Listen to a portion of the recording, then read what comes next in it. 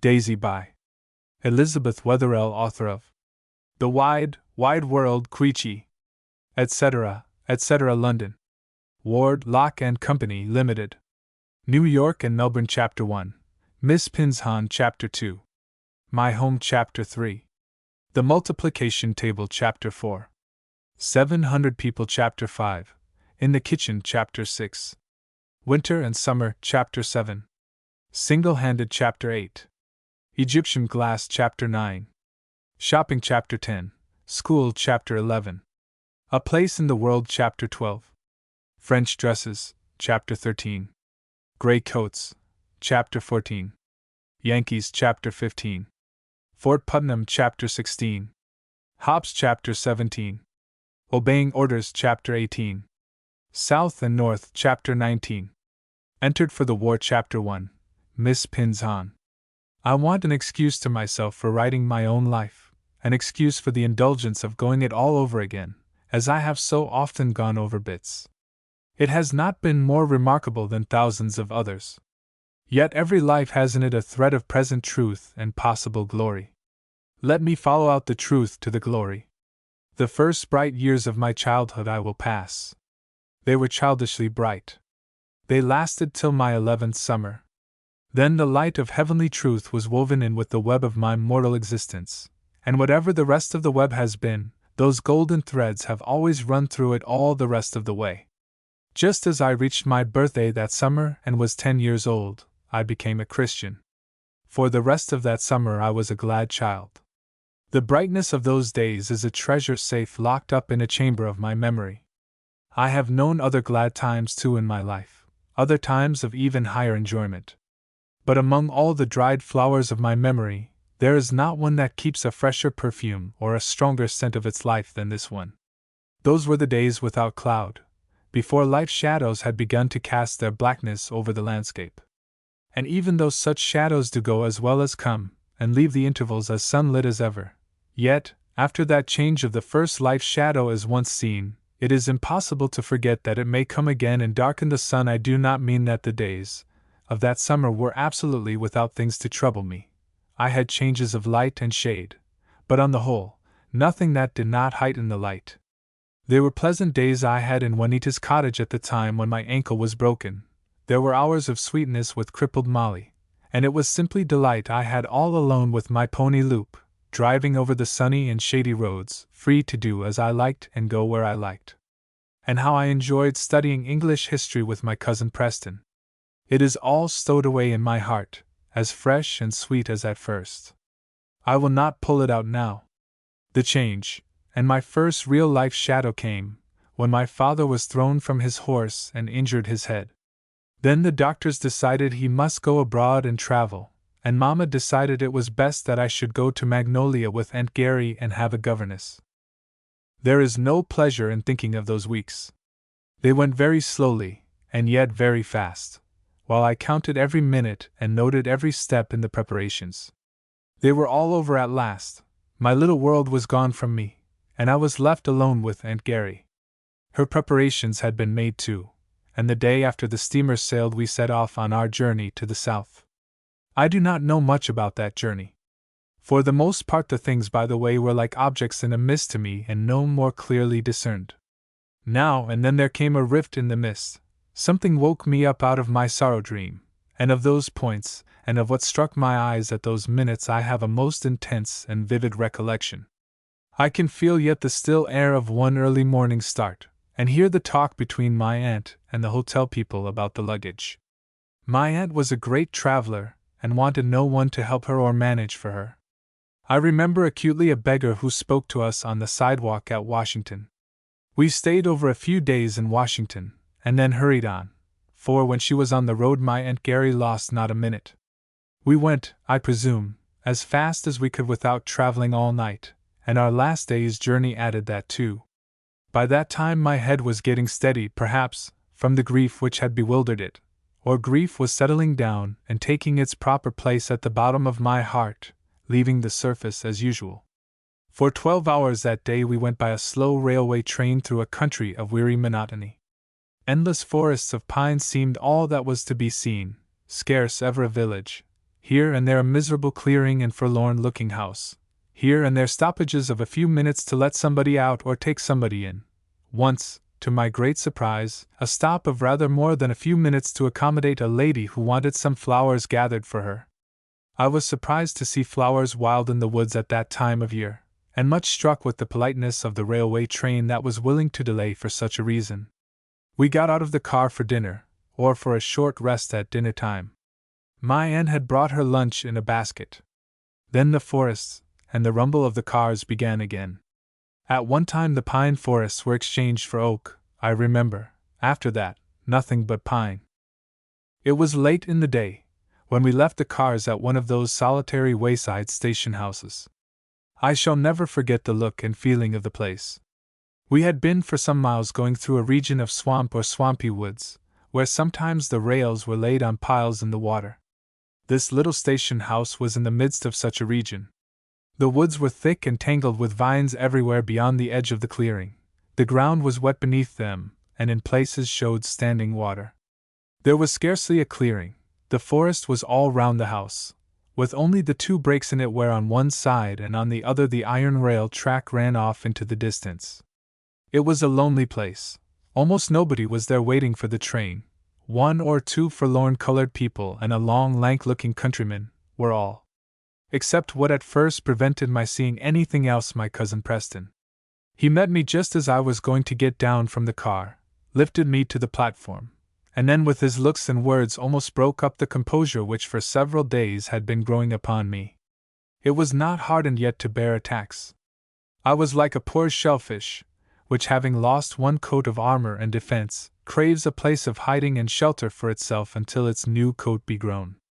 While he was begging me to come into the station house and rest, I stood still looking up the long line of railway by which we had come, feeling as if my life lay at the other end of it, out of sight and quite beyond reach.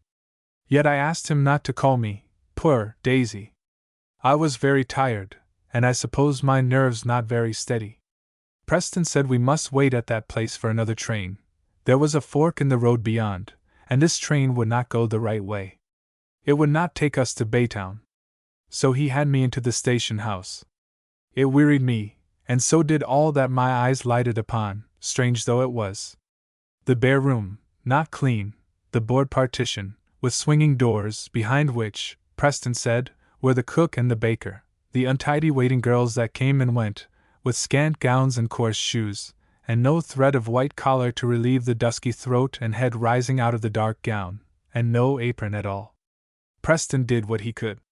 He sent away the girls with their trays of eatables. He had a table pulled out from the wall and wiped off, and then he ordered a supper of eggs, and Johnny cake, and all sorts of things.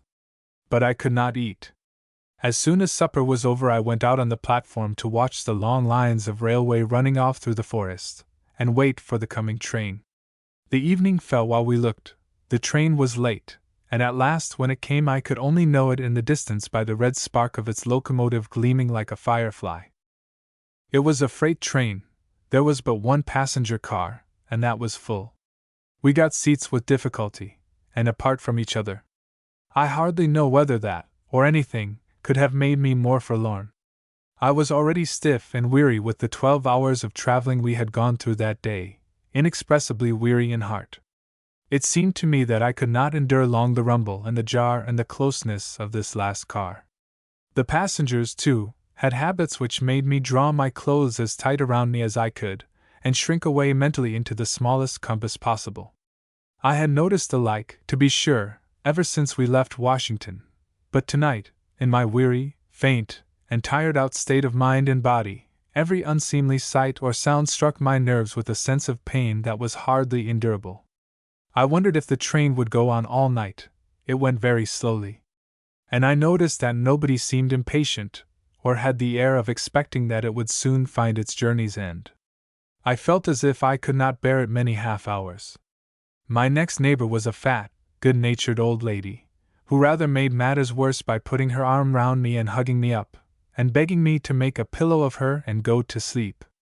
My nerves were twitching with impatience and the desire for relief, when suddenly the thought came to me that I might please the Lord by being patient. I remember what a lull the thought of Him brought, and yet how difficult it was not to be impatient, till I fixed my mind on some Bible words. They were the words of the 23rd Psalm, and began to think and pray them over. So good they were, that by and by they rested me. I dropped asleep and forgot my aches and weariness until the train arrived at Baytown. They took me to a hotel then, and put me to bed, and I did not get up for several days. I must have been feverish, for my fancies wandered incessantly in unknown places with Papa, in regions of the old world, and sometimes, I think, took both him and myself to rest and home where wanderings are over. After a few days this passed away. I was able to come downstairs, and both Preston and his mother did their best to take good care of me. Especially Preston. He brought me books, and fruit and birds to tempt me to eat, and was my kind and constant companion when his mother was out, and indeed when she was in, too. So I got better, by the help of oranges and rice birds. I could have got better faster, but for my dread of a governess which was hanging over me. I heard nothing about her, and could not bear to ask. One day Preston brought the matter up and asked if Daisy was going to have a schoolmistress? Certainly, my Aunt Gary said. She must be educated, you know. I don't know, said Preston. But if they say so, I suppose she must. Who is it to be, Mamma? You do not know anything about it, said Aunt Gary. If my son was going to marry the greatest heiress in the state, and she is very nearly that, goodness! I did not see you were there, Daisy, my dear, but it makes no difference. I should think it proper that she should be educated. I can't see what her being an heiress should have to do with it, said Preston, except rather to make it unnecessary as well as a bore. Who is it, Mamma? I have recommended Miss Pinshan. Oh, then, it is not fixed yet. Yes, it is fixed. Miss Pinshan is coming as soon as we get to Magnolia. I'll be off before that, said Preston. Who is Miss Pinshan? How should you know? She has lived at Jessamine Bank, educated the Dalzell girls. What sort of a person, Mamma? What sort of a person? Said my Aunt Gary. Why, a governess sort of person. What sort should she be? Any other sort in the world, said Preston. For my money. That is just the sort to worry poor little Daisy out of her life. You are a foolish boy, said Aunt Gary. Of course, if you fill Daisy's head with notions, she will not get them out again. If you have anything of that sort to say, you had better say it where she will not hear. Daisy has eyes and a head, said Preston. As soon as I was able for it, Preston took me out for short walks, and as I grew stronger he made the walks longer. The city was a strange place to me, very unlike New York.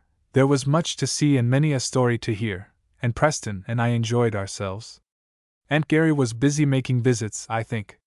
There was a beautiful walk by the sea, which I liked best of all, and when it was not too cold my greatest pleasure was to sit there looking over the dark waters and sending my whole soul across them to that unknown spot where my father and mother were. Home! That spot was to me. Preston did not know what I liked the Esplanade for. He sometimes laughed at me for being poetical and meditative, when I was only sending my heart over the water. But he was glad to please me in all that he could, and whenever it was not too cold, our walks always took me there. One day, sitting there, I remember we had a great argument about studying. Preston began with saying that I must not mind this governess that was coming, nor do anything she bade me unless I liked it. As I gave him no answer, he repeated what he had said. You know, Daisy, you are not obliged to care what she thinks.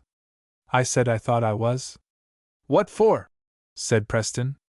I have a great deal to learn, you know, I said, feeling it very gravely indeed in my little heart. What do you want to know so much? Said Preston. I said everything. I was very ignorant. You are no such thing, said Preston. Your head is full this minute. I think you have about as much knowledge as is good for you.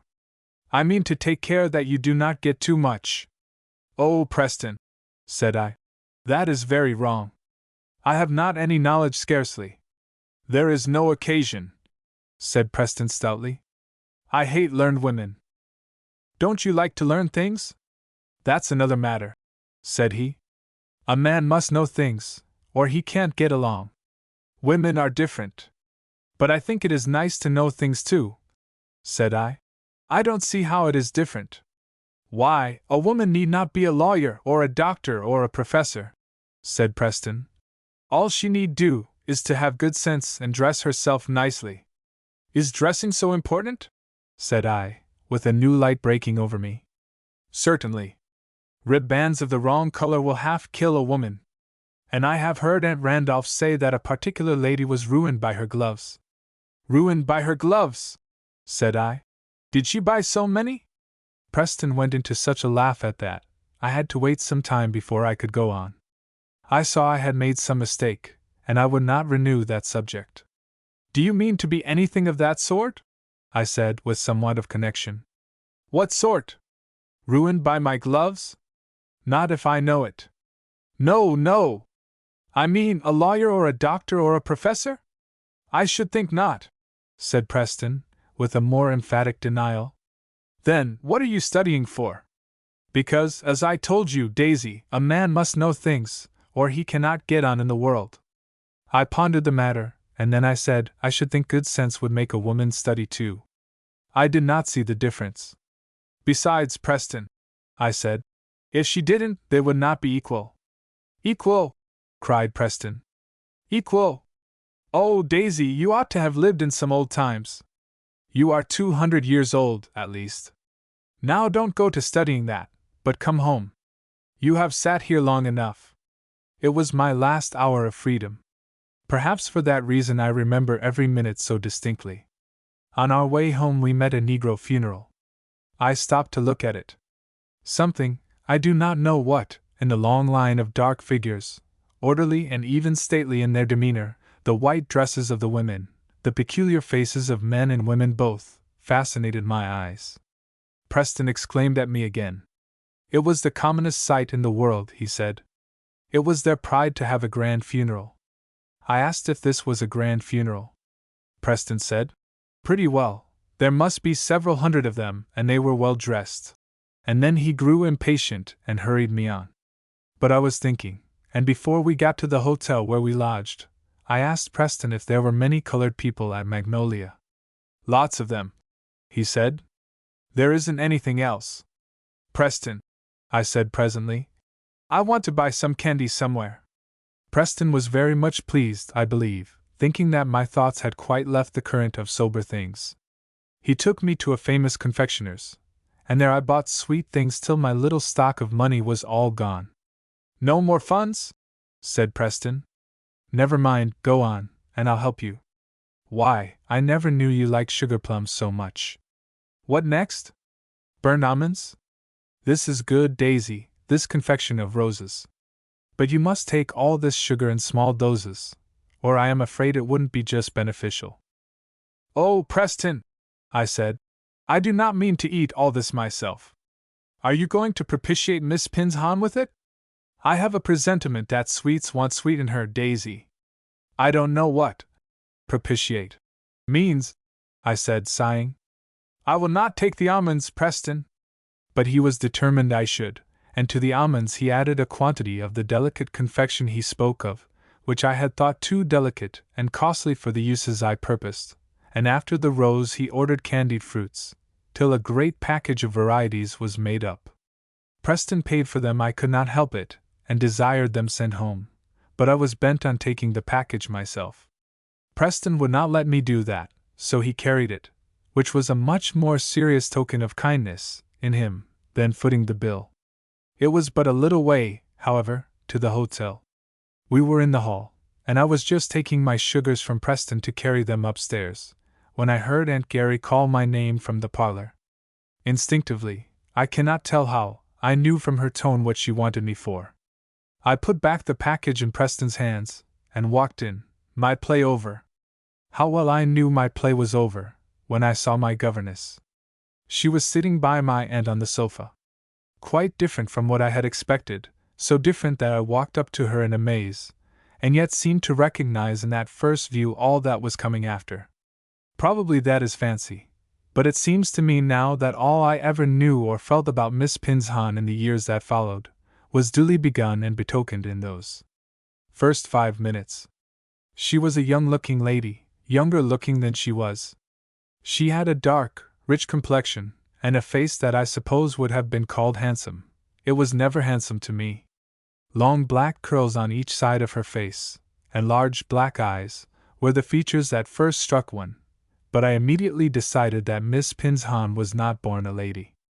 I do not mean that I think blood and breeding are inseverable, or that half a dozen lady ancestors in a direct line secure the character to the seventh in descent, though they do often secure the look of it. Nevertheless, ladies are born who never know all their lives how to make a curtsy, and curtsies are made with infinite grace by those who have nothing of a lady beyond the trappings. I never saw Miss Pinshan do a rude or an awkward thing, that I remember, nor one which changed my first mind about her. She was handsomely dressed, but there again I felt the same want. Miss Pinshan's dresses made me think always of the mercer's counter and the dressmaker's shop. My mother's robes always seemed part of her own self, and so in a certain true sense they were. My aunt introduced me. Miss Pinshan studied me. Her first remark was that I looked very young. My aunt excused that, on the ground of my having been always a delicate child. Miss Pinshan observed further that the way I wore my hair produced part of the effect. My aunt explained that to be my father's and mother's fancy, and agreed that she thought cropped heads were always ungraceful. If my hair were allowed to fall in ringlets on my neck, I would look very different. Miss Pinshan next inquired how much I knew, turning her great black eyes from me to Aunt Gary. My aunt declared she could not tell. Delicate health had also here interfered, and she appealed to me to say what knowledge I was possessed of. I could not answer. I could not say. It seemed to me I had not learned anything. Then Preston spoke for me. Modesty is apt to be silent on its own merits, he said. My cousin has learned the usual rudiments, and in addition to those the art of driving. Of what? What did you say? Inquired my governess. Of driving, ma'am.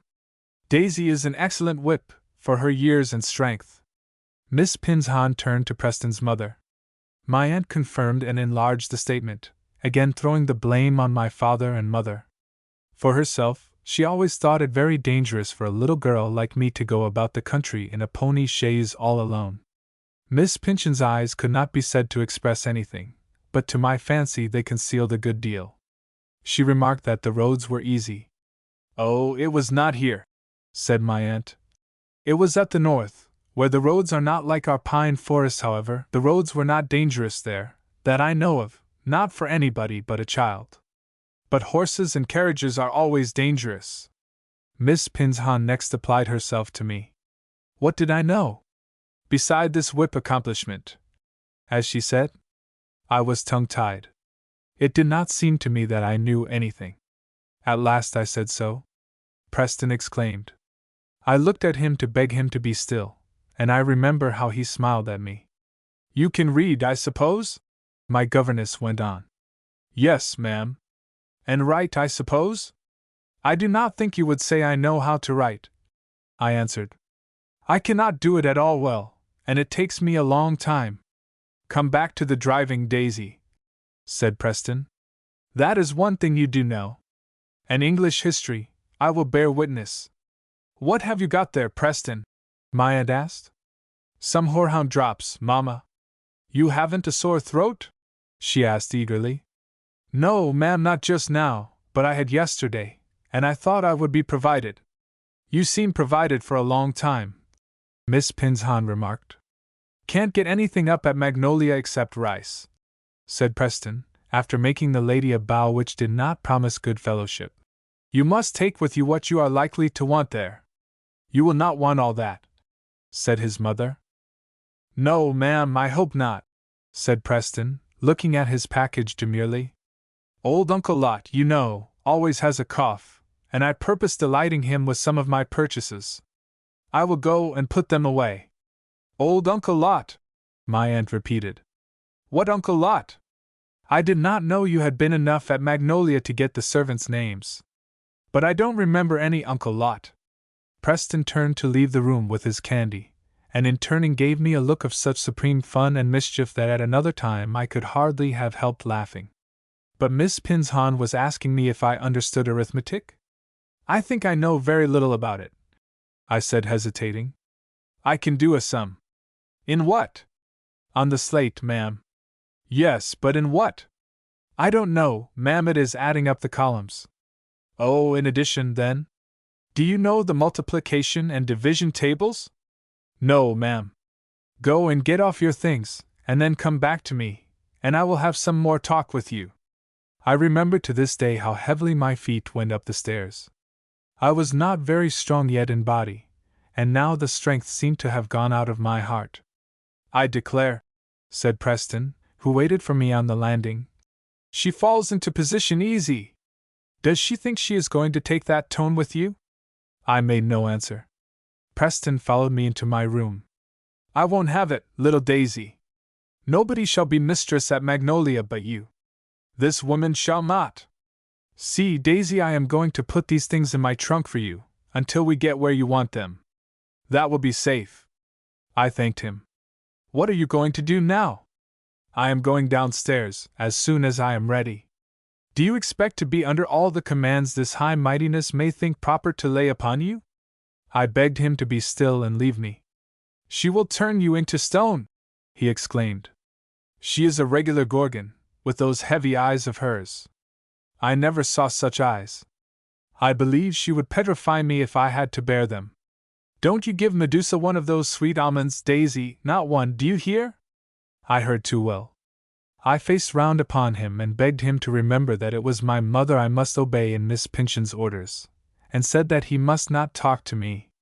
Whereupon Preston threw down his candies, and pulled my cloak out of my unsteady hands, and locked his arms about me, kissing me and lamenting over me that it was too bad. I tried to keep my self-command, but the end was a great burst of tears, and I went down to Miss Pinshan with red eyes and at a disadvantage. I think Preston was pleased. I had need of all my quiet and self-command. My governess stretched out her hand, drew me to her side and kissed me, then with the other hand went on to arrange the ruffle round my neck, stroking it and pulling it into order, and even taking out a little bit of a pin I wore, and putting it in again to suit herself.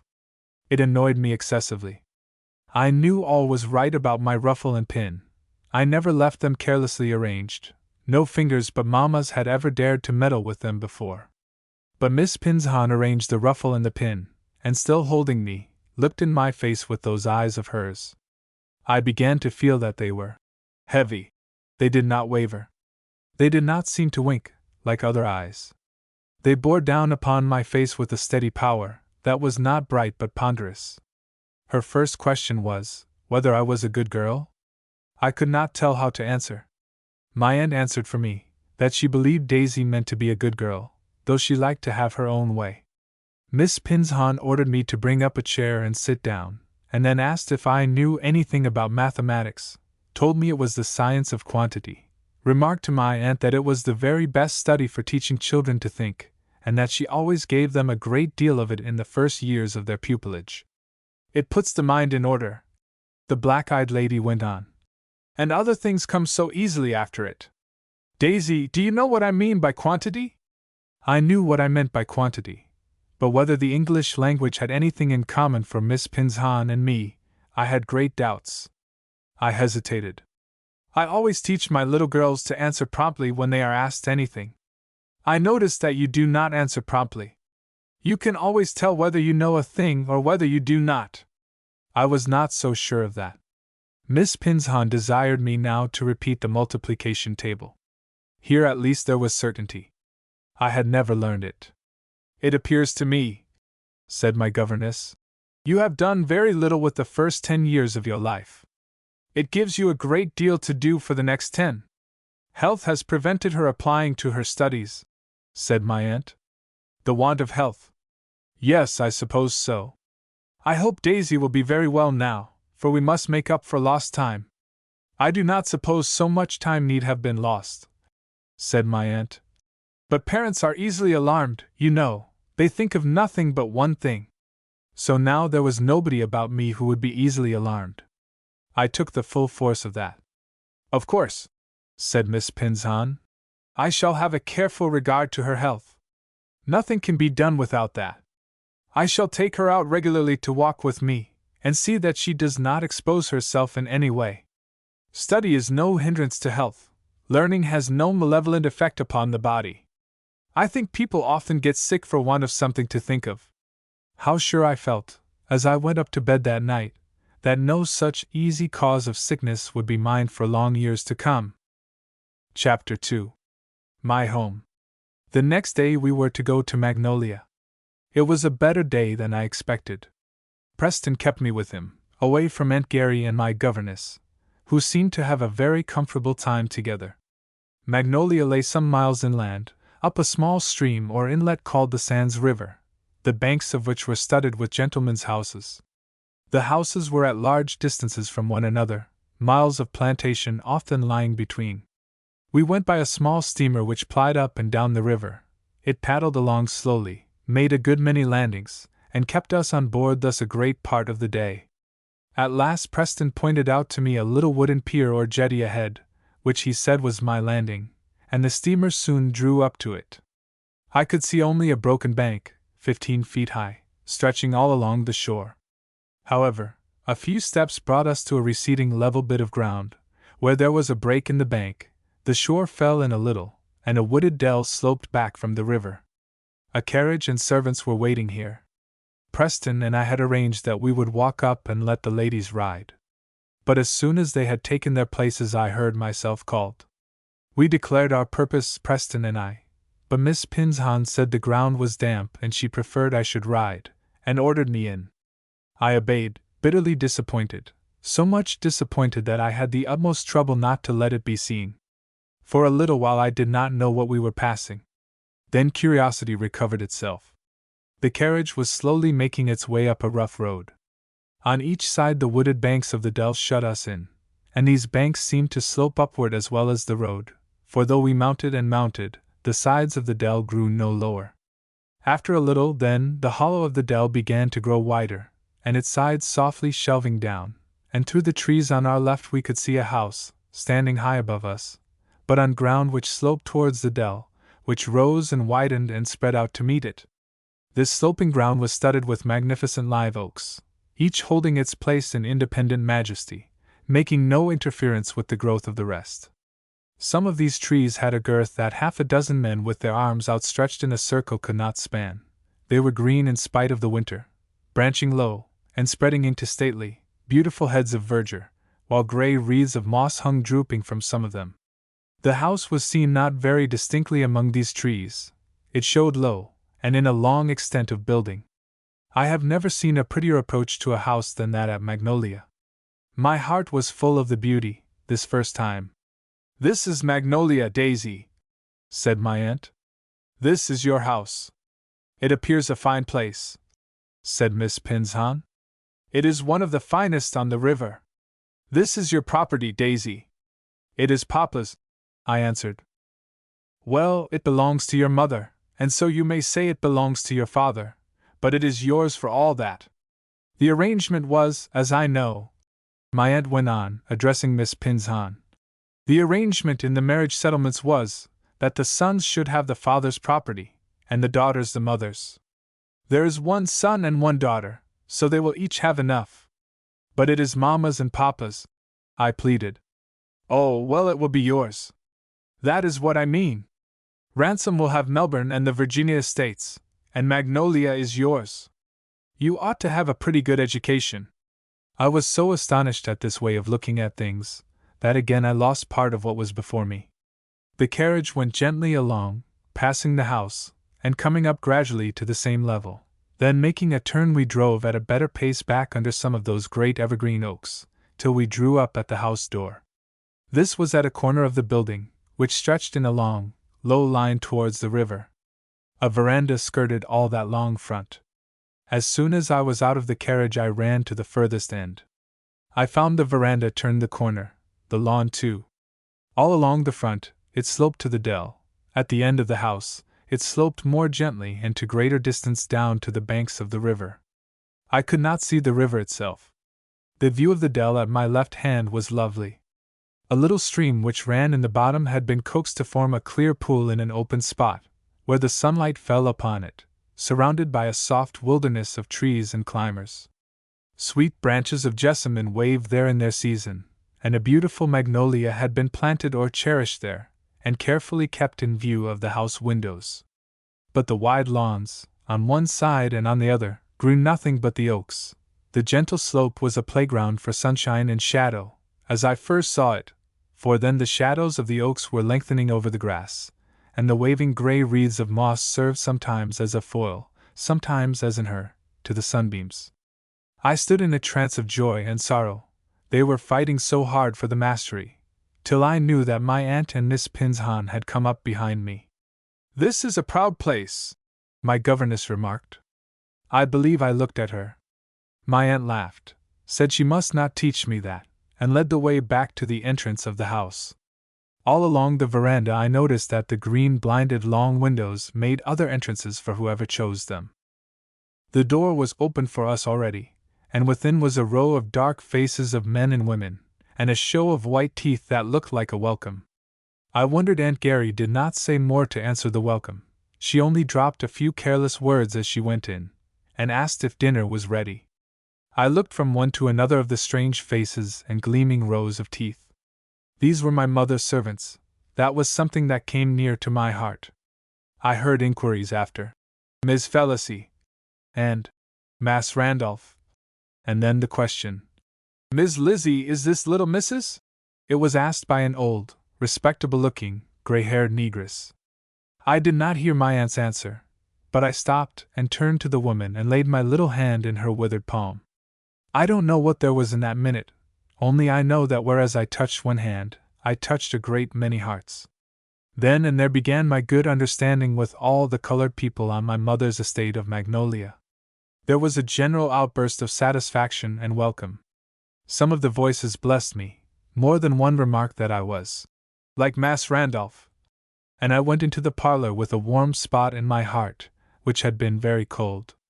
I was oddly at home at once. The room indeed was a room I had never seen before, yet according to the mystery of such things, the inanimate surroundings bore the mark of the tastes and habits I had grown up among all my life. A great splendid fire was blazing in the chimney, a rich carpet was on the floor, the furniture was luxurious though not showy, and there was plenty of it. So there was a plenty of works of art, in home and foreign manufacture. Comfort, elegance, prettiness, all around, and through the clear glass of the long windows the evergreen oaks on the lawn showed like guardians of the place. I stood at one of them, with the pressure of that joy and sorrow filling my childish heart. My aunt presently called me from the window, and bade me let Margaret take off my things.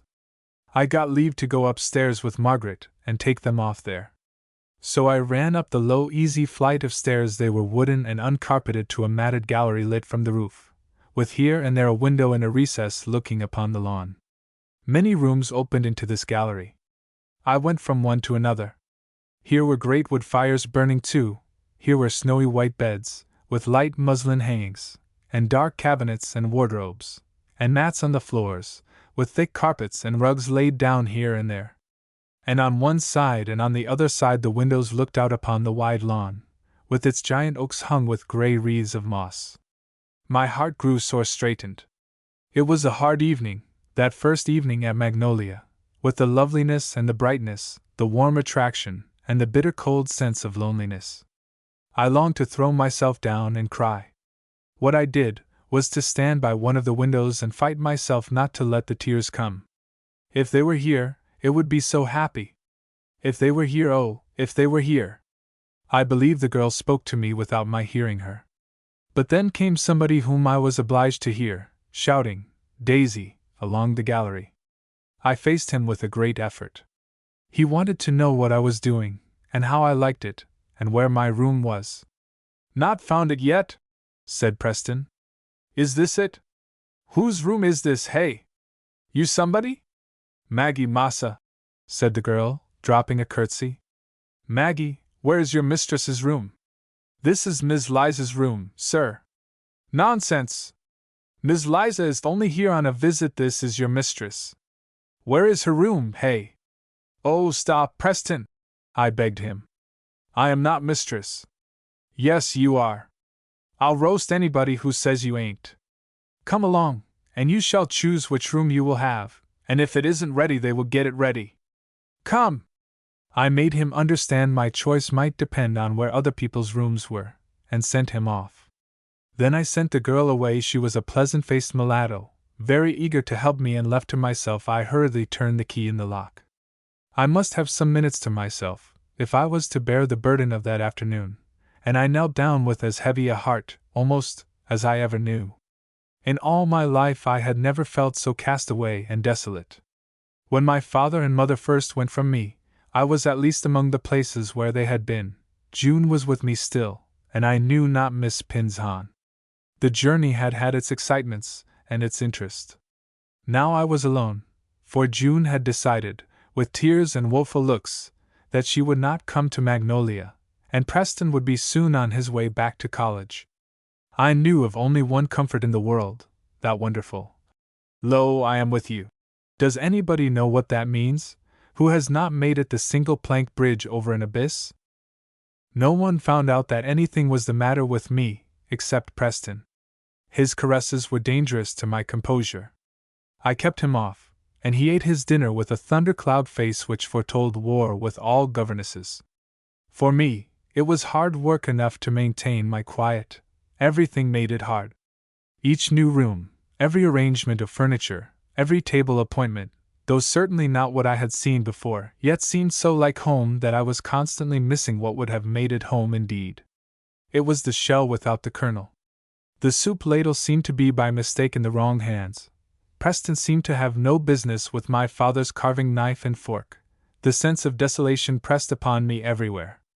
After dinner, the ladies went upstairs to choose their rooms, and Miss Pinzon avowed that she wished to have mine within hers.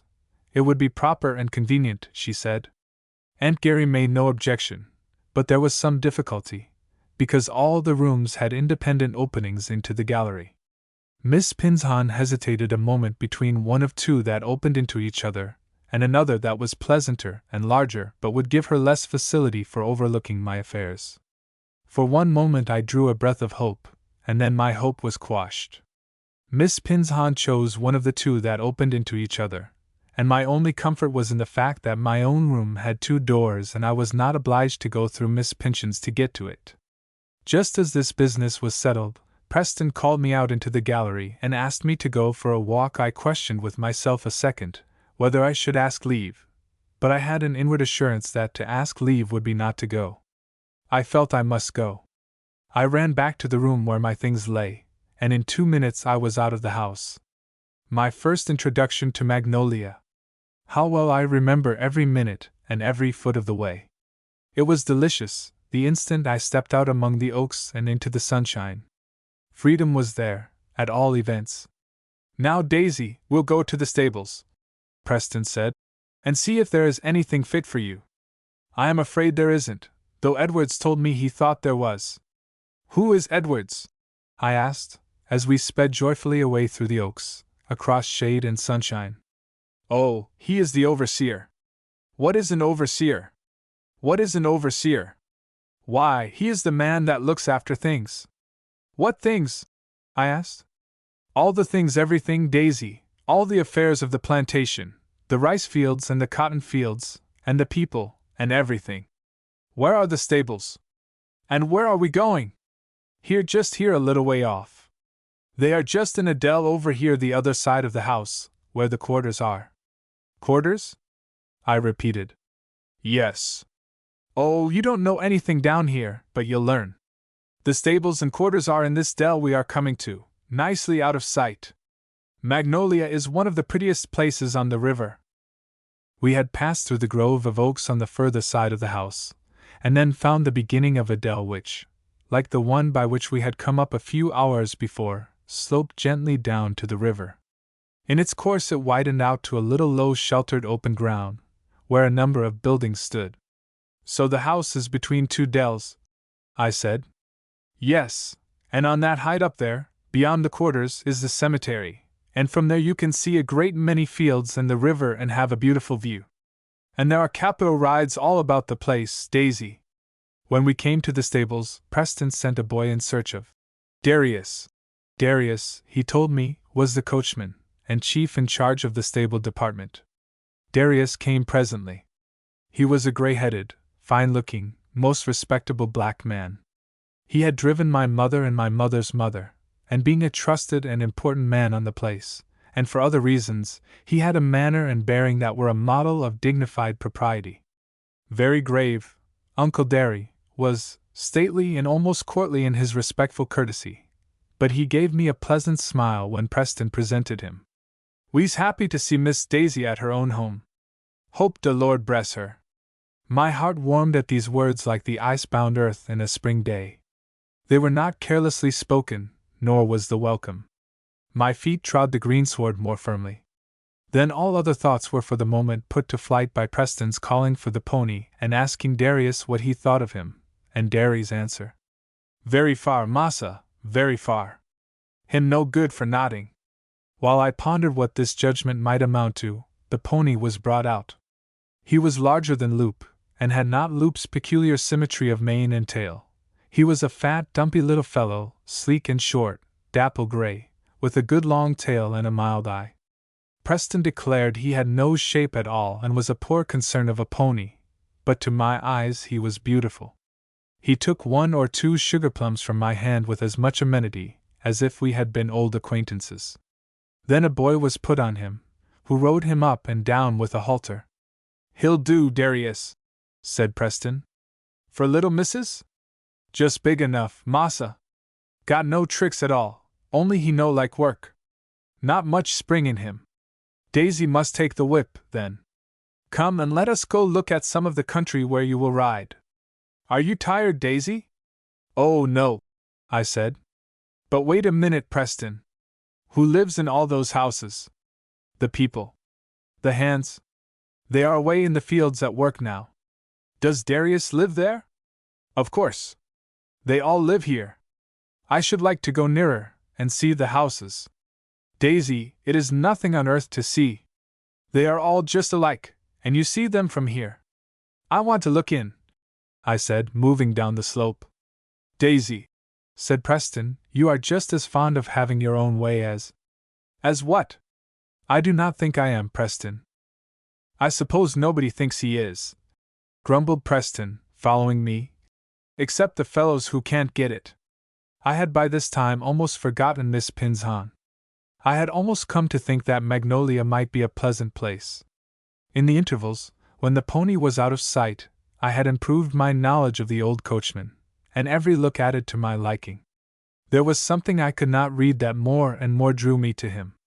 A simplicity in his good manners, a placid expression in his gravity, a staid reserve in his humility, were all there, and more yet. Also the scene in the dell was charming to me. The ground about the Negro cottages was kept neat. They were neatly built of stone and stood round the sides of a quadrangle, while on each side and below the wooded slopes of ground closed in the picture. Sunlight was streaming through and brightening up the cottages and resting on Uncle Derry's swarth face.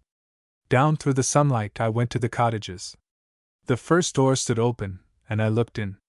At the next I was about to knock, but Preston pushed open the door for me, and so he did for a third and a fourth. Nobody was in them. I was a good deal disappointed. They were empty, bare, dirty, and seemed to me very forlorn. What a set of people my mother's hands must be, I thought. Presently I came upon a ring of girls, a little larger than I was, huddled together behind one of the cottages. There was no manners about them. They were giggling and grinning, hopping on one foot, and going into other awkward antics, not the less that most of them had their arms filled with little black babies. I had got enough for that day, and turning about left the dell with Preston. At the head of the dell, Preston led off in a new direction, along a wide avenue that ran through the woods. Perfectly level and smooth, with the woods closing in on both sides and making long vistas through their boles and under their boughs. By and by we took another path that led off from this one, wide enough for 2 horses to go abreast. The pine trees were sweet overhead and on each hand, making the light soft and the air fragrant. Preston and I wandered on in delightful roaming, leaving the house and all that it contained at an unremembered distance. Suddenly we came out upon a cleared field. It was many acres large, In the distance, a number of people were at work. We turned back again. Preston, I said, after a silence of a few minutes, there seemed to be no women in those cottages. I did not see any. I suppose not, said Preston, because there were not any to see. But had all those little babies no mothers? Yes, of course, Daisy, but they were in the field. The mothers of those little babies? Yes. What about it? Look here, are you getting tired?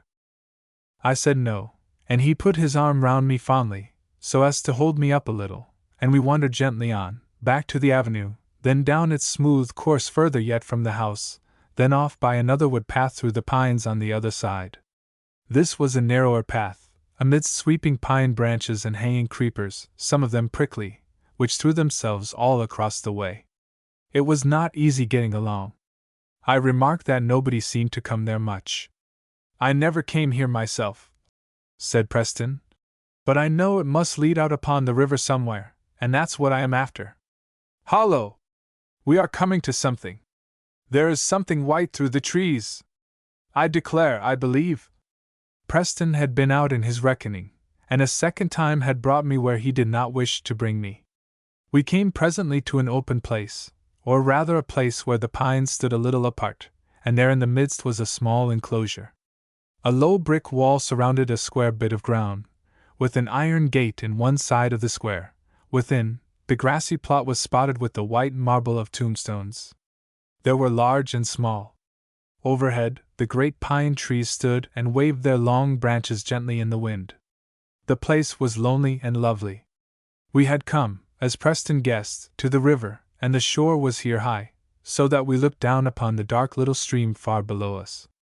The sunlight, getting low by this time, hardly touched it, but streamed through the pine trees and over the grass and gilded the white marble with gold. I did not mean to bring you here, said Preston. I did not know I was bringing you here. Come, Daisy will go and try again. Oh, stop, I said. I like it. I want to look at it. It is the cemetery, said Preston. That tall column is the monument of our great-great-grandfather, and this brown one is for Mamma's father. Come, Daisy! Wait a little, I said. Whose is that with the vase on top? Vase? Said Preston. It's an urn. It is an urn, Daisy. People do not put vases on tombstones. I asked what the difference was. The difference? Oh, Daisy, Daisy! Why, vases are to put flowers in, and urns, I'll tell you, Daisy. I believe it is because the Romans used to burn the bodies of their friends and gather up the ashes and keep them in a funeral urn. So an urn comes to be appropriate to a tombstone. I do not see how, I said. Why, because an urn comes to be an emblem of mortality and all that. Come, Daisy, let us go. I think a vase of flowers would be a great deal nicer, I said. We do not keep the ashes of our friends. We don't put signs of joy over their graves either, said Preston. I should think we might, I said meditatively. When people have gone to Jesus, they must be very glad. Preston burst out with an expression of hope that Miss Pinshan would do something for me, and again would have led me away, but I was not ready to go. My eye, roving beyond the white marble and the low brick wall, had caught what seemed to be a number of meaner monuments, scattered among the pine trees and spreading down the slope of the ground on the further side, where it fell off towards another dell. In one place a bit of board was set up, further on, a cross. Then I saw a great many bits of board and crosses, some more and some less carefully made, and still as my eye roved about over the ground they seemed to start up to view in every direction, too low and too humble and too near the color of the fallen pine leaves to make much show unless they were looked for. I asked what they all were. Those? Oh, those are for the people, you know. The people? I repeated. Yes, the people, the hands. There are a great many of them, I remarked. Of course, said Preston. You see, Daisy, there have been I don't know how many hundreds of hands here for a great many years, ever since Mother's grandfather's time. I should think, said I, looking at the little board slips and crosses among the pine cones on the ground. I should think they would like to have something nicer to put up over their graves. Nicer? Those are good enough, said Preston. Good enough for them. I should think they would like to have something better, I said. Poor people at the north have nicer monuments, I know. I never saw such monuments in my life. Poor people, cried Preston. Why, these are the hands, Daisy, the colored people. What do they want of monuments? Don't they care? Said I, wondering. Who cares if they care? I don't know whether they care, said Preston, quite out of patience with me, I thought. Only if they cared, I should think they would have something nicer, I said. Where do they all go to church, Preston? Who? Said Preston. These people? What people? The families along the river, do you mean? No, said I. I mean our people, these people, the hands. You say there are hundreds of them. Where do they go to church? I faced Preston now in my eagerness, for the little board crosses and the forlorn look of the whole burying ground on the side of the hill had given me a strange feeling. Where do they go to church, Preston? Nowhere, I reckon. I was shocked, and Preston was impatient. How should he know, he said. He did not live at Magnolia. And he carried me off. We went back to the avenue and slowly bent our steps again towards the house. Slowly, for I was tired, and we both, I think, were busy with our thoughts. Presently I saw a man, a Negro, come into the avenue a little before us with a bundle of tools on his back. He went as slowly as we, with an indescribable, purposeless gait. His figure had the same look too, from his lopsided old white hat to every fold of his clothing, which seemed to hang about him just as if it would as lieve be off as on. I begged Preston to hail him and asked him the question about church-going, which sorely troubled me. Preston was unwilling and resisted. What do you want me to do that for, Daisy? Because Aunt Gary told Miss Pinzon that we have to drive 6 miles to go to church. Do ask him where they go. They don't go anywhere, Daisy, said Preston impatiently. They don't care a straw about it either. All the church they care about is when they get together in somebody's house and make a great muss. Make a muss, said I. Yes, a regular muss, shouting and crying and having what they call a good time. That's what some of them do. But I'll wager if I were to ask him about going to church, this fellow here would not know what I mean. This did by no means quiet me. I insisted that Preston should stop the man, and at last he did. The fellow turned and came back towards us, ducking his old white hat. His face was just like the rest of him. There was no expression in it but an expression of limp submissiveness. Sambo, your mistress wants to speak to you. Yes, massa. I's George, massa. George, said I. I want to know where you go to church? Yes, missus. What missus want to know? Where do you and all the rest go to church? Reckon don't go nowhar, missus. Don't you ever go to church? Church for white folks, missus, very far, long ways to ride. But you and the rest of the people, don't you go anywhere to church? To hear preaching? Reckon not, missus. The preachin's don't come dis way, likely. Can you read the Bible, George? Dunno read, missus. Never had no larnin dot. Then don't you know anything about what is in the Bible? Don't you know about Jesus? Reckon don't know nodding, missus. About Jesus? Said I again. Clar, missus, dis nigger don't know nodding, but de rice and de corn. Missus talk to dairy. He most knowin' nigger on plantation, knows a heap. There! Exclaimed Preston. That will do. You go off to your supper, George and Daisy. You had better come on if you want anything pleasant at home. What on earth have you got now by that? What is the use? Of course they do not know anything, and why should they? They have no time and no use for it. They have time on Sundays, I said. Time to sleep. That is what they do. That is the only thing a Negro cares about, to go to sleep in the sun. It's all nonsense, Daisy. They would care about something else, I dare say, I answered, if they could get it. Well, they can't get it. Now, Daisy, I want you to let these fellows alone. You have nothing to do with them, and you did not come to Magnolia for such work. You have nothing on earth to do with them. I had my own thoughts on the subject, but Preston was not a sympathizing hearer. I said no more. The evergreen oaks about the house came presently in sight, then the low veranda that ran round 3 sides of it. Then we came to the door, and my walk was over. Chapter 3. The Multiplication Table. My life at Magnolia might be said to begin when I came downstairs that evening. My aunt and Miss Pinshan were sitting in the parlor, in the light of a glorious fire of light wood and oak sticks. Miss Pinshan called me to her at once, inquired where I had been, informed me I must not for the future take such diversion without her leave first asked and obtained, and then put me to reading aloud, that she might see how well I could do it. She gave me a philosophical article in a magazine for my proof piece. It was full of long words that I did not know and about matters that I did not understand. I read mechanically, of course, trying with all my might to speak the long words right, that there might be no room for correction, but Miss Pinshan's voice interrupted me again and again. I felt cast away in a foreign land, further and further from the home feeling every minute, and it seemed besides as if the climate had some power of petrifaction. I could not keep Medusa out of my head. It was a relief at last when the tea was brought in.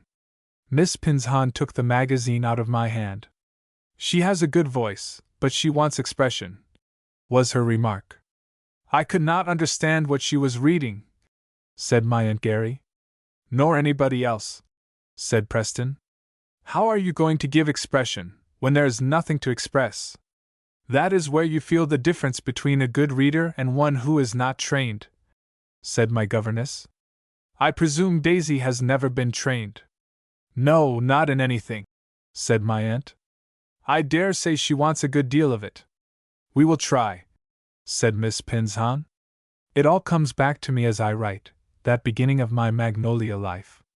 I remember how dazed and disheartened I sat at the tea table, yet letting nobody see it. How Preston made violent efforts to change the character of the evening, and did keep up a stir that at another time would have amused me. And when I was dismissed to bed, Preston came after me to the upper gallery, and almost broke up my power of keeping quiet. He gathered me in his arms, kissed me and lamented over me, and denounced ferocious threats against Medusa, while I in vain tried to stop him. He would not be sent away, till he had come into my room and seen that the fire was burning and the room warm, and Margaret ready for me.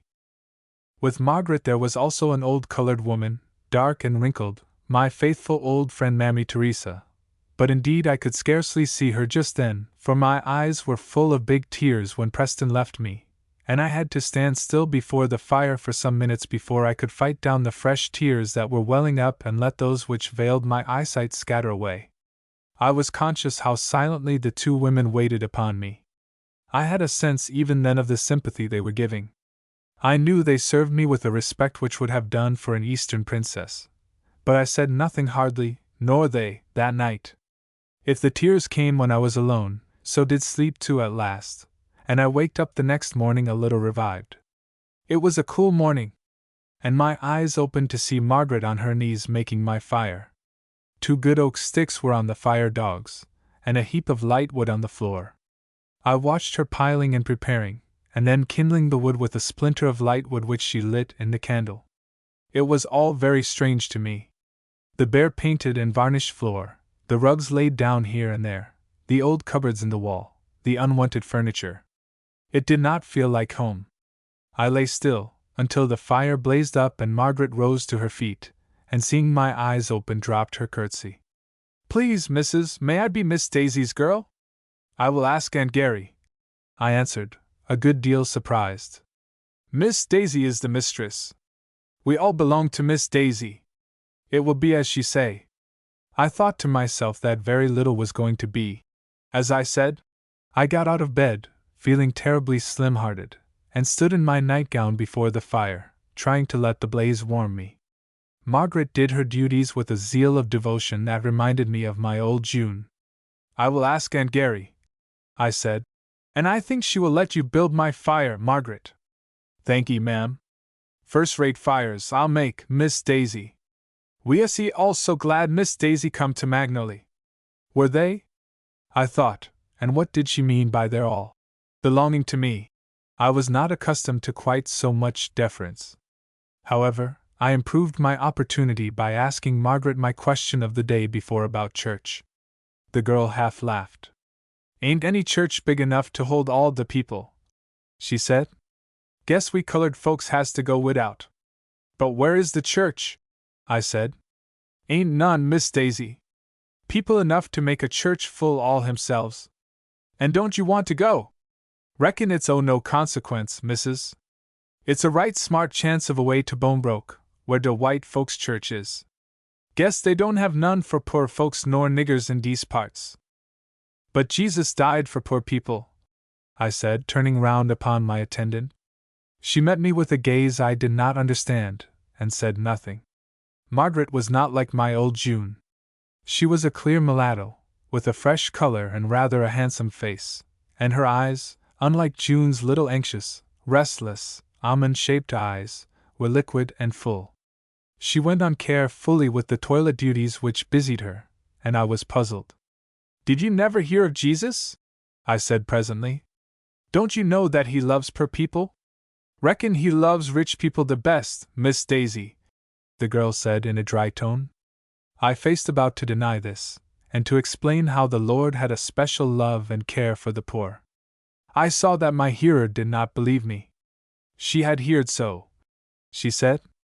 The dressing bell sounded long and loud, and I was obliged to let Margaret go on with my dressing, but in the midst of my puzzled state of mind, I felt childishly sure of the power of that truth, of the Lord's love, to break down any hardness and overcome any coldness.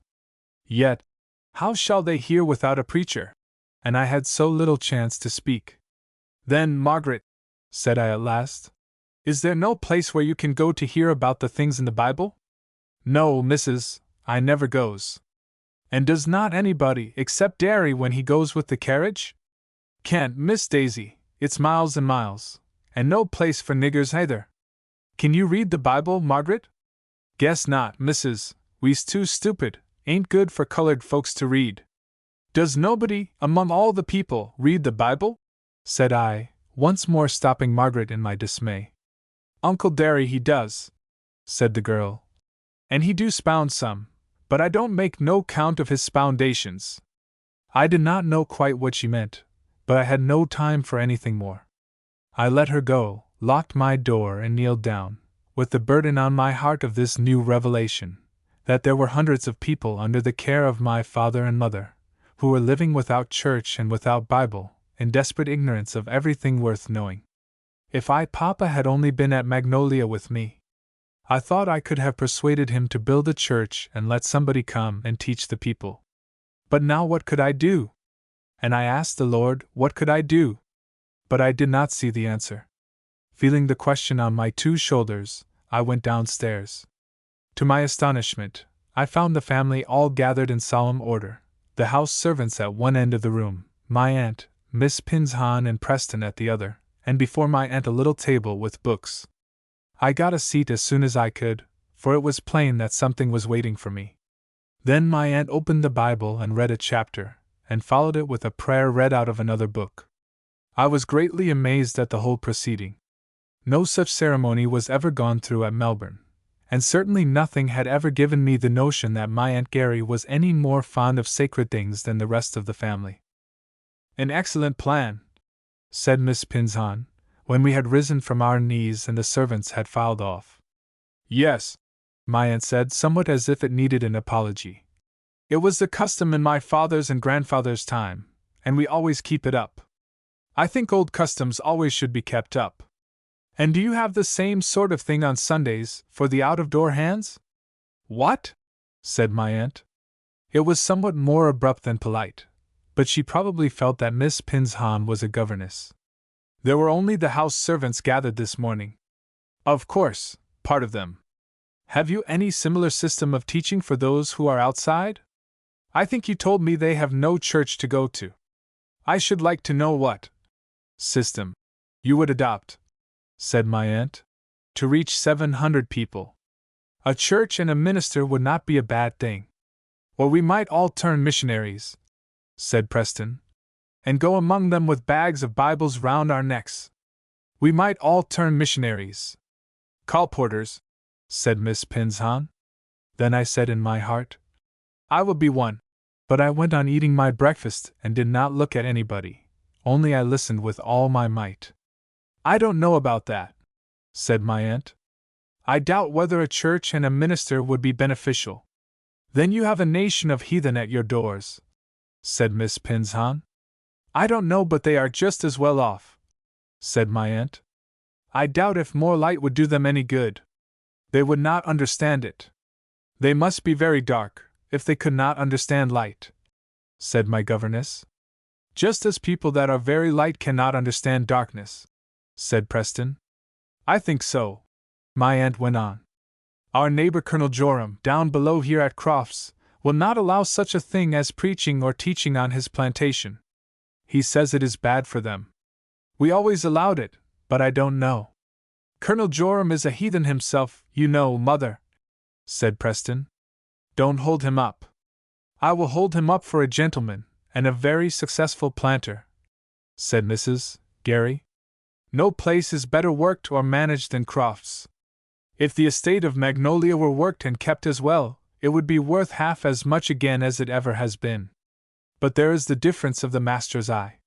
My brother-in-law never could be induced to settle at Magnolia, nor at his own estates either. He likes it better in the cold north."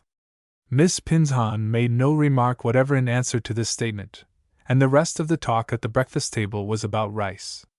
After breakfast my school life at Magnolia began.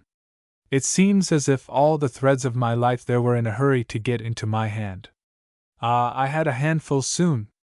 But this was the fashion of my first day with my governess. All the days were not quite so bad, however it gave the key of them all. Miss Pinzon bade me come with her to the room she and my aunt had agreed should be the schoolroom. It was the book room of the house, though it had hardly books enough to be called a library. It had been the study or private room of my grandfather. There was a leather-covered table with an old brown standish, some plain bookcases, a large escritoire, a terrestrial globe, a thermometer and barometer, and the rest of the furniture was an abundance of chintz-covered chairs and lounges. These were very easy and pleasant for use, and long windows opening on the veranda looked off among the evergreen oaks and their floating gray drapery. The light in the room and the whole aspect of it was agreeable. If Miss Pinzon had not been there. But she was there, with a terrible air of business, setting one or two chairs in certain positions by a window, and handling one or two books on the table. I stood meek and helpless, expectant. "Have you read any history, Daisy?" I said no, then I said yes, I had, a little. "What? A little of the history of England last summer. Not of your own country?" "No, ma'am." "And no ancient history?" "No, ma'am." "You know nothing of the division of the nations, of course?" I answered nothing. I had no idea what she meant, except that England, and America, and France, were different, and of course divided. Of Peleg the son of Eber and the brother of Joktan, I then knew nothing. "And arithmetic is something you do not understand," pursued Miss Pinzon. "Come here and let me see how you can write." With trembling, stiff little fingers I feel them, yet I wrote some lines under my governess' eye. "Very unformed," was her comment. "And now, Daisy, you may sit down there in the window and study the multiplication table. See how much of it you can get this morning." Was it to be a morning's work? My heart was heavy as lead. At this hour, at Melbourne, my task would have been to get my flat hat and rush out among the beds of flowers, and a little later, to have up loop and go driving whither I would, among the meadows and cornfields. Ah, yes, and there was Molly who might be taught, and Juanita who might be visited, and Dr. Sanford who might come like a pleasant gale of wind into the midst of whatever I was about. I did not stop to think of them now, though a waft of the sunny air through the open window brought a violent rush of such images. I tried to shut them out of my head and gave myself wistfully to 3 times 1 is 3, 3 times 2 is 6. Miss Pinzon helped me by closing the window. I thought she might have let so much sweetness as that come into the multiplication table. However, I studied its 3s and 4s steadily for some time dry, then my attention flagged. It was very uninteresting. I had never in all my life till then been obliged to study what gave me no pleasure. My mind wandered, and then my eyes wandered, to where the sunlight lay so golden under the live oaks. The wreaths of gray moss stirred gently with the wind. I longed to be out there. Miss Pynchon's voice startled me.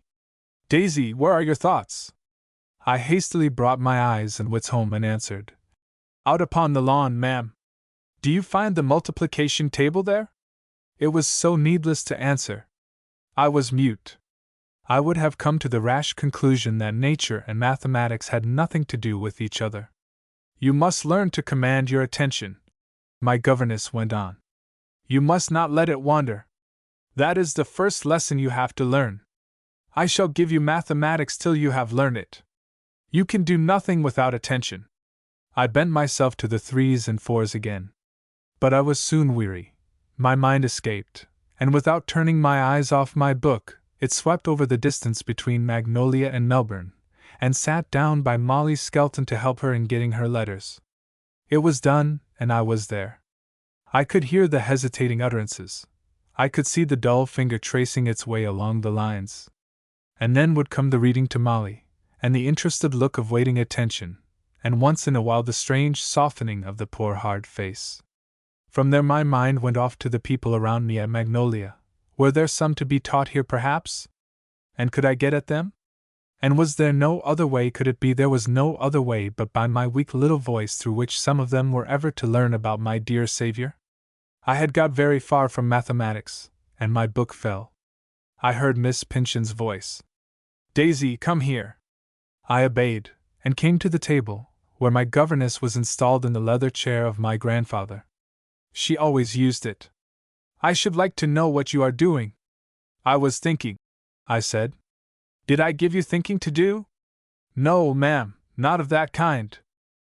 What kind was it? I was thinking and remembering.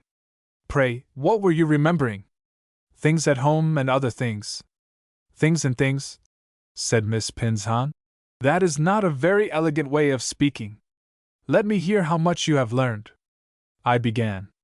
About all of the 3s was on my tongue. The rest had got mixed up hopelessly with Molly Skelton and teaching Bible reading. Miss Pynchon was not pleased. You must learn attention, she said. I can do nothing with you until you have succeeded in that. You must attend. Now I shall give you a motive for minding what you are about. Go and sit down again and study this table till you know the 3s and the 4s and the 5s and the 6s perfectly. Go and sit down. I sat down, and the life was all out of me. Tears in the first place had a great mind to come, and would put themselves between me and the figures in the multiplication table.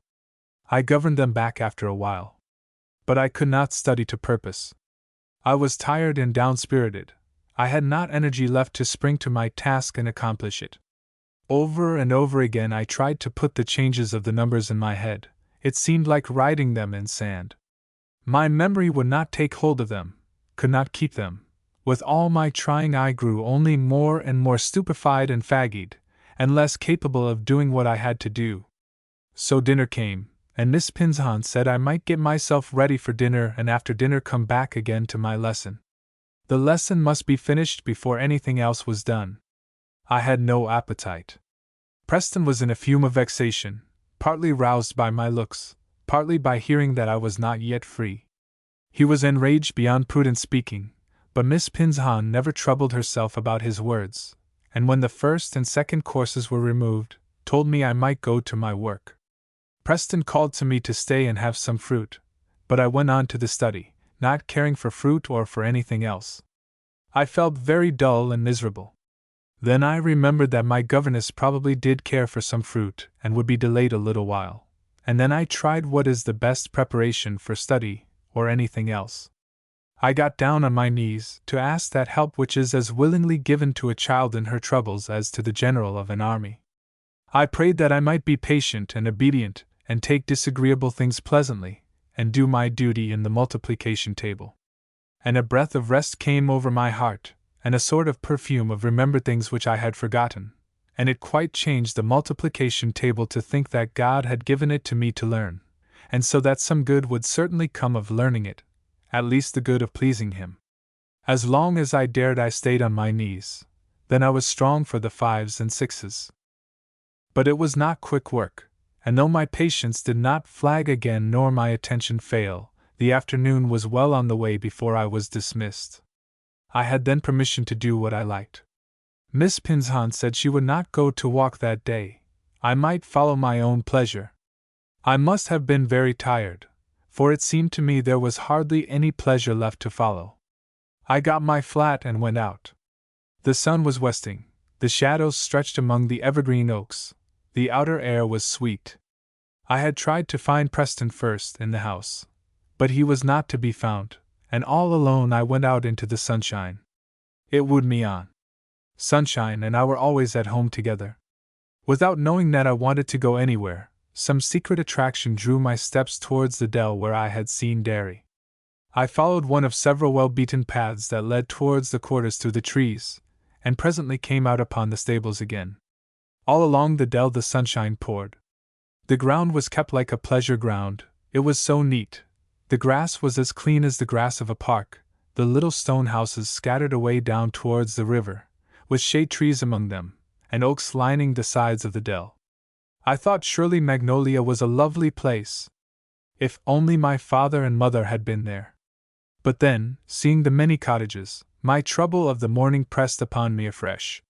So many people, so many homes, and the light of the Bible not on them, nor in them? And child as I was, and little as I knew the name of Christ too unspeakably precious, for me to think without a sore heart, that all these people were without what was the jewel of my life. And they my mother's servants, my father's dependents. What could I do? The dell was alone in the yellow sunlight which poured over the slope from the west, and I went musing on till getting to the corner of the stables I saw Derry just round the corner grooming a black horse. He was working energetically and humming to himself as he worked a refrain which I learned afterwards to know well. All I could make out was, "I'm going home," several times repeated. I came near before he saw me, and he started, then bid me good evening and hoped I found Magnolia a pleasant place. Since I have grown older I have read that wonderful story of Mrs. Stowe's Uncle Tom. He reminded me of Derry then, and now I never think of the one without thinking of the other.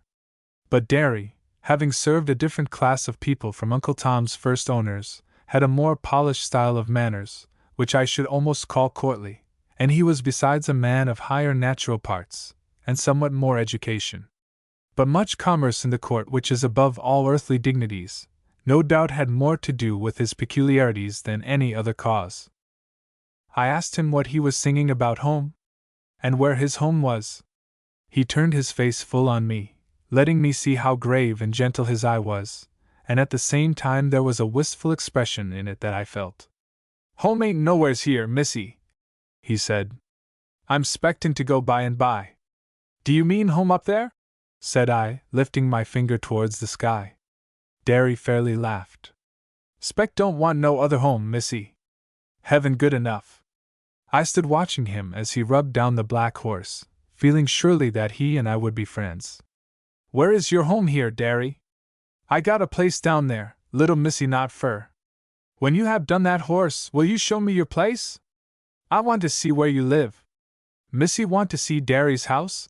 said he, showing his white teeth. "Missy shall see what she mind to. I always keep Sadler till the last, 'cause he's untractable."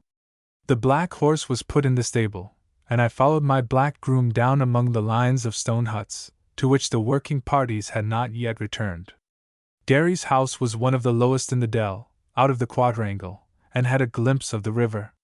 It stood alone, in a pretty place, but something about it did not satisfy me. It looked square and bare. The stone walls within were rough as the stonelayer had left them. One little four-paned window, or rather casement, stood open, and the air was sweet, for Derry kept his place scrupulously neat and clean. But there was not much to be kept. A low bedstead, a wooden chest, an odd table made of a piece of board on 3 legs, a shelf with some kitchenware, that was all the furniture. On the odd table there lay a Bible, that had, I saw, been turned over many a time. "Then you can read, Uncle Derry," I said, pitching on the only thing that pleased me. "De good Lord, He give me dat happiness," the man answered gravely. "And you love Jesus, Derry," I said, feeling that we had better come to an understanding as soon as possible. His answer was an energetic Bless the Lord! Do Miss Daisy love him, Den? I would have said yes. I did say yes, I believe, but I did not know how or why. At this question there seemed a coming together of gladness and pain which took away my breath. My head dropped on Derry's little windowsill, and my tears rushed forth, like the head of water behind a broken mill dam. Derry was startled and greatly concerned. He wanted to know if I was not well, if I would send him for soothing. I could only shake my head and weep. I think Derry was the only creature at Magnolia before whom I would have so broken down. But somehow I felt safe with Derry. The tears cleared away from my voice after a little, and I went on with my inquiries again. It was a good chance. Uncle Derry, does no one else but you read the Bible? He looked dark and troubled. Missy sees the folks for most part got no learnin'. They no read sure. Do you read the Bible to them, Derry? Miss Daisy knows, there ain't no great time. Days in the field all day, most days, and they have no time for to hear. But Sundays? I said. Do try, he said, looking graver yet. Me do tempt soothin'. But Missy knows, the Sabbath be the only day the people have, and they think mostly of oder things. And there is no church for you all to go to? No, Mrs., no church. There was a sad tone in this answer. I did not know how to go on. I turned to something else. Uncle Derry, I don't think your home looks very comfortable. Derry almost laughed at that. He said it was good enough, would last very well a little while longer. I insisted that it was not comfortable. It was cold. Sun warm, Miss Daisy. The good Lord, he make his sun warm. And there be fires enough. But it is very empty, I said. You want something more in it, to make it look nice. It never empty, Miss Daisy, when the Lord hisself be here. And he not leave his children alone. Miss Daisy know dat? I stretched forth my little hand and laid it in Derry's great black palm. There was an absolute confidence established between us. Uncle Derry, I said, I do love him, but sometimes I want to see Papa. And therewith my self-command was almost gone. I stood with full eyes and quivering lips, my hand still in Derry's, who on his part was speechless with sympathy. The time passed quick, and Miss Daisy see her pa, he said at last. I did not think the time passed quick. I said so. Do little Missy ask the Lord for help? Derry said, his eyes by this time as watery as mine. Do Miss Daisy know, it never lonesome where the Lord be. He's so good. I could not stand any more. I pulled away my hand and stood still, looking out of the window and seeing nothing, till I could make myself quiet. Then I changed the subject and told Derry I should like to go and see some of the other houses again. I know now, I can see, looking back, how my childish self-control and reserve made some of those impulsive natures around me regard me with something like worshipful reverence. I felt it then, without thinking of it or reasoning about it. From Derry, and from Margaret, and from Mammy Teresa, and from several others, I had a loving, tender reverence, which not only felt for me as a sorrowful child, but bowed before me as something of higher and stronger nature than themselves. Derry silently attended me now from house to house of the quarters, introducing and explaining and doing all he could to make my progress interesting and amusing. Interested I was, but most certainly not amused. I did not like the look of things any better than I had done at first. The places were not nice. There was a coarse, uncared for air of everything within, although the outside was in such well-dressed condition. No litter on the grass, no untidiness of walls or chimneys, and no seeming of comfortable homes when the door was opened. The village, for it amounted to that, was almost deserted at that hour, only a few crooning old women on the sunny side of a wall, and a few half-grown girls, and a quantity of little children, depending for all the care they got upon one or the other of these. Haven't all these little babies got mothers? I asked. For sure, Miss Daisy Day's got mothers. Where are the mothers of all these babies, Derry? I asked. Days in the field, Miss Daisy. Home directly. Are they working like men in the fields? I asked. Days all at work, said Derry. Do they do the same work as the men? All alike, Miss Daisy. Derry's answers were not hearty. But don't their little babies want them? Said I, looking at a group of girls in whose hands were some very little babies indeed. I think Derry made me no answer. But if the men and women both work out, I went on, Papa must give them a great deal of money. I should think they would have things more comfortable, Derry. Why don't they have little carpets, and tables and chairs, and cups and saucers? Hardly anybody has teacups and saucers. Have you got any, Uncle Derry? S'pect I see no good woman to brew de tea for her old man, said Derry, but I thought he looked at me very oddly. Couldn't you make it for yourself, Uncle Derry? Poor folks don't live just like de rich folks, he answered quietly, after a minute's pause. And I don't count fur to want no good ting, missy. I went on with my observations, my questions I thought I would not push any further at that time. I grew more and more dissatisfied that my father's work people should live in no better style and in no better comfort. Even Molly Skelton had a furnished and appointed house, compared with these little bare stone huts, and mothers that would leave their babies for the sake of more wages must, I thought, be very barbarous mothers. This was all because, no doubt, of having no church and no Bible. I grew weary. As we were going up the dell towards the stables, I suddenly remembered my pony, and I asked to see him. Derry was much relieved, I fancy, to have me come back to a child's sphere of action. He had out the fat little gray pony and talked it over to me with great zeal. It came into my head to ask for a saddle. "Der be a saddle," Derry said doubtfully. "Massa Preston he done got a saddle dis very day. Dunno where Massa Preston can be." I did not heed this. I begged to have the saddle and be allowed to try the pony. Now Preston had laid a plan that nobody but himself should have the pleasure of first mounting me, but I did not know of this plan. Derry hesitated, I saw, but he had not the power to refuse me. The saddle was brought out, put on, and carefully arranged. "Uncle Derry, I want to get on him, may I?" "O' course Miss Daisy do what she mind to. Him berry good, only some lazy." So I was mounted. Preston, Miss Pinzon, the servants' quarters, the multiplication table, all were forgotten and lost in a misty distance. I was in the saddle for the first time, and delight held me by both hands. My first moment on horseback. If Derry had guessed it, he would have been terribly concerned, but, as it happened, I knew how to take my seat. I had watched my mother so often mounting her horse that every detail was familiar to me, and Derry naturally supposed I knew what I was about after I was in my seat. The reins were a little confusing, however. The pony walked off lazily with me to the head of the glen, and I thought he was an improvement upon the old pony chaise.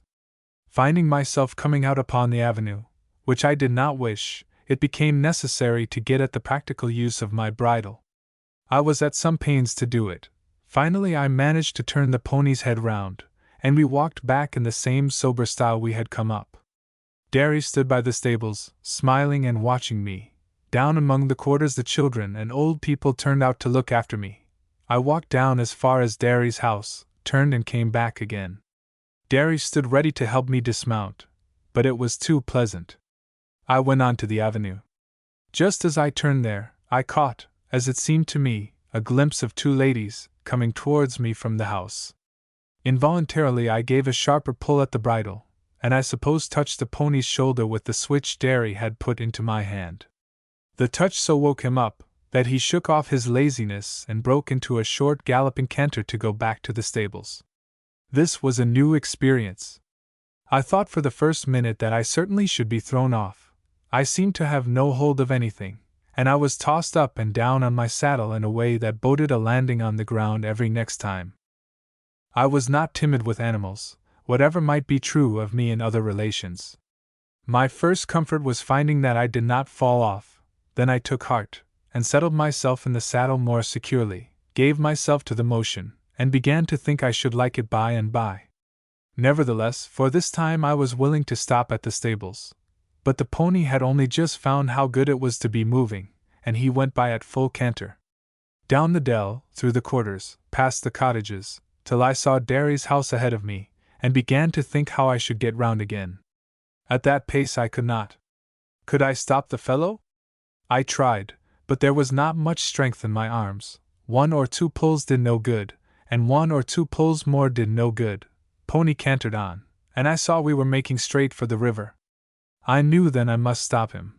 I threw so much goodwill into the handling of my reins that, to my joy, the pony paused, let himself be turned about placidly, and took up his leisurely walk again.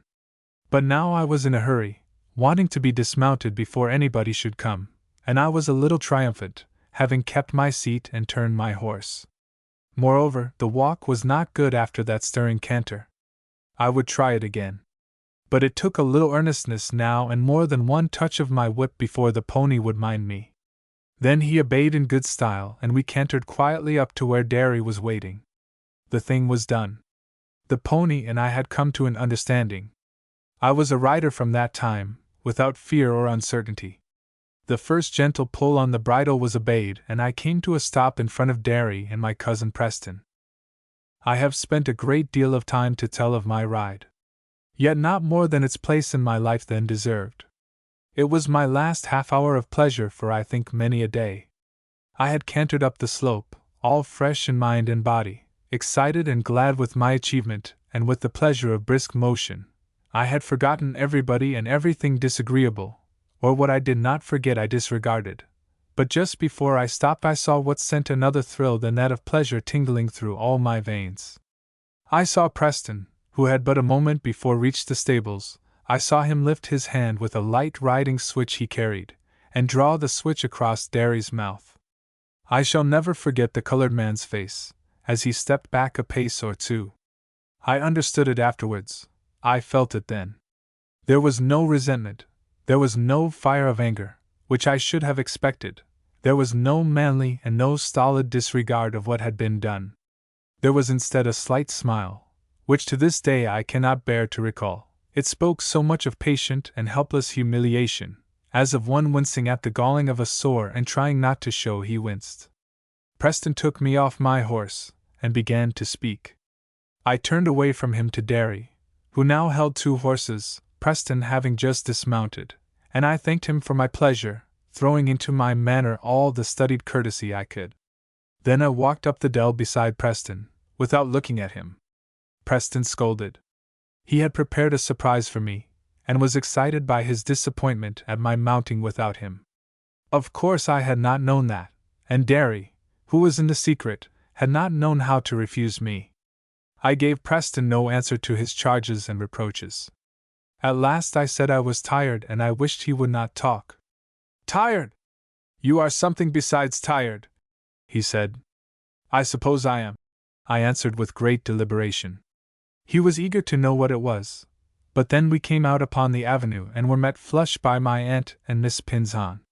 My aunt inquired, and Preston, who was by no means cool yet, accused me about the doings of the afternoon. I scarcely heeded one or the other, but I did feel Miss Pinzon's taking my hand and leading me home all the rest of the way.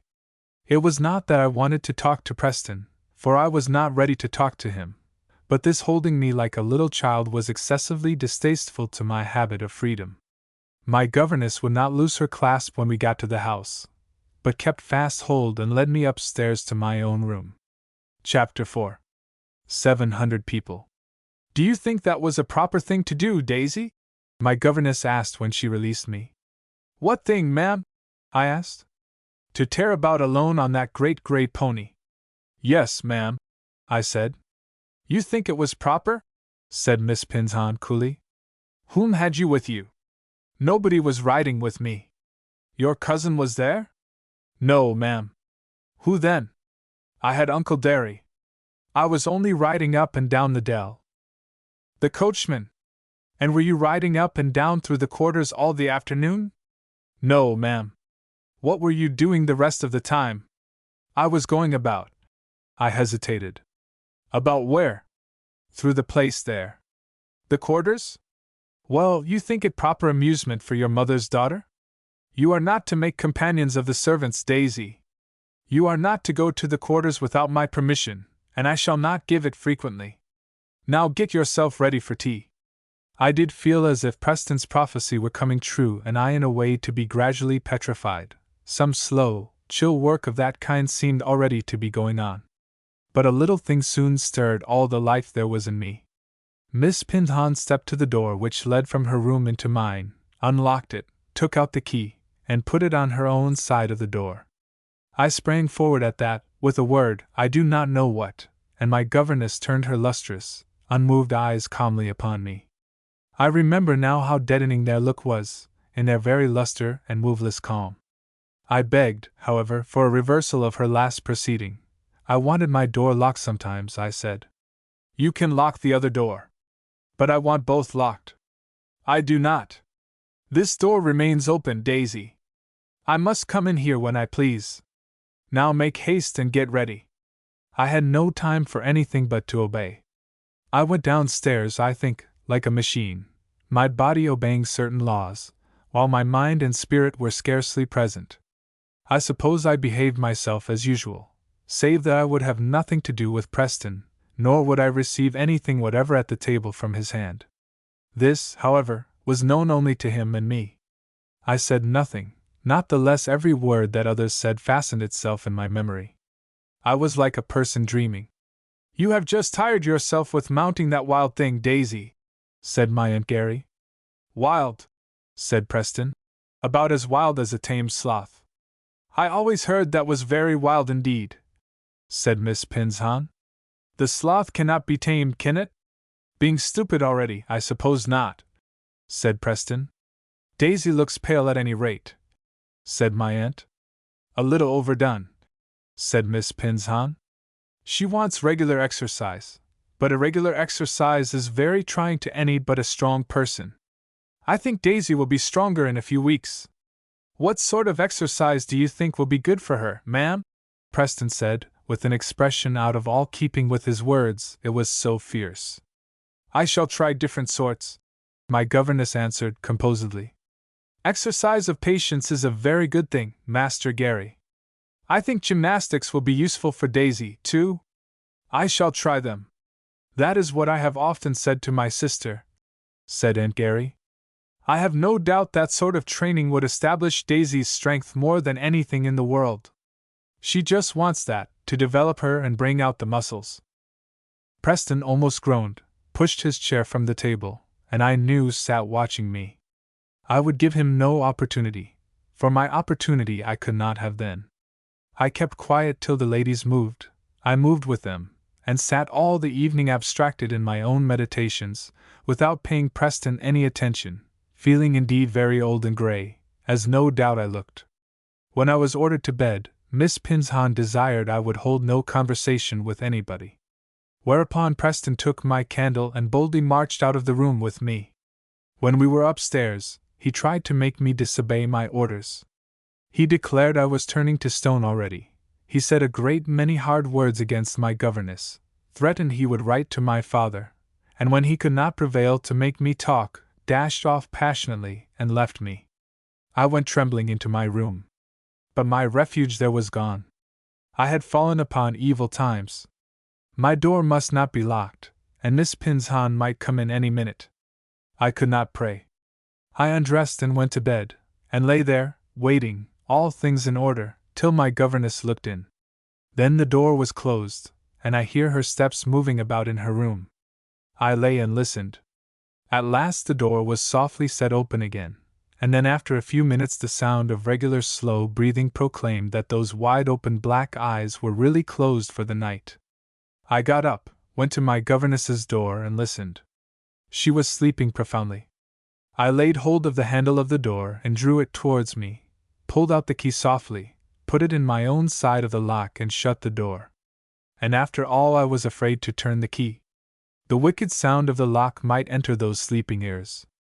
But the door was closed, and I went to my old place, the open window. It was not my window at Melbourne, with balmy summer air, and the dewy scent of the honeysuckle coming up, and the moonlight flooding all the world beneath me. But neither was it in the regions of the north. The night was still and mild, if not balmy, and the stars were brilliant, and the evergreen oaks were masses of dark shadow all over the lawn. I do not think I saw them at first, for my look was up to the sky, where the stars shone down to greet me, and where it was furthest from all the troubles on the surface of the earth, and with one thought of the friend up there, who does not forget the troubles of even his little children. The barrier in my heart gave way, my tears gushed forth, my head lay on the windowsill at Magnolia, more hopelessly than in my childish sorrow it had ever lain at Melbourne. I kept my sobs quiet, I must, but they were deep, heartbreaking sobs, for a long time. Prayer got its chance after a while. I had a great deal to pray for. It seemed to my child's heart now and then as if it could hardly bear its troubles. And very much I felt I wanted patience and wisdom. I thought there was a great deal to do, even for my little hands, and promise of great hindrance and opposition. And the only one pleasant thing I could think of in my new life at Magnolia was that I might tell of the truth to those poor people who lived in the Negro quarters.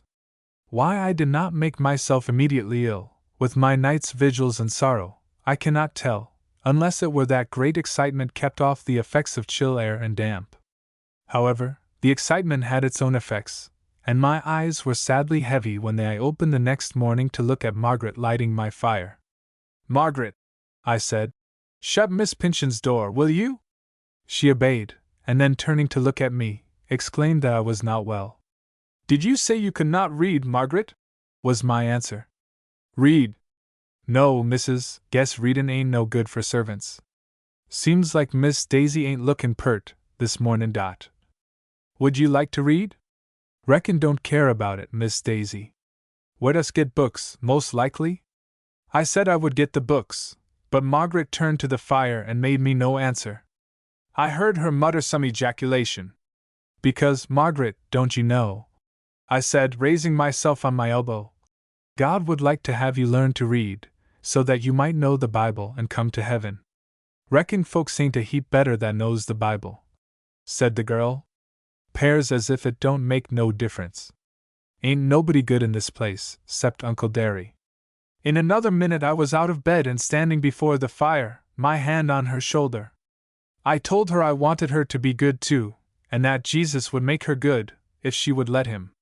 Margaret gave me a hasty look and then finished her fire making, but to my great astonishment, a few minutes after, I saw that the tears were running down the girl's face.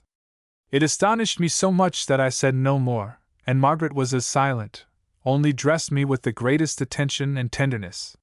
"You want your breakfast bad, Miss Daisy," she remarked then in a subdued tone, and I suppose my looks justified her words. They created some excitement when I went downstairs. My aunt exclaimed, Miss Pinzon inquired, Preston inveighed, at things in general. He wanted to get me by myself, I knew, but he had no chance. Immediately after breakfast Miss Pinzon took possession of me. The day was less weary than the day before, only I think because I was tired beyond impatience or nervous excitement. Not much was done, for though I was very willing I had very little power. But the multiplication table, Miss Pinzon said, was easy work, and at that and reading and writing, the morning crept away. My hand was trembling, my voice was faint, my memory grasped nothing so clearly as Margaret's tears that morning, and Preston's behavior the preceding day. My cheeks were pale, of course. Miss Pinzon said we would begin to set that right with a walk after dinner. The walk was had, but with my hand clasped in Miss Pynchon's I only wished myself at home all the way.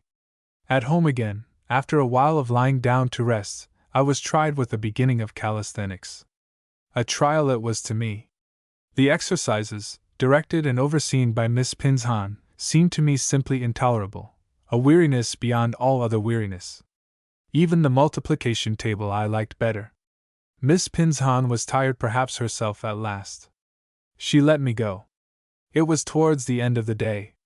With no life left in me for anything, I strolled out into the sunshine, aimlessly at first, then led by a secret inclination I hardly knew or questioned, my steps slowly made their way round by the avenue to the stables. Derry was busy there as I had found him yesterday. He looked hard at me as I came up, and asked me earnestly how I felt that afternoon. I told him I was tired, and then I sat down on a huge log which lay there and watched him at his work. By turns I watched the sunlight streaming along the turf and lighting the foliage of the trees on the other side of the dell, looking in a kind of dream, as if I were not Daisy nor this magnolia in any reality. I suddenly started and awoke to realities as Derry began to sing. My Father's house is built on high, far, far above the starry sky. And though like Lazarus sick and poor, my heavenly mansion is secure. I'm going home. I'm going home. I'm going home. To die no more. To die no more. To die no more. I'm going home. To die no more. The word home, at the end of each line, was dwelt upon in a prolonged sonorous note. It filled my ear with its melodious, plaintive breath of repose. It rested and soothed me.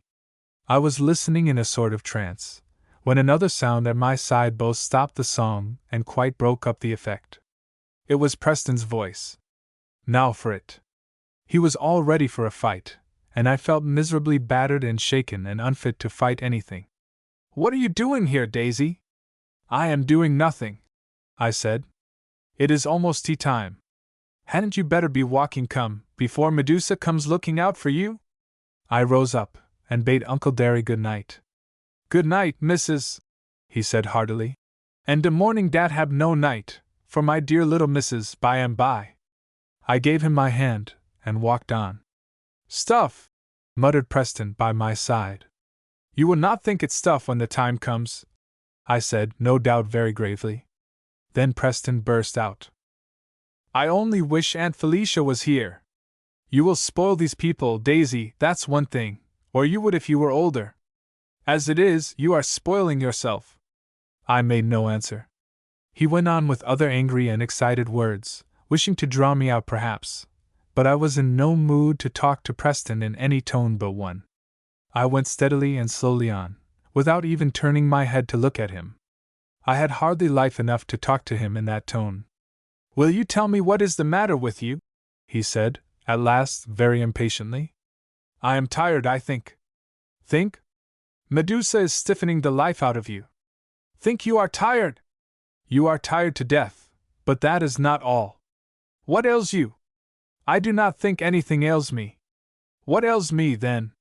What is the matter? What makes you act so? Speak, Daisy, you must speak. I turned about and faced him, and I know I did not speak then as a child, but with a gravity befitting 50 years.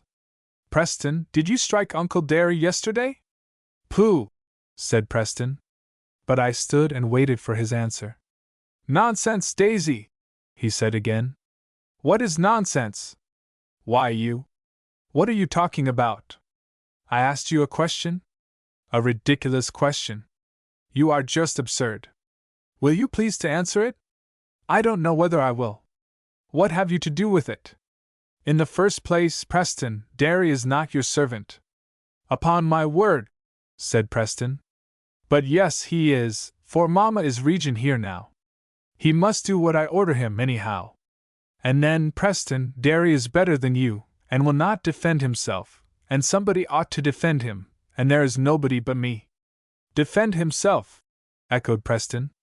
Yes. You insulted him yesterday. Insulted him? You know you did. You know, Preston, some men would not have borne it. If Derry had been like some men, he would have knocked you down. Knock me down, cried Preston. The sneaking old scoundrel. He knows that I would shoot him if he did. I am speaking seriously, Preston. It is no use to talk that way. I am speaking very seriously, said my cousin. I would shoot him, upon my honor. Shoot him? Certainly. What right have you to shoot a man for doing no worse than you do? I would rather somebody would knock me down, than do what you did yesterday. And my heart swelled within me. Come, Daisy, be a little sensible, said Preston, who was in a fume of impatience. Do you think there is no difference between me and an old nigger? A great deal of difference, I said. He is old and good, and you are young, and I wish you were as good as Derry. And then he can't help himself without perhaps losing his place, no matter how you insult him. I think it is cowardly. Insult, said Preston. Lose his place. Heavens and earth, Daisy! Are you such a simpleton? You insulted him very badly yesterday. I wondered how he bore it of you, only Derry is a Christian. A fiddlestick, said Preston impatiently. He knows he must bear whatever I choose to give him, and therein he is wiser than you are. Because he is a Christian, said I. I don't know whether he is a Christian or not, and it is nothing to the purpose. I don't care what he is. Oh, Preston! He is a good man, he is a servant of God, he will wear a crown of gold in heaven, and you have dared to touch him. Why, hoity-toity, said Preston. What concern of mine is all that? All I know is that he did not do what I ordered him. What did you order him? I ordered him not to show you the saddle I had got for you, till I was there. I was going to surprise you. I am provoked at him. I am surprised, I said. But feeling how little I prevailed with Preston, and being weak in body as well as mind, I could not keep back the tears. I began to walk on again, though they blinded me. Daisy, don't be foolish. If Derry is to wear 2 crowns in the other world, he is a servant in this, all the same, and he must do his duty. I asked for the saddle, I said. Why, Daisy, Daisy! Preston exclaimed. Don't be such a child. You know nothing about it. I didn't touch Derry to hurt him. It was a sort of hurt that if he had not been a Christian he would have made you sorry for. He knows I would shoot him if he did, said Preston coolly. Preston, don't speak so, I pleaded. It is the simple truth. Why shouldn't I speak it? You do not mean that you would do it? I said, scarce opening my eyes to the reality of what he said. I give you my word I do. If one of these black fellows laid a hand on me I would put a bullet through him, as quick as a partridge. But then you would be a murderer, said I. The ground seemed taken away from under my feet. We were standing still now, and facing each other. No, I shouldn't, said Preston. The law takes better care of us than that. The law would hang you, said I. I tell you, Daisy, it is no such thing. Gentlemen have a right to defend themselves against the insolence of these black fellows. And have not the black fellows a right to defend themselves against the insolence of gentlemen? Said I. Daisy? You are talking the most unspeakable nonsense, said Preston, quite put beyond himself now. Don't you know any better than that? These people are our servants, they are our property, we are to do what we like with them, and of course the law must see that we are protected, or the blacks and the whites could not live together. A man may be your servant, but he cannot be your property, I said. Yes, he can. They are our property, just as much as the land is, our goods, to do what we like with. Didn't you know that? Property is something that you can buy and sell, I answered. And we sell these people, and buy them too, as fast as we like. Sell them, I echoed, thinking of Derry. Certainly. And who would buy them? Why, all the world, everybody. There has been nobody sold off the Magnolia estate, I believe, in a long time, but nothing is more common, Daisy. Everybody is doing it everywhere, when he has got too many servants, or when he has got too few. And do you mean, said I, that Derry and Margaret and Teresa and all the rest here have been bought? No, almost all of them have been born on the place. Then it is not true of these, I said. Yes, it is, for their mothers and fathers were bought. It is the same thing. Who bought them? I asked hastily. Why? Our mothers, and grandfather and great-grandfather. But the fathers and mothers of all these hundreds of people, said I, a slow horror creeping into my veins, that yet held childish blood, and but half comprehended. Certainly ages ago, said Preston. Why, Daisy, I thought you knew all about it. But who sold them first? Said I, my mind in its utter rejection of what was told me, seeking every refuge from accepting it. Who sold them at first? Who first? Oh, the people that brought them over from Africa, I suppose, or the people in their own country that sold them to them. They had no right to sell them, I said. Can't tell about that, said Preston. We bought them. I suppose we had a right to do that. But if the fathers and mothers were bought, I insisted, that gives us no right to have their children. I would like you to ask Aunt Felicia or my Uncle Randolph such a question, said Preston. Just see how they would like the idea of giving up all their property. Why, you would be as poor as Job, Daisy. The land would be here all the same. Much good the land would do you, without people to work it. But other people could be hired as well as these, I said, if any of these wanted to go away.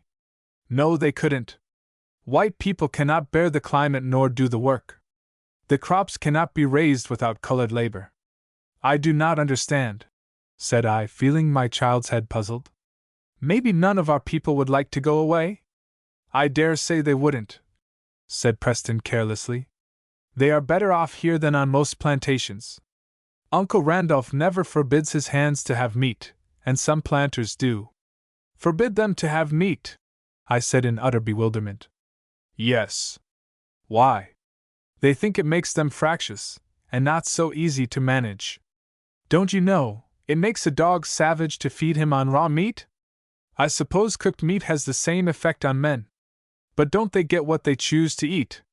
Well, I should think not, said Preston. Fancy their asking to be fed on chickens and pound cake. That is what they would like. But cannot they spend their wages for what they like? Wages, said Preston. Yes, said I. My dear Daisy, said Preston, you are talking of what you just utterly don't understand, and I am a fool for bothering you with it. Come, let us make it up and be friends. He stooped to kiss me, but I stepped back.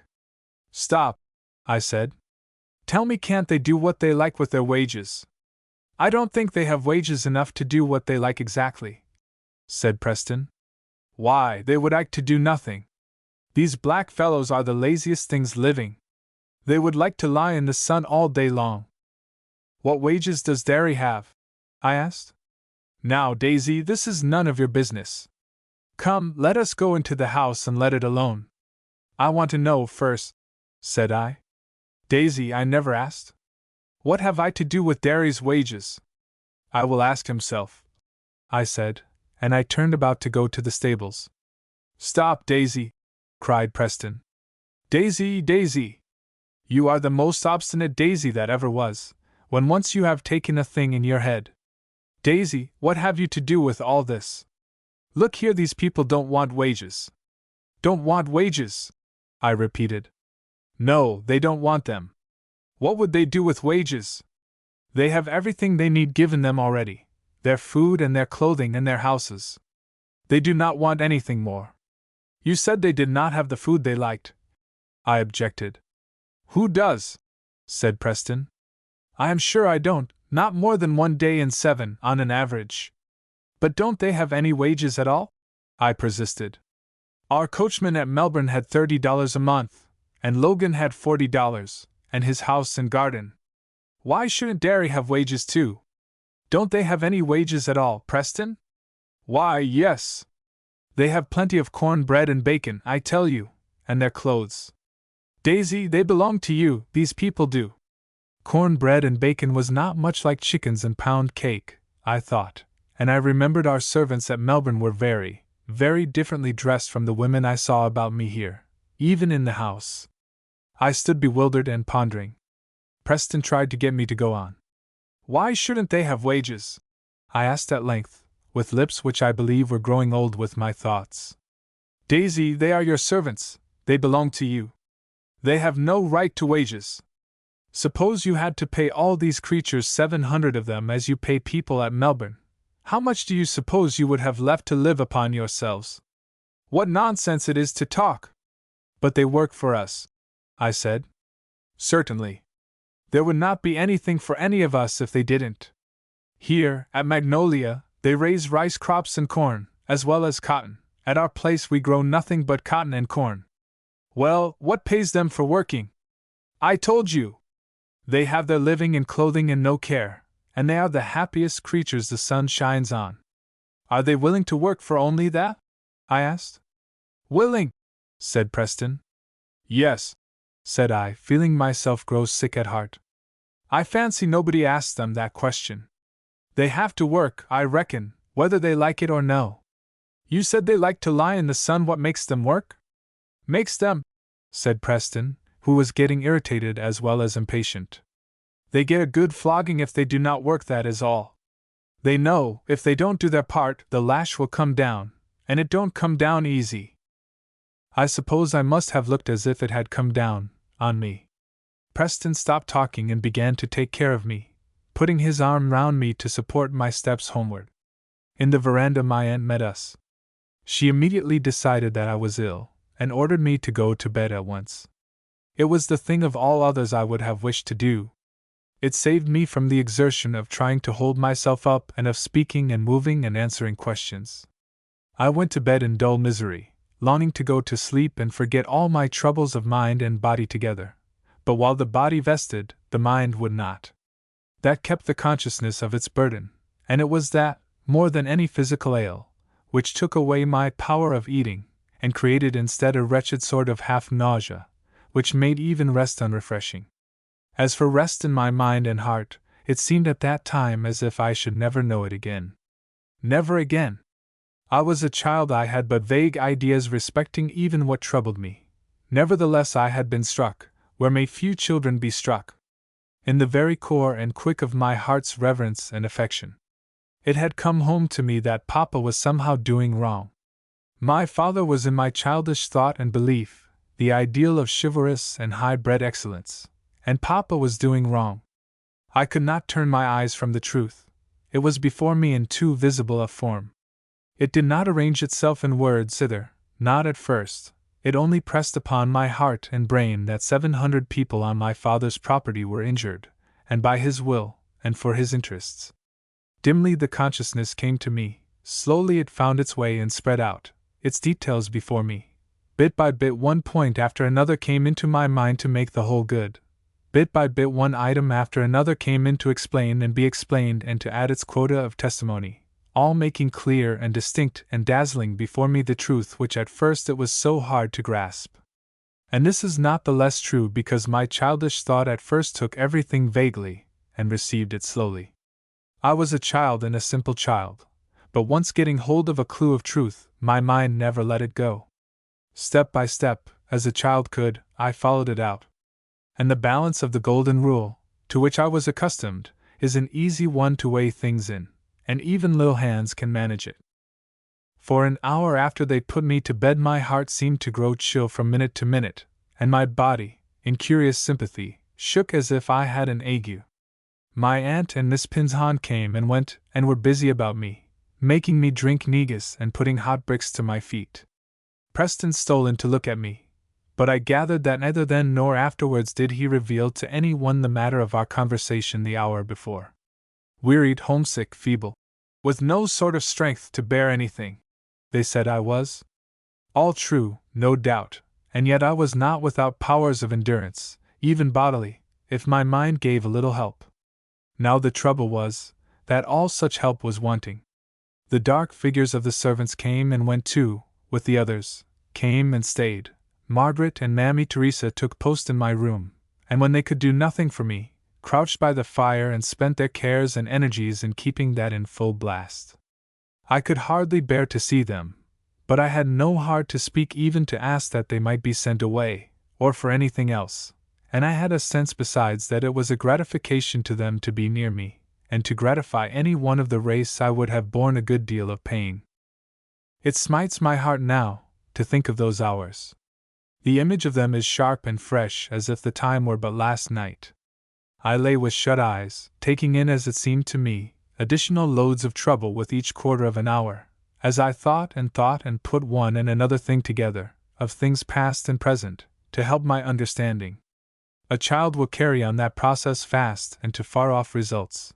Give her but the key and set her off on the track of truth with a sufficient impetus. My happy childlike ignorance and childlike life was in a measure gone. I had come into the world of vexed questions, of the oppressor and the oppressed, the full and the empty, the rich and the poor. I could make nothing at all of Preston's arguments and reasonings. The logic of expediency and of consequences carried no weight with me, and as little the logic of self-interest. I sometimes think a child's vision is clearer, even in worldly matters, than the eyes of those can be who have lived long among the fumes and vapors which rise in these low grounds. Unless the eyes be washed day by day in the spring of truth, and anointed with unearthly ointment, the right and the wrong, were the two things that presented themselves to my view, and oh, my sorrow and heartbreak was, that Papa was in the wrong. I could not believe it, and yet I could not get rid of it. There were oppressors and oppressed at the world, and he was one of the oppressors. There is no sorrow that a child can bear, keener and more gnawingly bitter than this. It has a sting all its own, for which there is neither salve nor remedy, and it had the aggravation, in my case, of the sense of personal dishonor. The wrong done and the oppression inflicted were not the whole. There was besides the intolerable sense of living upon others' gains. It was more than my heart could bear. I could not write as I do, I could not recall these thoughts in that time, if I had not another thought to bring to bear upon them, a thought which at that time I was not able to comprehend. It came to me later with its healing, and I have seen and felt it more clearly as I grew older. I see it very clearly now. I had not been mistaken in my childish notions of the loftiness and generosity of my father's character. He was what I had thought him. Neither was I a whit wrong in my judgment of the things which it grieved me that he did and allowed. But I saw afterwards how he, and others, had grown up and been educated in a system and atmosphere of falsehood, till he failed to perceive that it was false. His eyes had lived in the darkness till it seemed quite comfortably light to him, while to a fresh vision, accustomed to the sun, it was pure and blank darkness, as thick as night. He followed what others did and his father had done before him, without any suspicion that it was an abnormal and morbid condition of things they were all living in, more especially without a tinge of misgiving that it might not be a noble, upright, and dignified way of life. But I, his little unreasoning child, bringing the golden rule of the gospel only to judge of the doings of hell, shrank back and fell to the ground, in my heart, to find the one I loved best in the world concerned in them. So when I opened my eyes that night, and looked into the blaze of the firelight, the dark figures that were there before it stung me with pain every time, and at every soft word and tender look on their faces, and I had many a one, both words and looks racked my heart in a way that was strange for a child. The negus put me to sleep at last, or exhaustion did, I think the latter, for it was very late, and the rest of that night wore away. When I awoke, the two women were there still, just as I had left them when I went to sleep. I do not know if they sat there all night, or if they had slept on the floor by my side, but there they were, and talking softly to one another about something that caught my attention. I bounced out of bed, though I was so weak I remember I reeled as I went from my bed to the fire, and steadied myself by laying my hand on Mammy Teresa's shoulder. I demanded of Margaret what she had been saying. The women both started, with expressions of surprise, alarm, and tender affection, raised by my ghostly looks, and begged me to get back into bed again. I stood fast, bearing on Teresa's shoulder. "What was it?" I asked. "'Twarn't nothin', Miss Daisy, dear," said the girl. "Hush! Don't tell me that," I said. "Tell me what it was, tell me what it was." "Nobody shall know, you need not be afraid, nobody shall know." For I saw a cloud of hesitation in Margaret's face. "'Twarn't nothin', Miss Daisy, only about Derry." "What about Derry?" I said, trembling. "He done went and had a praise meetin'," said Teresa. "And he knowed it war agin the rules, he knowed that, course he did. Rules mus be kept out." "Whose rules?" I asked.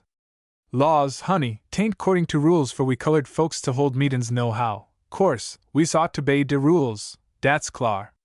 "Who made the rules?" "Who make 'em?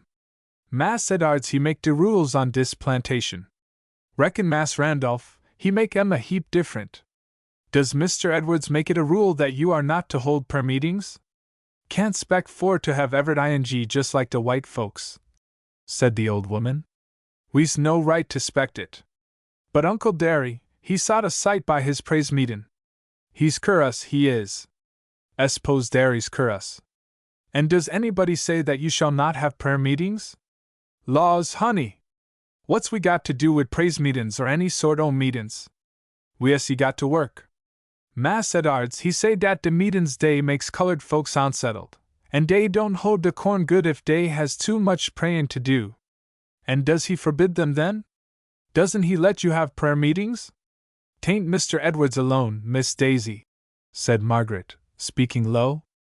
It's agin the law for us to have meetin's anyhow 'cept we get leave, and say what house it shall be, and who's a-comin', and what we us a-comin' for. And it's no use asking Mr. Edwards, 'cause he don't see no reason why black folks should have meetin's." "Did Derry have a prayer meeting without leave?" I asked. "'Twarn't no count of a meetin'," said Teresa, a little touch of scorn, or indignation, coming into her voice. "And Derry, he wore in his own house prayin'. There warn't nobody, dear, but Pete and old Liza, and Maria Cook, and dem 2 Johns that come from the lower plantation. Dey couldn't get a strong meetin' into Uncle Derry's house, 'tain't big enough to hold them." "And what did the overseer do to Derry?" I asked. "Laws, Miss Daisy," said Margaret, with a quick look at the other woman. "He didn't do nothin' to hurt Derry. He only want to scare de folks." "Dey's done scared," said Teresa under her breath. "What is it?" I said, steadying myself by my hold on Teresa's shoulder, and feeling that I must stand till I had finished my inquiry. "How did he know about the meeting? And what did he do to Derry? Tell me. I must know. I must know, Margaret." "'Spect he was goin' through the quarters, and he heard Derry at his prayin'," said Margaret. "Derry, he don't mind to keep his prayers secret, he don't," she added with a half laugh. "'Spect nothin' but they'll bust the walls o' that little house some day." "Dey's powerful," added Teresa. "But he warn't prayin' no harm. He was just prayin', 'De why will be done, on de earth as it be in de heaven,' Pete, he tell me. Derry warn't saying nothing, he just prayed 'De why will be done.'" "Well?" I said, for Margaret kept silent. "And de overseer, he say leastways he swore he did dat his will should be what is done on dis plantation, and he wouldn't have no such work. He say, dere's nobody to come together after it be dark, if it's 2 or 3, 'cept dey gets his leave, Mass Edards, he say, and dey won't get it." "But what did he do to Derry?" I could scarcely hold myself on my feet by this time. "He whipped him, I reckon," said Margaret in a low tone, and with a dark shadow crossing her face, very different from its own brown duskiness. "He don't have a light hand, Mass Edards," went on Teresa, "and he got a sharp new whip. De second stripe, Pete, he tell me dis evenin', and it wore wet enough before he got through. He wore mad, I reckon, certain Mass Edards, he wore mad." "What?" said I. "Laws, Miss Daisy," said Margaret, "'tain't nothin'. Them whips, they draws the blood easy. Derry, he don't mind." I have a recollection of the girl's terrified face, but I heard nothing more. Such a deadly sickness came over me that for a minute I must have been near fainting. Happily it took another turn amid the various confused feelings which oppressed me, and I burst into tears. My eyes had not been wet through all the hours of the evening and night. My heartache had been dry. I think I was never very easy to move to tears, even as a child. But now, well for me perhaps, some element of the pain I was suffering found the unguarded point, or broke up the guard. I wept as I have done very few times in my life. I had thrown myself into Mammy Teresa's lap, in the weakness which could not support itself, and in an abandonment of grief which was careless of all the outside world, and there I lay, clasped in her arms and sobbing. Grief, horror, tender sympathy, and utter helplessness, striving together. There was nothing for me at that moment but the woman's refuge and the child's remedy of weeping. But the weeping was so bitter, so violent, and so uncontrollable that the women were frightened. I believe they shut the doors, to keep the sound of my sobs from reaching other ears, for when I recovered the use of my senses I saw that they were closed. The certain strange relief which tears do bring, they gave to me. I cannot tell why. My pain was not changed, my helplessness was not done away, yet at least I had washed my causes of sorrow in a flood of heart drops, and cleansed them so somehow from any personal stain. Rather, I was perfectly exhausted. The women put me to bed, as soon as I would let them, and Margaret whispered in earnest, Don't, Miss Daisy, don't say nothin' about the prayer meetin'." I shook my head. I knew better than to say anything about it. All the better not to betray them, and myself. I shut my eyes, and tried to let my face grow quiet. I had succeeded, I believe, before my Aunt Gary and Miss Pinzon came in. The two stood looking at me, my aunt in some consternation, my governess reserving any expression of what she thought. I fancied she did not trust my honesty. Another time I might have made an effort to right myself in her opinion, but I was past that and everything now. It was decided by my aunt that I had better keep my bed as long as I felt like doing so. So I lay there during the long hours of that day. I was glad to be still, to keep out of the way in a corner, to hear little and see nothing of what was going on. My own small world of thoughts was enough to keep me busy. I grew utterly weary at last of thinking, and gave it up, so far as I could, submitting passively, in a state of pain sometimes dull and sometimes acute, to what I had no power to change or remedy. But my father had, I thought, and at those times my longing was unspeakable to see him. I was very quiet all that day, I believe, in spite of the rage of wishes and sorrows within me, but it was not to be expected I should gain strength. On the contrary, I think I grew feverish. If I could have laid down my troubles in prayer. But at first these troubles I could not. The core and root of them being my father's a share in the rest. And I was not alone, and I had a certain consciousness that if I allowed myself to go to my little Bible for help, it would unbar my self-restraint with its sweet and keen words, and I should give way again before Margaret and Teresa, and I did not wish that. "What shall we do with her?" said my Aunt Gary, when she came to me towards the evening. "She looks like a mere shadow. I never saw such a change in a child in 4 weeks, never." "Try a different regimen tomorrow, I think," said my governess, whose lustrous black eyes looked at me sick, exactly as they had looked at me well. "I shall send for a doctor if she isn't better," said my aunt. "She's feverish now." "Keeping her bed all day," said Miss Pinzon. "Do you think so?" said my aunt. "I have no doubt of it. It is very weakening." "Then we will let her get up tomorrow, and see how that will do." They had been gone half an hour, when Preston stole in and came to the side of my bed, between me and the firelight. "Come, Daisy, let us be friends," he said. And he was stooping to kiss me, but I put out my hand to keep him back. "Not till you have told Derry you are sorry," I said. Preston was angry instantly, and stood upright. "Ask pardon of a servant," he said. "You would have the world upside down directly." I thought it was upside down already, but I was too weak and downhearted to say so. "Daisy, Daisy," said Preston, "and there you lie, looking like a poor little wood flower that has hardly strength to hold up its head, and with about as much color in your cheeks. Come, Daisy, kiss me, and let us be friends." "If you will do what is right," I said. "I will always," said Preston. "But this would be wrong, you know." And he stooped again to kiss me. And again I would not suffer him. "Daisy, you are absurd," said Preston, vibrating between pity and anger, I think, as he looked at me. "Derry is a servant, and accustomed to a servant's place. What hurt you so much did not hurt him a bit. He knows where he belongs." "You don't," said I. "What?" "Know anything about it." I remember I spoke very feebly. I had hardly energy left to speak at all. My words must have come with a curious contrast between the meaning and the manner. "Know anything about what, Daisy?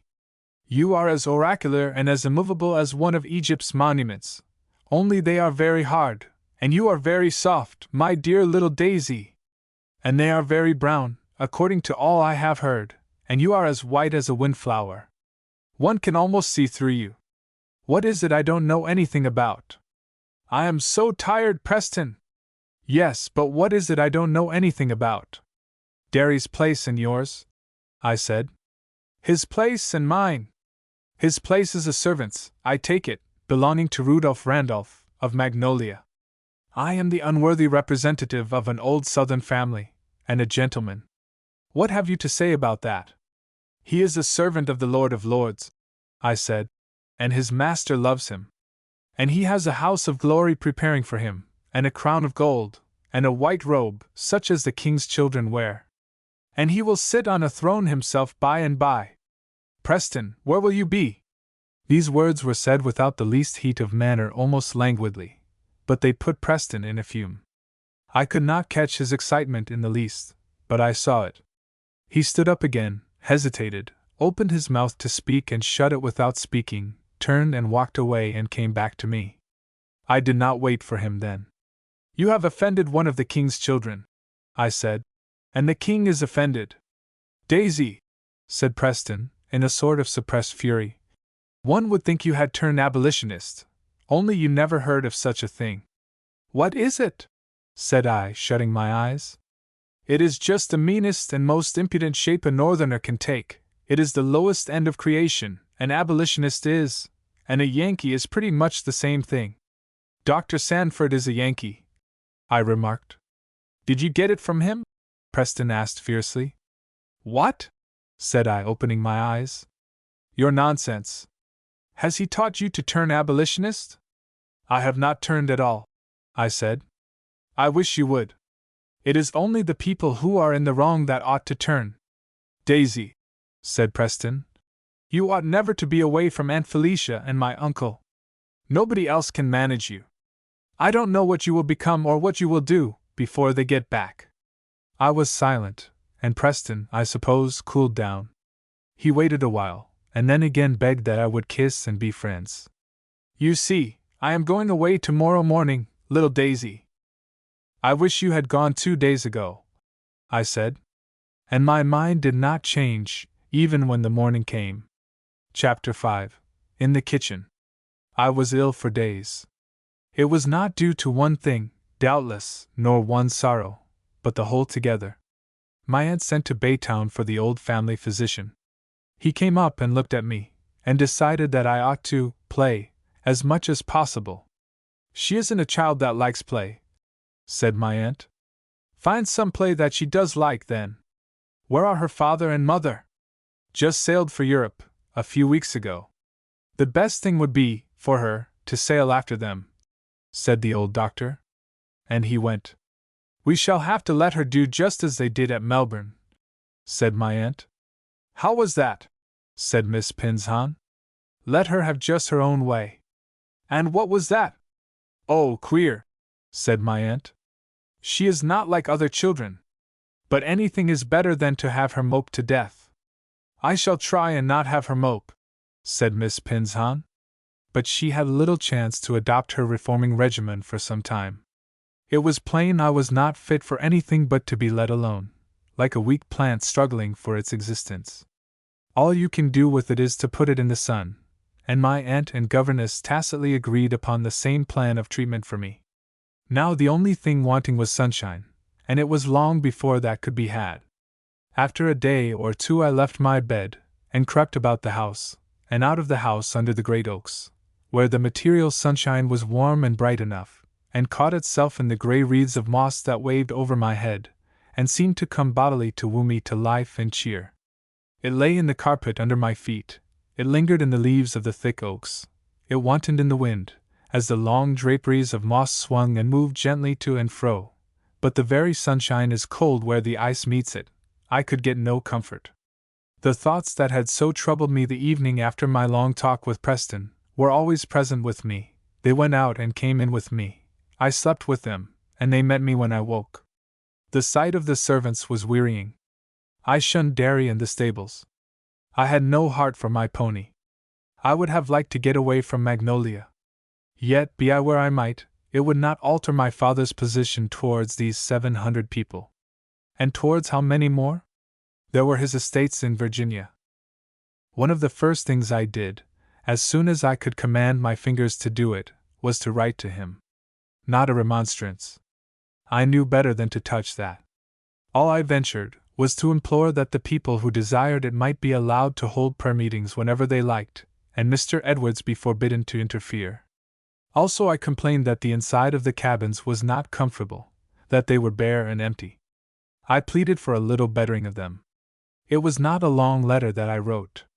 My sorrow I could not tell, and my love and my longing were equally beyond the region of words. I fancy it would have been thought by Miss Pinzon a very cold little epistle, but Miss Pinzon did not see it. I wrote it with weak trembling fingers, and closed it and sealed it and sent it myself.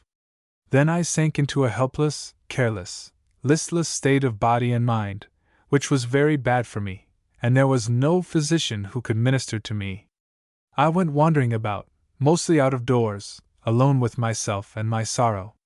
When I seemed a little stronger than usual, Miss Pinzon tried the multiplication table, and I tried, but the spring of my mind was for the time broken. All such trials came to an end in such weakness and weariness, that my governess herself was fain to take the book from my hands and send me out into the sunshine again. It was Derry at last who found me one day, and, distressed at my looks, begged that I would let him bring up my pony. He was so earnest that I yielded. I got leave, and went to ride. Derry saddled another horse for himself, and went with me. That first ride did not help me much, but the second time, a little tide of life began to steal into my veins.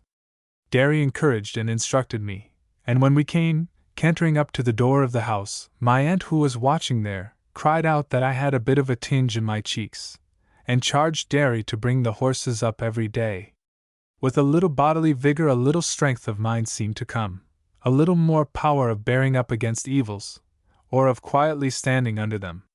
After the third time I went to ride, having come home refreshed, I took my Bible and sat down on the rug before the fire in my room to read. I had not been able to get comfort in my Bible all those days. Often I had not liked to try. Right and wrong never met me in more brilliant colors or startling shadows than within the covers of that book. But today, soothed somehow, I went along with the familiar words as one listens to old music, with the soothing process going on all along. Right was right, and glorious, and would prevail some time, and nothing could hinder it. And then I came to words which I knew, yet which had never taken such hold of me before. Let your light so shine before men, that they may see your good works and glorify your Father which is in heaven. That is what I have to do, I thought immediately. That is my part. That is clear. What I have to do is to let my light shine. And if the light shines, perhaps it will fall on something. But what I have to do is to shine. God has given me nothing else. It was a very simple, child's thought, but it brought wonderful comfort with it. Doubtless, I would have liked another part to play. I would have liked, if I could, to have righted all the wrong in the world, to have broken every yoke, to have filled every empty house, and built up a fire on every cold hearth. But that was not what God had given me. All He had given me, that I could see at the minute, was to shine. What a little morsel of a light mine was, to be sure! It was a good deal of a puzzle to me for days after that, how I was to shine. What could I do? I was a little child, my only duty some lessons to learn, not much of that, seeing I had not strength for it. Certainly I had sorrows to bear, but bearing them well did not seem to me to come within the sphere of shining. Who would know that I bore them well? And shining is meant to be seen. I pondered the matter. When's Christmas, Miss Daisy? Margaret asked this question one morning as she was on her knees making my fire. Christmas had been so shadowed a point to me in the distance, I had not looked at it. I stopped to calculate the days. It will be 2 weeks from Friday, Margaret. And Friday's tomorrow? She asked. The day after tomorrow. What do you do at Christmas, Margaret? All the people? There ain't no great doings, Miss Daisy. The people gets 4 days, most of 'em. 4 days for what? For what they likes. They don't do no work those days.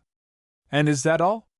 No, Miss Daisy, 'tain't just all. The women comes up to the house. It's to the overseer's house now, and every one gets a bowl o' flour, more or less, 'cording to size of family, and a quart of molasses, and a piece o' pork. And what do they do to make the time pleasant? I asked.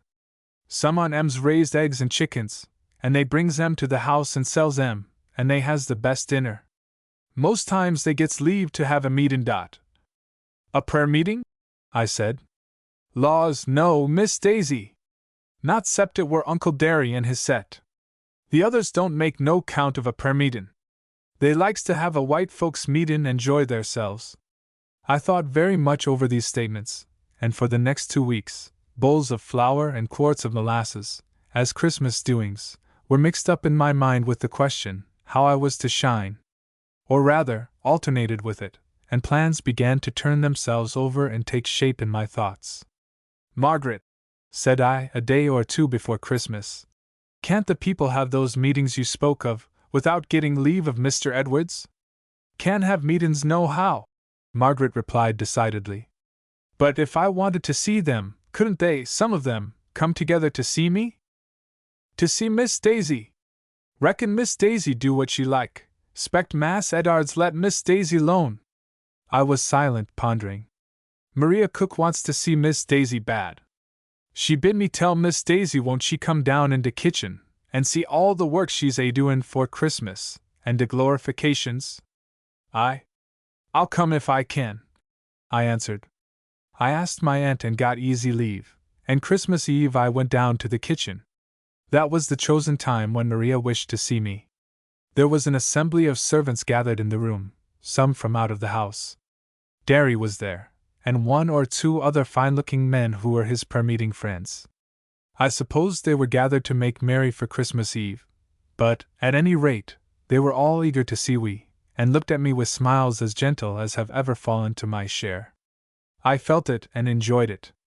The effect was of entering a warm, genial atmosphere, where grace and goodwill were on every side, a change very noticeable from the cold and careless habit of things upstairs. And grace is not a misapplied epithet, for these children of a luxurious and beauty-loving race, even in their bondage, had not forgotten all traces of their origin. As I went in, I could not help giving my hand to Derry, and then, in my childish feeling towards them and in the tenderness of the Christmas-tide, I could not help doing the same by all the others who were present. And I remember now the dignity of mien in some, the frank ease in others, both graceful and gracious, with which my civility was met. If a few were a little shy, the rest more than made it up by their welcome of me and a sort of politeness which had almost something courtly in it. Derry and Maria together gave me a seat, in the very center and glow of the kitchen light and warmth, and the rest made a half-circle around, leaving Maria's end of the room free for her operations. The kitchen was all aglow with the most splendid a fire of pine knots it was ever my lot to see. The illumination was such as threw all gaslights into shade. We were in a great, stone-flagged room, low-roofed, with dark cupboard doors, not cheerful, I fancy, in the mere light of day, but nothing could resist the influence of those pine-knot flames. Maria herself was a portly fat woman, as far as possible from handsome, but she looked at me with a whole world of kindness in her dark face. Indeed, I saw the same kindness more or less shining out upon me in all the faces there. I cannot tell the mixed joy and pain that it, and they, gave me. I suppose I showed little of either or of anything. Maria entertained me with all she had. She brought out for my view her various rich and immense stores of cakes and pies and delicacies for the coming festival, told me what was good, and what I must be sure and eat, and what would be good for me. And then, when that display was over, she began to be very busy with beating of eggs in a huge wooden bowl, and bade Derry see to the boiling of the kettle at the fire, and sent Jem the waiter, for things he was to get upstairs, and all the while talked to me. She and Derry and one or two more talked, but especially she and Teresa and Jem, while all the rest listened and laughed and exclaimed, and seemed to find me as entertaining as a play. Maria was asking me about my own little life and experiences before I came to Magnolia, what sort of a place Melbourne was, and how things there differed from the things she and the rest knew and were accustomed to at the South, and about my old June, who had once been an acquaintance of hers. Smiling at me the while, between the thrusts of her curiosity, and over my answers, as if for sheer pleasure she could not keep grave. The other faces were as interested and as gracious. There was Pete, tall and very black, and very grave, as Derry was also. There was Jem, full of life and waggishness, and bright for any exercise of his wits, and grave shadows used to come over his changeable face often enough too. There was Margaret, with her somber beauty, and old Teresa with her worn old face. I think there was a certain indescribable reserve of gravity upon them all, but there was not one whose lips did not part in a white line when looking at me, nor whose eyes and ears did not watch me with an interest as benign as it was intent. I had been little while seated before the kitchen fire of pine knots before I felt that I was in the midst of a circle of personal friends, and I feel it now, as I look back and remember them. They would have done much for me, every one. Meanwhile Maria beat and mixed and stirred the things in her wooden bowl, and by ladled out a glassful of rich-looking, yellow, creamy froth. I did not know what it was, only it looked beautiful and presented it to me. Miss Daisy mused, tell Miss Felicie Maria hain't forgot how to make it, spect she hain't, anyhow. Dat's for Miss Daisy's Christmas. It's very nice, I said. Reckon it is, was the capable answer. Won't you give everybody some, Maria? For Jem had gone upstairs with a tray of glasses, and Maria seemed to be resting upon her labors. De'll come down orders for M.O. chili, and s'pose I gives it to de company. What'll Miss Lisa do wid Maria? I have de 'sponsibility of Christmas. But you can make some more, I said, holding my glass and waiting. Do, Maria. S'pose hain't got de materials, hey? What do you want? Aunt Gary will give it to you. And I begged Jem to go up again and prefer my request to her for the new filling of Maria's bowl. Jem shrugged his shoulders, but he went, and I suppose he made a good story of it, for he came down with whatever was wanted. My Aunt Gary was in a mood to refuse me nothing then, and Maria went and knew about the business of beating and mixing and compounding. There was great enjoyment in the kitchen. It was a time of high festival, what with me and the egg supper. Merriment and jocularity, a little tide wave of social excitement, swelled and broke on all sides of me, making a soft ripply play of fun and repartee, difficult to describe, and which touched me as much as it amused. It was very unlike the enjoyment of a set of white people holding the same social and intellectual grade. It was the manifestation of another race, less coarse and animal in their original nature, more sensitive and more demonstrative, with a strange touch of the luxurious and refined, for a people whose life has had nothing to do with luxury and whom refinement leaves on one side as quite beyond its sphere. But blood is a strange thing, and Ham's children will show luxurious and aesthetic tastes, take them where you will.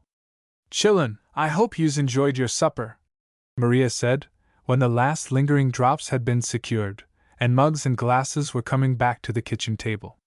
Words and smiles answered her. We's had a splendid time, Aunt Maria, said one young man as he set down his glass. He was a worker in the garden. Den I hope we's all willin' to gib de Lord tianks for his goodness. Der ain't a night in de year when it's so proper to gib de Lord tianks, as it be dis precious night. It's tomorrow night, Aunt Maria, said Pete. Tomorrow's Christmas night. I don't care. One night's just as good as another, you Pete. And now we's all together, you see, and comfortable together, and I feel like giving tianks, I do, to de Lord for all his mercies. What's Christmas, anyhow? Asked another. It's just de crown o' all the nights in de year. You Solomon, it's a night dat day keeps up in heaven. You know nothin' about it, you poor critter. I done believe you never heard no one tell about it. Maybe Miss Daisy wouldn't read us de story, and de angels, and de shepherds, and dat great light what come down, and make us feel good for Christmas, and Uncle Derry, he'll tiank de Lord. The last words were put in a half-questioning form to me, rather taking for granted that I would readily do what was requested. And hardly anything the world, I suppose, could have given me such deep gratification at the moment. Margaret was sent upstairs to fetch my Bible. The circle closed in around the fire and me, a circle of listening, waiting, eager, interested faces. Some few of them shone with pleasure or grew grave with reverent love, while I read slowly the chapters that tell of the first Christmas night. I read them from all the Gospels, picking the story out first in one, then in another, answered sometimes by low words of praise that echoed but did not interrupt me, words that were but some dropped notes of the song that began that night in heaven, and has been running along the ages since, and is swelling and will swell into a great chorus of earth and heaven by and by. And how glad I was in the words of the story myself, as I went along. How heart-glad that here, in this region of riches and hopes not earthly, those around me had as good welcome and as open entrance, and as free right as I. There is neither bond nor free. And base things of this world, and things which are despised, hath God chosen, yea, and things which are not, to bring to naught things that are. I finished my reading at last, amid the hush of my listening audience. Then Maria called upon Derry to pray, and we all kneeled down.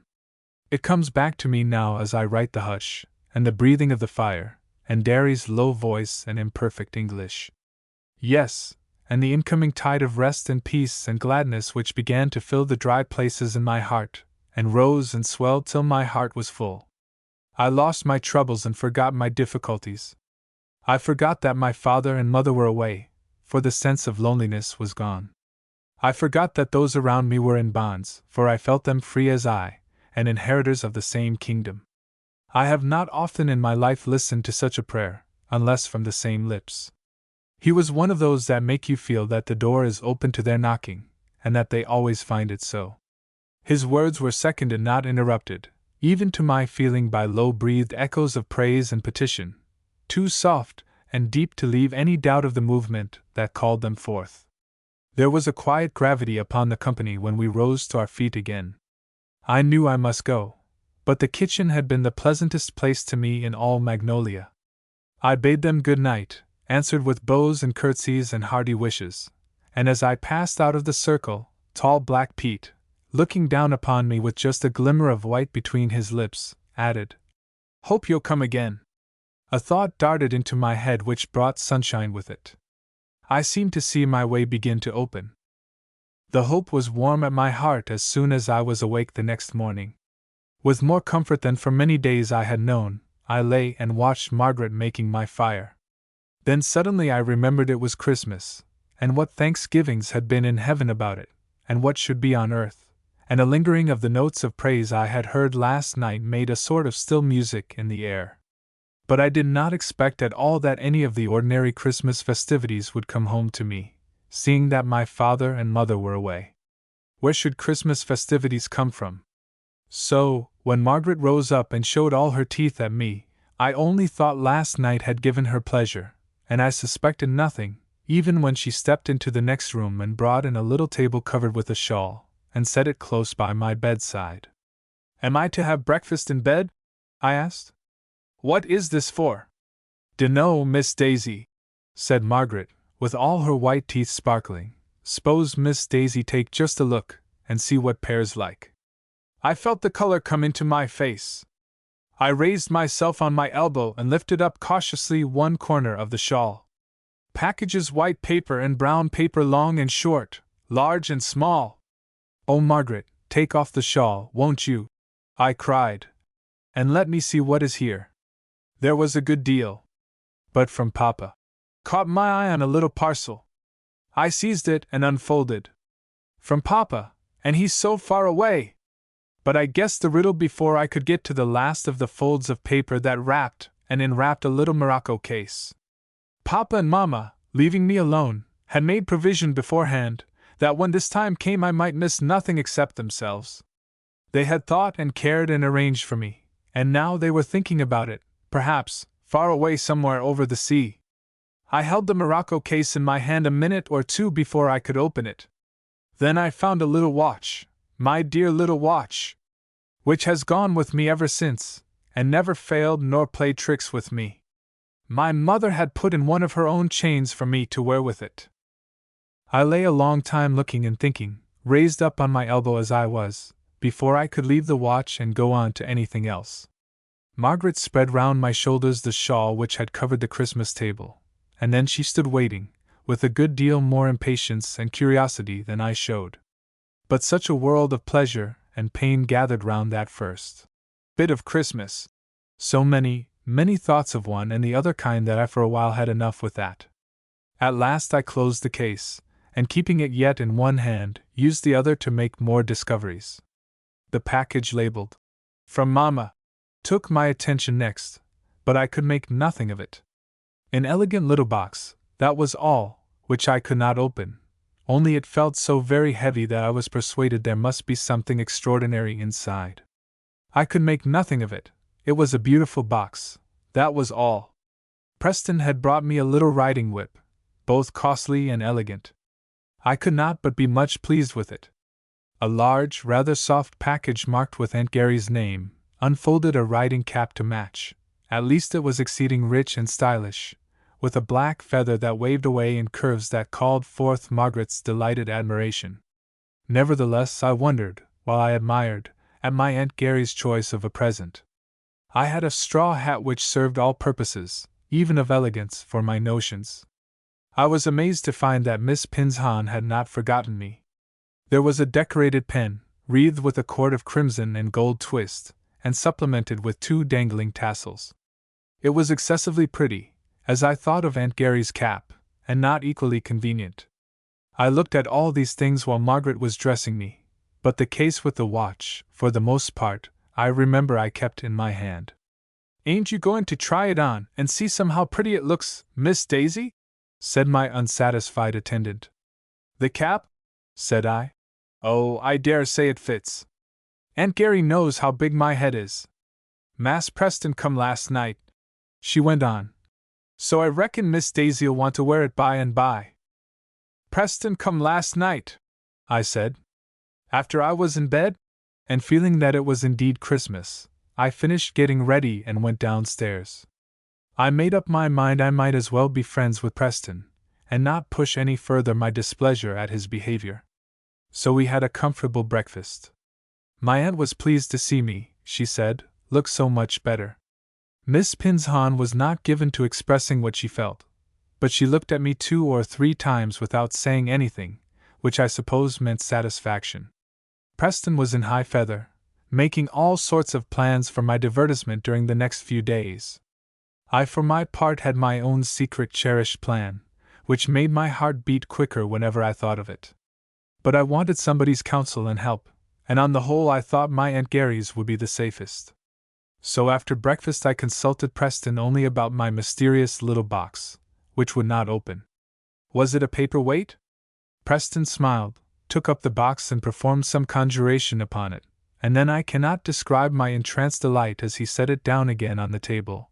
The room seemed to grow musical. Softest, most liquid sweet notes came pouring forth one after the other, binding my ears as if I had been in a state of enchantment.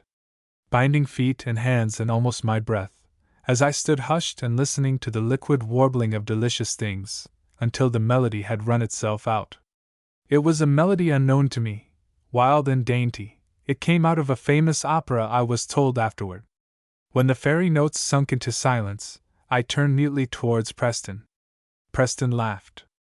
"I declare," he said. "I declare! Hurrah!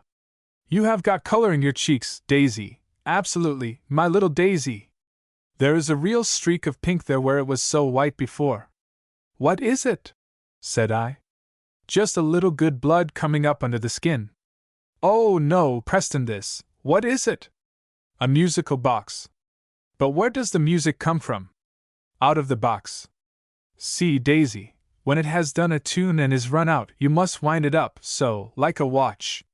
He wound it up and set it on the table again. And again a melody came forth, and this time it was different, not plaintive and thoughtful, but jocund and glad, a little shout and ring of merriment, like the feet of dancers scattering the drops of dew in a bright morning, or like the chime of 1,000 little silver bells rung for laughter. A sort of intoxication came into my heart. When Preston would have wound up the box again, I stopped him. I was full of the delight. I could not hear any note just then. "Why, Daisy, there are ever so many more tunes." "Yes. I am glad. I will have them another time," I answered. "How very kind of Mamma! Hit the right thing this time, didn't she? How's the riding cap, Daisy?" "It is very nice," I said. "Aunt Gary is very good, and I like the whip very much, Preston. That fat little rascal will want it.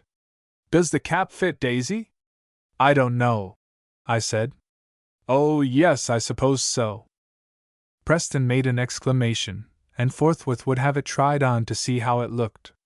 It satisfied him. Somehow it did not please me as well, but the ride did, which we had soon after, and I found that my black feather certainly suited everybody else. Derry smiled at me, and the house servants were exultant over my appearance. Amid all these distracting pleasures, I kept on the watch for an opportunity to speak to Aunt Gary alone. Christmas Day I could not. I could not get it till near the end of the next day. "Aunt Gary," I said, "I want to consult you about something." "You have always something turning about in your head," was her answer. "Do you think," said I slowly, Mr. Edwards would have any objection to some of the people coming to the kitchen Sunday evenings to hear me read the Bible? To hear you read the Bible, said my aunt. Yes, Aunt Gary, I think they would like it. You know they cannot read it for themselves. They would like it. And you would be delighted, wouldn't you? Yes, Aunt Gary. I should like it better than anything. You are a funny child. There is not a bit of your mother in you except your obstinacy. And my aunt seemed to ponder my difference. Would Mr. Edwards object to it, do you think? Would he let them come? The question is, whether I will let them come. Mr. Edwards has no business with what is done in the house. But, Aunt Gary, you would not have any objection. I don't know, I am sure. I wish your father and mother had never left you in my charge, for I don't know how to take care of you. Aunt Gary, I said, please don't object. There is nobody to read the Bible to them, and I should like to do it very much. Yes, I see you would. They don't get excited about it every Sunday evening, did you say? Yes, ma'am, if you please. Daisy, it will just tire you, that's what it will do. I know it, just as well as if I had seen it. You are not strong enough. I am sure it would refresh me, Aunt Gary. It did the other night. The other night? Christmas Eve, ma'am. Did you read to them then? Yes, ma'am, they wanted to know what Christmas was about. And you read to them. You are the oddest child. But, Aunt Gary, never mind, it would be the greatest pleasure to me. Won't you give leave? The servants hear the Bible read, child, every morning and every night. Yes, but that is only a very few of the house servants. I want some of the others to come, a good many as can come. I wish your mother and father were here, sighed my aunt. Do you think Mr. Edwards would make any objection? I asked again, presuming on the main question being carried. Would he let them come? Let them, echoed my aunt. Mr. Edwards would be well employed to interfere with anything the family choose to do. But you know he does not let them meet together, the people, Aunt Gary, not unless they have his permission. No, I suppose so. That is his business. Then will you speak to him, ma'am, so that he may not be angry with the people when they come? No, said my aunt. I have nothing to do with your father's overseer. It would just make difficulty, maybe. Daisy, you had better let this scheme of yours alone. I could not, without bitter disappointment. Yet I did not know how further to press the matter. I sat still and said nothing. I declare, if she isn't growing pale about it, exclaimed my aunt. I know one thing, and that is, your father and mother ought to have taken you along with them. I have not the least idea how to manage you, not the least. What is it you want to do, Daisy? I explained over again. And now if you cannot have this trick of your fancy, you will just fidget yourself sick. I see it. Just as you went driving all about Melbourne without company to take care of you. I am sure I don't know.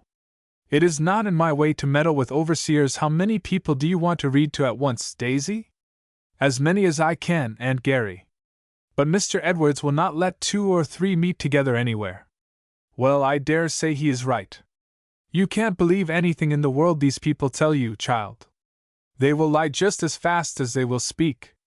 But if they came to see me, Aunt Gary? I persisted, waiving the other question. That's another thing, of course. Well, don't worry. Call Preston. Why children cannot be children passes my comprehension. Preston came, and there was a good deal of discussing of my plan, at which Preston frowned and whistled, but on the whole, though I knew against his will, took my part. The end was, my aunt sent for the overseer. She had some difficulty, I judge, in carrying the point, and made capital of my ill health and delicacy and spoiled child character. The overseer's unwilling consent was gained at last, the conditions being, that every one who came to hear the reading should have a ticket of leave, written and signed by myself, for each evening, and that I should be present with the assembly from the beginning to the close of it. My delight was very great. And my aunt, grumbling at the whole matter and especially at her share in it, found an additional cause of grumbling in that, she said, I had looked 20% better ever since this foolish thing got possession of my head. I am wondering, she remarked to Miss Pinzon, whatever Daisy will do when she grows up. I expect nothing but she will be what do you call them? One of those people who run wild over the human race. Pirates? Suggested Preston. Or corsairs? Her mother will be disappointed, went on my aunt. That is what I confidently expect. Miss Pinzon hinted something about the corrective qualities of mathematics, but I was too happy to heed her or care. I was stronger and better, I believe, from that day, though I had not much to boast of. A true tonic had been administered to me. My fainting energies took a new start. I watched my opportunity, and went down to the kitchen one evening to make my preparations. I found Maria alone, and sitting in state before the fire which I believe was always in the kitchen a regal one. I hardly ever saw it anything else. She welcomed me with great suavity, drew up a chair for me, and finding I had something to say, sat then quite grave and still looking into the blaze, while I unfolded my plan. "The Lord is very good," was her subdued comment, made when I had done. "He have sent his angel, sure. Now, Maria," I went on, "you must tell me who would like to come next Sundays, you think, and I must make tickets for them. Everyone must have my ticket, with his name on it, and then there will be no fault found." "I suppose not," said Maria. "With Miss Daisy's name on it. Who will come, Maria?" "Laws, chilly, dere's heaps. Dere's Derry, and Pete, he say de meetin' de oder night war about de best meetin' he eber tended.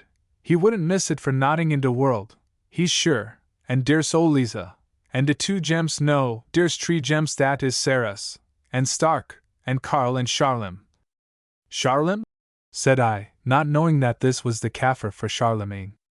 "Charlem," Maria repeated. "He don't know much, but he has a leanin' for de good tings. And Derry, he can tell who'll come. I done forget all de folks' names." "Why, Maria," I said, "I did not know there were so many people at Magnolia that cared about the Bible. What has to care for, chilly, I should like fur to know. There ain't much emo in dis world." "But I thought there were only very few," I said. "S'pose 50, said Maria. "50 ain't much, I reckon, when dere's all de rest o' de folks what don't care. The Lord's people is a little people yet, for sure, and de world's a big place. When the Lord come hisself, to look for 'em, 'spect he have to look mighty hard. De world's awful dark." That brought to my mind my question.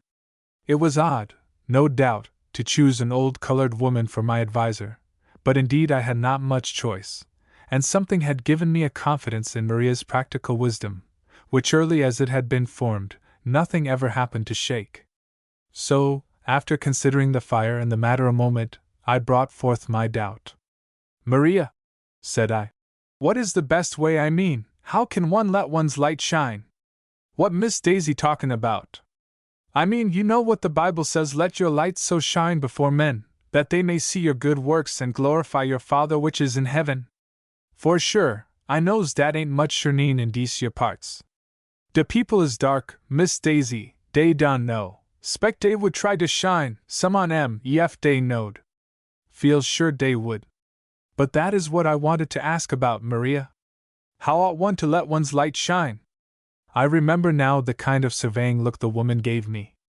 I do not know what she was thinking of, but she looked at me, up and down, for a moment, with a wonderfully tender, soft expression. Then turned away. "How let 'em light shine?" she repeated. "The bestest way, Miss Daisy, is fur to make him burn good." I saw it all immediately. My question never puzzled me again. Take care that the lamp is trimmed. Take care that it is full of oil. See that the flame mounts clear and steady towards heaven, and the Lord will set it where its light will fall on what pleases Him, and where it will reach mayhap to what you never dream of. Chapter 6. Winter and Summer. From the Christmas holidays, I think I began slowly to mend.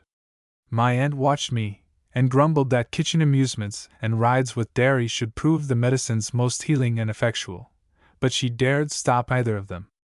I believe the overseer remonstrated on the danger of the night gatherings, but my Aunt Gary had her answer ready, and warned him not to do anything to hinder me, for I was the apple of my father's eye. Miss Pinzon, sharing to the full my aunt's discontent, would have got on horseback, I verily believe, to be with me in my rides, but she was no rider. The sound of a horse's 4 feet always, she confessed, stamped the courage out of her heart. I was let alone, and the Sunday evenings in the kitchen, and the bright morning hours in the pine avenues and oak groves, were my refreshment and my pleasure, and my strength. What there was of it, for I had not much strength to boast for many a day. Miss Pinshan tried her favorite recipe whenever she thought she saw a chance, and I did my best with it. But my education that winter was quite in another line. I could not bear much arithmetic. Bending over a desk did not agree with me. Reading aloud to Miss Pinshan never lasted for more than a little while at a time. So it comes that my remembrance of that winter is not filled with school exercises, and that Miss Pinshan's figure plays but a subordinate part in its pictures. Instead of that, my memory brings back first and chiefest of all, the circle of dark faces round the kitchen light-wood fire, and the yellow blaze on the page from which I read, I a little figure in white, sitting in the midst among them all. That picture those evenings come back to me, with a kind of hallowed perfume of truth and hope. Truth, it was in my lips and on my heart, I was giving it out to those who had it not. And hope, it was in more hearts than mine, no doubt, but in mine it beat with as steady a beat as the tickings of my little watch by my side, and breath sweet as the flowers that start in spring from under the snow.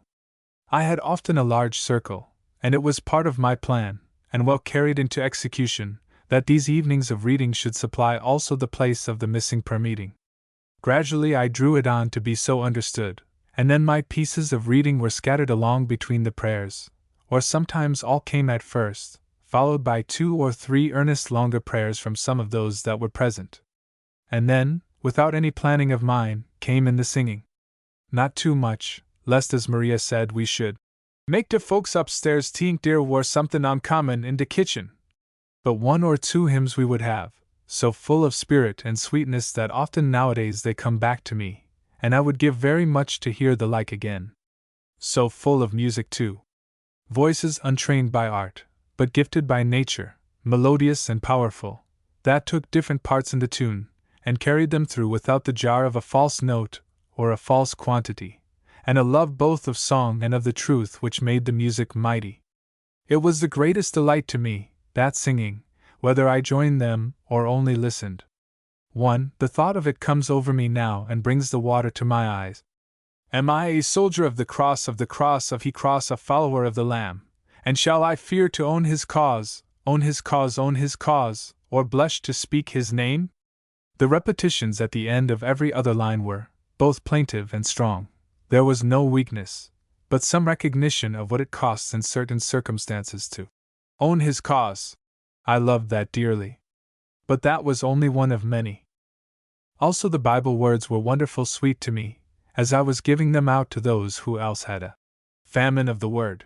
Bread to the hungry is quite another thing from bread on the tables of the full. The winter had worn well on, before I received the answer to the letter I had written my father about the prayer meetings and Mr. Edwards. It was a short answer, not in terms but in actual extent, showing that my father was not strong and well yet. It was very kind and tender, as well as short. I felt that in every word. In substance, however, it told me I had better let Mr. Edwards alone. He knew what he ought to do, about the prayer meetings and about other things, and they were what I could not judge about. So my letter said. It said, too, that things seemed strange to me because I wasn't used to them, and that when I had lived longer at the South they would cease to be strange, and I would understand them and look upon them as every one else did. I studied and pondered this letter, not greatly disappointed, for I had had but slender hopes that my petition could work anything. Yet I had a disappointment to get over. The first practical use I made of my letter, I went where I could be alone with it indeed, I was that when I read it, but I went to a solitary lonely place, where I could not be interrupted, and there I knelt down and prayed, that however long I might live at the South, I might never get to look upon evil as anything but evil, nor ever become accustomed to the things I thought ought not to be, so as not to feel them. I shall never forget that half hour. It broke my heart that my father and I should look on such matters with so different eyes, and with my prayer for myself, which came from the very bottom of my heart, I poured out also a flood of love and tears over him, and of petition that he might have better eyesight one day. Ah, yes! And before it should be too late to right the wrong he was unconsciously doing. For now I began to see, in the light of this letter first, that my father's eyes were not clear but blind in regard to these matters. And what he said about me led me to think and believe that his blindness was the effect, not of any particular hardness or fault in him, but of long teaching and habit and custom. For I saw that everybody else around me seemed to take the present condition of things as the true and best one, only convenient, but natural and proper. Everybody, that is, who did not suffer by it. I had more than suspicions that the 700 on the estate were of a different mind here from the half-dozen who lived in the mansion, and that the same relative difference existed on the other plantations in the neighborhood. We made visits occasionally, and the visits were returned. I was not shut out from them, and so had some chance to observe things within a circle of 20 miles. Our neighborhood reached so far. And child as I was, I could not help seeing, and I could not help looking, half unconsciously, for signs of what lay so close on my heart. My father's letter thus held some material of comfort for me, although it refused my request. Papa would not overset the overseer's decision about the prayer meetings. It held something else. There was a little scrap of a note to Aunt Gary, saying, in the form of an order, that Daisy was to have $10 paid to her every quarter, that Mrs. Gary would see it done, and would further see that Daisy was not called upon, by anybody, at any time, to give any account whatever of her way of spending the same. How I thanked Papa for this! How I knew the tender affection and knowledge of me which had prompted it! How well I understood what it was meant to do! I had a little private enjoyment of Aunt Gary's disconsolate face and grudging hands as she bestowed upon me the first $10.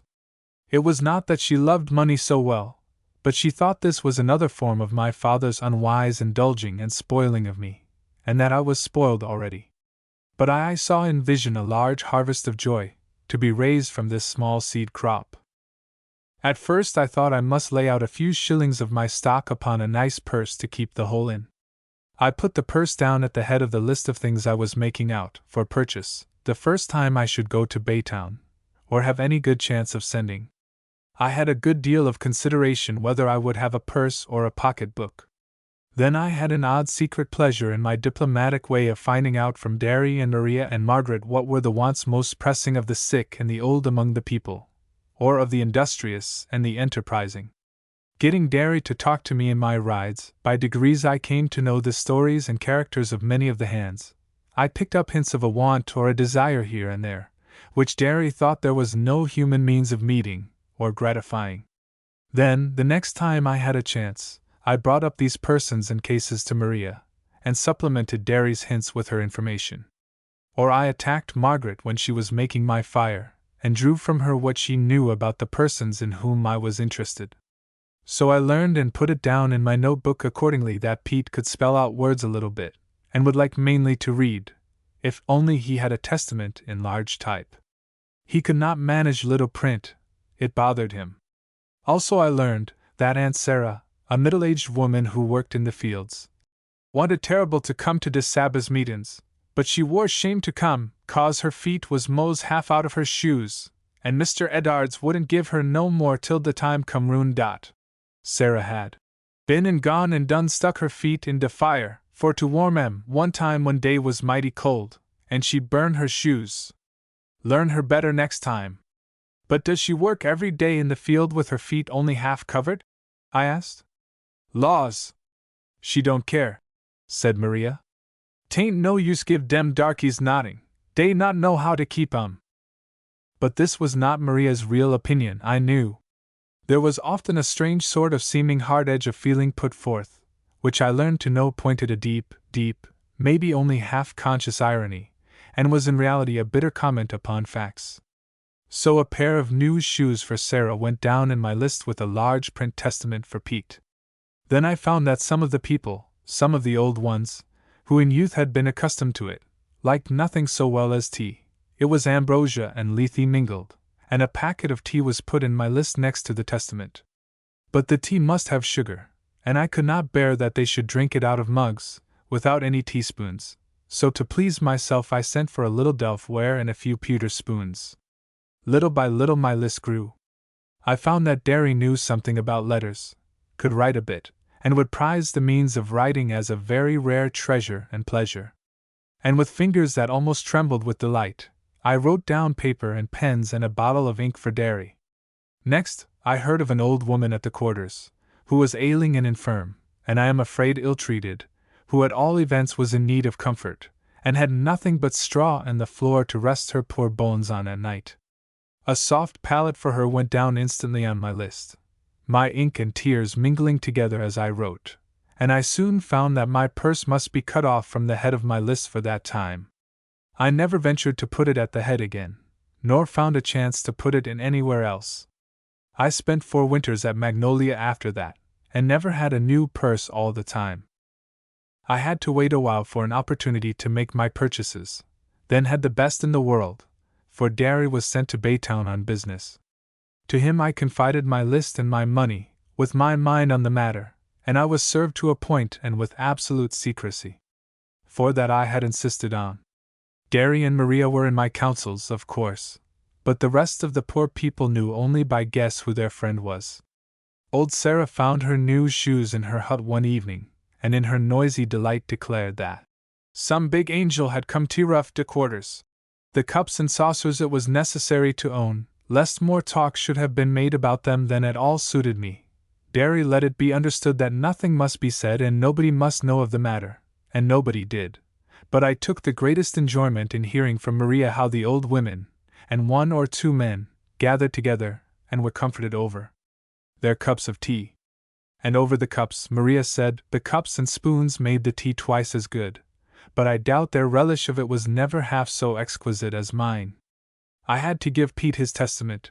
He would not think it the same thing if he did not have it from my own hand, Maria said, and Derry's pens and ink likewise. The poor woman for whom I had got the bed was, I fear, beyond enjoying anything, but it was a comfort to me to know that she was lying on it. The people kept my secret perfectly. My aunt and governess never, I believe, heard anything of all these doings.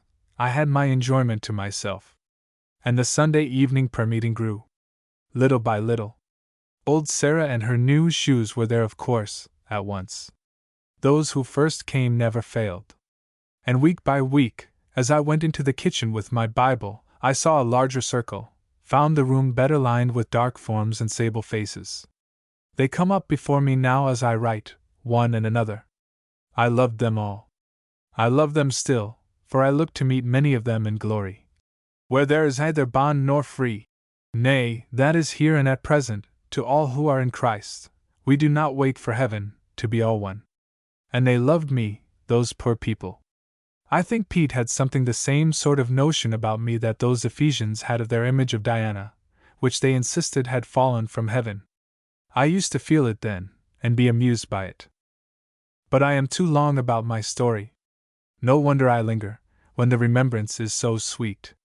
With this new interest that had come into my life, my whole life brightened. I was no longer spiritless. My strength little by little returned. And with the relief of my heart about my father, my happiness sprung back almost to its former and usual state when I was at Melbourne. For I had by this time submitted to my father's and mother's absence as a thing of necessity, and submitted entirely. Yet my happiness was a subdued sort of thing, and my Aunt Gary still thought it necessary to be as careful of me, she said, as if I were an eggshell. As I grew stronger, Miss Pinshan made more and more demands upon my time with her arithmetic lessons, and other things, but my rides with Derry were never interfered with, nor my Sunday evening readings, and indeed all the winter I continued too delicate and feeble for much schoolwork. My dreaded governess did not have near so much to do with me as I thought she would. The spring was not far advanced before it was necessary for us to quit Magnolia. The climate after a certain day, or rather the air, was not thought safe for white people. We left Magnolia, and went first to Baytown and then to the north. There our time was spent between one and another of several watering places. I longed for Melbourne, but the house was shut up, we could not go there. The summer was very wearisome to me. I did not like the houses in which our time was spent, or the way of life led in them. Neither did Miss Pinzon, I think, for she was out of her element, and had no chance to follow her peculiar vocation. Of course, in a public hotel, we could not have a schoolroom, and with the coming on of warm weather my strength failed again, so sensibly, that all there was to do was to give me sea air and bathing, and let me alone. The bathing I enjoyed. Those curling salt waves breaking over my head are the one image of anything fresh or refreshing which my memory has kept. I should have liked the beach.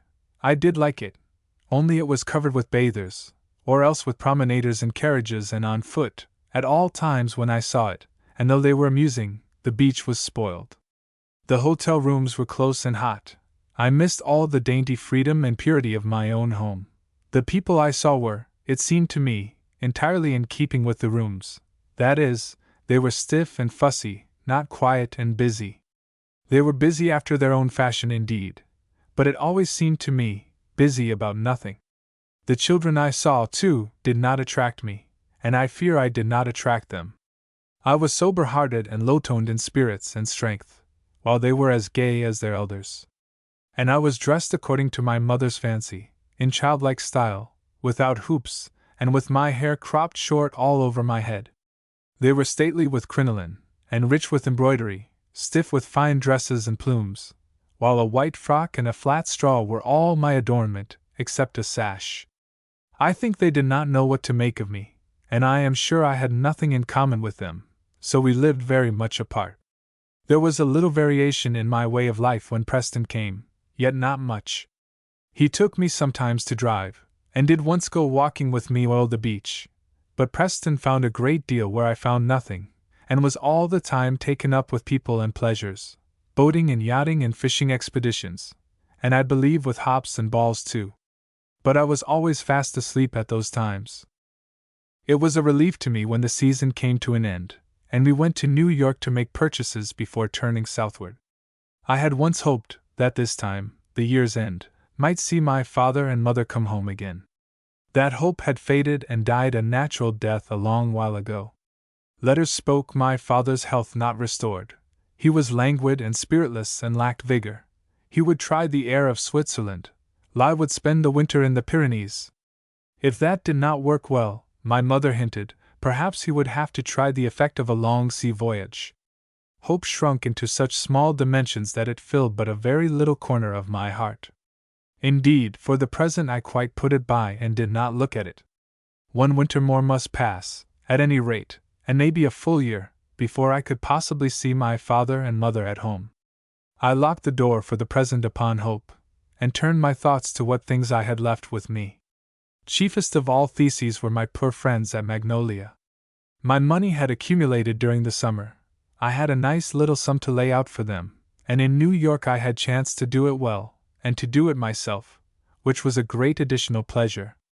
As I could, bit by bit, when I was with Aunt Gary shopping, when I could get leave to go out alone with a careful servant to attend me, I searched the shops and catered and bought, for the comfort and pleasure of 700. I could do little. Nay, but it was for so many of those as I could reach with my weak hands, and I did not despise that good because I could not reach them all. A few more large print testaments I laid in, some copies of the Gospel of John, in soft covers and good type, a few hymn books. All these cost little. But for Christmas gifts, and for new things to give help and comfort to my poor pensioners, I both plagued and bewitched my brain. It was sweet work. My heart went out towards making all the people happy for once, at Christmas. But my purse would not stretch so far. I had to let that go, with a thought and a sigh. One new thing came very happily into my head, and was worth a Peruvian mind to me, in the pleasure and business it gave. Going into a large greenhouse with my aunt, who wanted to order a bouquet, I went wandering round the place while she made her bargain. For my Aunt Gary made a bargain of everything.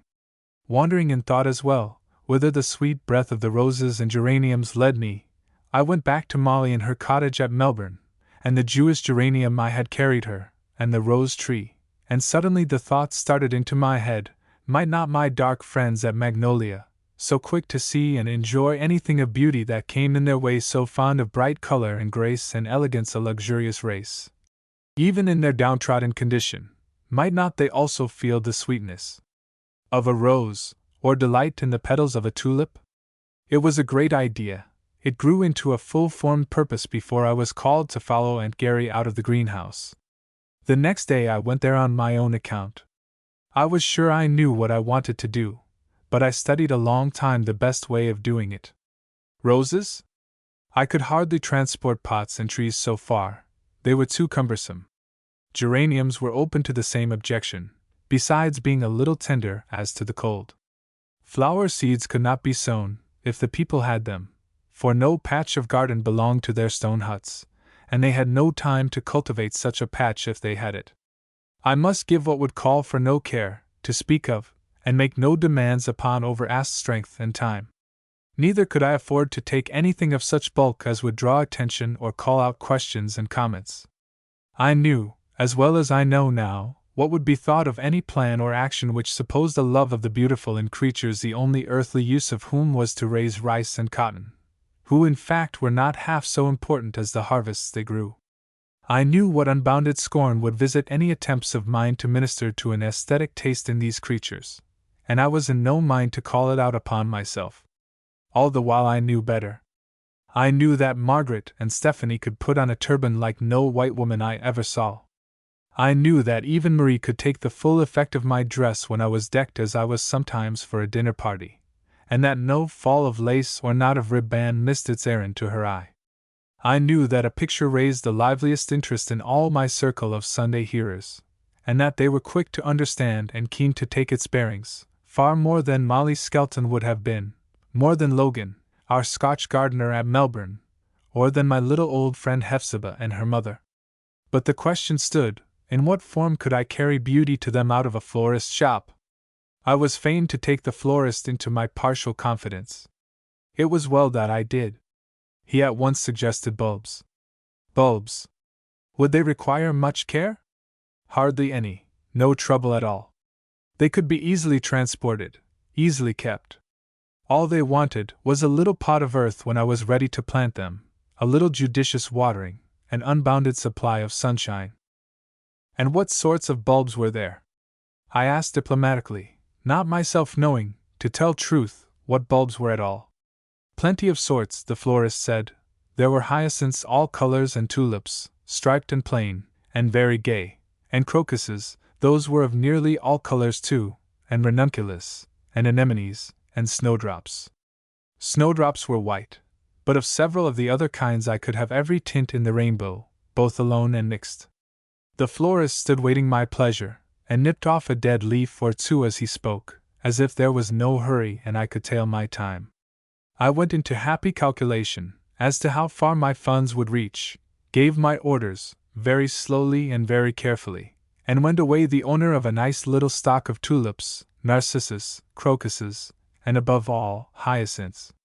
I chose gay tints, and at the same time inexpensive kinds, so that my stock was quite large enough for my purposes. It mattered nothing to me whether a sweet double hyacinth was of a new or an old kind, provided it was of first-rate quality, and I confess it matters almost as little to me now. At any rate, I went home a satisfied child, and figuratively speaking, dined and supped off tulips and hyacinths, instead of mutton and bread and butter. That afternoon it fell out that my aunt took me with her to a milliner's on some business. In the course of it, some talk arose about feathers and the value of them, and my aunt made a remark which, like what Tyrrell's arrow, glanced from its aim and did execution in a quarter undreamed of.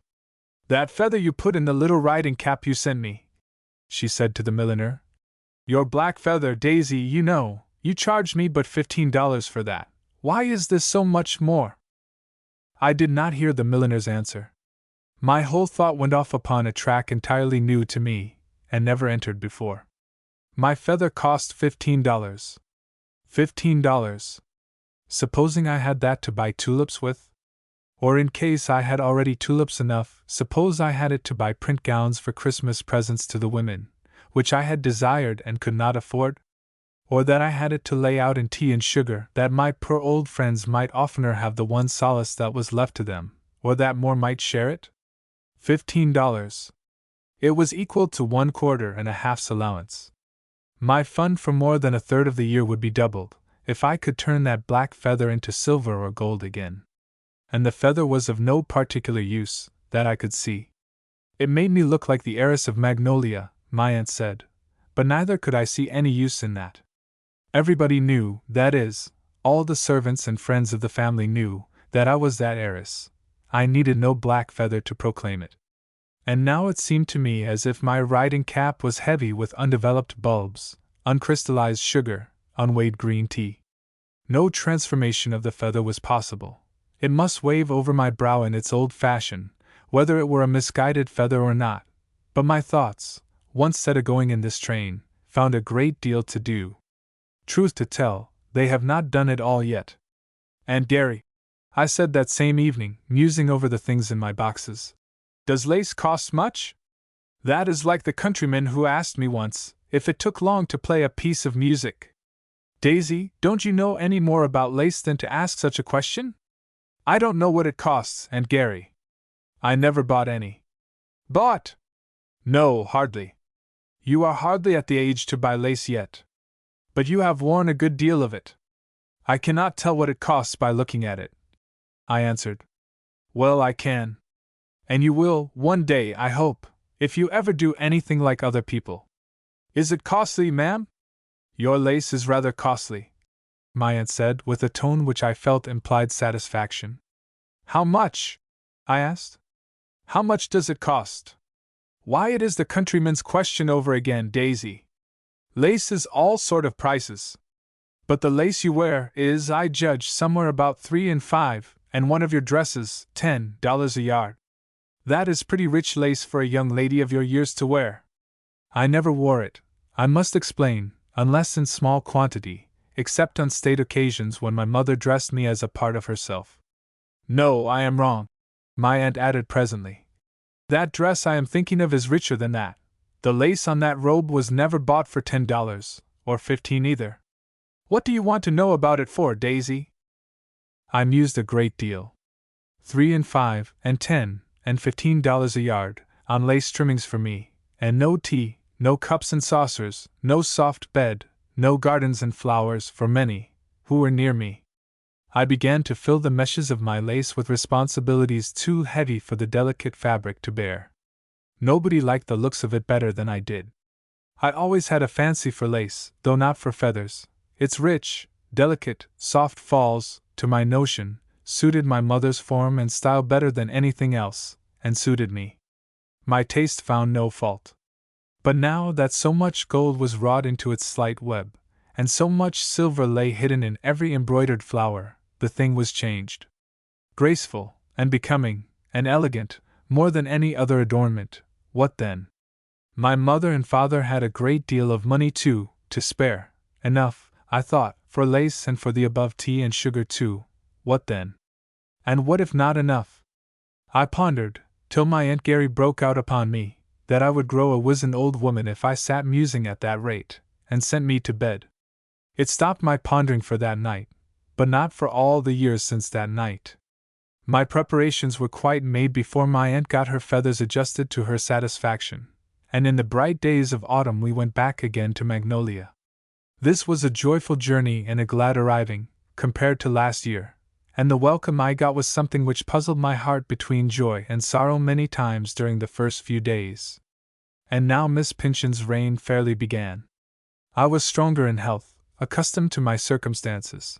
There was no longer any reason that the multiplication table and I should be parted. My governess was determined to make up for lost time, and the days of that winter were spent by me between the study table and fire. That is, when I think of that winter my memory finds me there. Multiplication and its correlatives were the staple of existence, and the old book room of my grandfather was the place where my harvests of learning were sown and reaped. Somehow, I do not think the crops were heavy. I tried my best, and Miss Pinshan certainly tried her best. I went through and over immense fields of figures, but I fancy the soil did not suit the growth. I know the fruits were not satisfactory to myself, and indeed were not fruits at all, to my sense of them, but rather dry husks and hard nut shells, with the most tasteless of small kernels inside. Yet Miss Pinzon did not seem unsatisfied, and indeed occasionally remarked that she believed I meant to be a good child. Perhaps that was something out of my governess' former experience, for it was the only style of commendation I ever knew her indulge in, and I always took it as a compliment. It would not do to tell all my childish life that winter. I should never get through. For a child has as many experiences in her little world as people of 50 years old have in theirs, and to her they are not little experiences. It was not a small trial of mind and body to spend the long mornings in the study over the curious matters Miss Pinzon found for my attention, and after the long morning the shorter afternoon session was unmixed weariness. Yet I suffered most in the morning, because then there was some life and energy within me which rebelled against confinement, and panted to be free and in the open air, looking after the very different work I could find or make for myself.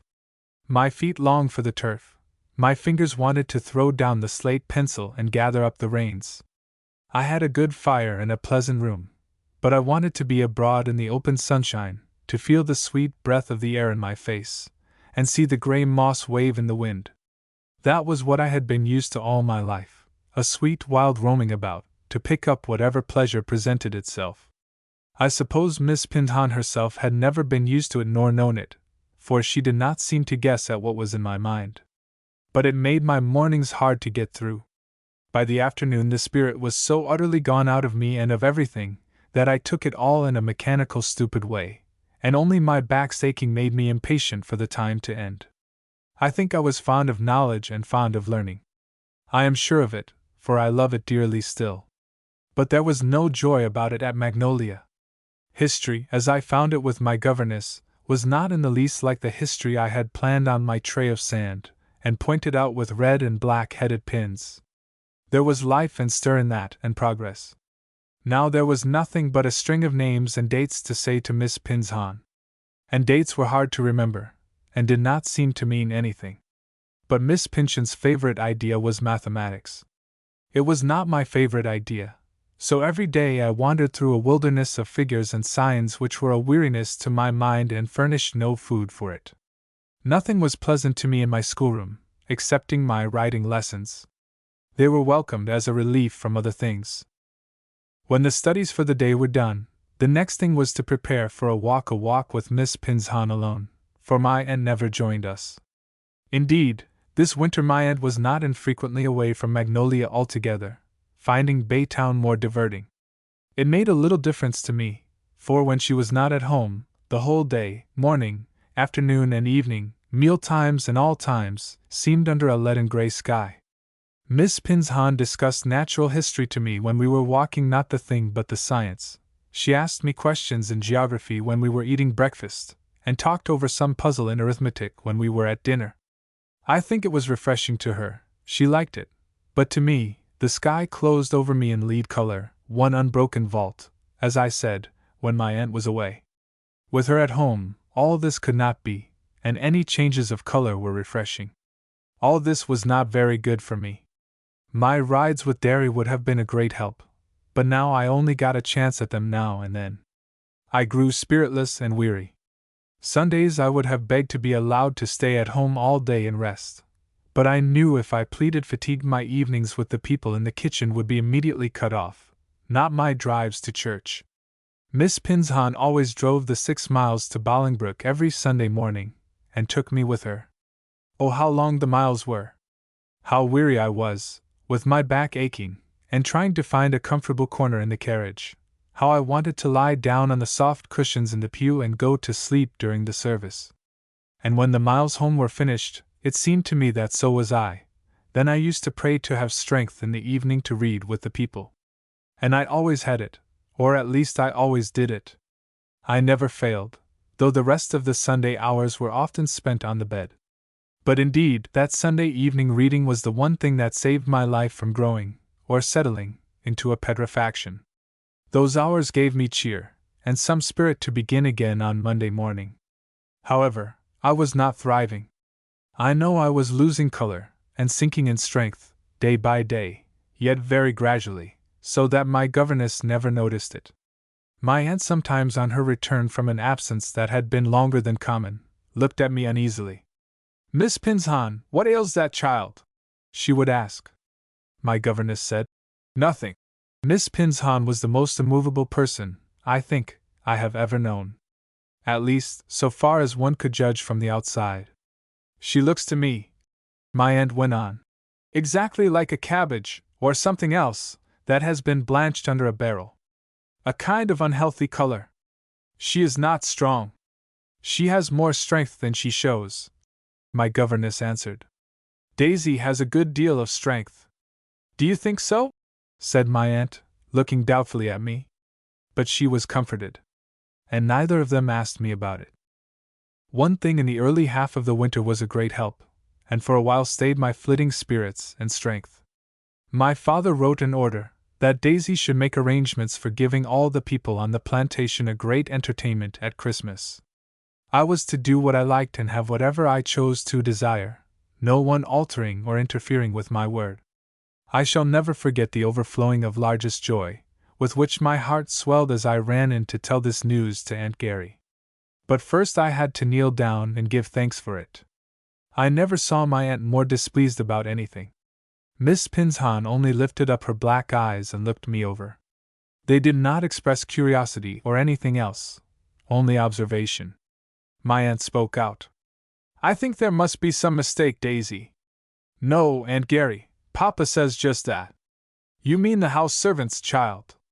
"No, ma'am, Papa says everyone, all the people on the place." "He means the white people, you foolish child. Everybody's head is not full of the servants, as yours is. He says the colored people, Aunt Gary, all of them. It is only the colored people." "Hear her," said my aunt. "Now she would rather entertain them, I don't doubt, than the best company that could be gathered of her own sort." I certainly would. Did I not think with joy at that very minute of the words? "Inasmuch as ye have done it unto the least of these, ye have done it unto me." I knew what guests would be among my poor despised company. But I said not a word. "Daisy," said my aunt, "you must be under a mistake. You must let me see what your father says. Why, to give all these hundreds an entertainment, it would cost— have you any idea what it would cost?" I had not indeed.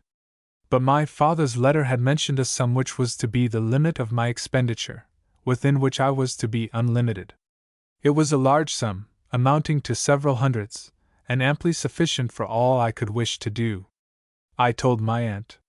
"Well," she said, twisting herself round to the fire, "if your father has money to fling about like that, I have of course no more to say." Miss Pinzon looked up again at me. Those black eyes were always the same, the eyelids never drooped over them. "What are you going to do, Daisy?" she asked. Truly I did not know yet. I gave my aunt a note to the overseer from my father, which I begged her to forward, and ran away to take sweet counsel with myself. I had had some little experience of such an entertainment in the Strawberry Festival at Melbourne. I remembered that good things to eat and drink were sure to be enjoyed, and not these only, but also a pretty and festive air thrown about these things. And much more would this be true among the beauty-loving and luxurious-natured children of the tropics, than with the comparatively barbarous Celtic blood. But between entertaining 30 and 700 there was a difference. And between the season of roses and fruits, and the time of midwinter, even though in a southern clime, there was another wide difference. I had need of a great deal of counsel-taking with myself, and I took it, and it was very good for me. In every interval between mathematical or arithmetical problems, my mind ran off to this other one, with infinite refreshment. Then I consulted Maria. She was a great help to me. I thought at first I should have to build a place to hold our gatherings in. The home kitchen was not a quarter large enough. But Derry told me of an empty barn not far off, that was roomy and clean. By virtue of my full powers, I seized upon this barn. I had it well warmed with stoves. Derry saw to that for me and that they were well and safely put up. I had it adorned and clothed and made gay with evergreens and flowers, till it was beautiful. The carpenters on the place put up long tables and fitted plenty of seats. Then I had some rough kitchens extemporized outside of it, and sent for loads of turkeys from Baytown, and for days before and after Christmas my band of cooks were busy, roasting and baking and cake-making. Coffee was brewed without measure, as if we had been a nation of Arabs. And then tickets were furnished to all the people on the place, tickets of admission, and for all the holidays, or for Christmas and 3 days after, I kept open house at the barn. Night and day I kept open house. I went and came myself, knowing that the sight of me hindered nobody's pleasure, but I let in no other white person, and I believe I gained the lasting ill will of the overseer by refusing him. I stood responsible for everybody's good behavior, and had no forfeits to pay. And enjoyment reigned, during those days in the barn, a gay enjoyment, full of talk and of singing as well as of feasting, full of laughter and jokes, and full of utmost good humor and kindness from one to another. Again, most unlike a party of Celtic origin. It was enjoyment to me too, very great, though dashed continually by the thought how rare and strange it was to those around me. Only for my sake, and dependent on my little hand of power, having no guarantee or security else for its ever coming again. As the holiday drew near its end, my heart grew sore often at the thought of all my poor friends going back into their toil, hopeless and spiritless as it was, without one ray to brighten the whole year before them till Christmas should come round again. And this feeling was quickened every now and then by a word, or a look, or a tone, which told me that I was not the only one who remembered it. "Christmas is almost gone, Tony," I heard one fine fellow say to another at the end of the 3rd day, and under the words there was a thread of meaning which gave a twitch to my heartstrings. There were bursts of song mingled with all this, which I could not bear to hear. In the prayer meetings I did not mind them; here, in the midst of festivities, they almost choked me. "I'm going home," sounded now so much as if it were in a strange land, and once when a chorus of them were singing, deep and slow, the refrain, "In the morning, Chiolin, in the morning," I had a great heartbreak, and sat down and cried behind my sugar plums. I can bear to think of it all now. There were years when I could not. After this entertainment was over, and much more stupid ones had been given among polished people at the house, and the new year had swept in upon us with its fresh breeze of life and congratulations, the winter and Miss Pinzon settled down for unbroken sway. I had little to help me during those months from abroad. That is, I had nothing. My father wrote seldom. My mother's letters had small comfort for me. They said that Papa's health mended slowly, was very delicate, he could not bear much exertion, his head would not endure any excitement. They were trying constant changes of scene and air. They were at Spa, at Paris, at Florence, at Vevey in the Pyrenees, not staying long anywhere. The physicians talked of a long sea voyage. From all which I gradually brought down my hopes into smaller and smaller compass, till finally I packed them up and stowed them away in the hidden furthermost corner of my heart, only to be brought out and looked at when there should be occasion. Spring came without the least prospect that such occasion would be given me soon. My father and mother were making preparation to journey in Norway, and already there was talk of a 3rd winter in Egypt. It was hoped that all these changes were not without some slow and certain effect in the way of improvement. I think on me they had another sort of effect. Spring as usual drove us away from Magnolia. This summer was spent with my Aunt Gary, at various pleasant and cool up country places, where hills were, and brooks, and sweet air, and flowers, and where I might have found much to enjoy. But always Miss Pinzon was with me, and the quiet and freedom of these places, with the comparative cool climate, made it possible for her to carry on all her schemes for my improvement just as steadily as though we had been at Magnolia. And I had not Derry and my pony, which indeed, the latter, had been of small use to me this year, and I had not my band of friends on the Sunday evening, and even my own maid Margaret Aunt Gary had chosen to leave behind. Miss Pynchon's reign was absolute. I think some of the Medusa properties Preston used to talk about must have had their effect upon me at this time. I remember little of all that summer, save the work for Miss Pinzon, and the walks with Miss Pinzon, and a general impression of those black eyes and inflexible voice, and mathematics and dates, and a dull round of lesson getting. Not knowledge getting, that would have been quite another affair. I seemed to be all the while putting up a scaffolding, and never coming to work on the actual temple of learning itself. I know we were in beautiful regions that summer, but my recollection is not of them but of rows of figures. and of a very grave, I think dull, and very quiet little personage, who went about like a mouse, for silentness, and gave no trouble to anybody, excepting only to herself. The next winter passed as the winter before had done, only I had no Christmas entertainment. My father and mother were in Egypt. Perhaps he did not think of it. Perhaps he did not feel that he could afford it. Perhaps my aunt and the overseer had severally made representations to which my father thought it best to listen. I had no festivities at any rate for my poor colored people, and it made my own holidays a very shaded thing. I found, however, this winter one source of amusement, and in a measure of comfort. In the bookcases which held my grandfather's library, there was a pretty large collection of books of travel. I wanted to know just then about Egypt, that I might the better in imagination follow my father and mother. I searched the shelves for Egypt, and was lucky enough to light upon several works of authority, and then recent observation. I feasted on these. I began in the middle, then very soon went back to the beginning, and read delightedly, carefully, patiently, through every detail and discussion in which the various authors indulged. Then I turned all their pictures into living panorama, for I fancied my father and mother in every place, looking at every wonder they described, and I enjoyed not merely what they described, but my father's and mother's enjoyment of it. This was a rare delight to me. My favorite place was the corner of the study fire, at dusk, when lessons and tiresome walks for the day were done, and Miss Pinzhan was taking her ease elsewhere in some other way. I had the fire made up to burn brightly, and pine knots at hand to throw on if wanted, and with the illumination dancing all over my page, I went off to regions of enchantment, pleasant to me beyond any fairy tale. I never cared much for things that were not true. No chambers of Arabian fancy could have had the fascination for me of those old Egyptian halls, nor all the marvels of magic entranced me like the wonder-working hand of time. Those books made my comfort and my diversion all the winter. For I was not a galloping reader. I went patiently through every page, and the volumes were many enough and interesting enough to last me long. I dreamed under the Sphinx. I wandered over the pyramids. No chamber nor nook escaped me. I could have guided a traveler in imagination. I knew the prospect from the top, though I never wrote my name there.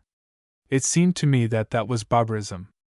I sailed up the Nile, delightful journeys on board the Nile boats, forgetting Miss Pinzhan and mathematics, except when I rather pitied the ancient Egyptians for being so devoted to the latter, forgetting Magnolia, and all the home things I could not do and would have liked to do, forgetting everything, and wrapped in the enjoyment of tropical airy and eastern skies, hearing the plash of water from the everlasting Shaduf, and watching the tints and colors on the ranges of hills bordering the Nile Valley. All my hills were green. The hues of those others were enough of themselves to make an enchanted land. Still more, as I stopped at the various old temples along the way, my feeling of enchantment increased. I threaded the mazes of rubbish, and traced the plans of the ruins of Thebes, till I was at home in every part of them. I studied the hieroglyphics and the descriptions of the sculptures, till the names of Thothmes III, and Amenoph III, and Sethos and Ramesses, Mea-mun and Ramesses III, were as well known to me as the names of the friends whom I met every Sunday evening. I even studied out the old Egyptian mythology, the better to be able to understand the sculptures, as well as the character of those ancient people who wrought them, and to be able to fancy the sort of services that were celebrated by the priests in the splendid enclosures of the temples. And then I went higher up the Nile and watched at the uncovering of those wonderful colossal figures which stand, or sit, before the temple of Abu Simbel. I tried to imagine what manner of things such large statues could be. I longed for one sight of the faces said to be so superb, which showed what the great Ramesses looked like. Mama and Papa could see them. That was a great joy. Belzoni was one of my prime favorites, and I liked particularly to travel with him, both there and at the tombs of the kings. There were some engravings scattered through the various volumes, and a good many plans, which helped me. I studied them, faithfully, and got from them all they could give me.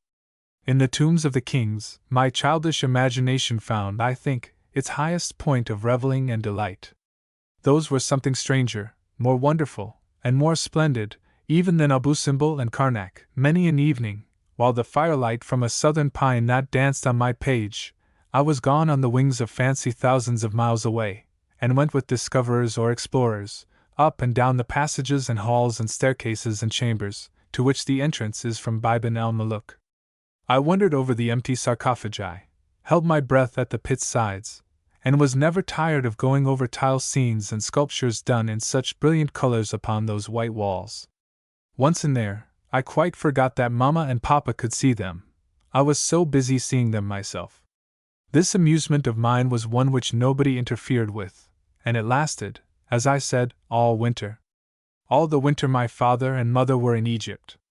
When spring came, I began to look with trembling eagerness for a letter that should say they would turn now homewards. I was disappointed. My father was so much better that his physicians were encouraged to continue their traveling regimen, and the word came that it was thought best he should try a long sea voyage. He was going to China. My mother would go with him. I think never in my life my spirits sank lower than they did when I heard this news. I was not strong nor very well, which might have been in part the reason, and I was dull-hearted to the last degree under the influence of Miss Pynchon's system of management. There was no power of reaction in me. It was plain that I was failing, and my aunt interrupted the lessons, and took me again to watering places at the north, from one to another, giving me as much change as possible. It was good for me to be taken off study, which Miss Pinzhan had pressed and crowded during the winter. Sea bathing did me good, too, and the change of scene and habits was useful. I did not rise to the level of enjoying anything much, only the sea waves when I was in them. At other times I sat on the bank and watched the distant smoke stack of a steamer going out, with an inexpressible longing and soreness of heart. Going, where I would so like to go. But there was no word of that. And indeed it would not have been advisable to take me to China. I did think Egypt would not have been bad for me, but it was a thought which I kept shut up in the furthest stores of my heart. The sea voyage, however, was delayed. My mother took sick, was very ill, and then unable to undertake the going to China. My father chose to wait for her, so the summer was spent by them in Switzerland and the autumn in Paris. With the first of the new year they expected now to sail. It suddenly entered my Aunt Gary's head that it was a good time for her to see Paris, and she departed, taking Ransom with her, whom my father wished to place in a German university, and meantime in a French school. Preston had been placed at the military academy at West Point, my aunt thinking that it made a nice finishing of a gentleman's education, and would keep him out of mischief till he was grown to man's estate. I was left alone with Miss Pinzhan to go back to Magnolia and take up my old life there. Chapter 7. Single-handed. As my aunt set sail for the shores of Europe, and Miss Pinzhan and I turned our faces towards Magnolia, I seemed to see before me a weary winter. I was alone now. There was nobody to take my part in small or great things. My governess would have her way. I was so much stronger now that no doubt she thought I could bear it. So it was. The full tale of studies and tasks was laid on me, and it lay on me from morning till night. I had expected that. I had looked also for the comfort and refreshment of ministering to my poor friends in the kitchen on the Sunday evenings. I began as usual with them. But as the Sundays came round, I found now and then a gap or two in the circle, and the gaps as time went on did not fill up, or if they did they were succeeded by other gaps. My hearers grew fewer, instead of more, the fact was undoubted. Derry was always on the spot, but the two Gems not always, and Pete was not sure, and Eliza failed sometimes, and others, and this grew worse. Moreover, a certain grave and sad air replaced the enjoying, almost jocund, spirit of gladness which used to welcome me and listen to the reading and join in the prayers and raise the psalm. The singing was not less good than it used to, but it fell oftener into the minor key, and then pouted along with a steady, powerful volume, deepening and steadying as it went, which somehow swept over my heart like a wind from the desert. I could not well tell why, yet I felt it trouble me. Sometimes my heart trembled with the thrill of those sweet and solemn vibrations. I fancied that Derry's prayers had a somewhat different atmosphere from the old. Yet when I once or twice asked Margaret the next morning why such and such a one had not been at the reading, she gave me a careless answer, that she supposed Mr. Edwards had found something for them to do. "But at night, Margaret?" I said. "Mr. Edwards cannot keep them at work at night." To which she made no answer, and I was for some reason unwilling to press the matter. But things went on, not getting better but worse, until I could not bear it. I watched my opportunity and got Maria alone. "What is the matter?" I asked. "That the people do not come on Sunday evening as they used? Are they tired of the reading, Maria?" "I spect dey's as tired as a fish muse be of the water," said Maria. She had a fine specimen under her hand at the moment, which I suppose suggested the figure. "Then why do they not come as usual, Maria?" "There were only a few last night." "There was so few, it was lonesome," said Maria. "Then what is the reason?" "There is more reasons for teings than Maria can make out," she said thoughtfully. "Meb it's to make 'em love de privileg mo dot." "But what keeps them away, Maria? What hinders?" "Chilly, de Lord hab his angels, and de devil he have his ministers, and dey takes all sorts o' shapes, de angels and de ministers too. I reckon dere's some work o' dat sort goin' on." Maria spoke in a sort of sententious wisdom which did not satisfy me at all. I thought there was something behind. "Who is doing the work, Maria?" I asked, after a minute. "Miss Daisy," she said. "Dere ain't no happenin' at all widout de Lord lets it happen. Dere is much contrary in dis world, fact dere is. But I spect de Lord make it all up to us by and by." And she turned her face full upon me with a smile of so much quiet resting in that truth, that for just a moment it silenced me. "Miss Daisy ain't lookin' quite so pert as she used to look," Maria went on. But I slipped away from that diversion. "Maria," I said, "you don't tell me what is the matter, and I wish to know. What keeps the people, Pete, and Eliza and all, from coming? What hinders them, Maria? I wish to know." Maria busied herself with her fish for a minute, turning and washing it. Then, without looking up from her work, she said in a lowered tone, "'Spect de overseer, he don't have no favor to such ways and meetin's." "But with me?" I said. "And with Aunt Gary's leave?" "I s'pose he like to fix tings his own way," said Maria. "Does he forbid them to come?" I asked. "I reckon he do," she said with a sigh. Maria was very even-tempered, quiet, and wise in her own way. Her sigh went through my heart. I stood thinking what plan I could take. "The Lord is berry good, Miss Daisy," she said cheerily a moment after. "I and dem dat love him, cree can be no sort o' separation, no ways." "Does Mr. Edwards forbid them all to come?" I asked. "For a good many do come.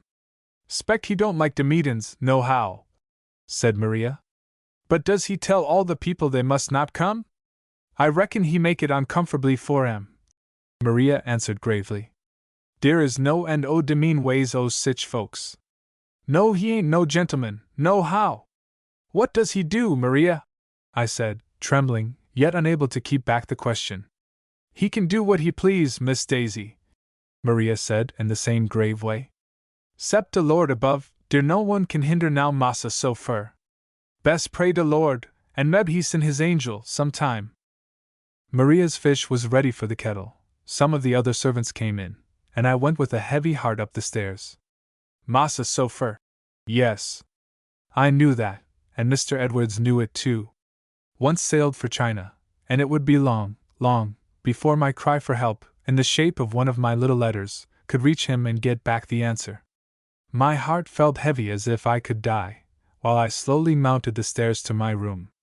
It was not only that trouble was brought upon my poor friends, nor even that their short enjoyment of the word of life was hindered and interrupted. Above this and worse than this was the sense of wrong, done to these helpless people, and done by my own father and mother.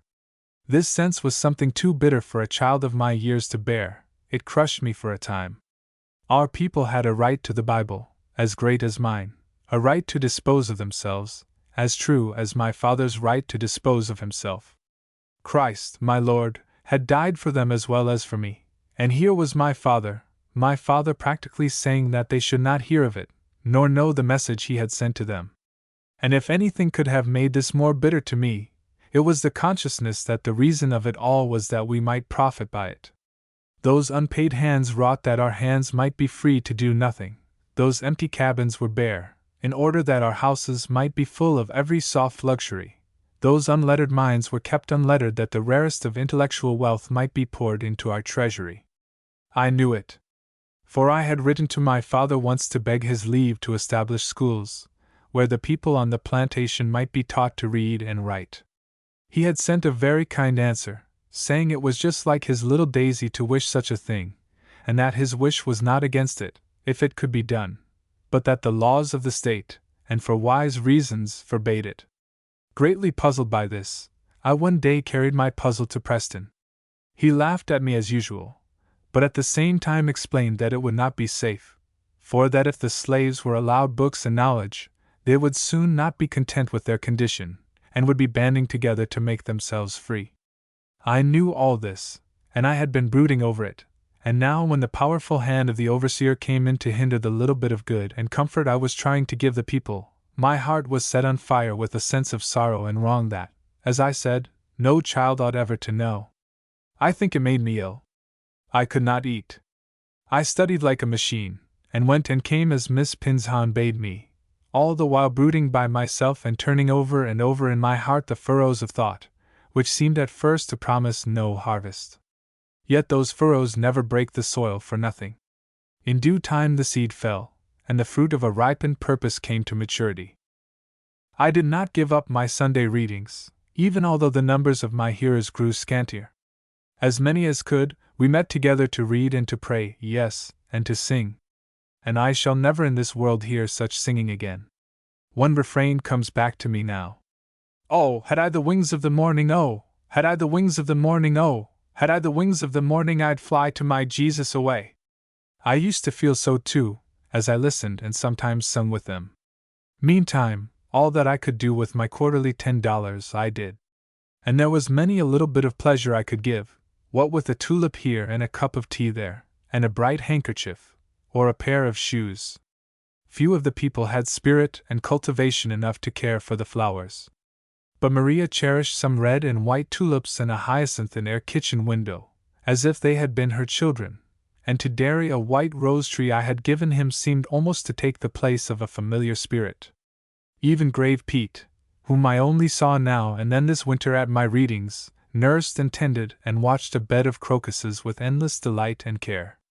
All the while, my Sunday circle of friends grew constantly fewer, and the songs that were sung at our hindered meetings had a spirit in them, which seemed to me to speak of a deep-lying fire somewhere in the hearts of the singers, hidden, but always ready to burst into a blaze. Was it because the fire was burning in my own heart? I met one of the two Gems in the Pine Avenue one day. He greeted me with the pleasantest of broad smiles. "Jem," said I, "why don't you come to the house Sunday evenings any more?" "It don't pair practical, missy." Jem was given to large-sized words, when he could get hold of them. "Mr. Edwards hinders you?" "Mass Edard's berry smart man, Miss Daisy. He want Mass's work done up all just so. And he says that the prayer meeting hinders the work, Jem?" "Clar, Mrs. Mass Edard's got long head, he see furder den me," Jem said, shaking his own head as if the whole thing were beyond him. I let him go. But a day or two after I attacked Margaret on the subject. She and Jem, I knew, were particular friends. Margaret was oracular and mysterious, and looked like a thunder cloud. I got nothing from her, except an increase of uneasiness. I was afraid to go further in my inquiries, yet could not rest without. The house servants, I knew, would not be likely to tell me anything that would trouble me, if they could help it. The only exception was Mammy Teresa, who with all her love for me had either less tact, or had grown from long habit hardened to the state of things in which she had been brought up. From her, by a little cross-questioning, I learned that Jem and others had been forbidden to come to the Sunday readings, and their disobeying had been visited with the lash, not once nor twice, till, as Mammy Teresa said, "'Peared like it warn't no use to try to be good agin de devil." And Papa was away on his voyage to China, away on the high seas, where no letter could reach him, and Mr. Edwards knew that. There was a fire in my heart now that burned with sharp pain. I felt as if it would burn my heart out. and now took shape and formed one single aim and purpose, which became for years the foremost one of my life. It had been growing and gathering. I set it clear before me from this time. Meanwhile, my mother's daughter was not willing to be entirely baffled by the overseer. I arranged with Derry that I would be at the cemetery hill on all pleasant Sunday afternoons, and that all who wished to hear me read, or who wished to learn themselves, might meet me there. The Sunday afternoons were often pleasant that winter. I was constantly at my post, and many a one crept round to me from the quarters and made his way through the graves and the trees to where I sat by the iron railing. We were safe there. Nobody but me liked the place. Miss Pinshan and the overseer agreed in shunning it. And there was promise in the blue sky, and hope in the soft sunshine, and sympathy in the sweet rustle of the pine leaves. Why not? Are they not all God's voices? And the words of the book were very precious there, to me and many another. I was rather more left to myself of late. My governess gave me my lessons quite as assiduously as ever, but after lesson time she seemed to have something else to take her attention. She did not walk often with me, as the spring drew near, and my Sunday afternoons were absolutely unquestioned. One day in March, I had gone to my favorite place to get out a lesson. It was not Sunday afternoon, of course. I was tired with my day's work, or I was not very strong, for though I had work to do, the witcheries of nature prevailed with me to put down my book. The scent of pine buds and flowers made the air sweet to smell, and the spring sun made it delicious to feel. The light won its way tenderly among the trees, touching the white marble tombstones behind me, but resting with a more gentle ray upon the moss and turf where only little bits of rough board marked the sleeping places of our dependents.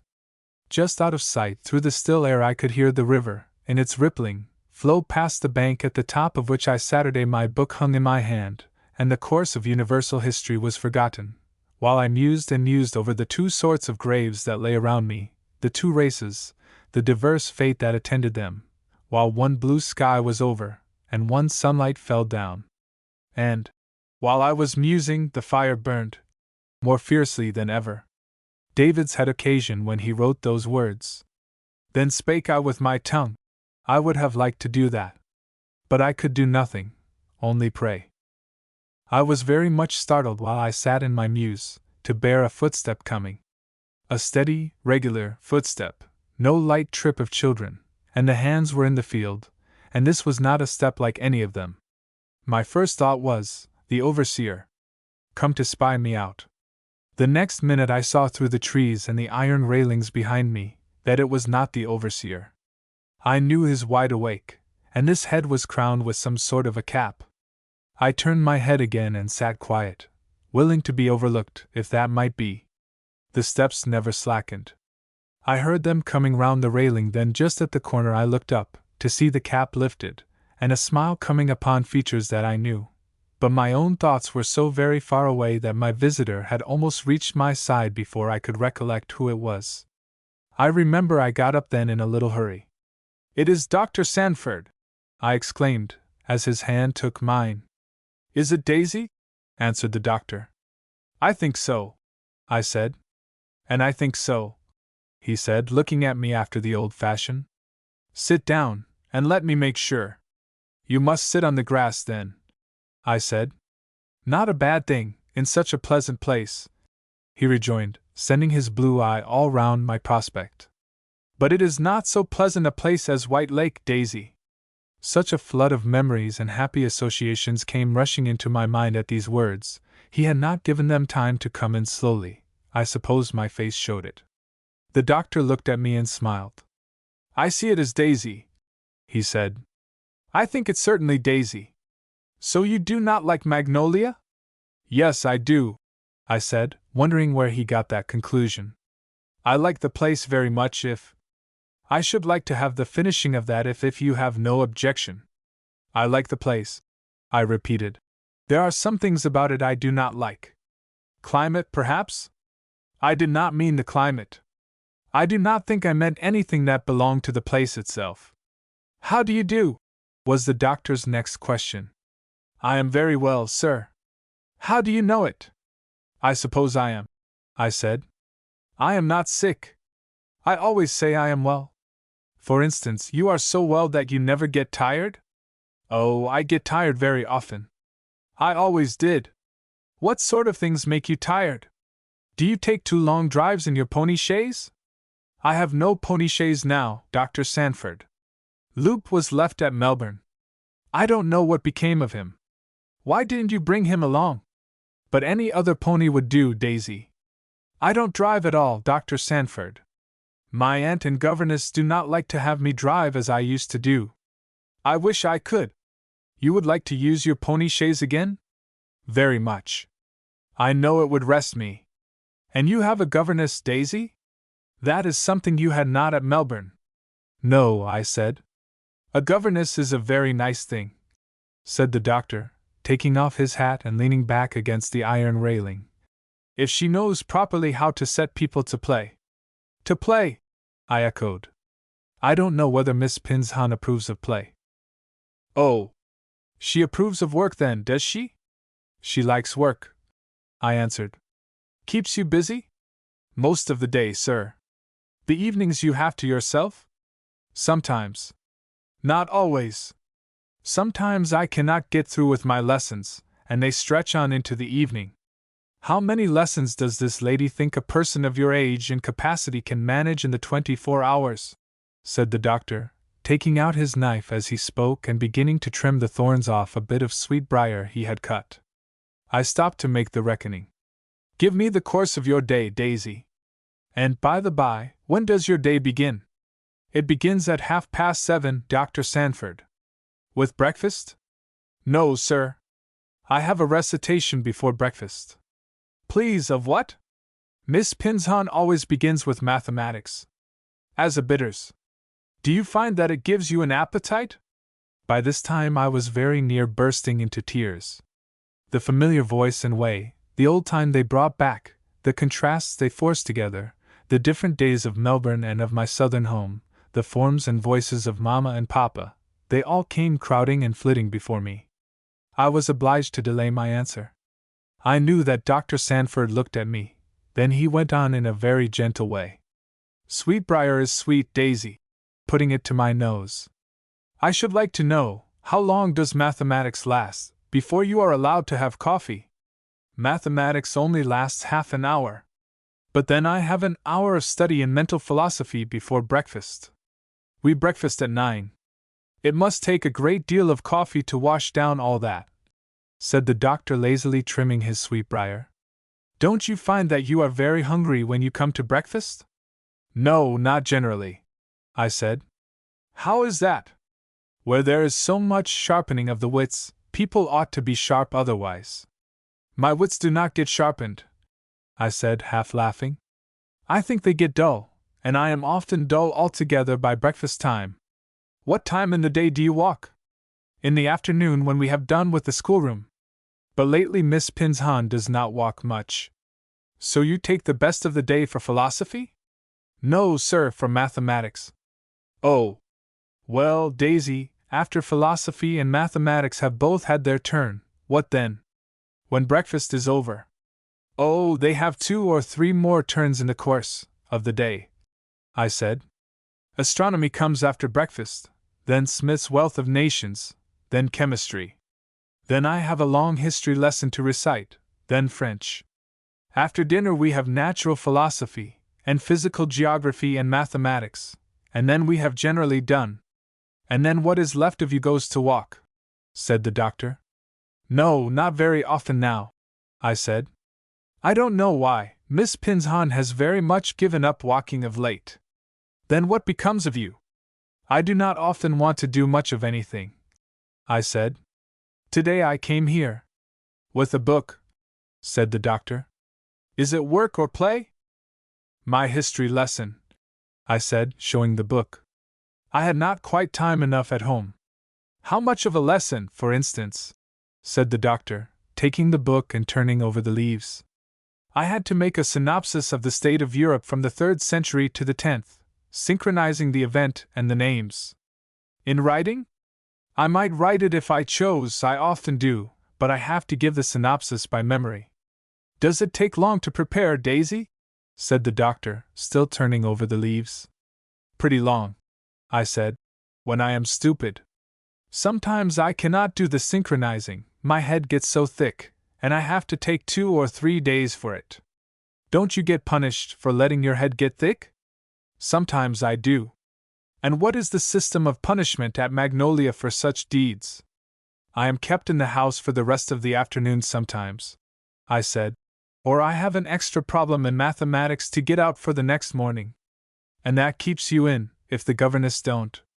Oh no, I said. I never can work at it then. I get up earlier the next morning. Do you do nothing for exercise but those walks, which you do not take? I used to ride last year, I said, and this year I was stronger, and Miss Pinshan gave me more studies, and somehow I have not cared to ride so much. I have felt more like being still. You must have grown tremendously wise, Daisy, said the doctor, looking round at me now with his old pleasant smile. I cannot tell the pleasure and comfort it was to me to see him, but I think I said nothing. It is near the time now when you always leave Magnolia, is it not? Very near now. Would it trouble you to have the time a little anticipated? I looked at him, in much doubt what this might mean. The doctor fumbled in his breast pocket and fetched out a letter. Just before your father sailed for China, he sent me this. It was some time before it reached me, and it was some time longer before I could act upon it. He put a letter in my hand, which I, wondering, read. It said, the letter did, that Papa was not at ease about me, that he was not satisfied with my aunt's report of me, nor with the style of my late letters, and begged Dr. Sanford would run down to Magnolia at his earliest convenience and see me, and make inquiry as to my well-being, and if he found things not satisfactory, as my father feared he might, and judged that the rule of Miss Pinshan had not been good for me on the whole, my father desired that Dr. Sanford would take measures to have me removed to the north and placed in one of the best schools there to be found, such a one as Mrs. Sanford might recommend. The letter further desired that Dr. Sanford would keep a regular watch over my health, and suffer no school training nor anything else to interfere with it, expressing the writer's confidence that Dr. Sanford knew better than anyone what was good for me. So you see, Daisy, the doctor said, when I handed him back the letter, your father has constituted me in some sort your guardian, until such time as he comes back. I am very glad, I said, smiling. Are you? That is kind. I am going to act upon my authority immediately, and take you away. From Magnolia? I said breathlessly. Yes. Wouldn't you like to go and see Melbourne again for a little while? Melbourne, said I, and I remember how my cheeks grew warm. But will Miss Pinshan go to Melbourne? No, she will not. Nor anywhere else, Daisy, with my will and permission, where you go. Will that distress you very much? I could not say yes, and I believe I made no answer, my thoughts were in such a whirl. Is Mrs. Sanford in Melbourne, I mean, near Melbourne now? I asked at length. No, she is in Washington. But she will be going to the old place before long. Would you like to go, Daisy? I could hardly tell him. I could hardly think. It began to rush over me that this parting from Magnolia was likely to be for a longer time than usual. The river murmured by the sunlight shone on the groves on the hillside. Who would look after my poor people? You like Magnolia after all? Said the doctor. I do not wonder, as far as Magnolia goes. You are sorry to leave it? No, I said. I am not sorry at all to leave Magnolia. I am very glad. I am only sorry to leave some friends. Friends, said the doctor. Yes. How many friends? I don't know, said I.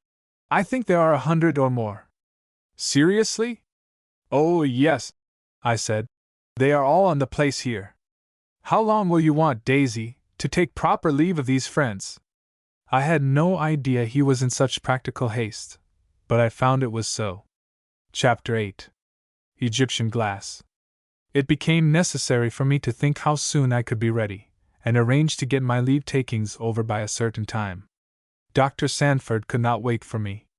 He was an army surgeon now, I found, and stationed at Washington. He had to return to his post, and leave Miss Pinzon to bring me up to Washington.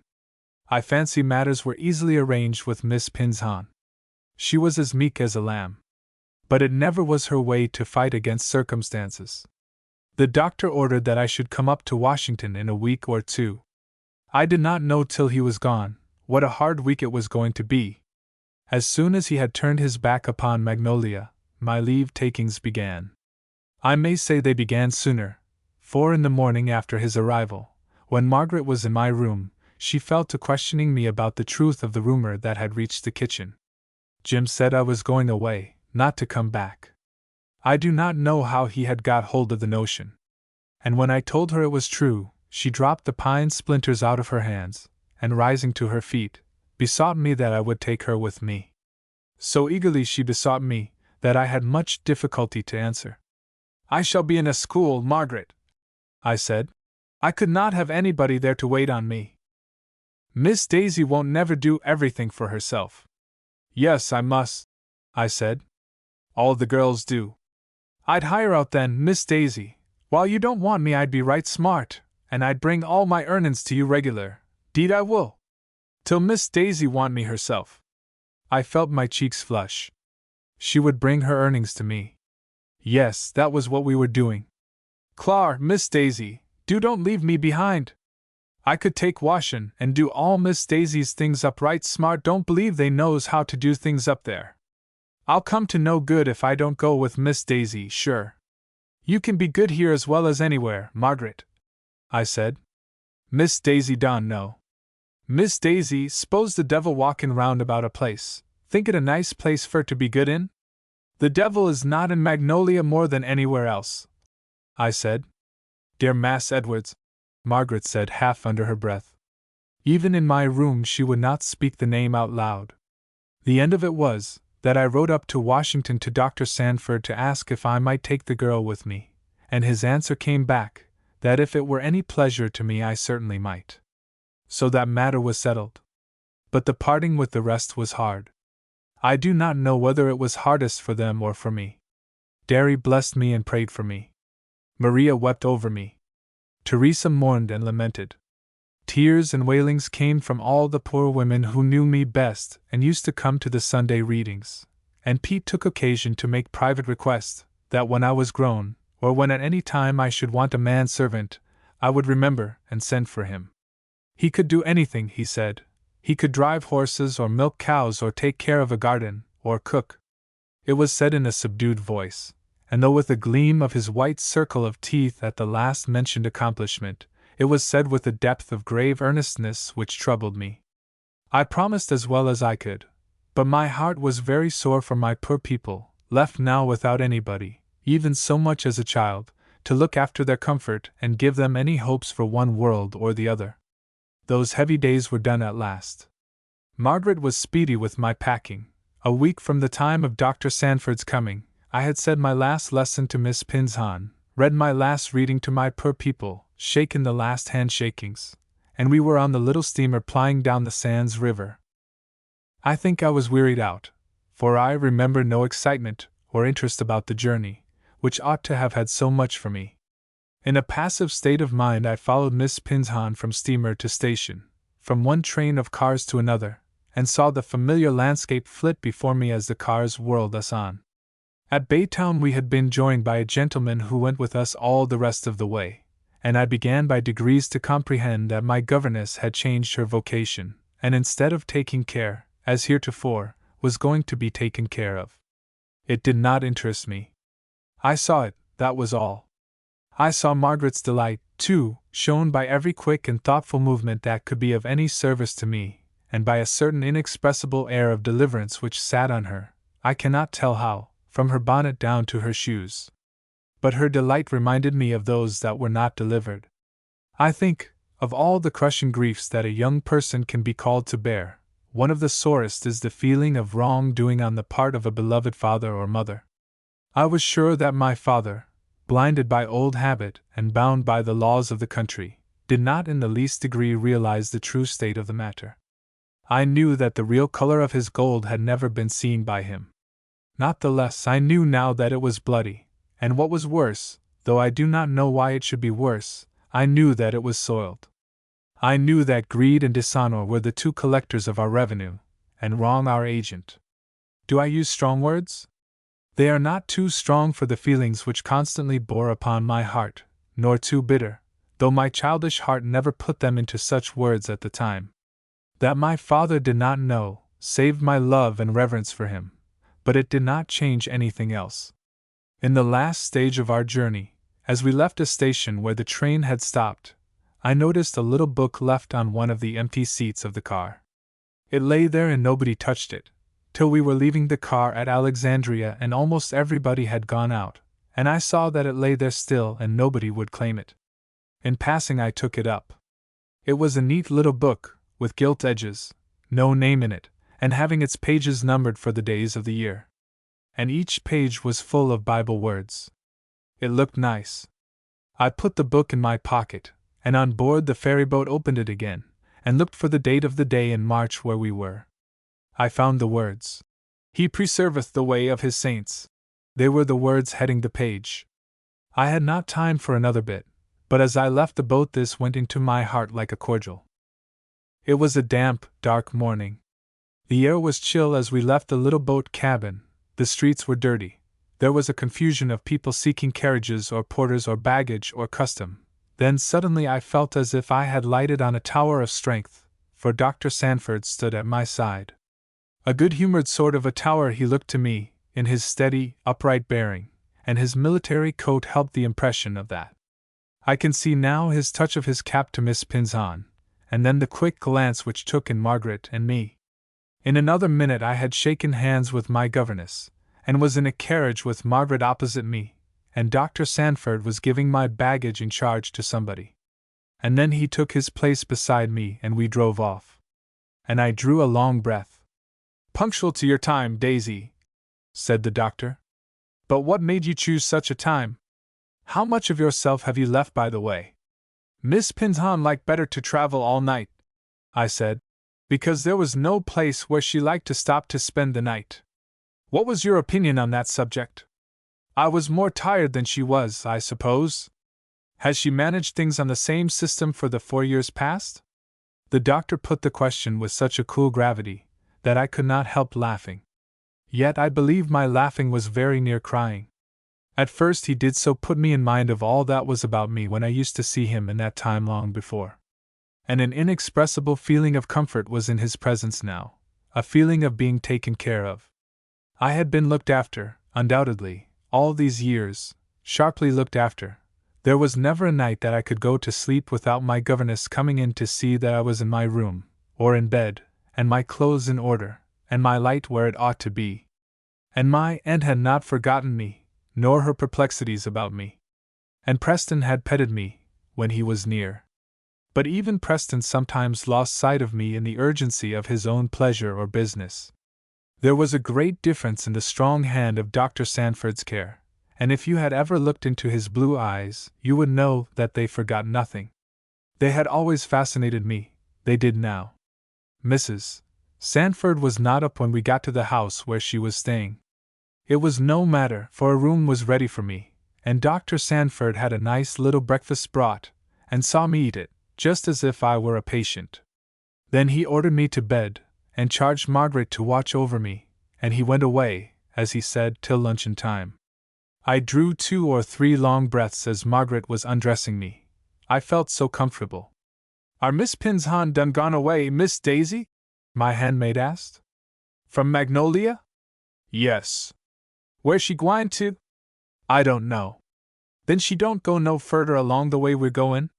"No. I wonder, Margaret, if they will have any prayer meetings in Magnolia now?" For with the mention of Magnolia my thoughts swept back. "'Spect the overseer have his ugly old way," Margaret uttered with great disgust. "Miss Daisy done promise me, I go 'long with Miss Daisy?" she added anxiously. "Yes. But what makes you want to get away from home more than all the rest of them?" "Reckon I'd see done gone kill myself, I s'pose." "Miss Daisy leave me there," the girl said gloomily. "If dey send me down south, I would." "Send you south?" I said. "They would not do that, Margaret. There was man wantin' to buy me give mighty high price, the overseer said." In excitement, Margaret's tongue sometimes grew thick like those of her neighbors. Mr. Edwards has no right to sell anybody away from the place, I insisted, in mixed unbelief and horror. Dunno, said Margaret. Don't make no difference, Miss Daisy. Who care what he do? There's Pete's wife. Pete's wife? Said I. I didn't know Pete was married. What of Pete's wife? Dat doctor will kill me, for sure, said Margaret, looking at me. Don't, Miss Daisy. The doctor say you must go right to bed, now. See, you ain't got your clothes off. Stop, said I. What about Pete's wife? I done forget. I thought Miss Daisy knowed. Mebbits before Miss Daisy come home. What? Said I. What? It's nothin', Miss Daisy. The overseer he done got mad with Pete's wife and he sold her down south, he did.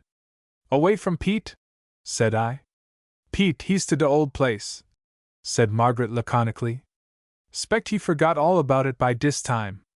Miss Daisy please have her clothes off and go to bed? There was nothing more to wait for. I submitted, was undressed, but the rest and sleep which had been desired were far out of reach now. Pete's wife? My good, strong, gentle, and I remembered always grave Pete. My heart was on fire with indignation and torn to pieces with sorrow, both at once. Torn with the helpless feeling too that I could not mend the wrong. I do not mean this individual wrong, but the whole state of things under which such wrong was possible. I was restless on my bed, though very weary. I would rather have been up and doing something, than to lie and look at my trouble, only that being there kept me out of the way of seeing people and of talking. Such things done under my father and mother's own authority, on their own land, to their own helpless dependents, whom yet it was they made helpless and kept subject to such possibilities. I turned and tossed, feeling that I must do something, while yet I knew I could do nothing. Pete's wife. And where was she now? And that was the secret of the unvarying grave shadow that Pete's brow always wore. And now that I had quitted Magnolia, no human friend for the present remained to all that crowd of poor and ignorant and needy humanity. Even their comfort of prayer forbidden, except such comfort as each believer might take by himself alone. I did not know, I never did know till long after, how to many at Magnolia that prohibition wrought no harm. I think Margaret knew, and even then did not dare tell me. How the meetings for prayer were not stopped. How watch was kept on certain nights, till all stir had ceased in the little community, till lights were out in the overseer's house, and at the great house, while we were there, and how then, silently and softly from their several cabins, the people stole away through the woods, to a little hill beyond the cemetery, quite far out of hearing or ken of anybody, and there prayed, and sang too, and praised God and shouted, as my informant told me, not neglecting all the while to keep a picket watch about their meeting place, to give the alarm in case anybody should come. So under the soft moonlight skies and at depth of night, the meetings which I had supposed broken up, took new life, and grew, and lived, and prayers did not fail, and the Lord hearkened and heard. It would have comforted me greatly if I could have known this at the time. But as I said, I suppose Margaret dared not tell me. After a long while of weary tossing and heartache, sleep came at last to me, but it brought Pete and his wife and the overseer and Margaret in new combinations of trouble, and I got little refreshment. "Now you have waked up, Miss Daisy?" said Margaret when I opened my eyes. "That poundin' noise has done waked you." "What noise?" "It's no Christian noise," said Margaret. "What's the use of turnin' the house into a clap of thunder like that? But a man was makin' it o' purpose, for I went out to see, and he telled me it was to call folks to luncheon. Will you get up, Miss Daisy?"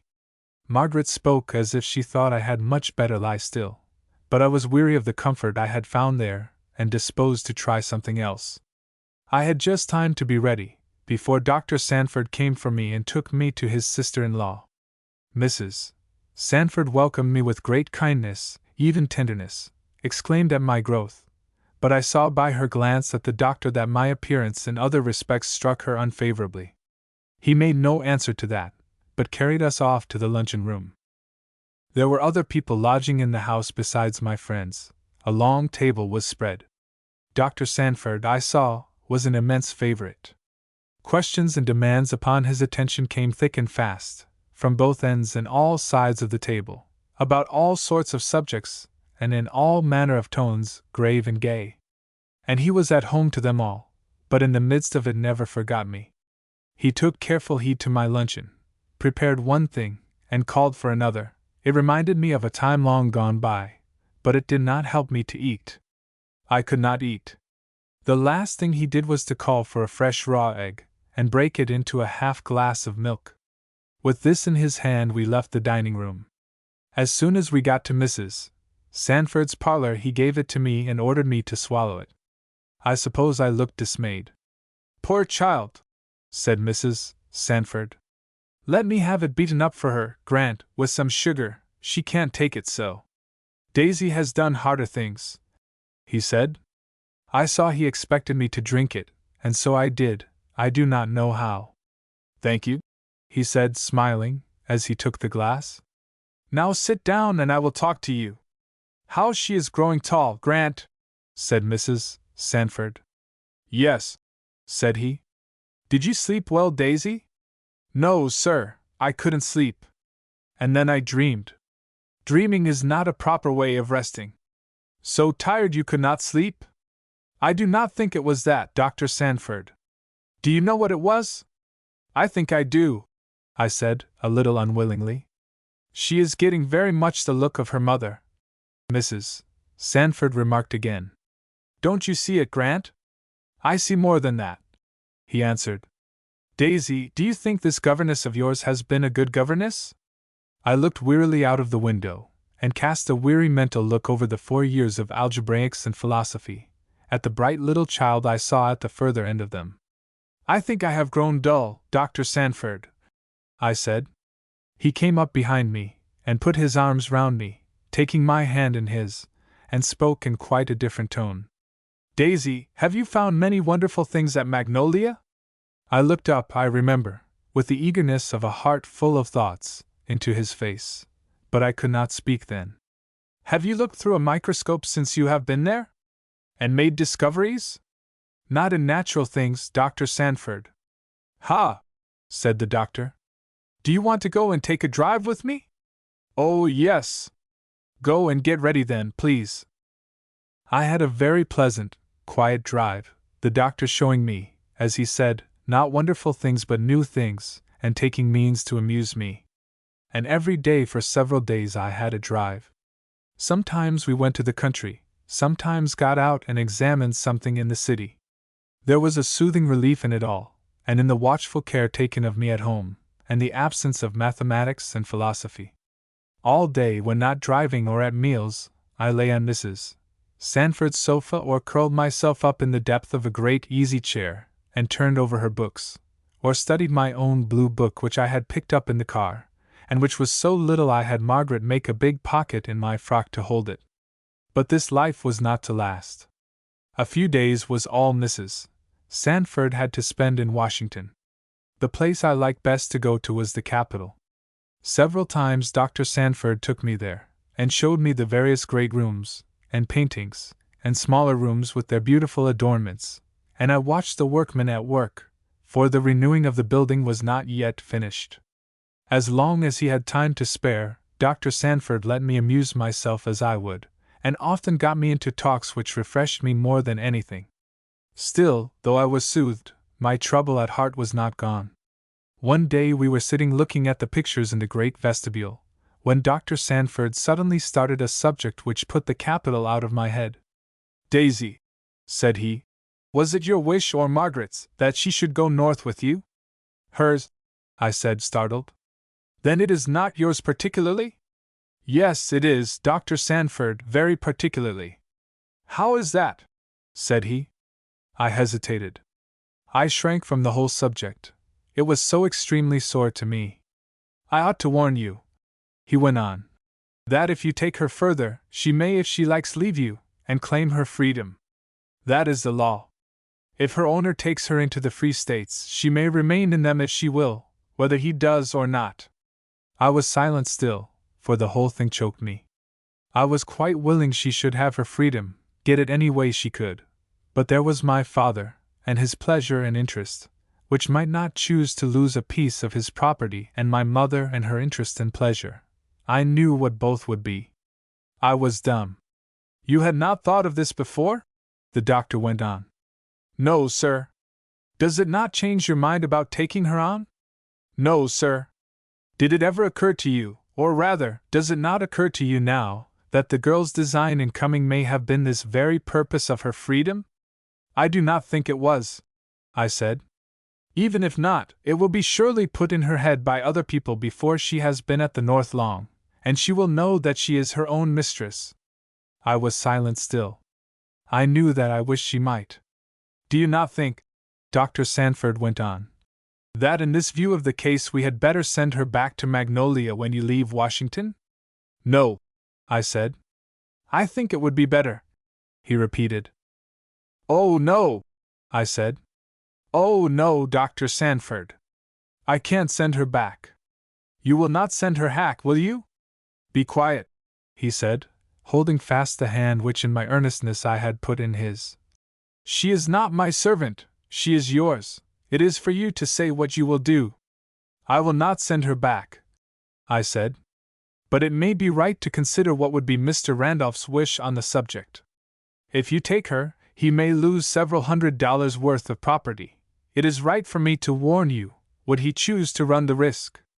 I remember now what a fire at my heart sent the blood to my face. But with my hand in Dr. Sanford's, and those blue eyes of his reading me, I could not keep back my thought. She ought to be her own mistress, I said. A brilliant flash of expression filled the blue eyes and crossed his face. I could hardly tell what, before it was gone. Quick surprise, pleasure, amusement, agreement, the first and the two last certainly, and the pleasure I could not help fancying had lent its color to that ray of light, which had shot for one instant from those impenetrable eyes. He spoke just as usual. But Daisy, have you studied this question? I think I have studied nothing else, Dr. Sanford. You know the girl is not yours, but your father's. She isn't anybody's, I said slowly, and with slow tears gathering in my heart. How do you mean? Said he, with again the quiver of a smile upon his lips. I mean, I said, struggling with my thoughts and myself. I mean that nobody could have a right to her. Did not her parents belong to your father? To my mother. Then she does. But Dr. Sanford, I said, nobody can belong to anybody in that way. How do you make it out, Daisy? Because nobody can give anybody a right to anybody else in that way. Does it not give your mother a right that the mother of this girl and probably her grandmother were the property of your ancestors? They could not be their property justly, I said, glad to get back to my ancestors. The law made it so.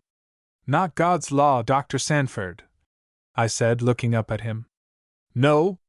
Does not that law give a man a right to what he has honestly bought? No, I said. It can't not if it has been dishonestly sold. Explain, Daisy, said Dr. Sanford very quietly, but I saw the gleam of that light in his eye again. I had gone too far to stop. I went on, ready to break my heart over the right and the wrong I was separating. I mean the first people that sold the first of these colored people, I said. Well, said the doctor, they could not have a right to sell them. Yes.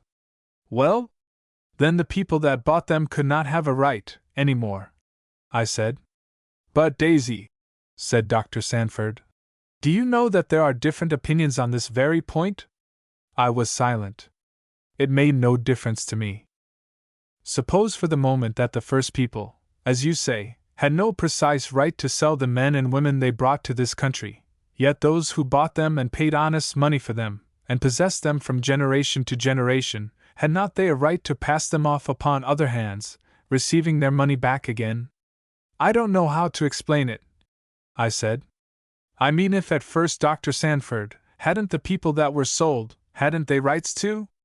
Rights of what sort? A right to do what they liked with themselves, and to earn money, and to keep their wives? But those rights were lost, you know, Daisy. But could they be? I said. I mean, Dr. Sanford, for instance, suppose somebody stole your watch from you, would you lose the right to it? It seems to me that I should not, Daisy. That is what I mean, I said. But there is another view of the case, Daisy. Take Margaret, for instance. From the time she was a child, your father's, or your mother's, money has gone to support her. Her food and clothing and living have been wholly at their expense. Does not that give them a right to her services? Ought they not to be repaid? I did not want to speak of my father and mother and Margaret. It was coming too near home. I knew the food and clothing Dr. Sanford spoke of. I knew a very few months of a northern servant's wages would have paid for it all. Was this girl's whole life to be taken from her, and by my father and mother, and for such a cause? The feeling of grief and wrong and shame got possession of me. I was ready to break my heart in tears, but I could not show Dr. Sanford what I felt, nor confess to what I thought of my father's action. I had the greatest struggle with myself not to give way and cry. I was very weak bodily, but I know I stood still and did not shed a tear, till I felt Dr. Sanford's hands take hold of me. They put me gently back in the chair from which I had risen. "What is the matter, Daisy?" he said. I would not speak, and he did not urge it, but I saw that he watched me till I gained command of myself again. "Shall we go home now?" he asked. "In a minute.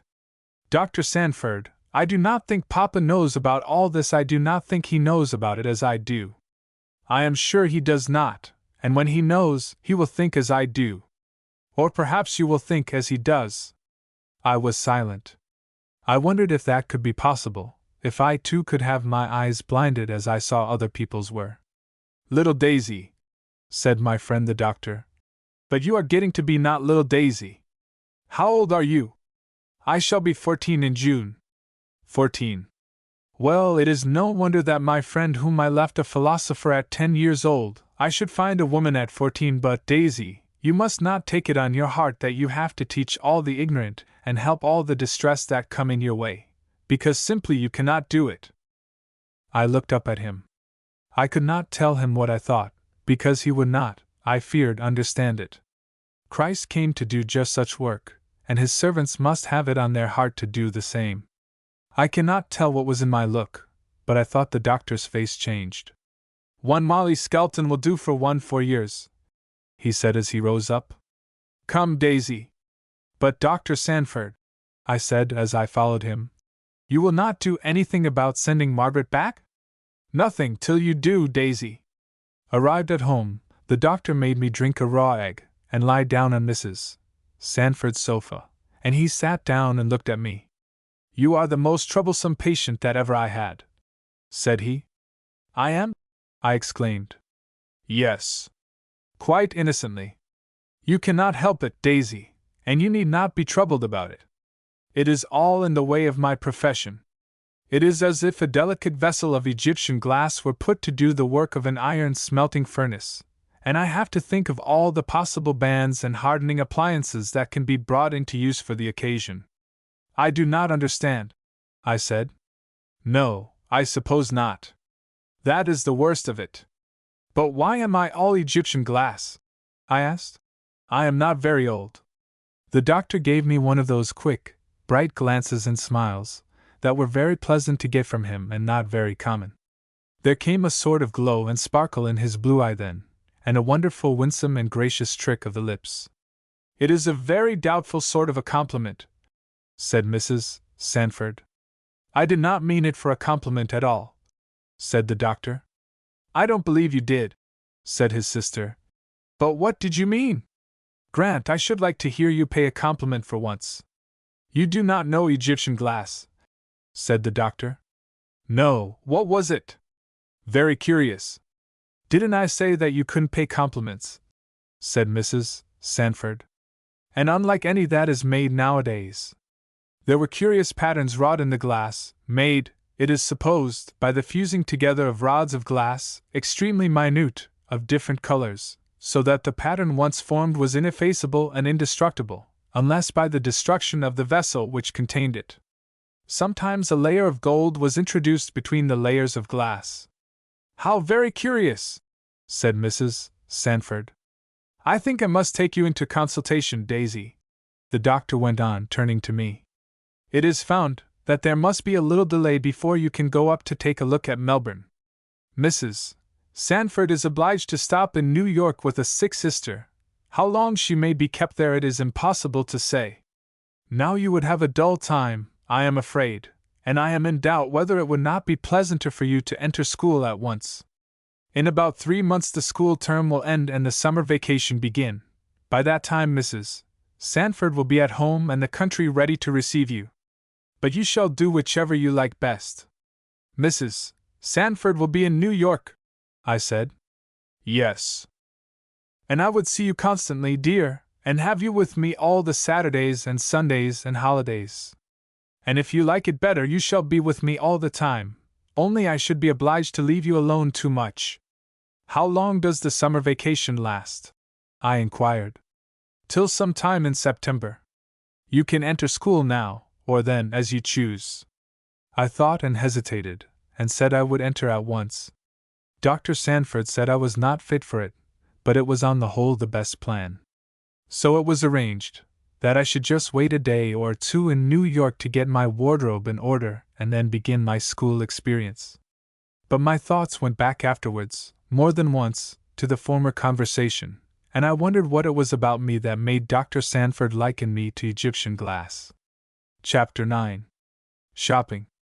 It was settled that I should wait a day or two in New York to get my wardrobe arranged, and then begin my school experience. But when we got to New York, we found Mrs. Sanford's sister so ill as to claim her whole time. There was none to spare for me in my wardrobe. Mrs. Sanford said I must attend to it myself as well as I could, and the doctor would go with me. He was off duty, he reported, and at leisure for ladies' affairs. Mrs. Sanford told me what I would need. A warm school dress, she said, for the days would be often cold in this latitude until May, and even later, and schoolrooms not always warm. A warm dress for every day was the first thing. A fine merino, Mrs. Sanford said, would be, she thought, what my mother would choose. I had silks which might be warm enough for other occasions. Then I must have a thick coat or cloak. Long coats, with sleeves, were fashionable then, she told me. The doctor would take me where I would find plenty to choose from. And I needed a hat, or a bonnet. Unless, Mrs. Sanford said, I chose to wear my riding cap with the feather. That was warm, and very pretty, and would do. How much would it all cost? I asked. Mrs. Sanford made a rapid calculation. The merino would be $2 a yard, she said. The coat might be got for 35 or thereabouts sufficiently good. The hat was entirely what I chose to make it. But you know, my dear, Mrs. Sanford said, the sort of quality and style your mother likes, and you will be guided by that. Must I be guided by that? I questioned with myself. Yes, I knew. I knew very well, but I had other things to think of. I pondered. While I was pondering, Dr. Sanford was quietly opening his pocket book and unfolding a roll of bills. He put a number of them into my hand. That will cover it all, Daisy, he said. It is money your father has made over to my keeping, for this and similar purposes. Oh, thank you, I said, breathless, and then I counted the bills. Oh, thank you, Dr. Sanford. But may I spend all this? Certainly. Mr. Randolph desired it should go, this and more of it, to your expenses, of whatever kind. This covers my sister's estimate, and leaves something for your pocket besides. And when shall we go? I asked. To spend it? Now, if you like. Why, Daisy, I did now know. What, sir? I said as he paused. Really, nothing, he said, smiling. Somehow I had not fancied that you shared the passion of your sex for what they call shopping. You are all alike in some things. I like it very much today, I said. It would be safe for you to keep Daisy's money in your own pocket, Grant, Mrs. Sanford said. It will be stolen from her, certainly. The doctor smiled and stretched out his hand. I put the bills into it, and away we went. My head was very busy. I knew, as Mrs. Sanford said, the sort and style of purchases my mother would make and approve, but then on the other hand the remembrance was burned into me, whence that money came which I was expected to spend so freely, and what other uses and calls for it there were, even in the case of those very people whose hands had earned it for us. Not to go further, Margaret's wardrobe needed refitting quite as much as mine. She was quite as unaccustomed as I to the chills and blasts of a cold climate, and full as unfurnished to meet them. I had seen her draw her thin checked shawl around her, when I knew it was not enough to save her from the weather, and that she had no more. And her gowns, of thin cotton stuff, such as she wore about her housework at Magnolia, were a bare provision against the nipping bite of the air here at the north. Yet nobody spoke of any addition to her stock of clothes. It was on my heart alone. But now it was in my hand too, and I felt very glad, though just how to manage Dr. Sanford I did not know. I thought a great deal about the whole matter as we went through the streets, as I had also thought long before, and my mind was clear that while so many whom I knew needed the money, or while any whom I knew needed it, I would spend no useless dollars upon myself. How should I manage Dr. Sanford? There he was, my cash-keeper, and I had not the least wish to unfold my plans to him. "I suppose the dress is the first thing, Daisy," he said, as we entered the great establishment where everything was to be had, and he inquired for the counter where we should find merinos. I had no objection ready. "What color, Daisy?" "I want something dark." "Something dark and bright," said the doctor, seating himself. "And fine quality. Not green, Daisy, if I might advise. It is too cold." "Cold," said I, "for this season. It is a very nice color in summer, Daisy," he said, smiling. And he looked on in a kind of amused way, while the clerk of the merinos and I confronted each other. There was displayed now before me a piece of claret-colored stuff. Dark and bright. A beautiful tint, and a very beautiful piece of goods. I knew enough of the matter to know that. Fine and thick and lustrous, it just suited my fancy. I knew it was just what my mother would buy. I saw Dr. Sanford's eye watch me in its amusement with a glance of expectation. But the stuff was $2.25 a yard. Yes, it suited me exactly. But what was to become of others if I were covered so luxuriously? And how could I save money if I spent it? It was hard to speak, too, before that shopman, who held the merino in his hand expecting me to say I would take it, but I had no way to escape that trouble. I turned from the rich folds of claret stuff to the doctor at my side. "Dr. Sanford," I said, "I want to get something that will not cost so much." "Does it not please you?" he asked. "Yes, I like it, but I want some stuff that will not cost so much. This is not far above my sister's estimate, Daisy." "No," I said. "And the difference is a trifle if you like the piece." "I like it," I said, "but it is very much above my estimate." "You had one of your own," said the doctor. "Do you like something else here better? Or what is your estimate, Daisy?" "I do not want a poor merino," I said. "I would rather get some other stuff if I can. I do not want to give more than $1.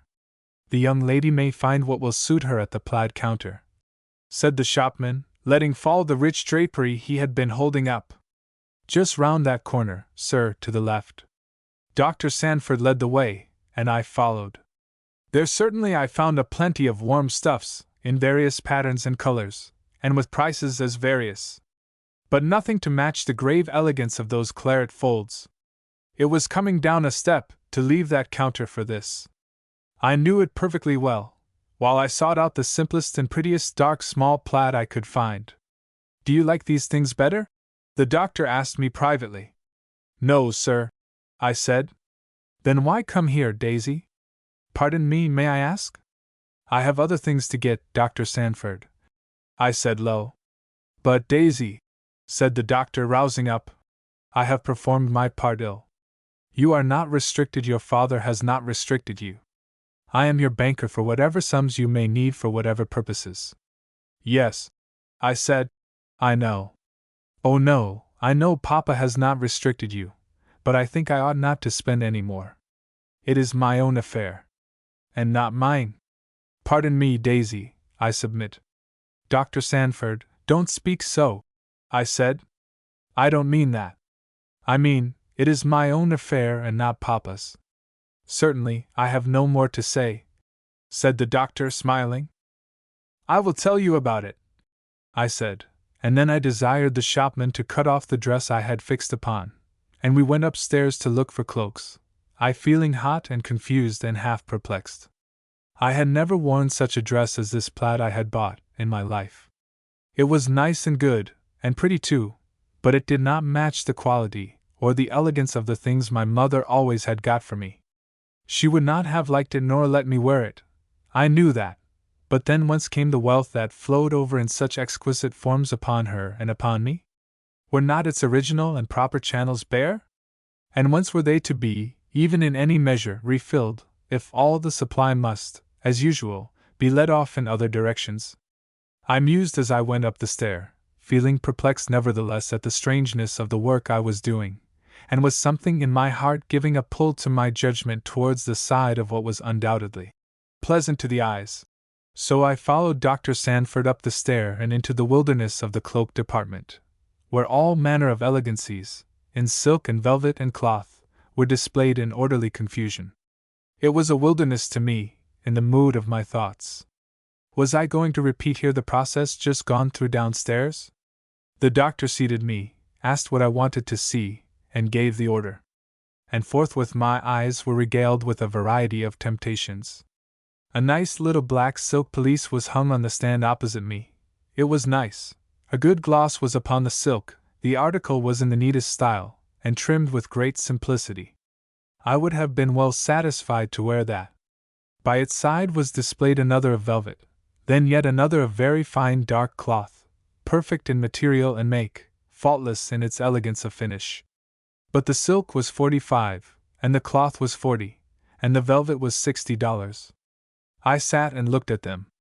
There is no denying that I wanted the silk or the cloth. Either of them would do.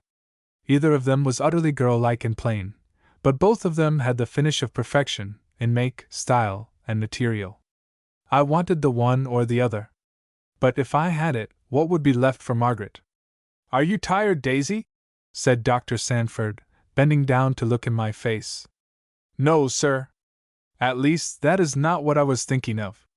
What then? Said he. Will one of these do? They would do, I said slowly. But, Dr. Sanford, I should like to see something else, something that would do for somebody that was poorer than I. Poorer? Said the doctor, looking funny. What is the matter, Daisy? Have you suddenly become bankrupt? You need not be afraid, for the bank is in my pocket, and I know it will stand all your demands upon it. No, but I would indeed, if you please, Dr. Sanford. These things cost too much for what I want now. Do you like them? I like them very well. Then take one, whichever you like best. That is my advice to you, Daisy. The bank will bear it. I think I must not. Please, Dr. Sanford, I should like to see something that would not cost so much. Do they all cost as much as these? The doctor gave the order, as I desired. The shopman who was serving us cast another comprehensive glance at me. I had seen him give one at the beginning, and tossing off the velvet coat and twisting off the silk one, he walked away. Presently came back with a brown silk which he hung in the place of the velvet one, and a blue cloth, which replaced the black silk. Every whit as costly, and almost as pretty, both of them. No, said the doctor, you mistook me. We want to look at some goods fitted for persons who have not long purses. Something inferior to these, said the man. He was not uncivil, he just stated the fact. In accordance with which he replaced the last two coats with a little grey dreadnought and a black cloth, the first neat and rough, the last not to be looked at. It was not in good taste, and a sort of thing that I neither had worn nor could wear. But the grey dreadnought was simple and warm and neat, and would offend nobody. I looked from it to the pretty black cloth which still hung opposed to it, the one of the first two. Certainly, in style and elegance this looked like my mother's child, and the other did not. But this was $40. The dreadnought was exactly half that sum. I had a little debate with myself, I remember it, for it was my first experience of that kind of thing, and all my mother's training had refined in me the sense of what was elegant and fitting, in dress as well as in other matters. Until now, I had never had my fancy crossed by anything I ever had to wear. The little gray dreadnought, how would it go with my silk dresses? It was like what I had seen other people dressed in, never my mother or me. Yet it was perfectly fitting a lady's child, if she could not afford other, and where was Margaret's cloak to come from? And who had the best right? I pondered and debated, and then I told Dr. Sanford I would have the gray coat. I believe I half wished he would make some objection, but he did not. He paid for the dreadnought and ordered it sent home, and then I began to congratulate myself that Margaret's comfort was secure. "Is that all, Daisy?" my friend asked. "Dr. Sanford," said I, standing up and speaking low, "I want to find, can I find here, do you think? A good warm cloak and dress for Margaret." "For Margaret?" said the doctor. "Yes, she is not used to the cold, you know, and she has nothing to keep her comfortable." "But Daisy," said the doctor, "sit down here again, I must understand this. Was Margaret at the bottom of all these financial operations?" "I knew she wanted something, ever since we came from Washington," I said. "Daisy, she could have had it." "Yes, Dr. Sanford, but what, if you will be so good? I think it was right for me to get it." "I am sorry, I do not agree with you at all. It was for me to get it. I am supplied with funds, Daisy, and your father has entrusted to me the making of all arrangements which are in any way good for your comfort. I think, with your leave, I shall reverse these bargains. Have you been all this time pleasing Margaret and not yourself?" "No, sir," I said. "If you please. I cannot explain it, Dr. Sanford, but I know it is right." "What is right, Daisy? My faculties are stupid." "No, sir, but let it be as it is, please." "But won't you explain it? I ought to know what I am giving my consent to, Daisy, for just now I am constituted your guardian. What has Margaret to do with your cloaks? There is enough for both." "But," said I in a great deal of difficulty, "there is not enough for me and everybody."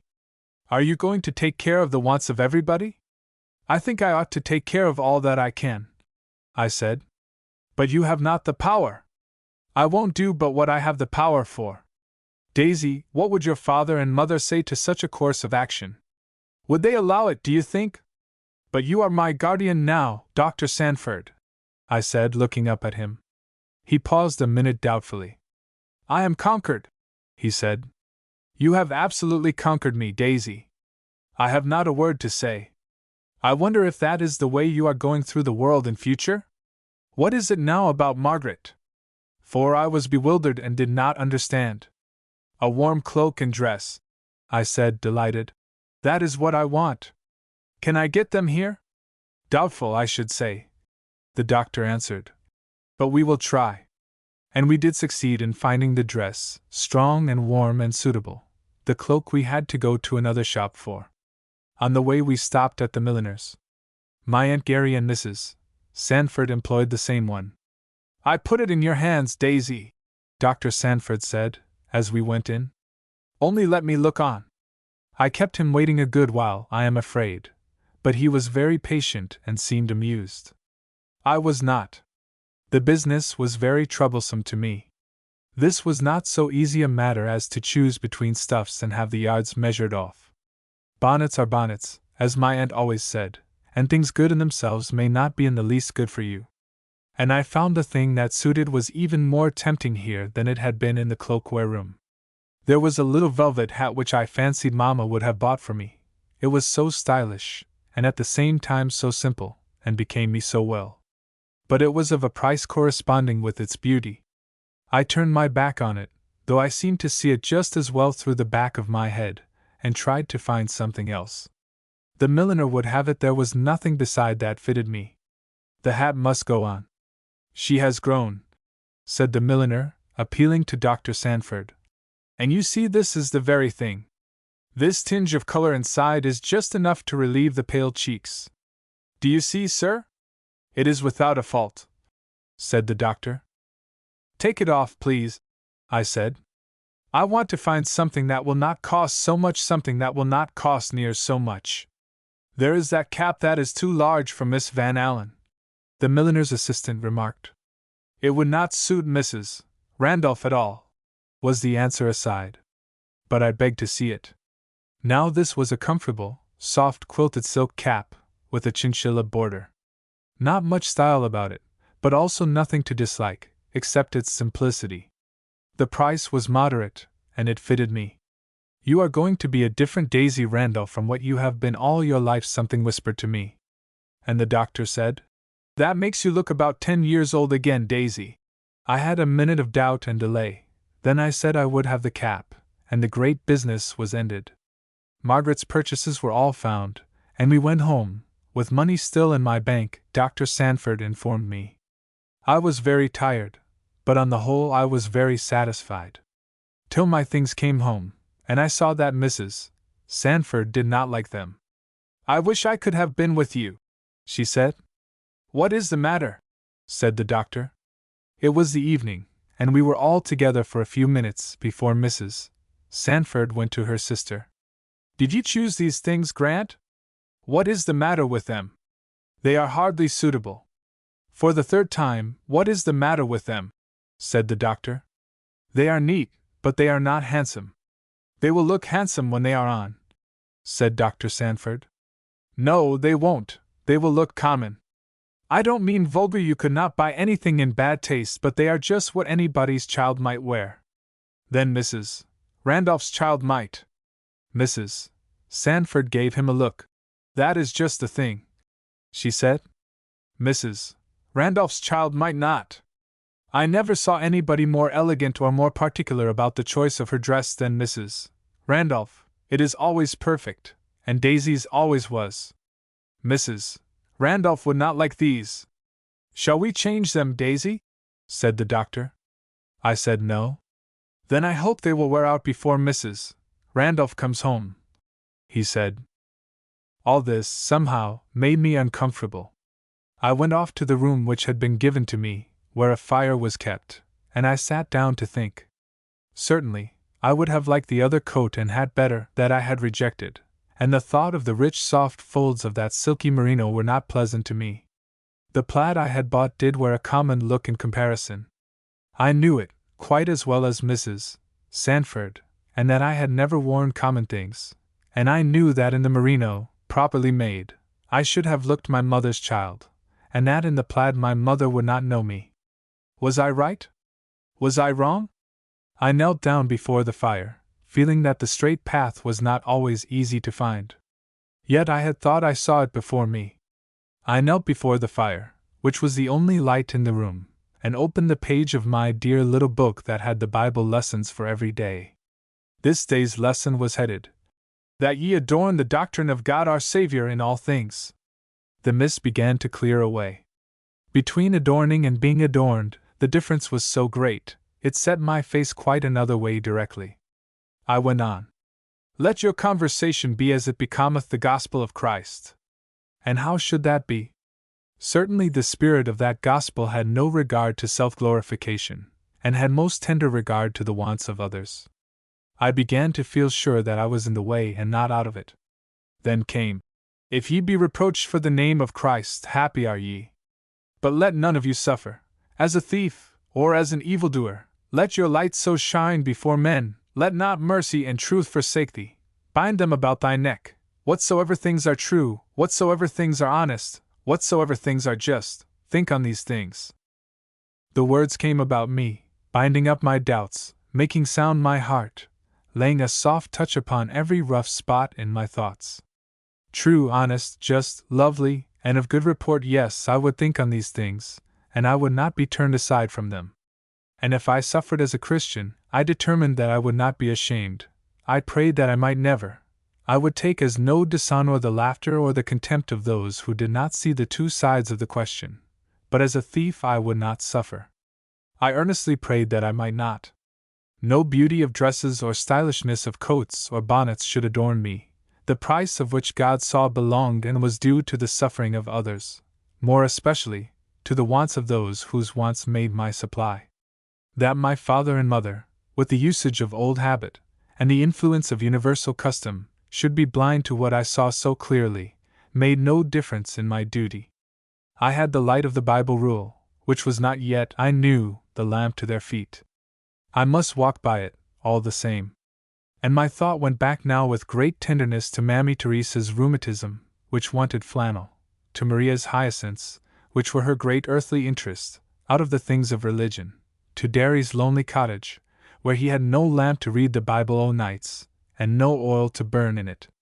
To Pete's solitary hut, too, where he was struggling to learn to read well, and where a hymn book would be the greatest comfort to him.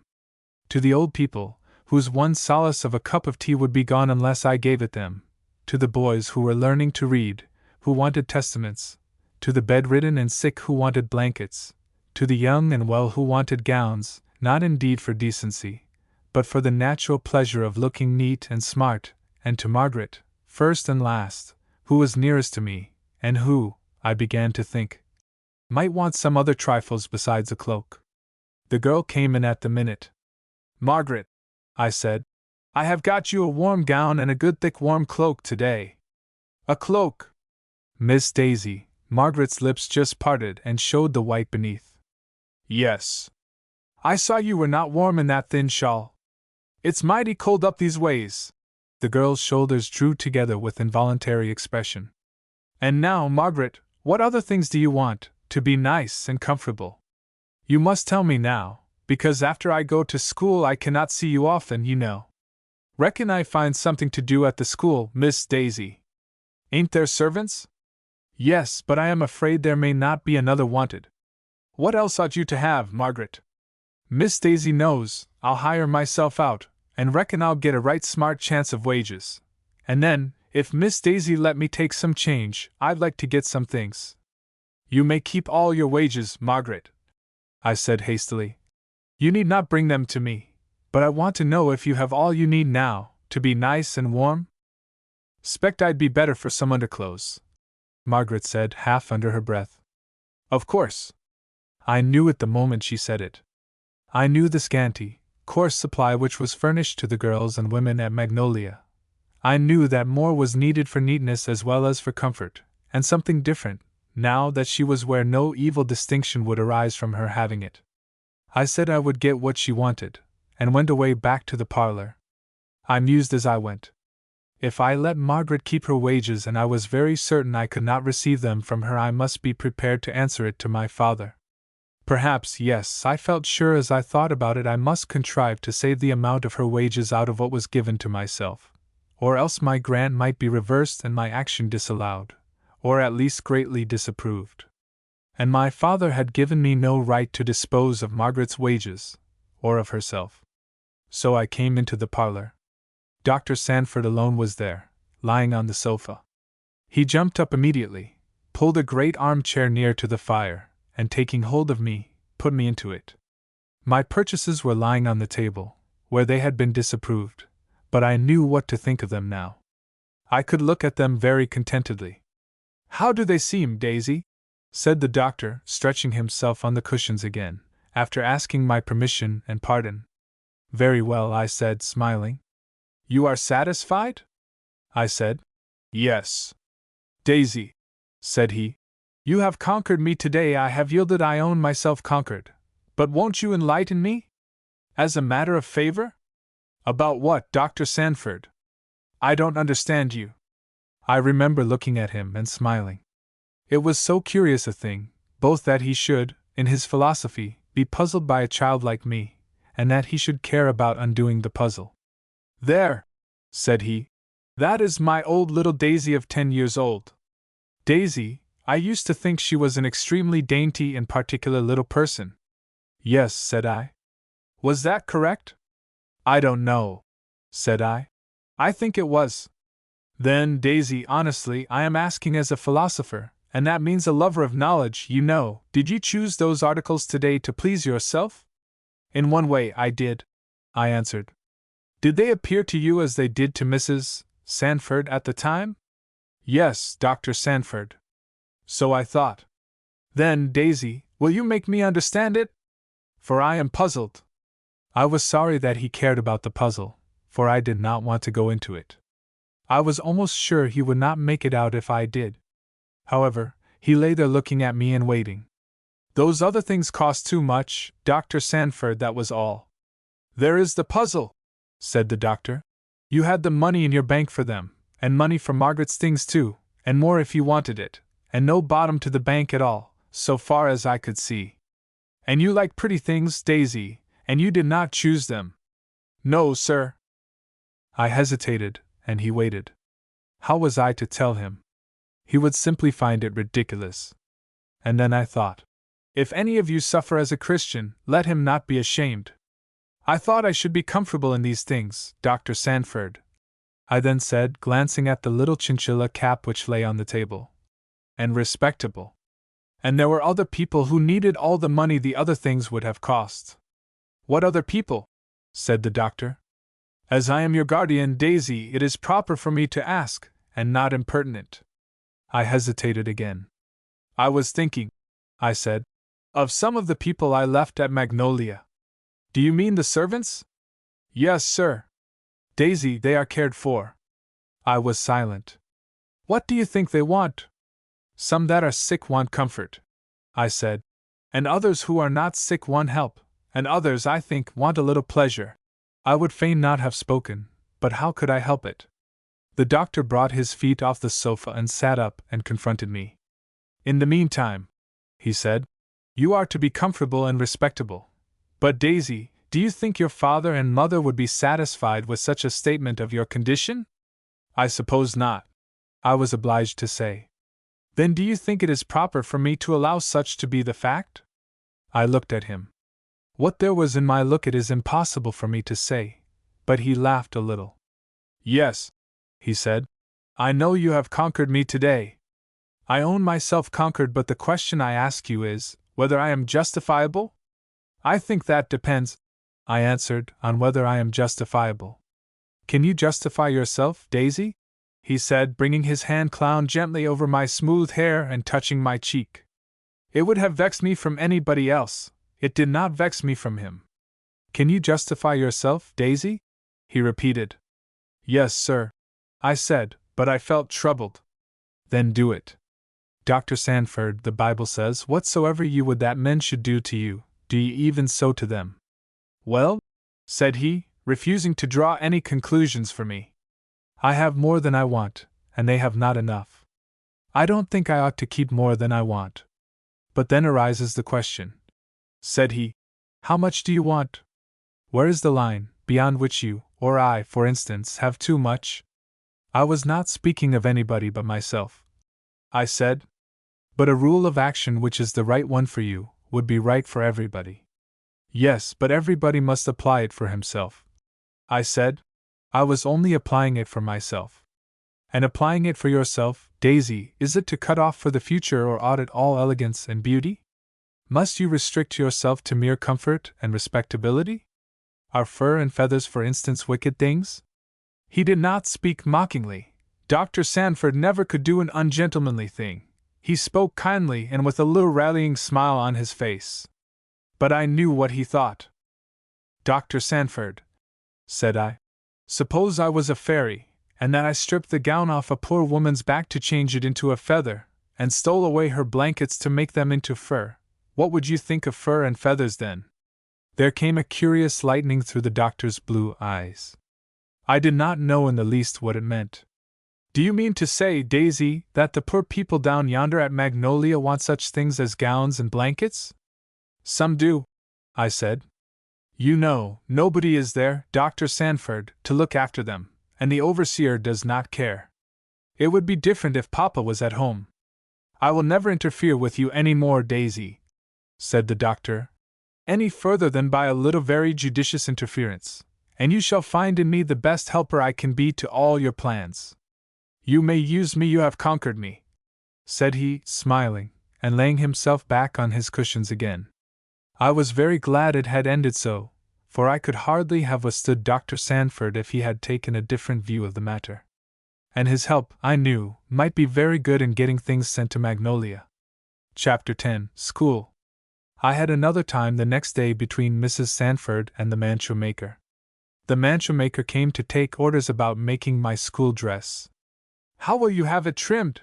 She asked. This sort of stuff will make no sort of an appearance unless it is well trimmed. It wants that. You might have a border of dark green leaves, dark green, like the color of this stripe going round the skirt. That would have a good effect. The leaves set in and edged with a very small red cord, or green if you like it better. We trimmed a dress so last week, and it made a very good appearance. What do you say, Daisy? How much will it cost? I asked.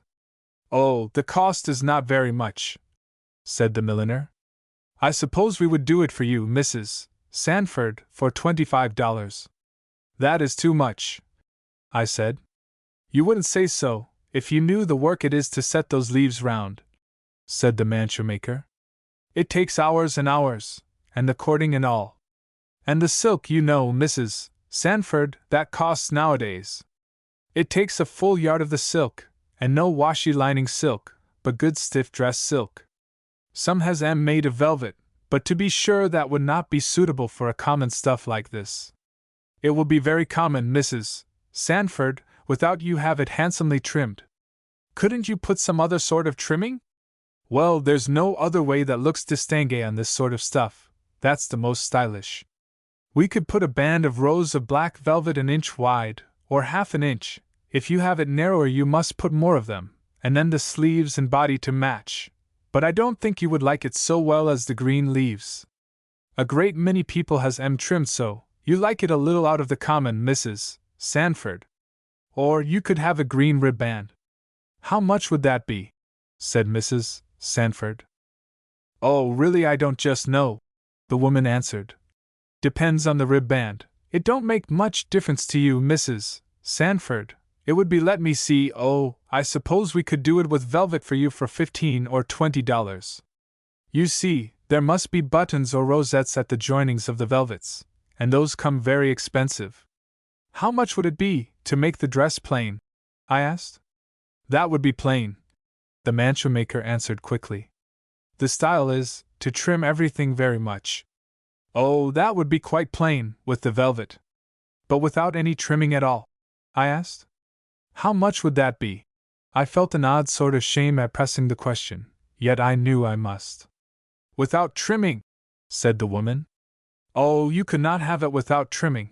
There is nothing made without trimming. It would have no appearance at all. People would think you had come out of the country.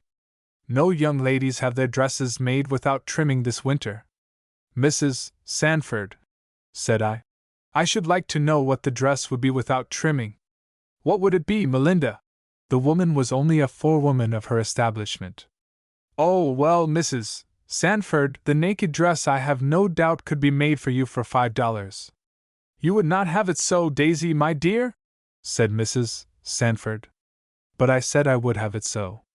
It cost me a little difficulty, and a little shrinking, I remember, to choose this and to hold to it in the face of the other two. It was the last battle of that campaign. I had my way, but I wondered privately to myself whether I was going to look very unlike the children of other ladies in my mother's position, and whether such severity over myself was really needed. I turned the question over again in my own room, and tried to find out why it troubled me. I could not quite tell. Yet I thought, as I was doing what I knew to be duty, I had no right to feel this trouble about it. The trouble wore off before a little thought of my poor friends at Magnolia. But the question came up again at dinner. Daisy, said Mrs. Sanford, did you ever have anything to do with the Methodists? No, ma'am, I said, wondering. What are the Methodists? I don't know, I am sure, she said, laughing. Only they are people who sing hymns a great deal, and teach that nobody ought to wear gay dresses. Why? I asked. I can't say. I believe they hold that the Bible forbids ornamenting ourselves. I wondered if it did, and determined I would look, and I thought the Methodists must be nice people. What is on the carpet now? Said the doctor. Singing or dressing? You are attacking Daisy, I see, on some score. She won't have her dress trimmed, said Mrs. Sanford. The doctor turned round to me, with a wonderful genial pleasant expression of his fine face, and his blue eye, that I always liked to meet full, going through me with a sort of soft power. He was not smiling, yet his look made me smile. Daisy, said he. "Are you going to make yourself unlike other people?" "Only my dress, Dr. Sanford," I said. "I'll habit, sail home," he answered gravely, shaking his head. I remembered his question and words many times in the course of the next 6 months. In a day or two more my dress was done, and Dr. Sanford went with me to introduce me at the school. He had already made the necessary arrangements. It was a large establishment, reckoned the most fashionable, and at the same time one of the most thorough, in the city. The house, or houses, standing in one of the broad clear avenues, where the streams of human life that went up and down were all of the sort that wore trim dresses and rolled about in handsome carriages. Just in the center and height of the thoroughfare Madame Ricard's establishment looked over it. We went in at a stately doorway, and was shown into a very elegant parlor, where at a grand piano a young lady was taking a music lesson. The noise was very disagreeable, but that was the only disagreeable thing in the place. Pictures were on the walls, a soft carpet on the floor. The colors of carpet and furniture were dark and rich. Books and trinkets and engravings in profusion gave the look of cultivated life and the ease of plenty. It was not what I had expected, nor was Madame Ricard, who came in noiselessly and stood before us while I was considering the wonderful mustache of the music teacher. I saw a rather short, grave person, very plainly dressed, but indeed I never thought of the dress she wore. The quiet composure of the figure was what attracted me, and the peculiar expression of the face. It was sad, almost severe, so I thought it at first, till a smile once for an instant broke upon the lips, like a flitting sunbeam out of a cloudy sky. Then I saw that kindliness was quite at home there, and sympathy and a sense of merriment were not wanting. But the clouds closed again, and the look of care, or sorrow, I could not quite tell what it was, only that it was unrest, retook its place on brow and lip. The eye, I think, never lost it. Yet it was a searching and commanding eye. I was sure it knew how to rule. The introduction was soon made, and Dr. Sanford bid me good-bye. I felt as if my best friend was leaving me, the only one I had trusted in since my father and mother had gone away. I said nothing, but perhaps my face showed my thought, for he stooped and kissed me. "Good-bye, Daisy. Remember, I shall expect a letter every fortnight." He had ordered me before to write him as often as that, and give him a minute account of myself, how many studies I was pursuing, how many hours I gave to them each day, what exercise I took, and what amusement, and how I throve withal. Madame Ricard had offered to show me my room, and we were mounting the long stairs while I thought this over. "Is Dr. Sanford your cousin, Miss Randolph?" was the question which came in upon my thoughts. "No, ma'am," I answered in extreme surprise. "Is he any relation to you?" "He is my guardian." "I think Dr. Sanford told me that your father and mother are abroad?" "Yes, ma'am, and Dr. Sanford is my guardian." We had climbed 2 flights of stairs, and I was panting. As we went up, I had noticed a little unusual murmur of noises which told me I was in a new world. Little indistinguishable noises, the stir and hum of the busy hive into which I had entered. Now and then a door had opened, and a head or a figure came out, but as instantly went back again on seeing Madame, and the door was softly closed. We reached the 3rd floor. There a young lady appeared at the further end of the gallery, and curtsied to my conductress. "Miss Bentley," said Madame, "this is your new companion, Miss Randolph. Will you be so good as to show Miss Randolph her room?" Madame turned and left us, and the young lady led me into the room she had just quitted. A large room, light and bright, and pleasantly furnished, but the one thing that struck my unaccustomed eyes was the evidence of fullness of occupation. One bed stood opposite the fireplace, another across the head of that, between it and one of the windows, a third was between the doors on the inner side of the room. Moreover, the first and the last of these were furnished with 2 pillows each. I did not in the moment use my arithmetic, but the feeling which instantly pressed upon me was that of want of breath. "This is the bed prepared for you, I believe," said my companion civilly, pointing to the 3rd one before the window. "There isn't room for anybody to turn round here now." I began mechanically to take off my cap and gloves, looking hard at the little bed, and wondering what other rights of possession were to be given me in this place. I saw a washstand in one window and a large mahogany wardrobe on one side of the fireplace, a dressing table or chest of drawers between the windows. Everything was handsome and nice. Everything was in the neatest order. But where were my clothes to go? Before I had made up my mind to ask, there came a rush into the room, I supposed, of the other inmates. One was a very large, fat, dull-faced girl. I should have thought her a young woman, only that she was here in a school. Another, bright and pretty and very good-humored if there was any truth in her smiling black eyes, was much slighter and somewhat younger, a year or two in advance of myself. The third was a girl about my own age, shorter and smaller than I, with also a pretty face, but an eye that I was not so sure of. She was the last one to come in, and she immediately stopped and looked at me, I thought, with no pleasure. "This is Miss Randolph, girls," said Miss Bentley. "Miss Randolph, Miss Macy." I curtsied to the fat girl, who gave me a little nod. "I am glad she isn't as big as I am," was her comment on the introduction. I was glad too. "Miss Lansing." This was Bright Eyes, who bowed and smiled. She always smiled and said, "How do you do?" then rushed off to a drawer in search of something. "Miss St. Clair, will you come and be introduced to Miss Randolph?" The St. Clair walked up demurely and took my hand. Her words were in abrupt contrast. "Where are her things going, Miss Bentley?" I wondered that pretty lips could be so ungracious. It was not temper which appeared on them, but cool rudeness. "Madam said we must make some room for her," Miss Bentley answered. "I don't know where," remarked Miss Macy. "I have not 2 inches. She can't have a peg nor a drawer of mine," said the St. Clair. "Don't you put her there, Bentley."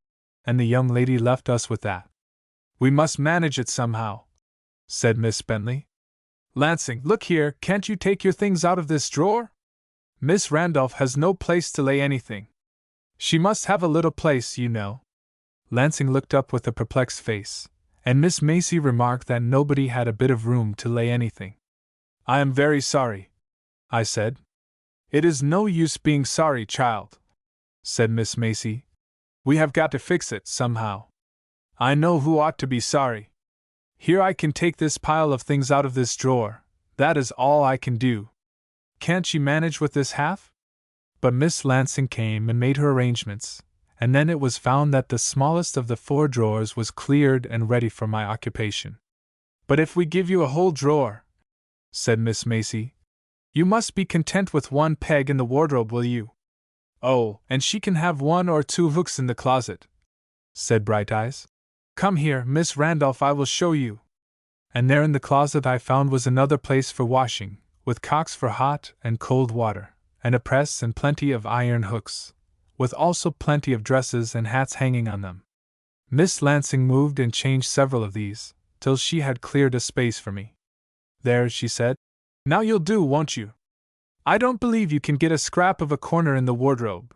Macy and Bentley and St. Clair take it up so. I haven't but 1 dress hanging there, but you've got a whole drawer in the bureau." I was not very awkward and clumsy in my belongings, but an elephant could scarcely have been more bewildered if he had been requested to lay his proboscis up in a glove box. "I cannot put a dress in the drawer," I remarked. "Oh, you can hang one up here under your cap, and that is all any of us do.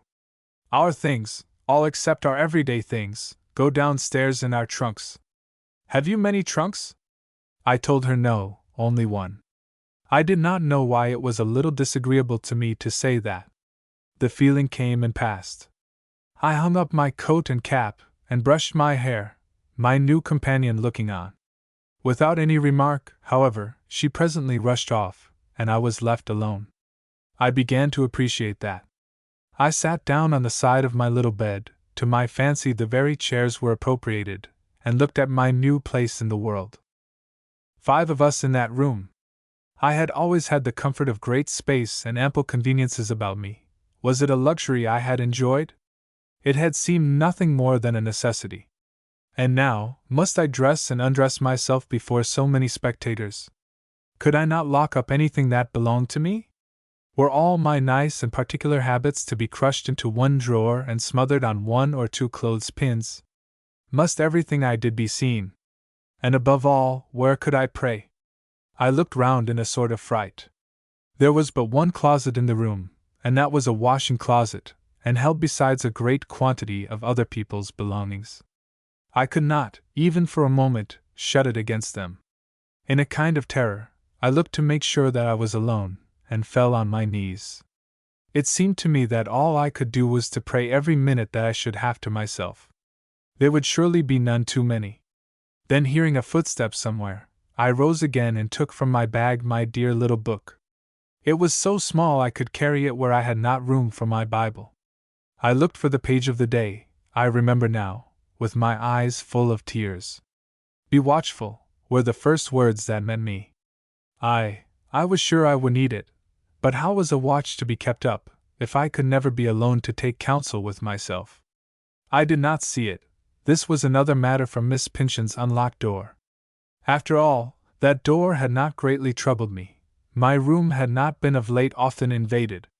Now I had no room. What more would my dear little book say to me? "Be sober, be vigilant, because your adversary the devil, as a roaring lion, walketh about, seeking whom he may devour." Was the battle to go so hard against me? And what should I do without that old and well-tried weapon of all prayer? Nothing. I should be conquered. I must have and keep that, I resolved, if I lay awake and got up at night to use it. Dr. Sandford would not like such a proceeding, but there were worse dangers than the danger of lessened health. I would pray, but what next? "Take heed to thyself, and keep thy soul diligently. What I say unto you I say unto all, watch." I stood by the side of my bed, dashing the tears from my eyes. Then I heard, as I thought, someone coming, and in haste looked to see what else might be on the page, what further message or warning. And something like a sunbeam of healing flashed into my heart with the next words: "Fear thou not, for I am with thee, be not dismayed, for I am thy God, I will strengthen thee, yea, I will help thee, yea, I will uphold thee with the right hand of my righteousness. I, the Lord thy God, will hold thy right hand." I was healed. I put up my little book in my bag again, feeling whole and sound. It did not matter that I was crowded and hindered and watched, for it was written also, "He preserveth the way of his saints," and I was safe. I sat a little while longer alone. Then came a rush and rustle of many feet upon the stairs, many dresses moving, many voices blending in a little soft roar, as ominous as the roar of the sea which one hears in a shell. My 4 roommates poured into the room, accompanied by 1 or 2 others, very busy and eager about their affairs that they were discussing. Meanwhile they all began to put themselves in order. "The bell will ring for tea directly," said Miss Macy, addressing herself to me. "Are you ready?" "'Tisn't much trouble to fix her hair," said my friend with the black eyes. 6 pair of eyes for a moment were turned upon me. "You are too old to have your hair so," remarked Miss Bentley. "You ought to let it grow." "Why don't you?" said Miss Lansing. "She is a Roundhead," said the St. Clair, brushing her own curls, which were beautiful and crinkled all over her head, while my hair was straight. "I don't suppose she ever saw a cavalier before." "St. Clair, you are too bad," said Miss Mary. "Miss Randolph is a stranger." St. Clair made no answer, but finished her hair and ran off, and presently the others filed off after her, and a loud clanging bell giving the signal, I thought best to go too. Every room was pouring forth its inmates. The halls and passages were all alive and astir. In the train of the moving crowd, I had no difficulty to find my way to the place of gathering. This was the school parlor, not the one where I had seen Madame Ricard. Parlors, rather. There was a suite of them, 3 deep, for this part of the house had a building added in the rear. The rooms were large and handsome, not like schoolrooms, I thought, and yet very different from my home, for they were bare. Carpets and curtains, sofas and chairs and tables, were in them to be sure, and even pictures, yet they were bare, for books and matters of art and little social luxuries were wanting, such as I had all my life been accustomed to, and such as filled Madame Ricard's own rooms. However, this first evening I could hardly see how the rooms looked, for the lining of humanity which ran round all the walls. There was a shimmer as of every color in the rainbow, and a buzz that could only come from a hive full. I, who had lived all my life where people spoke softly, and where many never spoke together, was bewildered. The buzz hushed suddenly, and I saw Madame Ricard's figure going slowly down the rooms. She was in the uttermost contrast to all her household. Ladylike always, and always dignified, her style was her own, and I am sure that nobody ever felt that she had not enough. Yet Madame Ricard had nothing about her that was conformed to the fashions of the day. Her dress was of a soft kind of serge, which fell around her or swept across the rooms in noiseless yielding folds. Hoops were the fashion of the day, but Madame Ricard wore no hoops. She went with ease and silence where others went with a rustle and a warning to clear the way. The back of her head was covered with a little cap as plain as a nun's cap, and I never saw an ornament about her. Yet criticism never touched Madame Ricard. Not even the criticism of a set of schoolgirls, and I had soon to learn that there is none more relentless. The tea-table was set in the further room of the three. Mime Ricard passed down to that. Presently I heard her low voice saying, "Miss Randolph." Low as it was always heard. I made my way down through the rooms to her presence, and there I was introduced to the various teachers. Mademoiselle Genevieve, Miss Babbitt, Madame Dupin, and Miss Dumps. I could not examine them just then. I felt I was on exhibition myself. "Is Miss Randolph to come to me, madam?" the first of these ladies asked. She was young, bright, black-eyed, and full of energy. I saw so much. "I fancy she will come to all of you," said Madame. "Except Miss Babbitt. You can write and read, I dare say, Miss Randolph?" she went on with a smile. I answered, "Of course." "What have been your principal studies for the past year?" I said, "Mathematics, astronomy, and philosophy and history." "Then she is mine!" exclaimed Genevieve. "She is older than she looks," said Miss Babbitt. "Her hair is young, but her eyes are not," said the former speaker, who was a lively lady. "French have you studied?" Madame went on. "Not so much," I said. "Madame Dupin will want you." "I am sure she is a good child," said Madame Dupin, who was a good-natured, plain-looking Frenchwoman without a particle of a Frenchwoman's grace or address. "I will be charmed to have her." "You may go back to your place, Miss Randolph," said my mistress. "We will arrange all the rest tomorrow." "Shall I go back with you?" asked Genevieve. "Do you mind going alone?" She spoke very kindly, but I was at a loss for her meaning. I saw the kindness. Why it showed itself in such an offer I could not imagine. "I am very much obliged to you, ma'am," I began, when a little burst of laughter stopped me. It came from all the teachers. Even Madame Ricard was smiling. "You are out for once, Genevieve," she said.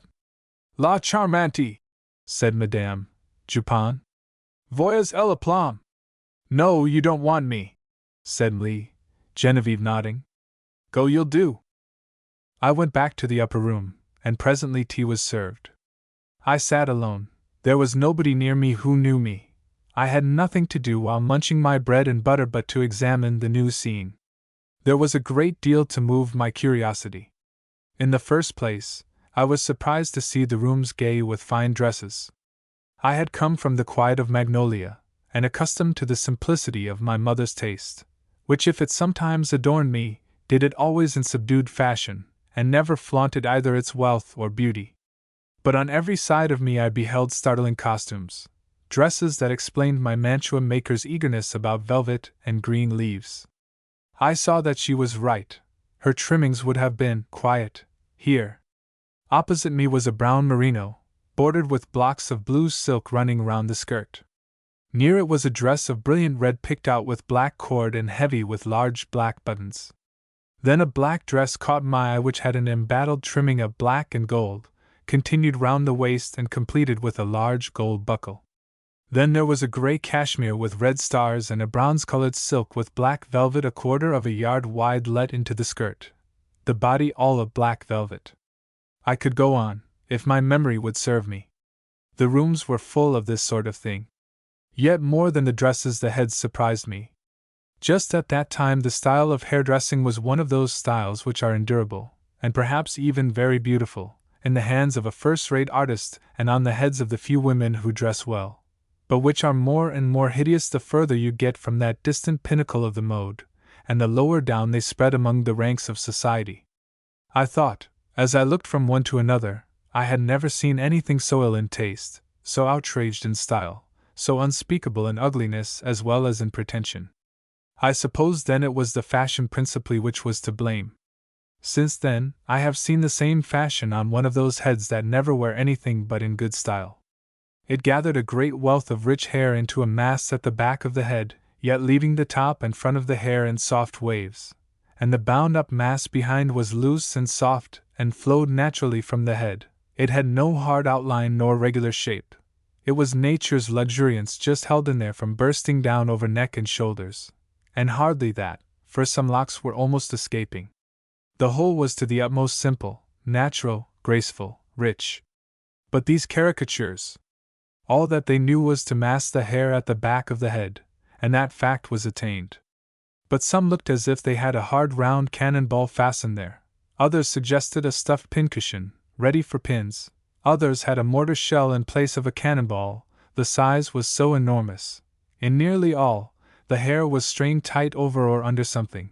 In not one was there an effect which the originator of the fashion would not have abhorred. Girlish grace was nowhere to be seen, either in heads or persons. Girlish simplicity had no place. It was a school, but the company looked fitter for the stiff assemblages of ceremony that should be 20 years later in their lives. My heart grew very blank. I felt unspeakably alone, not merely because there was nobody there whom I knew, but because there was nobody whom it seemed to me I ever should know. I took my tea and bits of bread and butter, feeling forlorn. A year in that place seemed to me longer than I could bear. I had exchanged my king log for king stork. It was some relief when after tea we were separated into other rooms and sat down to study. But I dreamed over my book. I wondered how heads could study that had so much trouble on the outside. I wandered over the seas to that spot somewhere that was marked by the ship that carried my father and another, only now going out towards China, and long months might pass before China would be loaned with, and the ship be bearing them back again. The lesson given me that night was not difficult enough to bind my attention, and my heart grew very heavy. So heavy that I felt I must find help somewhere. And when one's need is so shut in, then it looks in the right quarter, the only one left open.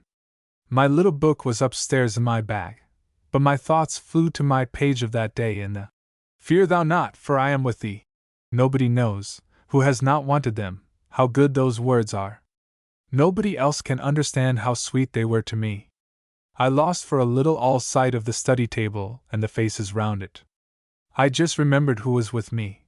In the freedom and joy of that presence both fears and loneliness seemed to fade away. "I, the Lord, will hold thy right hand." Yes, and I, a poor little child, put my hand in the hand of my great leader, and felt safe and strong. I found very soon I had enemies to meet that I had not yet reckoned with. The night passed peacefully enough, and the next day I was put in the schoolroom and found my place in the various classes. The schoolrooms were large and pleasant. Large they had need to be, for the number of day scholars who attended in them was very great. They were many as well as spacious, different ages being parted off from each other. Besides the schoolrooms proper, there were rooms for recitation, where the classes met their teachers, so we had the change and variety of moving from one part of the house to another. We met Genevieve in one room, for mathematics and Italian, Madame Jupin in another, for French. Miss Dump seized us in another, for writing and geography, and made the most of us. She was a severe little person in her teaching and in her discipline, but she was good. We called her Miss Maria, in general. Miss Babbitt had the history, and she did nothing to make it intelligible or interesting. My best historical times thus far, by much, had been over my clay map and my red-headed and black-headed pins, studying the changes of England and her people. But Genevieve put a new life into mathematics. I could never love the study, but she made it a great deal better than Miss Pinzon made it. Indeed, I believe that to learn anything under Genevieve would have been pleasant. She had so much fire and energy, she taught with such a will, her black eyes were so keen both for her pupils and her subject. One never thought of the discipline in Genevieve's room, but only of the study. I was young to be there, in the class where she put me, but my training had fitted me for it. With Madame Dupin also I had an easy time. She was good nature itself, and from the first showed a particular favor and liking for me. And as I had no sort of wish to break rules, with Miss Maria too I got on well. It was out of school and out of study hours that my difficulties came upon me. For a day or two I did not meet them. I was busy with the school routine, and beginning already to take pleasure in it. Knowledge was to be had here, lay waiting to be gathered up, and that gathering I always enjoyed. Miss Pinzon had kept me on short allowance. It was the 3rd or 4th day after my arrival, that going up after dinner to get ready for a walk I missed my chinchilla cap from its peg. I sought for it in vain. "Come, Daisy," said Miss Lansing, "make haste. Babbitt will be after you directly if you aren't ready. Put on your cap." "I can't find it," I said. "I left it here, in its place, but I can't find it." There was a burst of laughter from 3 of my roommates, as Miss St. Clair danced out from the closet with the cap on her own brows, and then with a caper of agility, taking it off, flung it up to the chandelier, where it hung on one of the burners. "For shame, Faustina, that's too bad." "How call she get it?" said Miss Bentley. "I don't want her to get it," said the St. Clair coolly. "Then how can she go to walk?" "I don't want her to go to walk." "Faustina, that isn't right. Miss Randolph is a stranger, you shouldn't play tricks on her." "Roundheads were always revolutionists," said the girl recklessly. "A law lantern! Heads or hats, it don't signify which. That is an example of what our madam calls symbolism." "Hush, sh! Madam would call it something else. Now how are we going to get the cap down?" For the lamp hung high, having been pushed up out of reach for the day. The St. Clair ran off, and Miss Macy followed, but the 2 others consulted, and Lansing ran down to waylay the chambermaid and beg a broom. By the help of the broom handle my cap was at length dislodged from its perch, and restored to me. But I was angry. I felt the fiery current running through my veins, and the unspeakable saucy glance of St. Clair's eye, as I passed her to take my place in the procession, threw fuel on the fire. I think for years I had not been angry in such a fashion. The indignation I had at different times felt against the overseer at Magnolia was a justifiable thing. Now I was angry and piqued. The feeling was new to me. I had been without it very long. I swallowed the ground with my feet during that walk, but before the walk came to an end the question began to come up in my mind, what was the matter? And whether I did well? These sprinklings of water on the flame I think made it leap into new life at first, but as they came and came again, I had more to think about than St. Clair, when I got back to the house. Yes, and as we were all taking off our things together I was conscious that I shunned her, that the sight of her was disagreeable, and that I would have liked to visit some gentle punishment upon her careless head. The bustle of business swallowed up the feeling for the rest of the time till we went to bed. But then it rose very fresh, and I began to question myself about it in the silence and darkness. Finding myself inclined to justify myself, I bethought me to try this new feeling by some of the words I had been studying in my little book for a few days past. "The entrance of thy words giveth light," was the leading test for the day that had just gone. Now I thought I would try it in my difficulty. The very next words on the page, I remembered, were these: "God is light, and in him is no darkness at all." It came into my mind as soon that this feeling of anger and resentment which troubled me had to do with darkness, not with the light. In vain I reasoned, to prove the contrary. I felt dark. I could not look up to that clear white light where God dwells, and feel at all that I was walking in the light as he is in the light.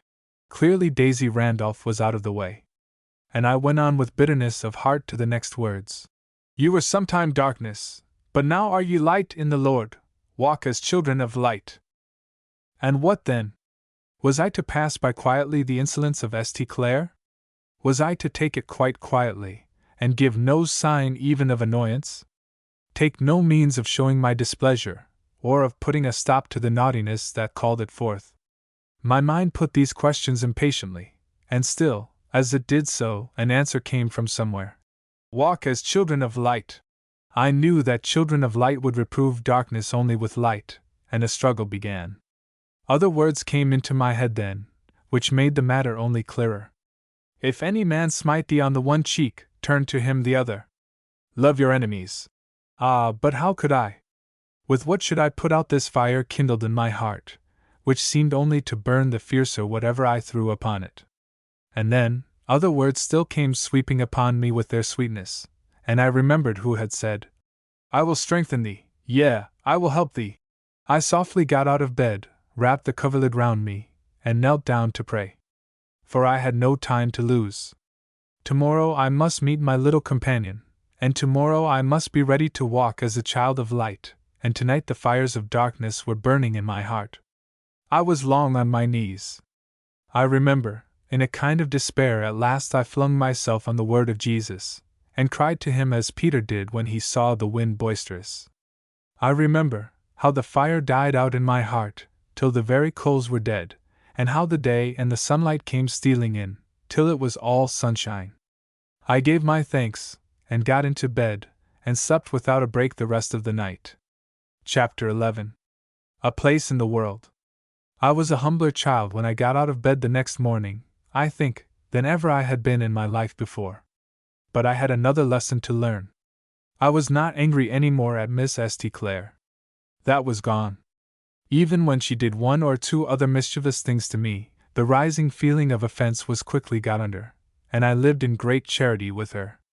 My new lesson was of another sort. 2 or 3 days passed, and then came Sunday. It was never a comfortable day at Madame Ricard's. We all went to church, of course, under the care of one or other of the teachers, and we had our choice where to go. Miss Babbitt went to a Presbyterian church. Miss Maria to a high Episcopal. Madame Dupin attended a little French Protestant chapel, and Lee, Genevieve and Madame Ricard went to the Catholic church. The first Sunday I had gone with them, not knowing at all whither. I found that would not do, and since then I had tried the other parties.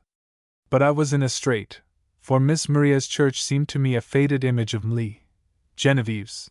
The Presbyterian church which Miss Babbitt went to was stiff and dull. I was not at home in either of them, and could not understand or enjoy what was spoken. The very music had an air of incipient petrification, if I can speak so about sounds. At the little French chapel I could as little comprehend the words that were uttered. But in the pulpit there was a man with a shining face, a face full of love and truth and earnestness. He spoke out of his heart, and no set words, and the singing was simple and sweet and the hymns beautiful. I could understand them, for I had the hymn book in my hands. Also I had the French Bible, and Madame Dupin, delighted to have me with her, assured me that if I listened I would very soon begin to understand the minister's preaching just as well as if it were English. So I went with Madame Dupin, and thereby lost some part of Lee, Genevieve's favor, but that I did not understand till afterwards. We had all been to church as usual, this Sunday, and we were taking off our hats and things upstairs, after the second service. My simple toilet was soon made, and I sat upon the side of my little bed, watching those of my companions. They were a contrast to mine. The utmost that money could do, to bring girls into the fashion, was done for these girls, for the patrons of Madame Ricard's establishment were nearly all rich. Costly coats and cloaks, heavy trimmed, were surmounted with every variety of showy headgear, in every variety of unsuitableness. To study bad taste, one would want no better field than the heads of Madame Ricard's 70 boarders dressed for church. Not that the articles which were worn on the heads were always bad, some of them came from irreproachable workshops, but there was everywhere the bad taste of overdressing, and nowhere the tact of appropriation. The hats were all on the wrong heads. Everybody was a testimony of what money can do without art. I sat on my little bed, vaguely speculating on all this as I watched my companions disrobing, at intervals humming the sweet French melody to which the last hymn had been sung, when St. Clair paused in her talk and threw a glance in my direction. It lighted on my plain plaid frock and undressed hair. "Don't you come from the country, Miss Randolph?" she said, insolently enough. I answered yes.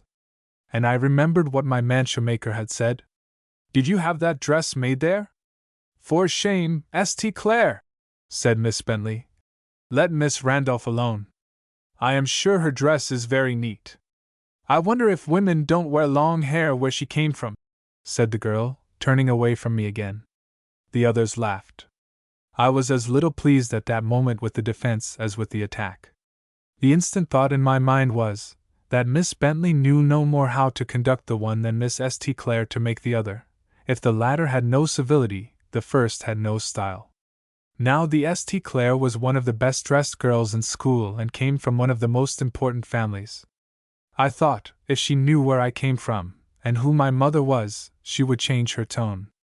Nevertheless, I wished Mamma would order me to let my hair grow, and I began to think whether I might not do it without order. And I thought also that the spring was advancing, and warm weather would soon be upon us, and that these girls would change their talk and their opinion about me when they saw my summer frocks. There was nothing like them in all the school. I ran over in my mind their various elegance, of texture, and lace, and fine embroidery, and graceful, simple drapery.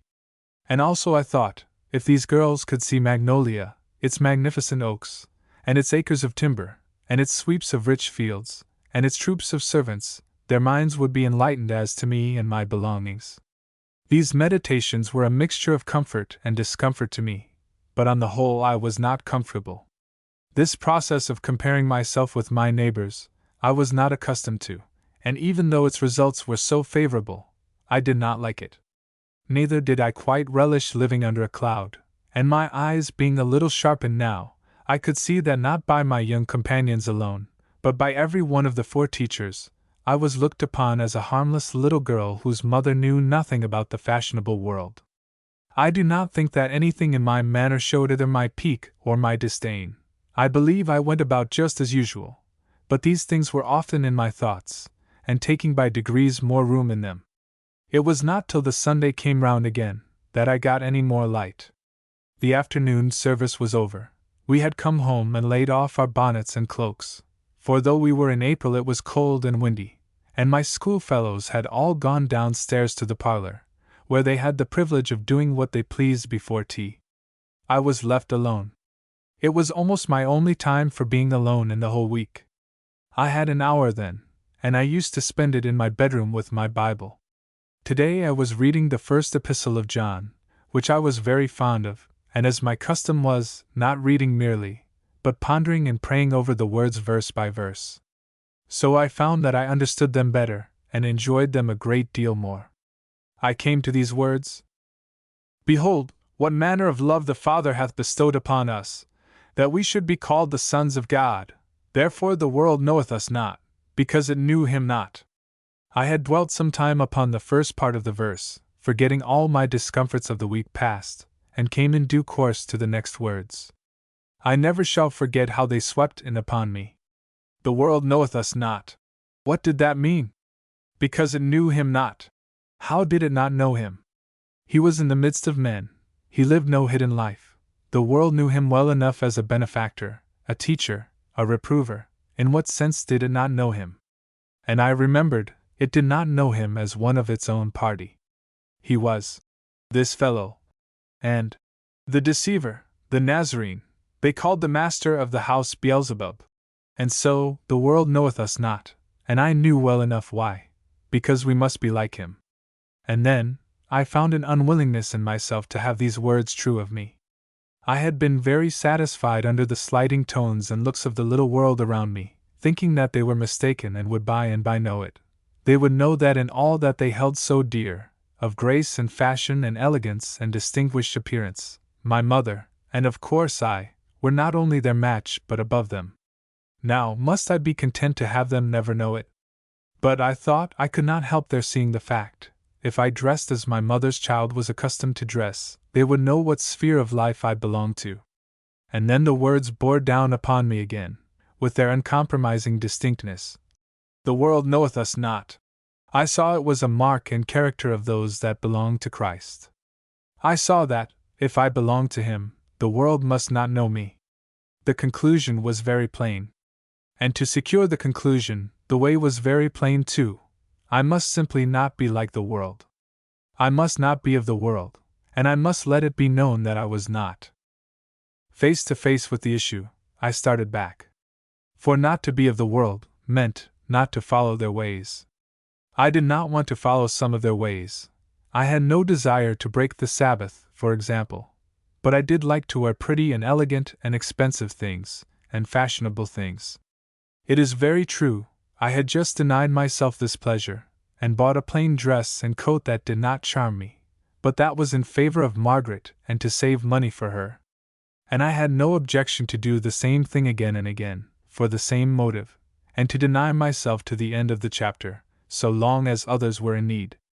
But that was another matter from shaking hands with the world at once, and being willing that for all my life it should never know me as one of those whom it honored. Never know me, in fact. I must be something out of the world's consciousness, and of no importance to it. And to begin with, I must never try to enlighten my schoolfellows' eyes about myself. Let them think that Daisy Randolph came from somewhere in the country, and was accustomed to wear no better dresses in ordinary than her school plaid.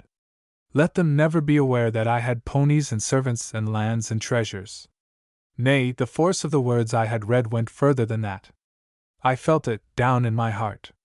Not only I must take no measures to proclaim my title to the world's regard, but I must be such, and so unlike it in my whole way of life, dress and all, that the world would not wish to recognize me, nor have anything to do with me. I counted the cost now, and it seemed heavy.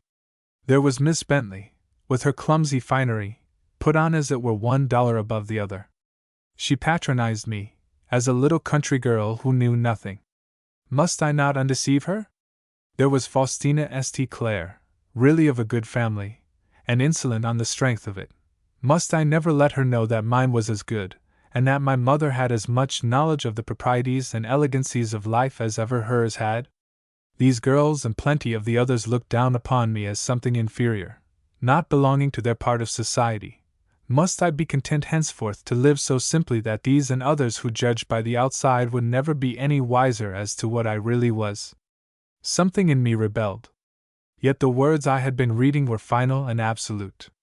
The world knoweth us not. And us, I knew, meant the little band in whose hearts Christ is King. Surely I was one of them. But I was unwilling to slip out of the world's view and be seen by it no more. I struggled. It was something very new in my experience.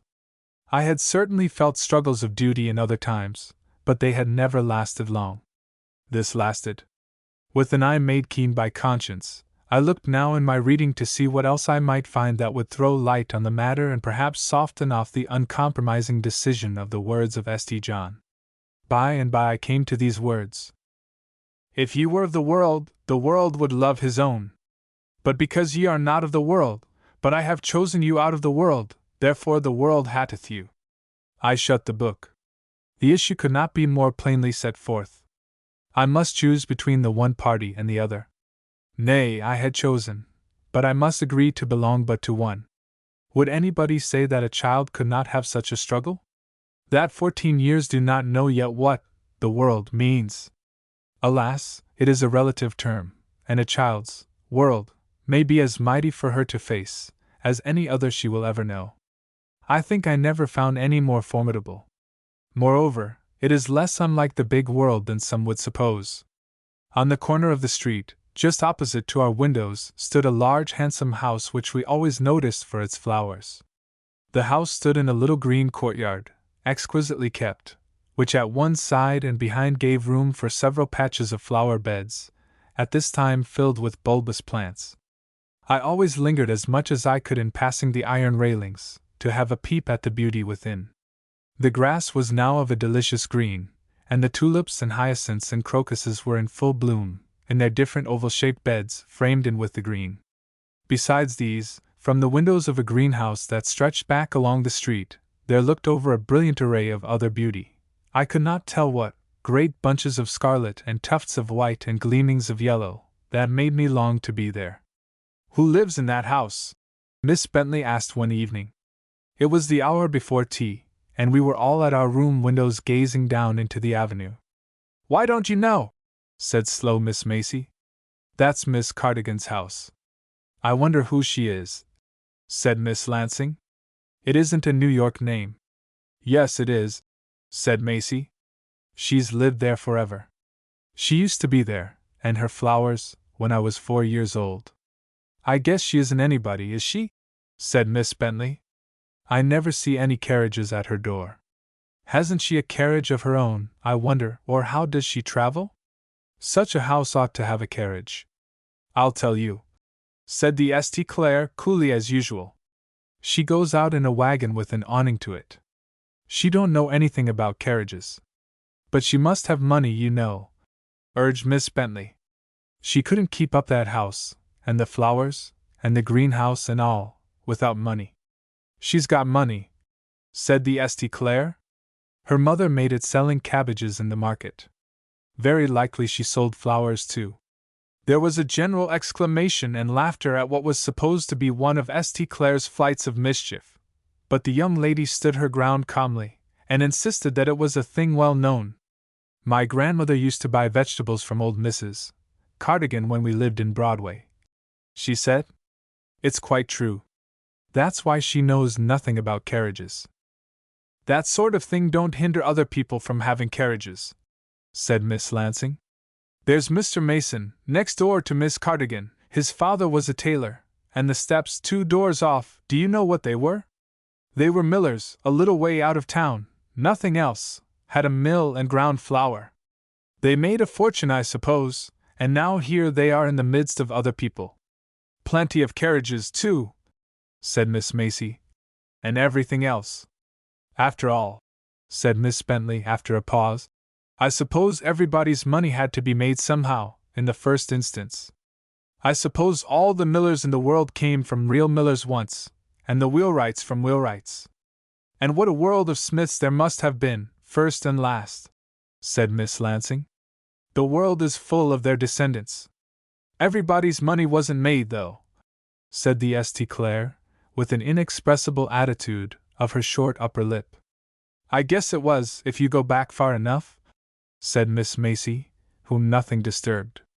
But I saw that while Miss Lansing and Miss St. Clair were at ease in the foregoing conversation, Miss Bentley was not. "You can't go back far enough," said the St. Clair haughtily. "How then?" said the other. "How do you account for it? Where did their money come from?" "It grew," said the St. Clair ineffably. "They were lords of the soil." "Oh! But it had to be dug out, I suppose," said Miss Macy. "There were others to do that." "After all," said Miss Macy, "how is money that grew any better than money that is made? It is all made by somebody, too.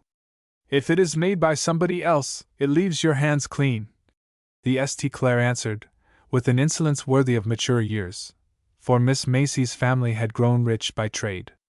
She was of a slow temper, however, and did not take fire. "My grandfather's hands were clean," she said. "Yet he made his own money. Honest hands always are clean." "Do you suppose Miss Cardigan's were when she was handling her cabbages?" said St. Clair. "I have no doubt Miss Cardigan's house smells of cabbages now." "Oh, St. Clair," Miss Lansing said, laughing. "I always smell them when I go past," said the other, elevating her scornful little nose. It was a handsome nose, too. "I don't think it makes any difference," said Miss Bentley, "provided people have money, how they came by it. Money buys the same things for one that it does for another." "Now, my good Bentley, that is just what it don't," said St. Clair, drumming upon the window pane with the tips of her fingers. "Why not?" "Because people that have always had money know how to use it, and people that have just come into their money don't know. You can tell the one from the other as far off as the head of the avenue. But what is to hinder their going to the same milliner and mantua maker, for instance, or the same cabinet maker, and buying the same things? Or the same jeweler, or the same anything? So they could, if they knew which they were." "Which what were?" "It is easy to tell which is a fashionable milliner or mantua maker, everybody knows that. It don't do some people any good," said St. Clair, turning away. When they get in the shop, they do not know what to buy, and if they buy it, they can't put it on. People that are not fashionable can't be fashionable. I saw the glance that fell, scarcely touching, on my plain plaid frock. I was silly enough to feel it too. I wasn't used to scorn. St. Clair returned to the window, perhaps sensible that she had gone a little too far. I can tell you now, she said, what that old Miss Cardigan has got in her house just as well as if I saw it. Did you ever go in? Said Lansing eagerly. We don't visit, said the other. But I can tell you, just as well, and you can send Daisy Randolph some day to see if it is true. Well, go on, St. Clair, what is there? Said Miss Macy. There's a marble hall, of course, that the mason built. It isn't her fault. Then in the parlors there are thick carpets, that cost a great deal of money and are as ugly as they can be, with every color in the world. The furniture is red satin, or maybe blue, staring bright, against a light green wall paneled with gold. The ceilings are gold and white, with enormous chandeliers. On the wall there are some very big picture frames, with nothing in them to speak of. There is a table in the middle of the floor with a marble top, and the piers are filled with mirrors down to the floor, and the second room is like the first, and the third is like the second, and there is nothing else in any of the rooms but what I have told you. Well, it is a very handsome house, I should think, if you have told true, said Miss Bentley. St. Clair left the window with a scarce perceptible but most wicked smile at her friend Miss Lansing, and the group scattered. Only I remained to think it over and ask myself, could I let go my vantage ground? Could I make up my mind to do forever without the smile and regard of that portion of the world which little St. Clair represented? It is powerful, even in a school. I had seen how carelessly this undoubted child of birth and fashion wielded the lash of her tongue, and how others bowed before it. I had seen Miss Bentley wince, and Miss Macy bite her lip, but neither of them dared affront the daughter of Mrs. St. Clair.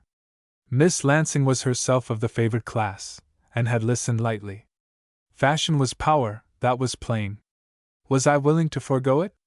Was I willing to be one of those whom fashion passes by, as St. Clair had glanced on my dress as something not worthy a thought?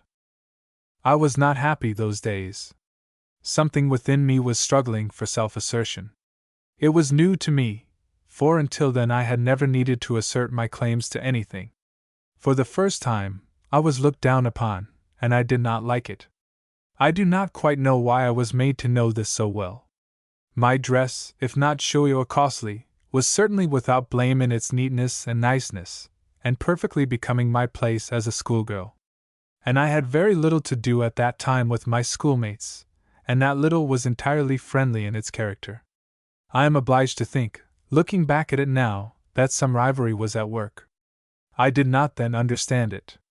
But I was taking a high place in all my classes. I had gone past St. Clair in 2 or 3 things. Miss Lansing was too far behind in her studies to feel any jealousy on that account, but besides that, I was an unmistakable favorite with all the teachers. They liked to have me do anything for them or with them. If any privilege was to be given, I was sure to be one of the first names called to share it. If I was spoken to for anything, the manner and tone were in contrast with those used towards almost all my fellows. It may have been partly for these reasons that there was a little positive element in the slights which I felt. The effect of the whole was to make a long struggle in my mind. The world knoweth us not, gave the character and condition of that party to which I belong. I was feeling now what those words mean, and it was not pleasant. This struggle had been going on for several weeks, and growing more and more wearying, when Mrs. Sanford came one day to see me. She said I did not look very well, and obtained leave for me to take a walk with her. I was glad of the change. It was a pleasant, bright afternoon. We strolled up the long avenue, then gay and crowded with passers to and fro in every variety and in the height of the mode, for our avenue was a favorite and very fashionable promenade. The gay world nodded and bowed to each other. The sun streamed on satins and laces, flowers and embroidery. Elegant toilettes passed and repassed each other, with smiling recognition. The street was a show. I walked by Mrs. Sanford's side in my chinchilla cap, for I had not got a straw hat yet, though it was time, thinking, The world knoweth us not, and carrying on the struggle in my heart all the while. By and by we turned to come down the avenue. I want to stop a moment here on some business, said Mrs. Sanford, as we came to Miss Cardigan's corner. Would you like to go in with me, Daisy? I was pleased, and moreover glad that it was the hour for my companions to be out walking. I did not wish to be seen going in at that house and to have all the questions poured on me that would be sure to come. Moreover, I was curious to see how far Miss St. Clair's judgment would be verified. The marble hall was undoubted. It was large and square, with a handsome staircase going up from it. But the parlor, into which we were ushered the next minute, crossed all my expectations. It was furnished with dark chintz. No satin, red or blue, was anywhere to be seen. Even the curtains were chintz. The carpet was not rich. The engravings on the walls were in wooden frames varnished. The long mirror between the windows, for that was there, reflected a very simple mahogany table, on which lay a large work basket, some rolls of muslin and flannel, work cut and uncut, shears and spools of cotton. Another smaller table held books and papers and writing materials. This was shoved up to the corner of the hearth, where a fire, a real, actual fire of sticks, was softly burning. The room was full of the sweet smell of the burning wood. Between the two tables, in a comfortable large chair, sat the lady we had come to see. My heart warmed at the look of her immediately. Such a face of genial, gentle benevolence, such a healthy, sweet color in the old cheeks, such a hearty, kind, and withal shrewd and sound, expression of eye and lip. She was stout and dumpy in figure, rather fat, with a little plain cap on her head and a shawl pinned round her shoulders. Somebody who had never been known to the world of fashion. But oh, how homely and comfortable she and her room looked. She and her room and her cat, for a great white cat sat with her paws doubled under her in front of the fire. My sister begged that I would call and see you, Miss Cardigan, Mrs. Sanford began. About a poor family named Whitaker that lives somewhere in Ellen Street. I know them. Be seated, said our hostess. I know them well. But I don't know this little lady. A little friend of mine, Miss Cardigan. She is at school with your neighbor opposite, Miss Daisy Randolph. If nearness made neighborhood, said Miss Cardigan, laughing. Madame, Rickard and I would be neighbors, but I am afraid the rule of the Good Samaritan would put us far apart. Miss Daisy, do you like my cat, or would you like maybe to go in and look at my flowers? Yes? Step in that way, dear, just go through that room, and on, straight through. You'll smell them before you come to them. I gladly obeyed her, stepping in through the darkened middle room where already the greeting of the distant flowers met me, then through a third smaller room, light and bright and full of fragrance, and to my surprise, lined with books. From this an open glass door let me into the greenhouse, and into the presence of the beauties I had so often looked up to from the street. I lost myself then. Geraniums breathed over me, roses smiled at me, a daphne at one end of the room filled the whole place with its fragrance.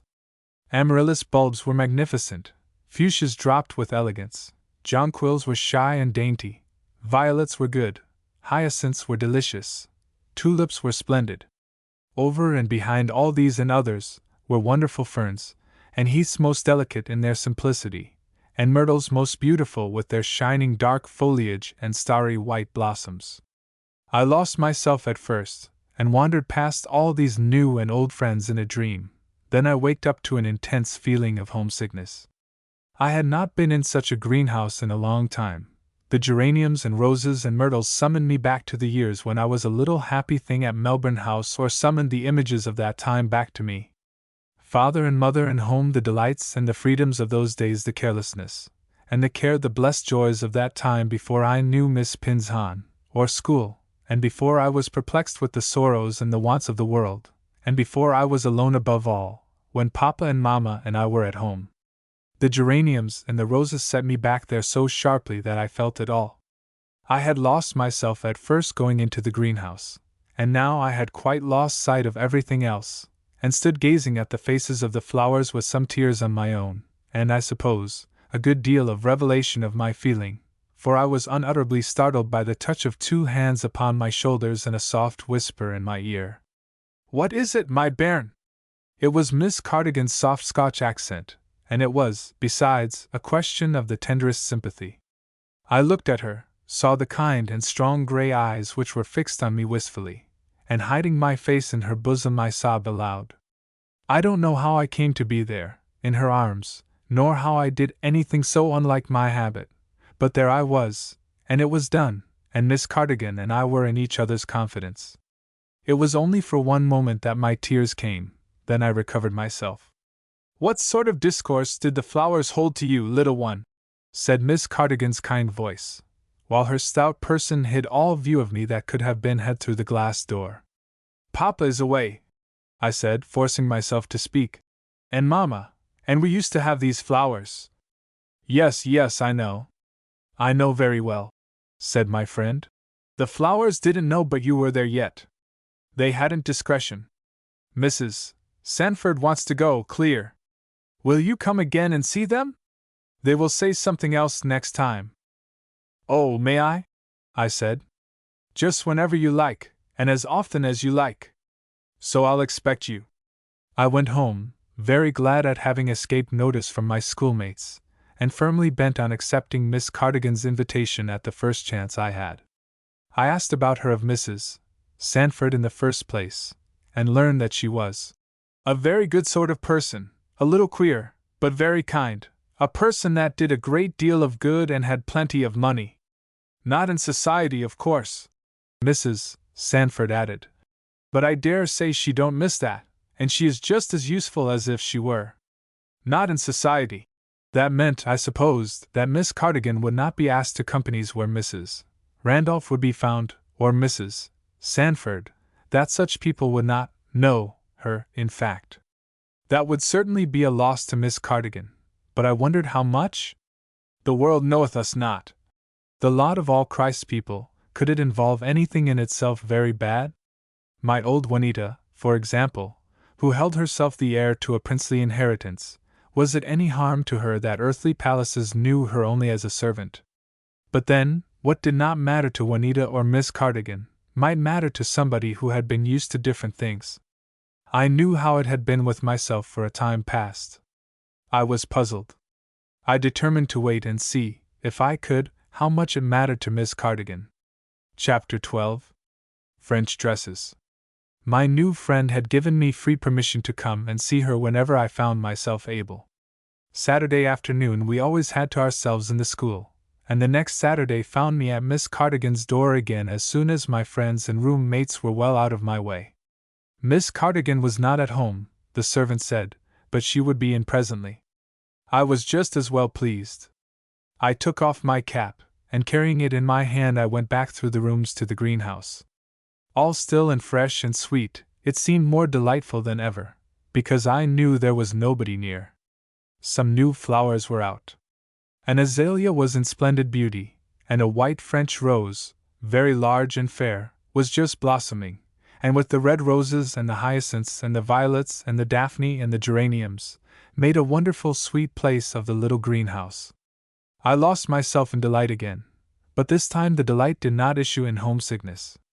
The flowers had another message for me today.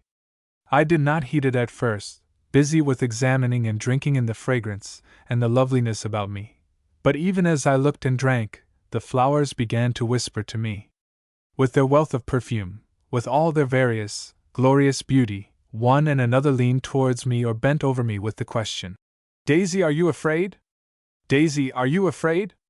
The good God who has made us so rich, do you think He will leave you poor? He loves you, Daisy. You needn't be a bit afraid but that He is enough, even if the world does not know you. He is rich enough for you as well as for us." I heard no voice, but surely I heard that whisper, plain enough. The roses seemed to kiss me with it. The sweet azalea repeated it. The hyacinths stood witnesses of it. The gay tulips and amaryllis held up a banner before me on which it was blazoned. I was so ashamed, and sorry, and glad, all at once, that I fell down on my knees there, on the stone-matted floor, and gave up the world from my heart, and forever, and stretched out my hands for the wealth that does not perish and the blessing that has no sorrow with it. I was afraid to stay long on my knees, but I could hardly get my eyes dry again. I was so glad and so sorry. I remember I was wiping a tear or two away when Miss Cardigan came in. She greeted me kindly. "There's a new rose out, did ye see it?" she said. "And this blue hyacinth has opened its flowers. Isn't that bonny?" "What is bonny, ma'am?" I asked. Miss Cardigan laughed, the heartiest, sounciest low laugh. "There's a many things the Lord has made bonny," she said. "I thank Him for it. Look at these violets, they're bonny, and this sweet red rose." She broke it off the tree and gave it to me. "It's bad that it shames your cheeks so. What's the matter, why am my bairn?" Miss Cardigan's soft finger touched my cheek as she spoke, and the voice and tone of the question were so gently, tenderly kind that it was pleasant to answer. I said I had not been very strong. "Nor just well in your mind?" "No, no. Well, what did the flowers say to you today, my dear?" "Eh? They told you something?" "Oh, yes," I said. "Did they tell you that the Lord is good, a stronghold in the day of trouble, and He knoweth them that trust in Him?" "Oh, yes," I said, looking up at her in surprise. "How did you know?" For all answer, Miss Cardigan folded her two arms tight about me and kissed me with earnest goodwill. "But they told me something else," I said, struggling to command myself. "They told me that I had not trusted in Him." "Ah, my bairn," she said. "But the Lord is good." There was so much both of understanding and sympathy in her tones that I had a great deal of trouble to control myself. I felt unspeakably happy, too, that I had found a friend that could understand. I was silent, and Miss Cardigan looked at me. "Is it all right, Noel?" she asked. "Except me," I said, with my eyes swimming. "Ah, well," she said. "You've seen the sky all black and covered with the thick clouds that's like our sins. But I have blotted out as a thick cloud thy transgressions, and as a cloud thy sins. You know how it is when the wind comes and clears the clouds off, and you can look up through the blue, till it seems as if your eye would win into heaven itself. Keep the sky clear, my darling, so that you can always see up straight to God, with never the fleck of a cloud between. But do you ken what will clear the clouds away?" And I looked up now with a smile and answered, "The precious blood of Christ." For the two texts had been close together in one of the pages of my little book not long before. Miss Cardigan clapped her hands together softly and laughed. "Ye've got it," she said. "Ye have gotten the pearl of great price. And where did ye find it, my dear?" "I had a friend that taught me in a Sunday school for years ago," I said. "Ah, there weren't so many Sunday schools in my day," said Miss Cardigan. "And ye have found, maybe, that this other sort of a school, that ye have gotten to now, isn't helpful altogether? Is it a rough road, my bairn?" "It is my own fault," I said, looking at her gratefully. The tender voice went right into my heart. "Well, no, you'll just stop and have tea with me here, and whenever the way is rough, you'll come over to my flowers and rest yourself. And rest me too. It does me a world o' good to see a young face. So take off your coat, my dear, and let us sit down and be comfortable." I was afraid at first that I could not. I had no liberty to be absent at tea time. But Miss Cardigan assured me I should be home in good season. The school tea was at 7, and her own was always served at 6. So very gladly, with an inexpressible sense of freedom and peace, I took off my coat and gloves, and followed my kind friend back to the parlor where her fire was burning.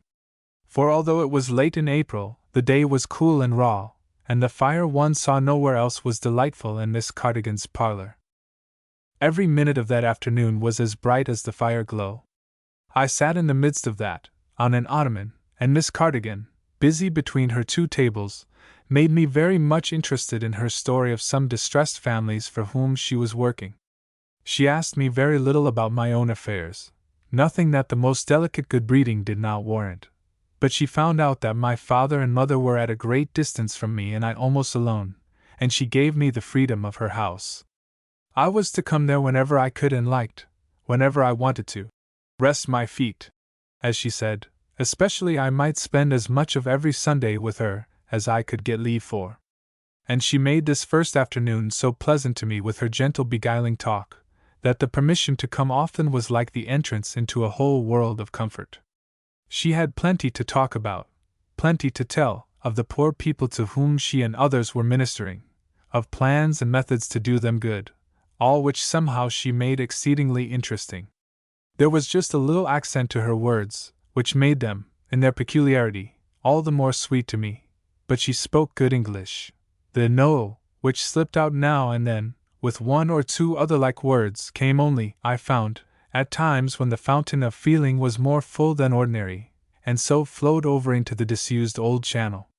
And her face was so fresh, rosy, round and sweet, withal strong and sound, that it was a perpetual pleasure to me. As she told her stories of New York needy and suffering, I mentally added my poor people at Magnolia, and began to wonder with myself, was all the world so? Were these 2 spots but samples of the whole? I got into a brown study, and was waked out of it by Miss Cardigan's. "What is it, my dear?" "Ma'am," I said. "Ye are studying some deep question," she said, smiling. "Maybe it's too big for you." "So it is," said I, sighing. "Is it so everywhere, Miss Cardigan?" "So how, my bairn? Is there so much trouble everywhere in the world?" Her face clouded over. "Jesus said, the poor ye have always with you, and whensoever ye will ye may do them good." "But that is what I don't understand about," I said. "How much ought one to do, Miss Cardigan?" There came a ray of infinite brightness over her features. I can hardly describe it. It was warm with love, and bright with pleasure, and I thought sparkled with a little amusement. "Have you thought upon that?" she said. "Yes," I said, "very much." "It is a great question," she said, her face becoming grave again. "I know," I said. "Of course one ought to do all one can.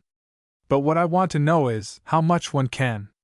How much ought one to spend for such things? It's a great question," Miss Cardigan repeated, more gravely than before. "For when the king comes, to take account of his servants, he will want to know what we have done with every penny. Be sure he will." "Then how can one tell?" said I, hoping earnestly that now I was going to get some help in my troubles. "How can one know? It is very difficult." "I'll no say it's not difficult," said Miss Cardigan, whose thoughts seemed to have gone into the recesses of her own mind. "Dear, it's nigh our tea time. Let us go in." I followed her, much disappointed, and feeling that if she passed the subject by so, I could not bring it up again. We went through to the inner room, the same from which the glass door opened to the flowers. Here a small table was now spread. This room was cozy. I had hardly seen it before. Low bookcases lined it on every side, and above the bookcases hung maps of the city and of various parts of the world where missionary stations were established. Along with the maps, a few engravings and fine photographs. I remember one of the Colosseum, which I used to study, and a very beautiful engraving of Jerusalem. But the one that fixed my eyes this first evening, perhaps because Miss Cardigan placed me in front of it, was a picture of another sort.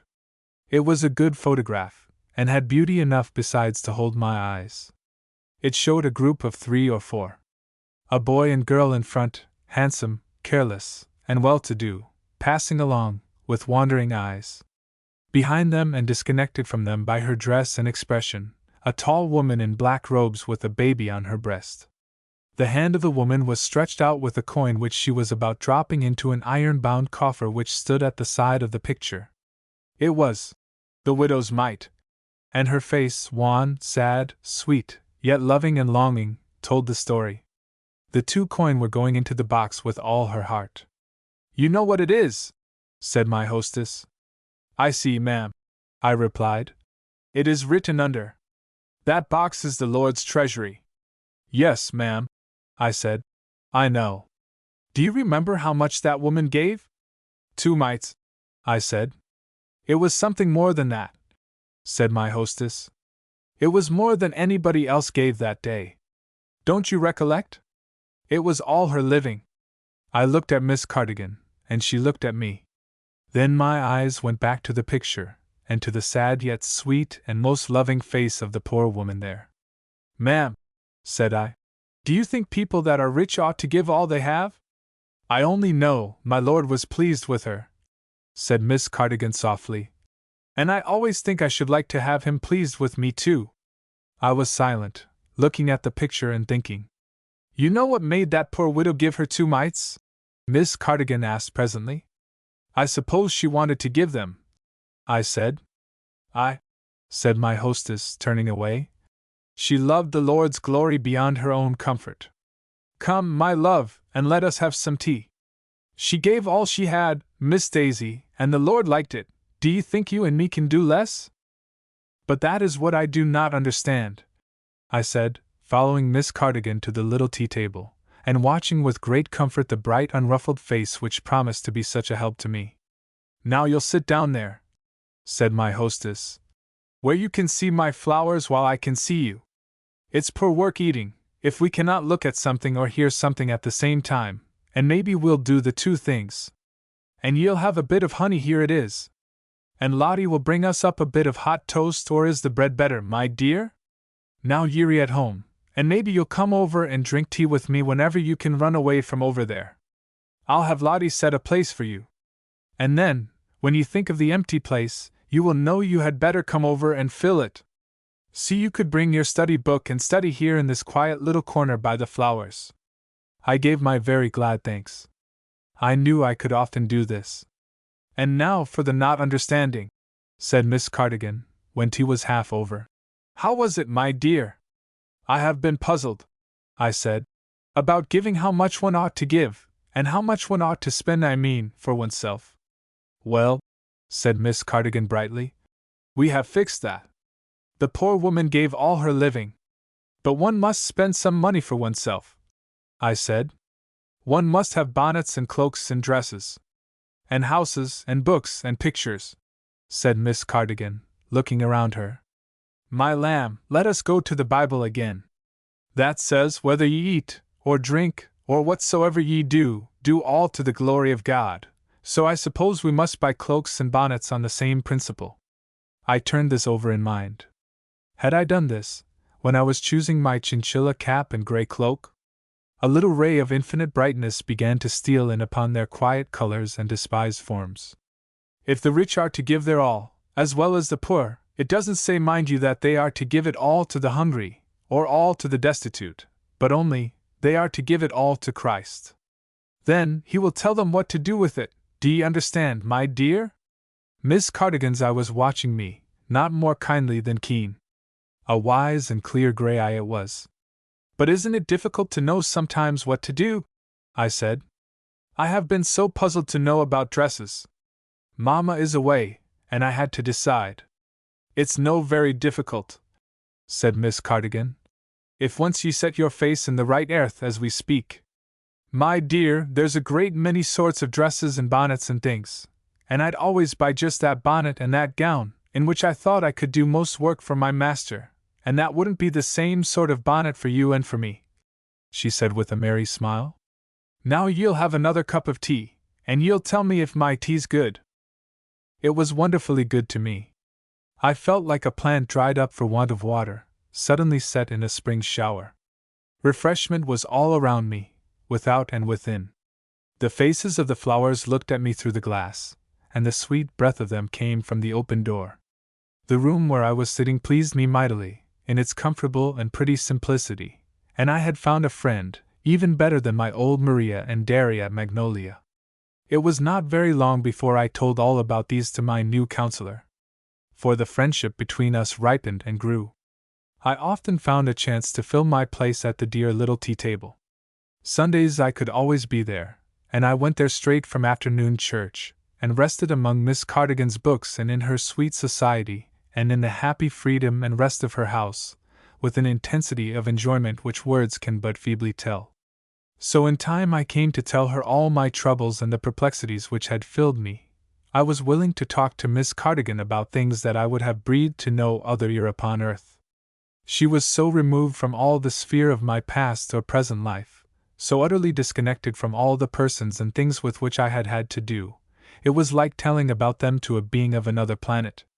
Yet she was not so removed but that her sympathies and her judgment could be living and full-grown for my help, all ready to take hold of the facts and to enter into the circumstances, and to give me precious comfort and counsel. Miss Cardigan and I came to be very dear to each other. All this took time. Nobody noticed at first, or seemed to notice, my visits to the house with the flowers, as the girls called it. I believe, in my plain dress, I was not thought of importance enough to be watched. I went and came very comfortably, and the weeks that remained before the summer vacation slipped away in quiet order. Just before the vacation, my aunt came home from Europe. With her came the end of my obscurity. She brought me, from my mother, a great supply of all sorts of pretty French dresses, hats, gloves, and varieties. Chosen by my mother, as pretty and elegant, and simple too, as they could be, but once putting them on, I could never be unnoticed by my schoolmates any more. I knew it, with a certain feeling that was not displeasure. Was it pride? Was it anything more than my pleasure in all pretty things? I thought it was something more. And I determined that I would not put on any of them till school was broken up. If it was pride, I was ashamed of it. But besides French dresses, my aunt brought me a better thing, a promise from my father. He said I was to tell you, Daisy my dear, and I hope you will be a good child and take it as you ought, but dear me! How she is growing, said Mrs. Gary, turning to Madame Rickard. I cannot talk about Daisy as a child much longer. She's tall. Not too tall, said Madame. No, but she is going to be tall. She has a right. Her mother is tall, and her father. Daisy, my dear, I do believe you are going to look like your mother. You'll be very handsome if you do. And yet you look different. Miss Randolph will not shame anybody belonging to her, said Madame Rickard graciously. Well, I suppose not, said my aunt. I was going to tell you what your father said, Daisy. He said it takes a long while to get to China and back, and if it does him good he will stay a little while there, and then there's the return voyage, and there may be delays, so altogether it was impossible to say exactly how long he and your mother will be gone. I mean, it was impossible to know certainly that they would be able to come home by next summer. Indeed, I doubt if your father ever does come home. I waited in silence. So altogether, my aunt went on, turning for a moment to Madame Rickard, there was a doubt about it, and your father said, he charged me to tell Daisy, that if she will make herself contented, that is, supposing they cannot come home next year, if she will make herself happy and be patient and bear 1 or 2 years more, and stay at school and do the best she can, then, the year after next or the next year, he will send for you, your father says, unless they come home themselves, they will send for you, and then your father says he will give you any request you like to make of him. Ask anything you can think of that you would like best, and he will do it or get it, whatever it is. He didn't say like King Herod, to the half of his kingdom, but I suppose he meant that. And meanwhile, you have a guardian now, Daisy, and there is no use for me in your affairs, and having conveyed to you your mother's gifts and your father's promises, I suppose there is nothing further for me to do. I was silent yet thinking. 2 years more would be a dear purchase of any pleasure that might come after. 2 years! And 4 were gone already. It seemed impossible to wait, or to bear it. I heard no more of what my aunt was saying, till she turned to me again and asked, Where are you going to pass the vacation? I did not know, for Mrs. Sandford was obliged to be with her sister still, so that I could not go to Melbourne. Well, if your new guardian thinks well of it, you can consult him if it is necessary, and if he does not object, you can be with me if you like. Preston has leave of absence this summer, I believe, and he will be with us. It was in effect arranged so.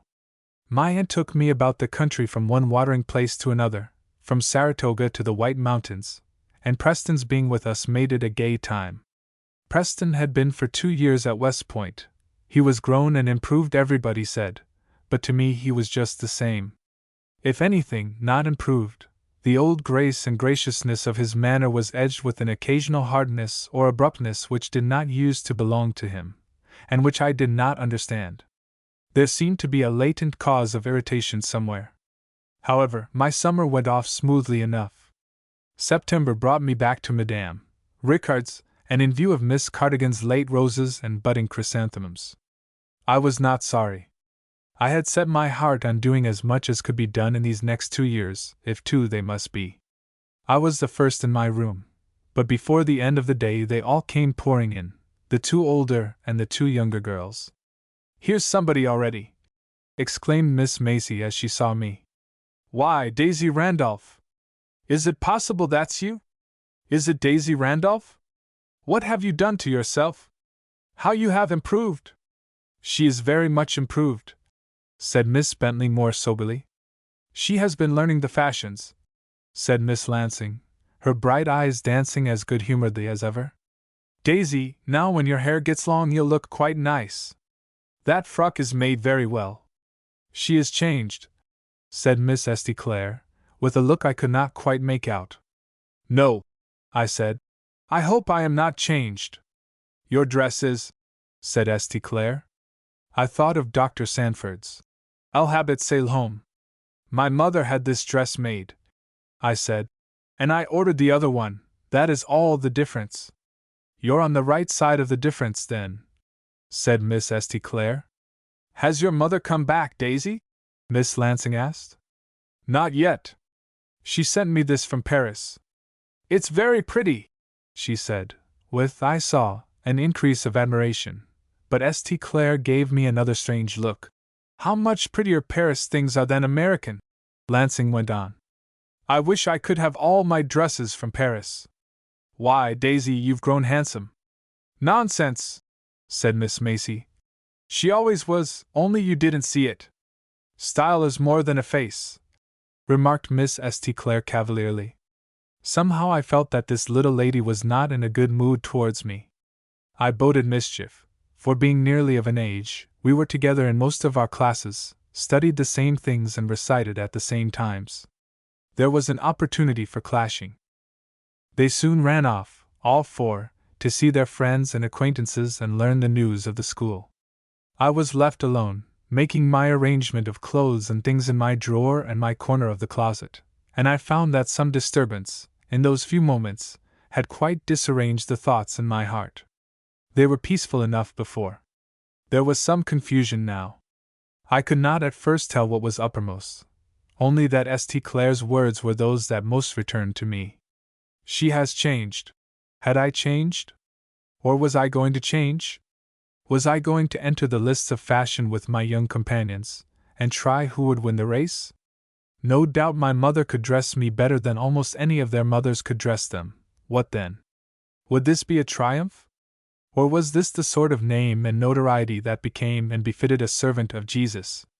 I could not help my dresses being pretty, no, but I could help making much display of them.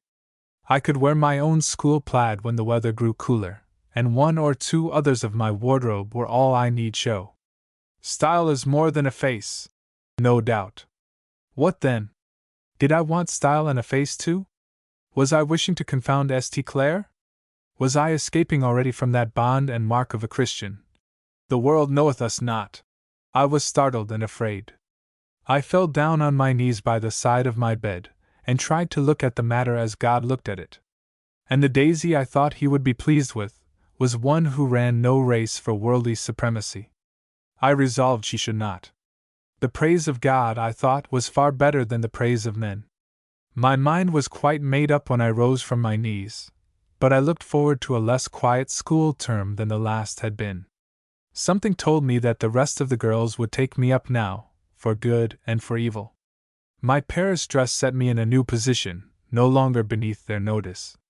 I was an object of attention. Even that first evening I felt the difference. "Daisy, when is your mother coming home?" "Oh, she is gone to China. Daisy's mother is gone to China. She'll bring you lots of queer things, won't she?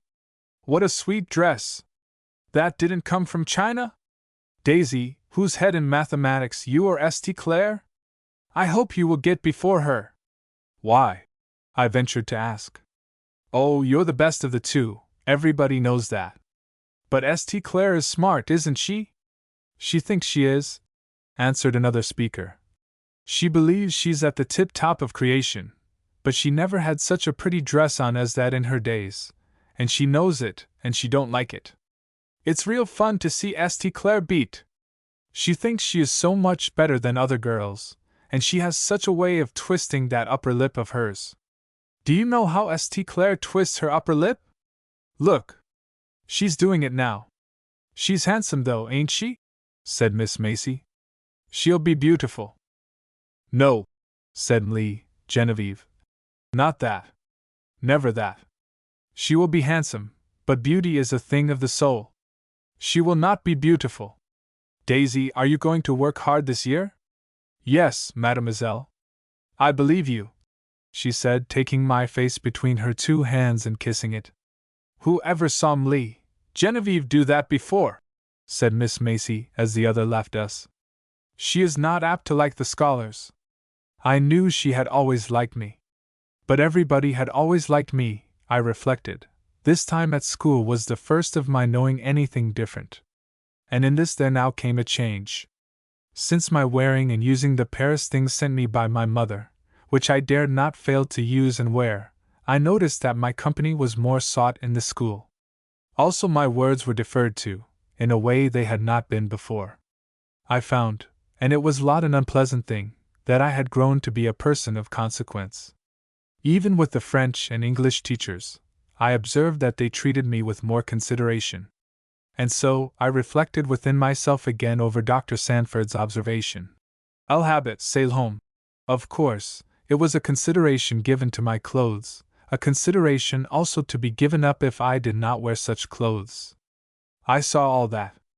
The world knew me, just for the moment. Well, the smooth way was very pleasant. I had it with everybody for a time. My little roommate and classmate St. Clair was perhaps the only exception to the general rule. I never felt that she liked me much. She let me alone, however, until one unlucky day. I do not mean to call it unlucky, either, when we had, as usual, compositions to write, and the theme given out was ruins. It was a delightful theme to me. I did not always enjoy writing compositions. This one gave me permission to roam in thoughts and imaginations that I liked. I went back to my old Egyptian studies at Magnolia, and wrote my composition about Karnak. The subject was full in my memory. I had gone over and all through it. I had measured the enormous pillars and great gateways, and studied the sculptures on the walls, and paced up and down the great avenue of sphinxes. Sethos, and Amenoph and Ramesses, the second and third, were all known and familiar to me, and I knew just where Shishak had recorded his triumphs over the land of Judea. I wrote my composition with the greatest delight. The only danger was that I might make it too long. One evening I was using the last of the light, writing in the window recess of the school parlor, when I felt a hand laid on my shoulders. "You are so hard at work," said the voice of Genevieve. "Yes, mademoiselle, I like it. Have you got all the books and all that you want?" "Books, mademoiselle?" I said, wondering. "Yes, have you got all you want?" "I have not got any books," I said. "There are none that I want in the school library." "Have you never been in Madame's library?" "No, mademoiselle." "Come!" I jumped up and followed her, up and down stairs and through halls and turnings, till she brought me into a pretty room lined with books from floor to ceiling. Nobody was there. Mademoiselle lit the gas with great energy, and then turned to me, her great black eyes shining. "Now what do you want, mon enfant? Here is everything. Is there anything about Egypt?" "Egypt? Are you in Egypt? See here, look, here is Denon, here is Laborde, here is 2 or 3 more. Do you like that? Ah, I see by the way your gray eyes grow big. Now sit down, and do what you like. Nobody will disturb you. You can come here every evening for the hour before tea." Mademoiselle scarce stayed for my thanks, and left me alone. I had not seen either Laborde or Denon in my grandfather's library at Magnolia. They were after his time. The engravings and illustrations also had not been very many or very fine in his collection of travelers' books. It was the greatest joy to me to see some of those things in Madame Ricard's library, that I had read and dreamed about so long in my head. It was adding eyesight to hearsay. I found a good deal too that I wanted to read, in these later authorities. Evening after evening I was in Madame's library, lost among the halls of the old Egyptian conquerors. The interest and delight of my work quite filled me, so that the fate of my composition hardly came into my thoughts, or the fact that other people were writing compositions too. And when it was done, I was simply very sorry that it was done. I had not written it for honor or for duty, but for love. I suppose that was the reason why it succeeded. I remember I was anything but satisfied with it myself, as I was reading it aloud for the benefit of my judges. For it was a day of prize compositions, and before the whole school and even some visitors, the writings of the girls were given aloud, each by its author. I thought, as I read mine, how poor it was, and how magnificent my subject demanded that it should be. Under the shade of the great columns, before those fine old sphinxes, my words and myself seemed very small. I sat down in my place again, glad that the reading was over. But there was a little buzz, then a dead expectant silence, then Madame Ricard arose. My composition had been the last one. I looked up, with the rest, to hear the award that she would speak, and was at first very much confounded to hear my own name called. Miss Randolph, it did not occur to me what it was spoken for. I sat still a moment in amaze. Madame Ricard stood waiting. All the room was in a hush. "Don't you hear yourself called?" said a voice behind me. "Why don't you go?" I looked round at Miss Macy, who was my adviser, then doubtfully I looked away from her and caught the eyes of Genevieve. She nodded and beckoned me to come forward. I did it hastily then, and found myself curtsying in front of the platform where stood Madame. "The prize is yours, Miss Randolph," she said graciously. "Your paper is approved by all the judges. Quite artistic," I heard a gentleman say at her elbow. "And it shows an amount of thorough study and perfect preparation, which I can but hold up as a model to all my young ladies.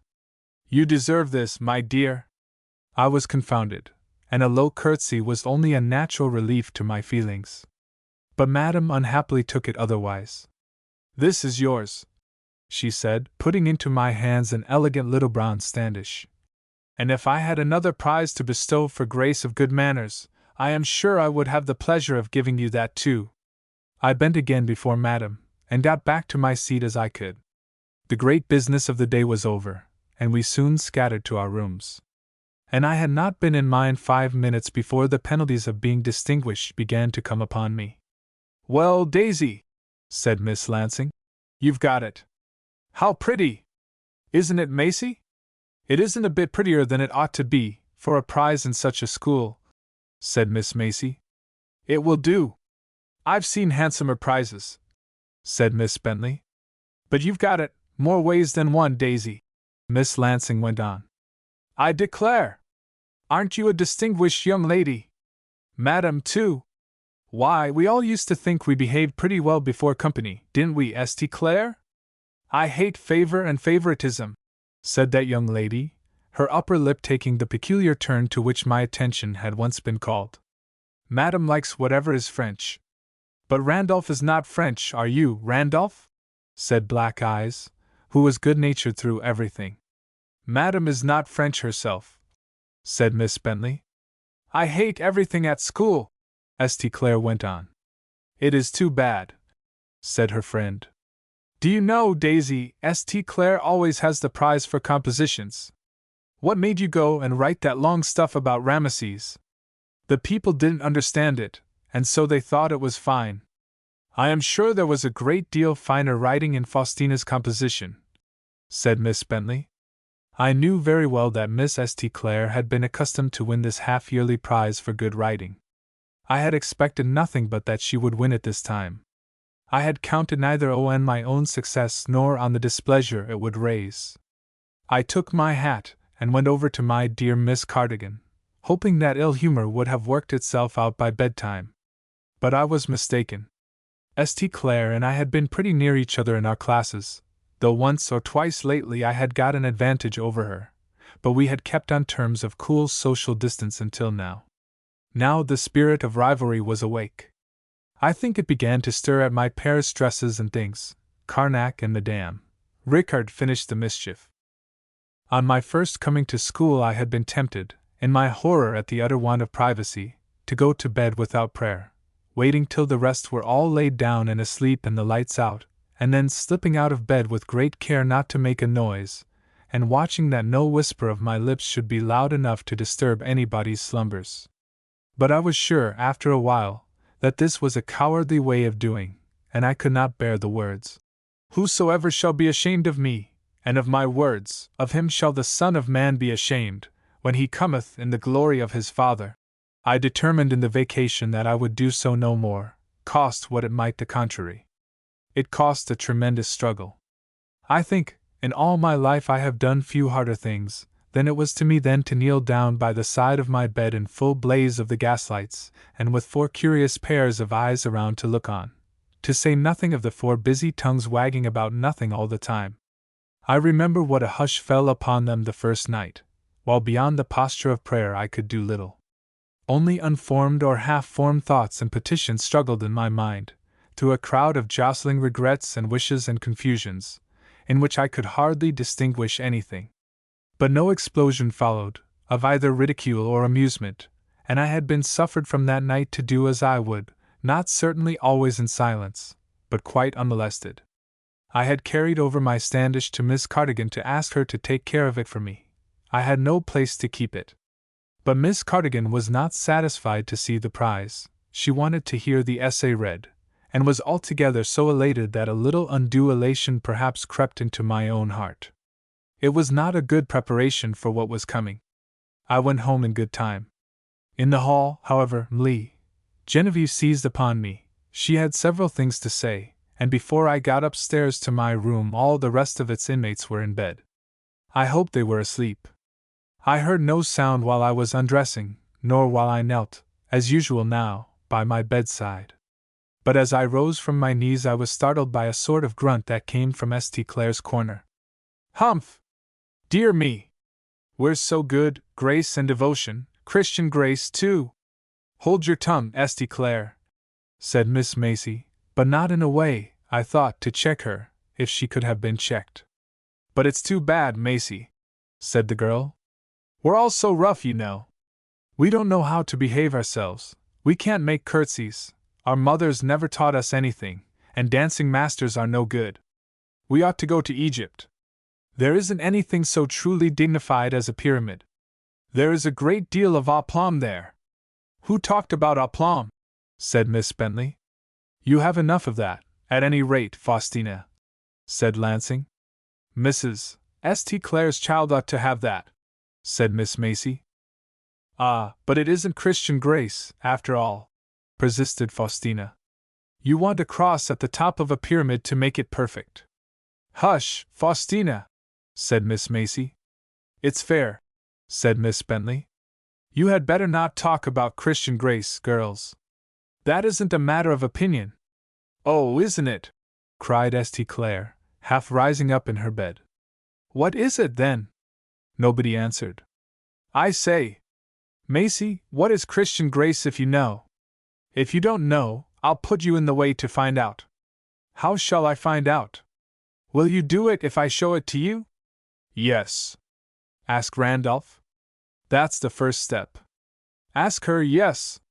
Just ask her, if you want to know." "I wish Madame Ricard was here to hear the answer." "Nonsense," said Macy. "Ask her. You said you would. Now ask her." "What is Christian grace, Daisy?" said Miss Bentley. I heard, but I would not answer. I hoped the storm would blow over, after a puff or two. But Black Eyes, without any ill nature, I think, which was not in her, had got into the gale. She slipped out of bed and came to my side, putting her hand on my shoulder and bringing her laughing mouth down near my ear. A very angry impulse moved me before she spoke. "Daisy," she said, laughing in a loud whisper, "come, wake up. You're not asleep, you know. Wake up and tell us, everybody knows you know, what is Christian grace." "Daisy!" She shook me a little. "If you knew, you would not ask me," I said in great displeasure. But a delighted shout from all my roommates answered this unlucky speech, which I had been too excited to make logical. "Capital!" cried St. Clair. "That's just it, we don't know, and we only want to find out whether she does." Make her tell, Lansing, prick a little pin into her that will bring it out. I was struggling between anger and sorrow, feeling very hurt, and at the same time determined not to cry. I kept absolutely still, fighting the fight of silence with myself. Then Lansing, in a fit of thoughtless mischief, finding her shakes and questions vain, actually put in practice St. Clair's suggestion and attacked me with a pin from the dressing table. The first prick of it overthrew the last remnant of my patience. "Miss Lansing!" I exclaimed, rousing up in bed and confronting her. They all shouted again. "Now we'll have it!" cried St. Clair. "Keep cool, Black Eyes.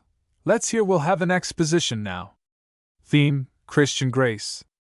Ah, there rushed through my heart with her words a remembrance of other words, a fluttering vision of something gentle and easy to be entreated, first pure, then peaceable, gentleness, goodness, meekness.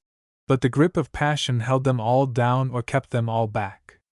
After St. Clair's first burst, the girls were still and waited for what I would say. I was facing Miss Lansing, who had taken her hand from my shoulder. "Are you not ashamed of yourself?" I said, and I remember I thought how my mother would have spoken to them. Miss Lansing's good nature, I went on slowly, Miss Macy's kindness, Miss Bentley's independence, and Miss St. Clair's good breeding.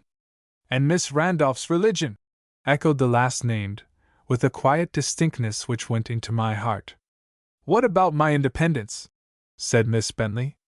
"Now we've got enough, girls, lie down and go to sleep," said Miss Macy. "There's quite enough of this. There was too much before we began. Stop where you are." They did not stop, however, without a good deal of noisy chaffing and arguing, none of which I heard. Only the words, "Miss Randolph's religion," rung in my ears. I lay down with them lying like lead on my heart. I went to sleep under them. I woke up early, while all the rest were asleep, and began to study them. Miss Randolph's religion! If it had been only that, only mine. But the religion I professed was the religion of Christ. The name I was called by was His name. The thing I had brought into discredit was His truth. I hope in all my life I may never know again the heart pangs that this thought cost me. I studied how to undo the mischief I had done. I could find no way. I had seemed to prove my religion an unsteady, superficial thing. The evidence I had given I could not withdraw. It must stand, I lay thinking, with the heartache, until the rousing bell rang, and the sleepers began to stir from their slumbers. I got up and began to dress with the rest. "What was it all that happened last night?" said Miss Lansing. "Advancement in knowledge," said Miss St. Clair. "Now, girls, don't begin again," said Miss Macy. "Knowledge is a good thing," said the other, with pins in her mouth. "I intend to take every opportunity that offers of increasing mine, especially I mean to study Egyptians and Christians. I haven't any Christians among my own family or acquaintance, so you see, naturally, Macy, I am curious, and when a good specimen offers—" "I am not a good specimen," I said. "People are not good judges of themselves, it is said," the girl went on. "Everybody considers Miss Randolph a sample of what that article ought to be." "You don't use the word right," remarked Miss Macy. "A sample is taken from what is, not from what ought to be." "I don't care," was St. Clair's reply. "I did not behave like a Christian last night," I forced myself to say. "I was impatient." "Like an impatient Christian, then, I suppose," said St. Clair. I felt myself getting impatient again, with all my sorrow and humiliation of heart. And yet more humbled at the consciousness, I hastened to get out of the room. It was a miserable day, that day of my first school triumphs, and so were several more that followed. I was very busy. I had no time for recollection and prayer. I was in the midst of gratulations and plaudits from my companions and the teachers, and I missed, oh how I missed, the praise of God. I felt like a traitor. In the heat of the fight, I had let my colors come to the ground. I had dishonored my captain. Some would say it was a little thing, but I felt then and I know now, there are no little things. I knew I had done harm. How much, it was utterly beyond my reach to know. As soon as I could, I seized an opportunity to get to Miss Cardigan. I found her among her flowers, nipping off here a leaf and there a flower that had passed its time, so busy that for a few moments she did not see that I was different from usual. Then came the question which I had been looking for. "Daisy, you are not right today?" "I haven't been right since I got that Standish," I burst forth. Miss Cardigan looked at me again, and then did what I had not expected. She took my head between her two hands and kissed me. Not loosing her hold, she looked into my face. "What is it, my pet?" "Miss Cardigan," I said, "can anyone be a Christian and yet do something unworthy a Christian?" She said, "Well, they can. But then, they are weak Christians." I knew that before. But somehow, hearing her say it brought the shame and the sorrow more fresh to the surface. The tears came. Miss Cardigan pulled me into the next room and sat down, drawing me into her arms, and I wept there with her arms about me. "What then, Daisy?" she asked at length, as if the suspense pained her. "I acted so, Miss Cardigan," I said, and I told her about it. "So the devil has found a weak spot in your armor," she said. "You must guard it well, Daisy." "How can I? How can you? Keep your shield before it, my bairn." "What is your shield for?" "The Lord has given you a great strong shield, big enough to cover you from head to foot, if your hands know how to manage it." "What is that, Miss Cardigan?" "The shield of faith, dear. Only believe. According to your faith be it unto you." "Believe what?" I asked, lifting my head at last. "Believe that if you are a weak little soldier, your captain knows all about it, and any fight that you go into for his sake, he will bear you through." "I don't care what." "Any fight, Daisy." But I got impatient, I said, at the girl's way of talking. "And perhaps you were a wee bit set up in your heart because you had got the prize of the day." "Proud?" said I. "Don't it look like it? Even proud of being a Christian, mayhap." "Could I said. "Was I? It wouldn't be the first time one with as little cause had got puffed up a bit. But heavenly charity is not puffed up." "I know that," I said, and my tears started afresh. "How shall I help it in future?" I asked after a while, during which my friend had been silent. "Help it?" she said cheerfully. "You can't help it, but Jesus can." "But my impatience and my pride," I said, very downcast. "Rejoice not against me, O mine enemy. When I fall I shall arise, but there is no need you should fall, Daisy. Remember, the Lord is able to make him stand, may be said of every one of the Lord's people. But will he keep me from impatience, and take pride out of my heart? Why, I did not know it was there, Miss Cardigan. Did he say, 'Whatsoever ye shall ask in my name, I will do it,' and when he has written whatsoever, are you going to write it over and put anything not too hard? Neither you nor me, Daisy." "Whatsoever, Miss Cardigan," I said slowly. "He said so. Are you going to write it over again?" "No," I said. "But then, may one have anything one asks for?" "Anything in the world if it is not contrary to his will, provided we ask in faith, nothing doubting. For he that wavereth is like a wave of the sea, driven with the wind and tossed. For let not that man think that he shall receive anything of the Lord. But how can we know what is according to his will?" "This is, at any rate," said Miss Cardigan. "For he has commanded us to be holy as he is holy." "But other things?" I said. "How can one for everything in faith, nothing wavering? How can one be sure?" "Only just this one way, Daisy, my dear," Miss Cardigan answered, and I remember to this day the accent of her native land which touched every word. "If ye're holy, the Lord's holy. Mind, you'll not like aught but what the Lord likes. You'll know what to ask for, and you'll know the Lord will give it to you, that is, if ye want it enough. But a double-minded man is unstable in all his ways, and his prayers can't hit the mark, no more than a gun that's twisted when it's going off." "Then," I began and stopped, looking at her with my eyes full of tears. "Aye," she said. "Just so.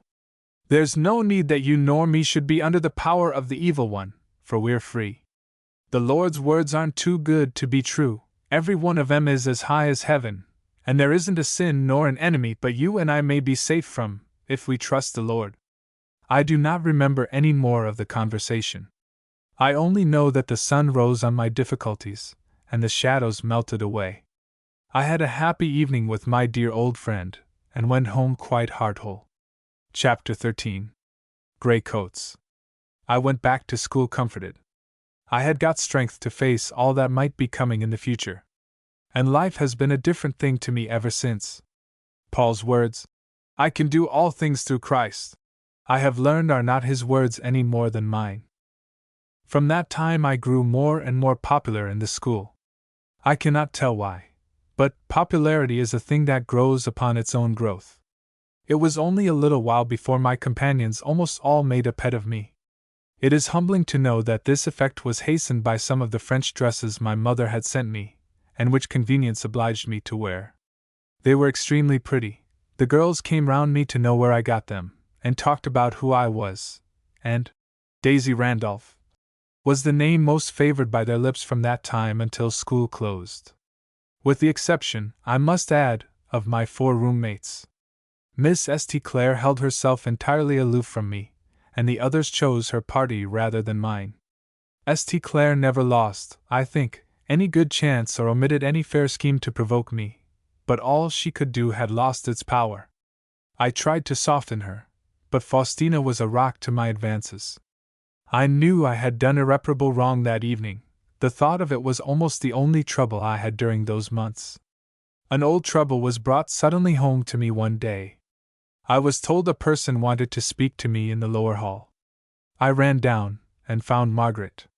She was in the cloak and dress I had bought for her, looking at first very gleeful, and then very businesslike, as she brought out from under her cloak a bit of paper folded with something in it. "What is this?" I said, finding a roll of bills. "It's my wages, Miss Daisy. I only kept out $2, ma'am. I wanted a pair of shoes so bad, and I couldn't be let go about the house in them old shoes with holes in 'em. There was holes in both of 'em, Miss Daisy." "But your wages, Margaret?" I said. "I have nothing to do with your wages." "Yes, Miss Daisy, they belongs to master, and I allowed to bring 'em to you. They's all there so fur." "It's all right." I felt the hot shame mounting to my face. I put the money back in Margaret's hand, and hurriedly told her to keep it. We were not at Magnolia. She might do what she liked with the money. It was her own earnings. I shall never forget the girl's confounded look, and then her grin of brilliant pleasure. I could have burst into tears as I went up the stairs, thinking of others at home. Yet the question came too, would my father like what I had been doing? He held the girl to be his property, and her earnings his earnings. Had I been giving Margaret a lesson in rebellion, and preparing her to claim her rights at some future day? Perhaps. And I made up my mind that I did not care. Live upon stolen money I would not, any more than I could help. But was I not living on it all the while? The old subject brought back. I worried over it all the rest of the day, with many a look forward and back. As the time of the vacation drew near, I looked hard for news of my father and mother, or tidings of their coming home. There were none. Indeed, I got no letters at all. That was nothing to cause uneasiness. The intervals were often long between one packet of letters and the next. But now I wanted to hear of some change, now that the school year was ended. It had been a good year to me. In that little world I had met and faced some of the hardest temptations of the great world. They could never be new to me again, and I had learned both my weakness and my strength. No summons to happiness reached me that year. My vacation was spent again with my Aunt Gary, and without Preston. September saw me quietly settled at my studies for another school year, to be gone through with what patience I might. That school year had nothing to chronicle. I was very busy, very popular, kindly treated by my teachers, and happy in a smooth course of life. Faustina St. Clair had been removed from the school, to some other I believe, and with her went all my causes of annoyance. The year rolled round, my father and mother in China or on the high seas, and my 16th summer opened upon me. A day or two before the close of school, I was called to the parlor to see a lady. Not my aunt, it was Mrs. Sanford, and the doctor was with her. I had not seen Mrs. Sanford, I must explain, for nearly a year. She had been away in another part of the country, far from New York. "Why, Daisy," Is this Daisy? She exclaimed. Is it not? I asked. Not the old Daisy. You are so grown, my dear! So that's right, Grant. Let us have a little light to see each other by. It is Miss Randolph, said the doctor, after he had drawn up the window shade. Like her mother! Isn't she? And yet not like. Not at all like. She is, though, Grant, you are mistaken. She is like her mother, though as I said, she isn't. I never saw anybody so improved. My dear, I shall tell all my friends to send their daughters to Madame Rickard. Dr. Sanford, said I. Madame Rickard does not like to have the sun shine into this room. It's Daisy, too, said the doctor, smiling, as he drew clown the shade again. Don't you like it, Miss Daisy? Yes, of course, I said. But she does not. It is not at all a matter of course, said he. Except as you are, Daisy. Some people, as you have just told me, are afraid of the sun. Oh, that is only for the carpets, I said. Dr. Sanford gave me a good look, like one of his looks of old times, that carried me right back somehow to Juanita's cottage. How do you do, Daisy? A little pale, said Mrs. Sanford. Let her speak for herself. I said I did not know I was pale. Did you know you had headache a good deal of the time? Yes, Dr. Sanford, I knew that. It is not very bad. Does not hinder you from going on with study? Oh no, never. You have a good deal of time for study at night too, do you not? After the lights are out? At night? How did you know that? But it is not always study. No, you consume also a good deal of beef and mutton nowadays? You prefer substantials in food as in everything else? I looked at my guardian, very much surprised that he should see all this in my face, and with a little of my childish fascination about those steady blue eyes. I could not deny that in these days I scarcely lived by eating. But in the eagerness and pleasure of my pursuits I had not missed it, and amid my many busy and anxious thoughts I had not cared about it.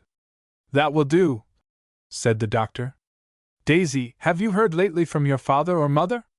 My breath came short, as I said no. Nor have I.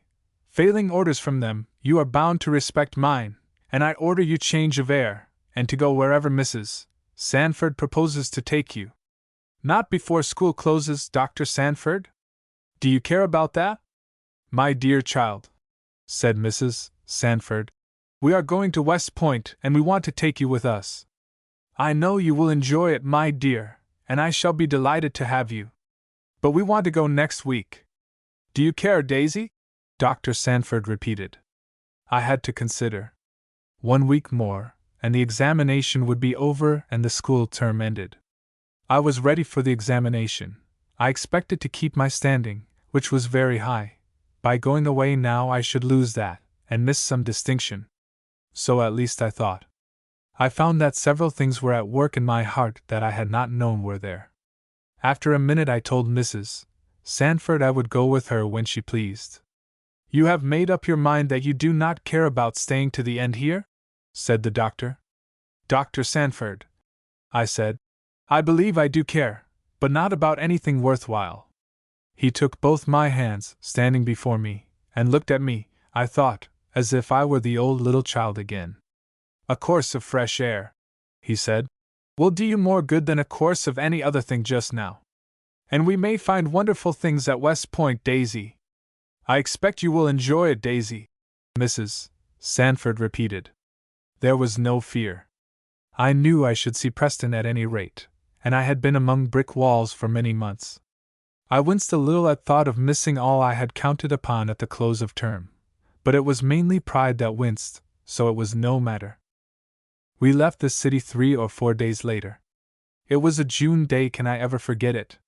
What a brilliance of remembrance comes over me now! The bustle of the close schoolrooms, the heat and dust of the sunny city streets, were all left behind in an hour, and New York was nowhere. The waves of the river sparkled under a summer breeze. The wall of the palisades stretched along, like the barriers of fairyland, so they seemed to me, only the barrier was open and I was about to enter. So till their gray and green ramparts were passed, and the broader reaches of the river beyond, and as evening began to draw in we came to higher shores and a narrower channel, and were threading our way among the lights and shadows of opposing headlands and hilltops. It grew but more fresh and fair as the sun got lower. Then, in a place where the river seemed to come to an end, the pipe of peace drew close, and under the western shore, to a landing. Buildings of grey stone clustered and looked over the bank. Close under the bank's green fringes a little boathouse and large clean wooden pier received us. From the landing a road went steeply sloping up. I see it all now in the colors which clothed it then. I think I entered fairyland when I touched foot to shore. Even down at the landing, everything was clean and fresh and in order. The green branches of that thick fringe which reached to the top of the bank had no dust on them. The rocks were parti-colored with lichens. The river was bright, flowing and rippling past. The pipe of peace had pushed off and sped on, and in another minute or two was turning the point, and then out of sight. Stillness seemed to fill the woods and the air as the beat of her paddles was lost. I breathed stillness. New York was 50 miles away, physically and morally at the antipodes. I find it hard to write without epithets. As I said, I was in fairyland, and how shall one describe fairyland? Dr. Sanford broke upon my reverie by putting me into the omnibus. But the omnibus quite belonged to fairyland too. It did not go rattling and jolting, but stole quietly up the long hill, letting me enjoy a view of the river and the hills of the opposite shore, colored as they were by the setting sun, and crisp and sharp in the cool June air. Then a great round-topped building came in place of my view. The road took a turn behind it. "What is that?" I asked the doctor. "I'm sorry, Daisy, I don't know. I am quite as ignorant as yourself." "That is the riding hall," I heard somebody say. One omnibus full had gone up before us, and there were only 2 or 3 people in ours besides our own party. I looked round, and saw that the information had been given by a young man in a sort of uniform. He was all in grey, with large round gilt buttons on his coat, and a soldier's cap. The words had been spoken in a civil tone that tempted me on. "Thank you," I said. "The riding hall. Who rides in it?" "We do," he said, and then smiled. "The cadets." It was a frank smile and a pleasant face and utterly the look of a gentleman. So, though I saw that he was very much amused, either at himself or me, I went on. "And those other buildings?" "Those are the stables." I wondered at the neat, beautiful order of the place. Then, the omnibus slowly mounting the hill, the riding hall and stables were lost to sight. Another building, of more pretension, appeared on our left hand, on the brow of the ascent. Our road turned the corner round this building, and beneath a grove of young trees the Gothic buttresses and windows of grey stone peeped out. Carefully dressed green turf, with gravelled walks leading from different directions to the doors, looked as if this was a place of business. Somebody pulled the string here, and the omnibus stopped. "This is the library," my neighbor in grey remarked, and with that rising and lifting his cap, he jumped out. I watched him rapidly walking into the library. He was tall, very erect, with a fine free carriage and firm step. But then the omnibus was moving on and I turned to the other side. And the beauty took away my breath. There was the green plain, girdled with trees and houses, beset with hills, the tops of which I could see in the distance, with the evening light upon them. The omnibus went straight over the plain, green and smooth and fresh. It lay on the one side and on the other side of us, excepting one broad strip on the right. I wondered what had taken off the grass there. But then we passed within a hedge enclosure and drew up at the hotel steps. "Have you met an acquaintance already, Daisy?" Dr. Sanford asked as he handed me out. "An acquaintance?" said I. "No, but I shall find him soon, I suppose." For I was thinking of Preston. But I forgot Preston the next minute. Mrs. Sanford had seized my hand and drew me up the piazza steps and through the hall, out to the piazza at the north side of the house. I was in fairyland surely. I had thought so before, but I knew it now. Those grand hills, in the evening colors, standing over against each other on the east and on the west, and the full magnificent river lying between them, bright and stately, were like nothing I had ever seen or imagined. My memory goes back now to point after point of delight which bewildered me. There was a dainty little sail sweeping across just at the bend of the river. I have seen many since. I never forget that one. There was a shoulder of one of the eastern hills, thrown out towards the southwest, over which the evening light fell in a mantle of soft gold, with a fold of shadow on the other side. The tops of those eastern hills were warm with sunlight, and here and there a slope of the western hills. There was a point of lower ground, thrust out into the river between me and the eastern shore, which lay wholly in shadow, one soft mass of dusky green, rounding out into a promontory. Above it, beyond it, at the foot of the hills, a white church spire rose sharp as a needle. It is all before me, even the summer stillness in which my senses were wrapped. There was a clatter in the house behind me, but I did not hear it then. I was obliged to go away to get ready for tea. The house was full. Only one room could be spared for Mrs. Sanford and me. That one had been engaged beforehand, and its window looked over the same view I had seen from the piazza. I took my post at this window while waiting for Mrs. Sanford. Cooler and crisper the lights, cooler and grayer the shadows had grown. The shoulder of the east mountain had lost its mantle of light, just a gleam rested on a peak higher up, and my single white sail was getting small in the distance, beating up the river. I was very happy. My school year, practically, was finished, and I was vaguely expecting some order or turn of affairs which would join me to my father and mother. I remember well what a flood of satisfied joy poured into my heart as I stood at the window. I seemed to myself so very rich, to taste all that delight of hills and river. The richness of God's giving struck me with a sort of wonder. And then, being so enriched, and tasting the deep treasures of heaven and earth which I had been made to know, happy so exceedingly, it came to my heart with a kind of pang, the longing to make others know what I knew, and the secret determination to use all my strength as Christ's servant, in bringing others to the joy of the knowledge of Him. I was called from my window then, and my view was exchanged for the crowded dining room, where I could eat nothing. But after tea we got out upon the piazza again, and a soft northwest breeze seemed to be food and refreshment too. Mrs.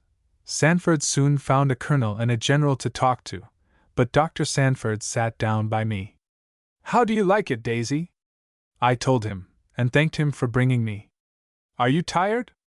"No, I don't think I am tired." "You are not hungry, of course, for you can eat nothing. Do you think you shall sleep?" "I don't feel like it now. I do not generally get sleepy till a great while after this." "You will go to sleep somewhere about 9 o'clock," said the doctor, "and not wake up till you are called in the morning." I thought he was mistaken, but as I could not prove it, I said nothing. "Are you glad to get away from school?" "On some accounts. I like school too, Dr. Sanford, but there are some things I do not like." "That remark might be made, Daisy, about every condition of life with which I am acquainted." "I could not make it just now," I said. He smiled. "Have you secured a large circle of friends among your schoolmates, that are to last forever?" "I do not think they love me well enough for that," I said, wondering somewhat at my guardian's questioning mood. "Nor you them?" "I suppose not." "Why, Daisy," said Mrs. Sanford, "I am surprised. I thought you used to love everybody." I tried to think how that might be, and whether I had changed. Dr. Sanford interrupted my thoughts again. "How is it with friends out of school?" "I have none," I said, thinking only of girls like myself. "None?" he said. "Do you really know nobody in New York?" "Nobody, but one old lady." "Who is that, Daisy?" he asked short and coolly, like one who had a right to know, and then I remembered he had the right. I gave him Miss Cardigan's name and number. "Who is she? And who lives with her?" "Nobody lives with her, she has only her servants." "What do you know about her then, besides what she has told you?" "Excuse me, and please have the grace to satisfy me." "I know I must," I said, half laughing. "Must? You know I must too, Dr. Sanford." "I don't know it indeed," said he. "I know I must ask, but I do not know what power can force you to answer." "Isn't it my duty, Dr. Sanford?" "Nobody but Daisy Randolph would have asked that question," he said. "Well, if duty is on my side, I know I am powerful." But Daisy, you always used to answer me, in times when there was no duty in the case. I remember, I said, smiling to think of it. But I was a child then, Dr. Sanford. Oh. Well, apropos of duty, you may go on about Miss Cardigan. I do not know a great deal to tell. Only that she is very good, very kind to me and everybody, very rich, I believe, and very wise, I think. I know nothing more except the way her money was made. How was it? I have heard that her mother was a market woman, I said very unwillingly, for I knew the conclusions that would be drawn. Is it likely, Dr. Sanford said slowly, that the daughter of a market woman should be a good friend in every respect for the daughter of Mrs. Randolph? It may not be likely, I answered with equal slowness. But it is true.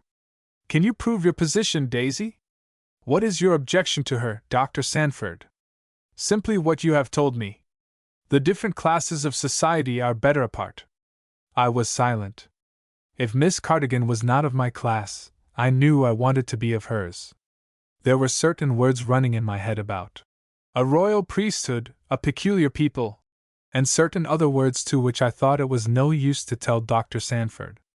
She has no family, you say, nor friends who live with her or whom you meet at her house. None at all. I think she is quite alone. There was silence again. That is, between the doctor and me. Mrs. Sanford and her officers kept up a great run of talk hard by. Now, Daisy, said the doctor, you have studied the matter, and I do not doubt have formed a philosophy of your own by this time. Pray make me the wiser. I have no philosophy of my own, Dr. Sanford. Your own thus far, that nobody shares it with you.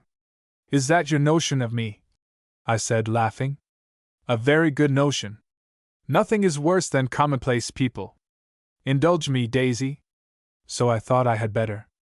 Dr. Sanford, if you will indulge me. What is your notion of dignity?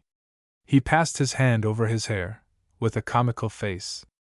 It was a very fine face, as I knew long ago, even a noble face. A steady, clear blue eye like his gives one a sure impression of power in the character, and of sweetness too. I was glad he had asked me the question, but I waited for him to answer mine first. My notion of dignity! He exclaimed. I don't believe I have any, Daisy. No, but we are talking seriously. Very. We always are, when you are one of the talkers. Then please explain your notion of dignity. I know it when I see it, said the doctor. But faith! I don't know what makes it. Yes, but you think some people, or some classes, are set up above others. So do you. What do you think makes the highest class, then? You are going too deep, or too high, which is the same thing. All I mean is that certain feet which fate has planted on lofty levels ought not to come down from them. But it is good to know where we stand. Very, said Dr. Sanford, laughing. That is, in his way of laughing. It was never loud. I will tell you where I want to stand, I went on. It is the highest level of all. The Lord Jesus said, Whosoever shall do the will of my Father which is in heaven, the same is my brother, and my sister, and mother. I want to be one of those. But Daisy, said Dr. Sanford, the society of the world is not arranged on that principle. I knew it very well. I said nothing. And you cannot, just yet, go out of the world. It was no use to tell Dr. Sanford what I thought. I was silent still. Daisy, said he, you are worse than you used to be, and I heard a little concern in his words, only half hid by the tone. You do not suppose that such words as those you quoted just now were meant to be a practical guide in the daily affairs of life? Do you? How can I help it, Dr. Sanford? I answered. I would like to have my friends among those whom the king will call his sisters and brothers. And what do you think of correct grammar, and clean hands? He asked. Clean hands, I echoed. You like them, he said, smiling. The people you mean often go without them if report says true. Not the people I mean, I said. An education, Daisy, and refined manners, and cultivated tastes, what will you do without all these? In the society you speak of they are seldom found. You do not know the society I speak of, Dr. Sanford, and Miss Cardigan has all these, more or less, besides something a great deal better.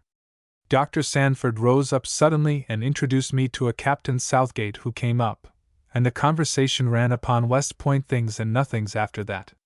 I was going back over my memory, to find in how far religion had been associated with some other valued things in the instances of my experience, and I heard little of what was said.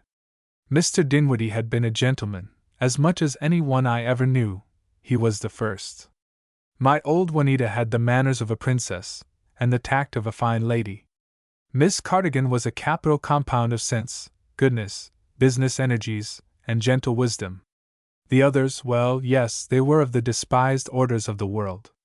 My friend Derry, at the stables of Magnolia, my friend Maria, in the kitchen of the great house, the other sable and sober faces that came around theirs in memory's grouping, they were not educated nor polished nor elegant.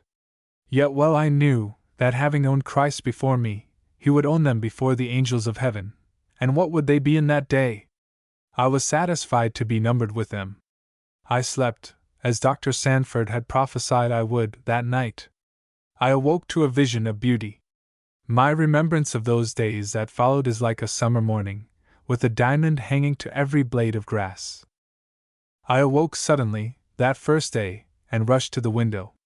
The light had broken, the sun was up, the crown of the morning was upon the heads of the hills. Here and there a light wreath of mist lay along their sides, floating slowly off, or softly dispersing. The river lay in quiet beauty waiting for the gilding that should come upon it.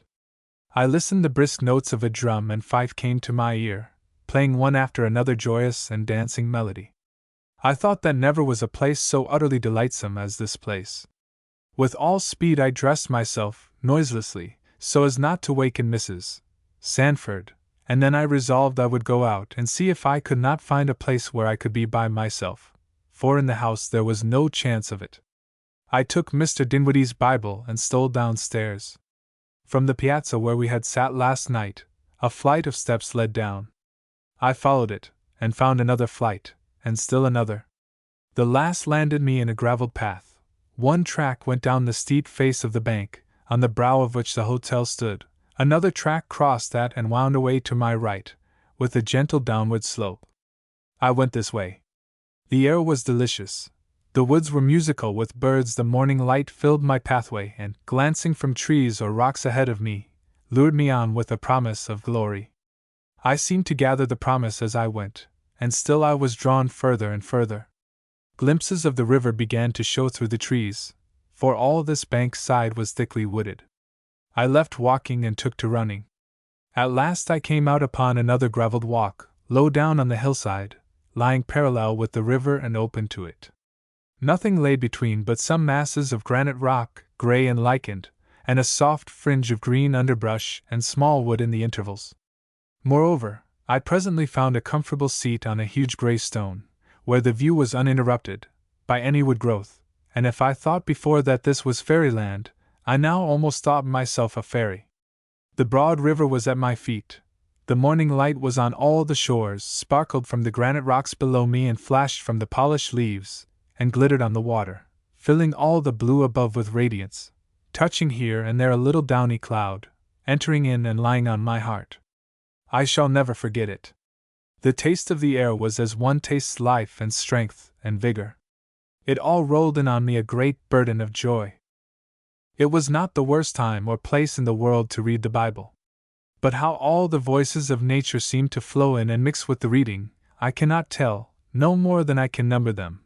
The whir of a bird's wing, the liquid note of a wood thrush, the stir and movement of 1,000 leaves, the gurgle of rippling water, the crow's call, and the song sparrow's ecstasy. Once or twice the notes of a bugle found their way down the hill, and reminded me that I was in a place of delightful novelty. It was just a fillip to my enjoyment, as I looked on and off my page alternately. By and by I heard footsteps, quick yet light footsteps, sounding on the gravel. Measured and quick they came, then 2 figures rounded a point close by me. There were 2, but their footfalls had sounded as one. They were dressed alike, all in grey, like my friend in the omnibus. As they passed me, the nearest one hastily pulled off his cap, and I caught just a flash from a bright eye. It was the same. I looked after them as they left my point and were soon lost behind another, thinking that probably Preston was dressed so and had been taught to walk so, and with renewed admiration of a place where the inhabitants kept such an exquisite neatness in their dress and moved like music.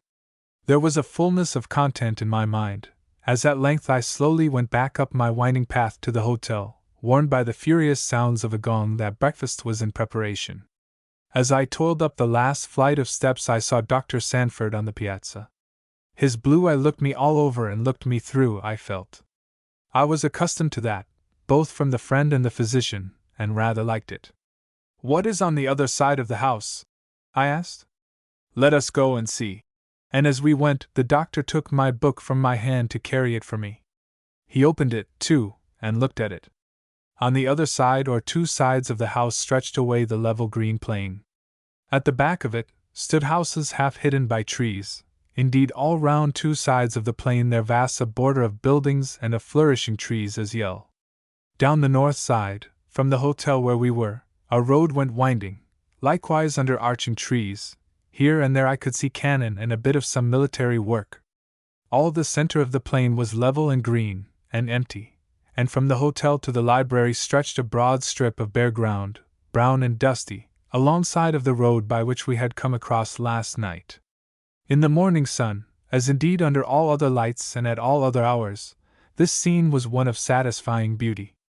Behind the row of houses at the western edge of the plain, the hills rose up, green and wooded, height above height, and an old fortification stood out now under the eastern illumination, picturesque and grey, high up among them.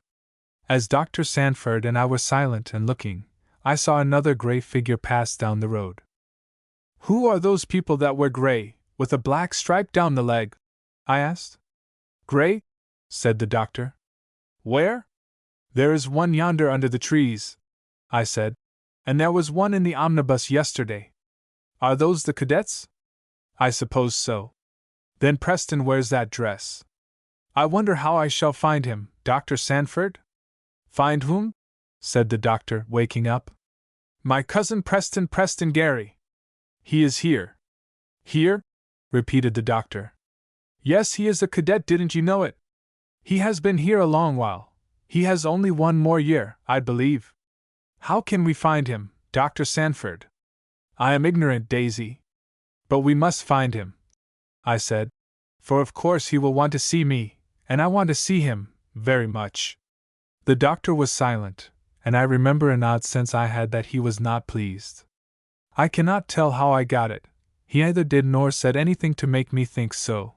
He did not even look anywise different from usual. Yet I felt it, and was sure of it, and unspeakably mystified at it.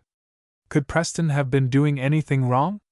Yet the doctor would not know that, for he was not even aware that Preston was in the military academy till I told him. "I do not know, Daisy," he said at last. "But we can find out. I will ask Captain Southgate or somebody else." "Thank you," I said. "Who are those, Dr. Sanford, those others dressed in dark frock coats, with bright bars over their shoulders? Like that one just now going out of the gate?" "Those are officers of the army. There are a good many of them." "What are they here for? Are there many soldiers here?" "No," said the doctor. "I believe not. I think these gentlemen are put here to look after the grey coats, the cadets, Daisy. The cadets are here in training, you know. But that officer who just went out, who is walking over the plain now, he wore a sword, Dr. Sanford, and a red sash. They do not all wear them." "What is that for? What is under discussion?" said Mrs. Sanford, coming out. "How well Daisy looks this morning, don't she?" "She has caught the military fever already," said the doctor. "I brought her here for a sedative, but I find it is no such matter." "Sedative!" said Mrs. Sanford, but at this instant my ears were caught by a burst of music on the plain. Mrs. Sanford broke into a fit of laughter. The doctor's hand touched my shoulder. "Get your hat, Daisy," he said. "I will go with you to hear it." I might tell of pleasure from minute to minute of that day, and of the days following. The breath of the air, the notes of the wind instruments, the flicker of sunlight on the gravel, all come back to me as I write, and I taste them again. Dr. Sanford and I went down the road I have described, leading along the edge of the plain at its northern border, from which the view up over the river, between the hills, was very glorious. Fine young trees shaded this road. On one side a deep hollow or cup in the green plain excited my curiosity. On the other, lying a little down the bank, a military work of some odd sort planted with guns. Then 1 or 2 little pyramidal heaps of cannonballs by the side of the road marked this out as unlike all other roads I had ever traversed. At the further side of the plain we came to the row of houses I had seen from a distance, which ran north and south, looking eastward over all the plain. The road which skirted these houses was shaded with large old trees, and on the edge of the greensward under the trees, we found a number of iron seats placed for the convenience of spectators. And here, among many others, Dr. Sanford and I sat down. There was a long line of the gray uniforms now drawn up in front of us, at some little distance, standing still and doing nothing, that I could see. Nearer to us and facing them stood a single gray figure. I looked hard, but could not make out that it was Preston. Nearer still, stood with arms folded one of those who the doctor had said were army officers. I thought, the very one I had seen leave the hotel, but all like statues, motionless and fixed. Only the band seemed to have some life in them. "What is it, Dr. Sanford?" I whispered, after a few minutes of intense enjoyment. "Don't know, Daisy." "But what are they doing?" "I don't know, Daisy." I nestled down into silence again, listening, almost with a doubt of my own senses, as the notes of the instruments mingled with the summer breeze and filled the June sunshine. The plain looked most beautiful, edged with trees on 3 sides, and bounded to the east, in front of me, by a chain of hills soft and wooded, which I afterwards found were beyond the river. Near at hand, the order of military array, the flash of a sword, the glitter of an epaulet, the glance of red sashes here and there, the regularity of a perfect machine. I said nothing more to Dr. Sanford, but I gathered drop by drop the sweetness of the time. The statues broke into life a few minutes later, and there was a stir of business of some sort, but I could make out nothing of what they were doing. I took it on trust, and enjoyed everything to the full till the show was over. Chapter 14. Yankees. For several days I saw nothing of Preston. He was hardly missed. I found that such a parade as that which pleased me the first morning came off twice daily, and other military displays, more extended and more interesting, were to be looked for every day at irregular times. I failed not of one. So surely as the roll of the drum or a strain of music announced that something of the sort was on hand, I caught up my hat and was ready. And so was Dr. Sanford. Mrs. Sanford would often not go, but the doctor's hat was as easily put on as mine, and as readily, and he attended me, I used to think, as patiently as a great Newfoundland dog. As patient, and as supreme. The evolutions of soldiers and clangor of martial music were nothing to him, but he must wait upon his little mistress. I mean, of course, the Newfoundland dog, not Dr. Sanford. "Will you go for a walk, Daisy?" he said, the morning of the 3rd or 4th day. "There is nothing doing on the plain, I find." "A walk?" "Oh, yes," I said. "Where shall we go?" "To look for wonderful things," he said. "Only don't take the child among the rattlesnakes," said Mrs. Sanford. "They are wonderful, I suppose, but not pleasant. You will get her all tanned, Grant?" But I took these hints of danger as coolly as the doctor himself did, and another of my West Point delights began. We went beyond the limits of the post, passed out at one of the gates which shut it in from the common world, and forgot for the moment drums and fifes. Up the mountain side, under the shadow of the trees most of the time, though along a good road, with the wild hill at one hand rising sharp above us. Turning round that, we finally plunged down into a grand dell of the hills, leaving all roads behind and all civilization, and having a whole mountain between us and the West Point plain.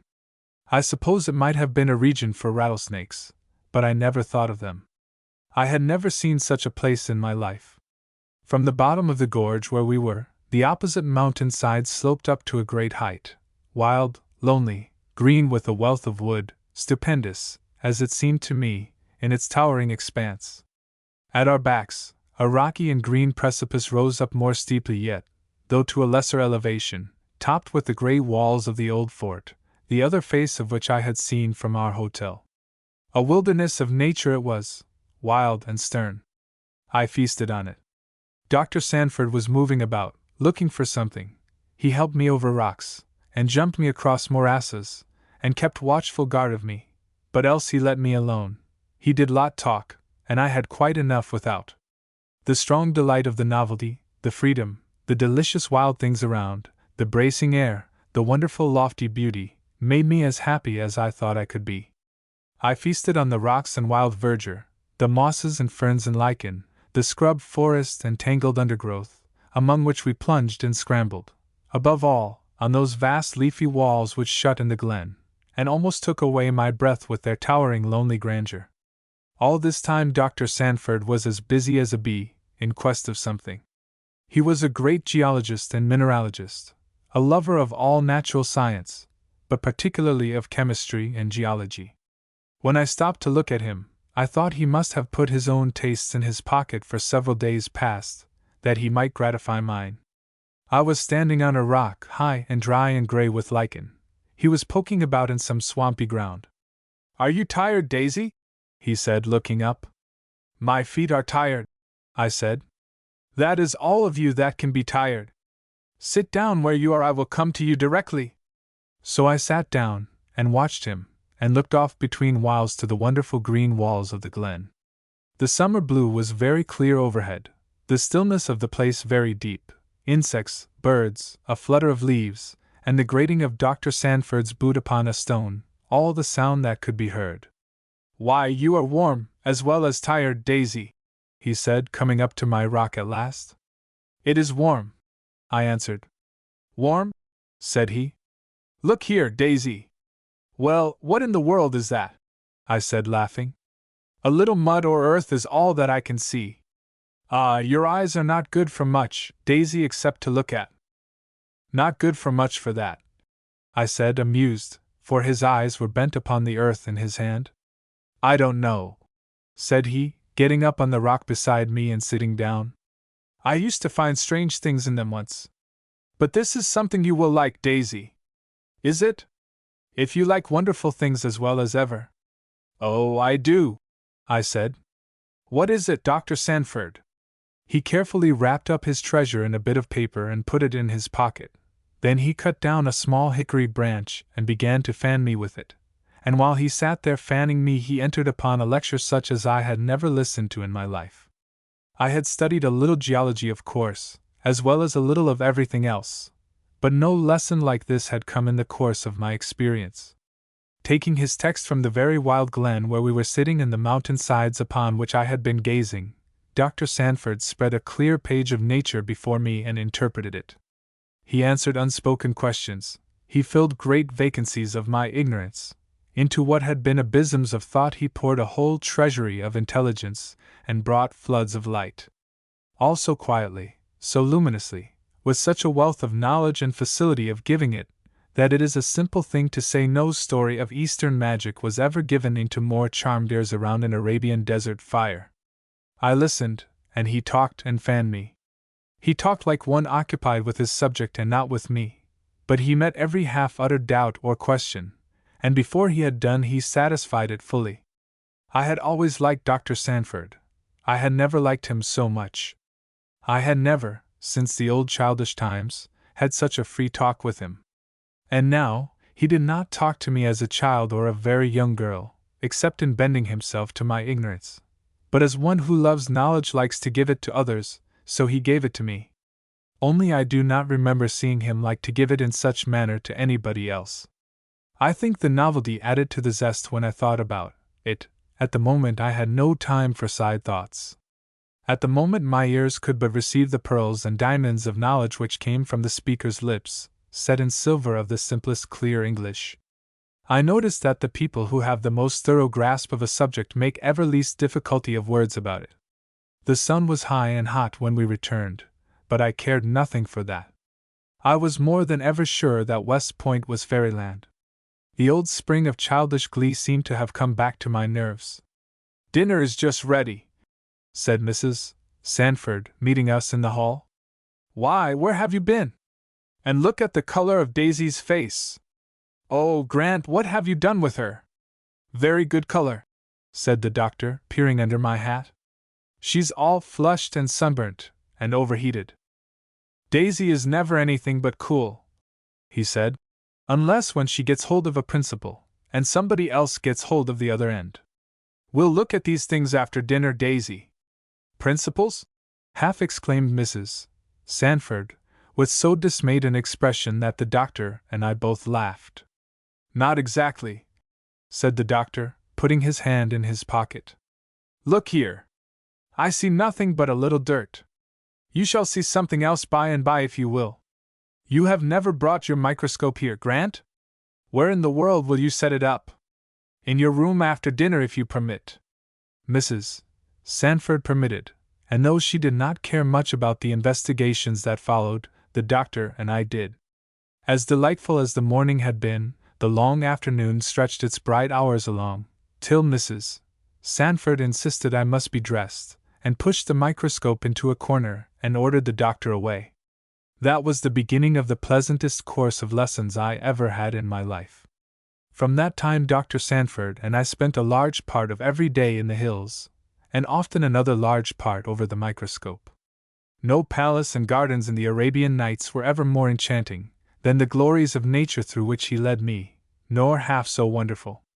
A little dirt, as it seemed to ordinary eyes, was the hidden entrance-way oft-times to halls of knowledge more magnificent and more rich than my fancy had ever dreamed of. Meanwhile, Mrs. Sanford found a great many officers to talk to. It was not till the evening of the next day following my first walk into the mountains that I saw Preston. It was parade time, and I was sitting as usual on one of the iron settees which are placed for the convenience of spectators. I was almost always there at parade and guard mounting. The picture had a continual fascination for me, whether under the morning sun or the evening sunset, and the music was charming. This time I was alone, Dr. and Mrs. Sanford being engaged in conversation with friends at a little distance.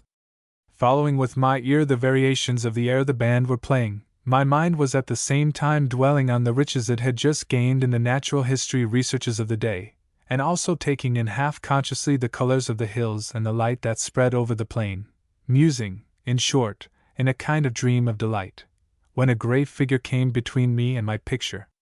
Finding that it did not move, I raised my eyes. "The same Daisy as ever," said Preston, his eyes all alight with fun and pleasure. "The same as ever. And how came you here? And when did you come? And how did you come? We have been here ever since Friday. Why haven't you been to see me?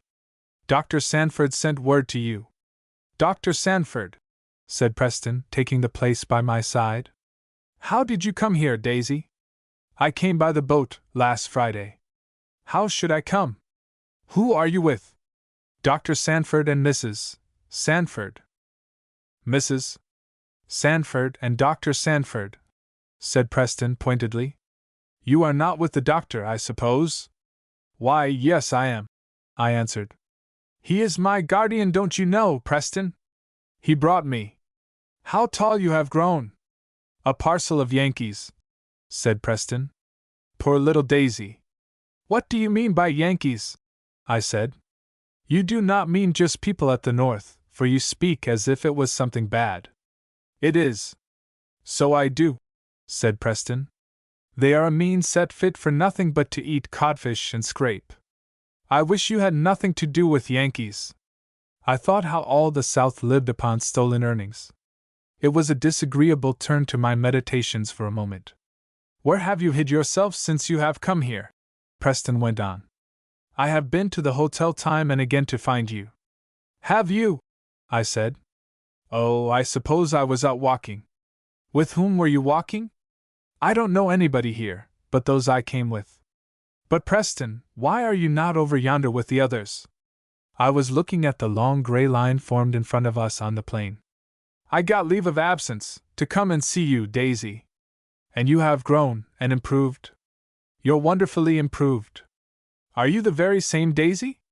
And what are you going to do here?" Oh, I'm enjoying myself. Now, Preston, why does that man stand so? What man? That officer here in front, standing all alone, with his sash and sword. Why does he stand so? Hush. That is Captain Percival. He is the officer in charge. What is that? Oh, he looks after the parade and things.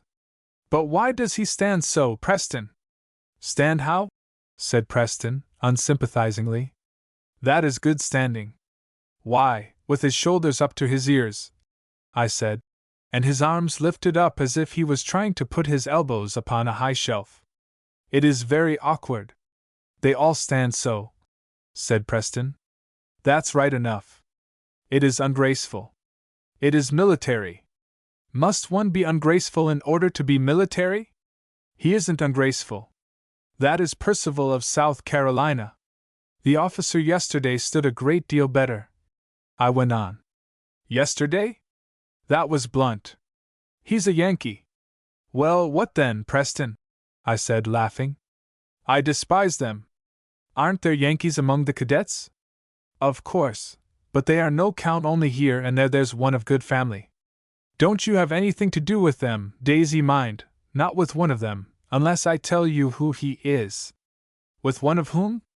What are you speaking of? The cadets. Why, I have nothing to do with them, I said.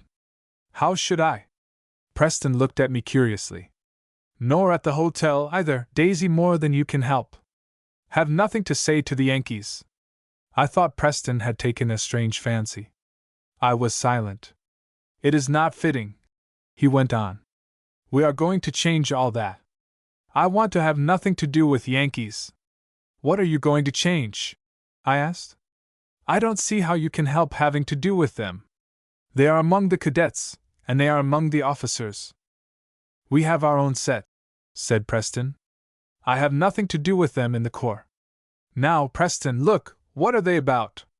All the red sashes are getting together. Parade is dismissed. They are coming up to salute the officer in charge. It is so pretty, I said, as the music burst out again, and the measured steps of the advancing line of red sashes marked it. And now Captain Percival will unbend his stiff elbows. Why could not all that be done easily, Preston? Nonsense, Daisy! It is military. Is it? But Mr. Blunt did it a great deal better.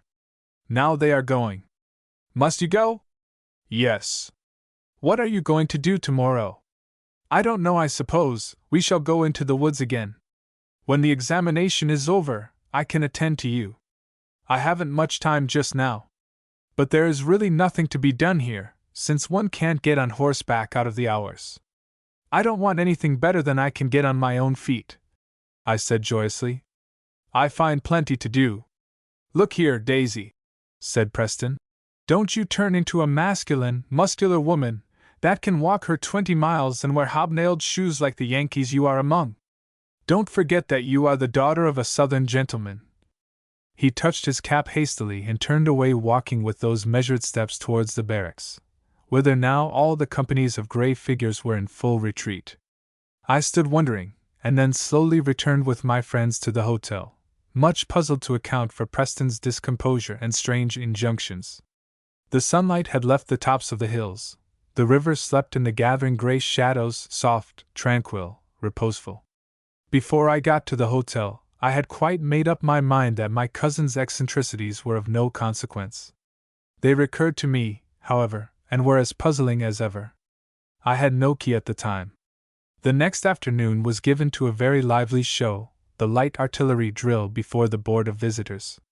We sat out under the trees to behold it, and I found out now the meaning of the broad strip of plain between the hotel and the library, which was brown and dusty in the midst of the universal green. Over this strip, round and round, back and forth and across, the light artillery wagons rushed, as if to show what they could do in time of need. It was a beautiful sight, exciting and stirring, with the beat of horses' hoofs, the clatter of harness, the rumble of wheels tearing along over the ground, the flash of a saber now and then, the ringing words of command, and the soft, shrill, echoing bugle which repeated them. I only wanted to understand it all, and in the evening I plied Preston with questions. He explained things to me patiently. I understand, I said at last. I understand what it would do in wartime. But we are not at war, Preston. No. Nor in the least likely to be. We can't tell. It is good to be ready. But what do you mean? I remember saying. You speak as if we might be at war. Who is there for us to fight? Anybody that wants putting in order, said Preston. The Indians. Oh, Preston, Preston! I exclaimed. The Indians! When we have been doing them wrong ever since the white men came here, and you want to do them more wrong. I want to hinder them from doing us wrong. But I don't care about the Indians, little Daisy. I would just as lief fight the Yankees. Preston, I think you are very wrong. You think all the world is, he said. We were silent, and I felt very dissatisfied. What was all this military schooling a preparation for, perhaps? How could we know? Maybe these heads and hands, so gay today in their mock fight, would be grimly and sadly at work by and by, in real encounter with some real enemy. Do you see that man, Daisy? Whispered Preston suddenly in my ear. That one talking to a lady in blue. We were on the parade ground, among a crowd of spectators, for the hotels were very full, and the point very gay now. I said I saw him. That is a great man. Is he? I said, looking and wondering if a great man could hide behind such a physiognomy.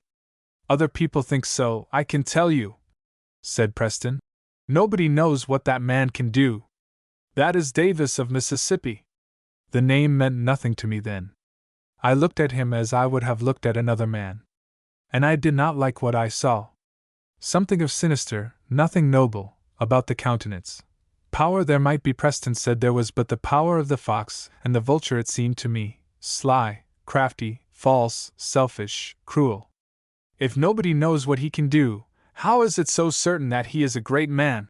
I asked. Preston did not answer. I hope there are not many great men that look like him. I went on. Nonsense, Daisy, said Preston, in an energetic whisper. That is Davis of Mississippi. Well, said I, that is no more to me than if he were Jones of New York. Daisy, said Preston, if you are not a true Southerner, I will never love you any more. What do you mean by a true Southerner? I do not understand. Yes, you do. A true Southerner is always a Southerner, and takes the part of a Southerner in every dispute, right or wrong. What makes you dislike Northerners so much? Cowardly Yankees, was Preston's reply. You must have an uncomfortable time among them, if you feel so, I said. There are plenty of the true sort here. I wish you were in Paris, Daisy, or somewhere else. Why? I said, laughing. Safe with my mother or your mother. Yon want teaching. You are too latitudinarian. And you are too thick with the Yankees by half. I let this opinion alone, as I could do nothing with it, and our conversation broke off with Preston in a very bad humor. The next day, when we were deep in the woods, I asked Dr. Sanford if he knew Mr. Davis of Mississippi. He answered yes, rather drily. I knew the doctor knew everybody. I asked why Preston called him a great man. Does he call him a great man? Dr. Sanford asked. Do you? No, not I, Daisy. But that may not hinder the fact. And I may not have Mr. Gary's means of judging. What means can he have? I said. Daisy, said Dr. Sanford suddenly, when I had forgotten the question in plunging through a thicket of brushwood. If the North and the South should split on the subject of slavery, what side would you take? What do you mean by a split? I asked slowly, in my wonderment. The states are not precisely like a perfect crystal, Daisy, and there is an incipient cleavage somewhere about Mason and Dixon's line. I do not know what line that is. No, well, for practical purposes, you may take it as the line between the slave states and the free. But how could there be a split? I asked. There is a wedge applied even now, Daisy, the question whether the new states forming out of our western territories shall have slavery in them or shall be free states. I was silent upon this, and we walked and climbed for a little distance, without my remembering our geological or mineralogical, or any other objects in view. The North say, Dr. Sanford then went on, That these states shall be free. The South or some men at the South threaten that if they be, the South will split from the North, have nothing to do with us, and set up for themselves. Who is to decide it? I asked. The people. This fall the election will be held for the next president, and that will show. If a slavery man is chosen, we shall know that a majority of the nation go with the Southern view. If not, then there may be trouble, Daisy. What sort of trouble? I asked hastily. Dr. Sanford hesitated and then said, I do not know how far people will go. I mused, and forgot the sweet flutter of green leaves, and smell of moss and of hemlock, and golden bursts of sunshine, amongst which we were pursuing our way. Preston's strange heat and sudden southernism, Mr. Davis's wild greatness, a coming disputed election, quarrels between the people where I was born and the people where I was brought up, divisions and jealousies, floated before my mind in unlovely and confused visions. Then, remembering my father and my mother and Gary McFarlane, and others whom I had known, I spoke again. Whatever the Southern people say, they will do, Dr. Sanford. Provided, said the doctor. What, if you please? Provided the North will let them, Daisy. I thought privately they could not hinder. I thought they could not. Would there be a trial? Could it be possible there would be a trial? But you have not answered my question, said the doctor. Aren't you going to answer it? What question? As to the side you would take. I do not want any more slave states, Dr. Sanford. I thought so. Then you would be with the North. But people will never be so foolish as to come to what you call a split, Dr. Sanford. Upon my word, Daisy, as the world is at present, the folly of a thing is no presumptive argument against its coming into existence. Look here, we shall get a nice piece of quartz for your collection. I came back to the primary rocks, and for the present dismissed the subject of the confusions existing on the surface of the earth, hoping sincerely that there would be no occasion for calling it up again. For some time I saw very little of Preston. He was busy, he said. My days flowed on like the summer sunshine, and were as beneficent. I was gaining strength every day. Dr. Sanford decreed that I must stay as long as possible. Then Mr. Sanford came, the doctor's brother, and added his social weight to our party. Hardly needed, for I perceived that we were very much sought after, at least my companions. The doctor in especial was a very great favorite, both with men and women, who I notice are most ready to bestow their favor where it is least cared for. I don't know but Dr. Sanford cared for it, only he did not show that he did. The claims of society, however, began to interfere with my geological and other lessons. A few days after his brother's arrival, the doctor had been carried off by a party of gentlemen who were going back in the mountains to fish in the White Lakes.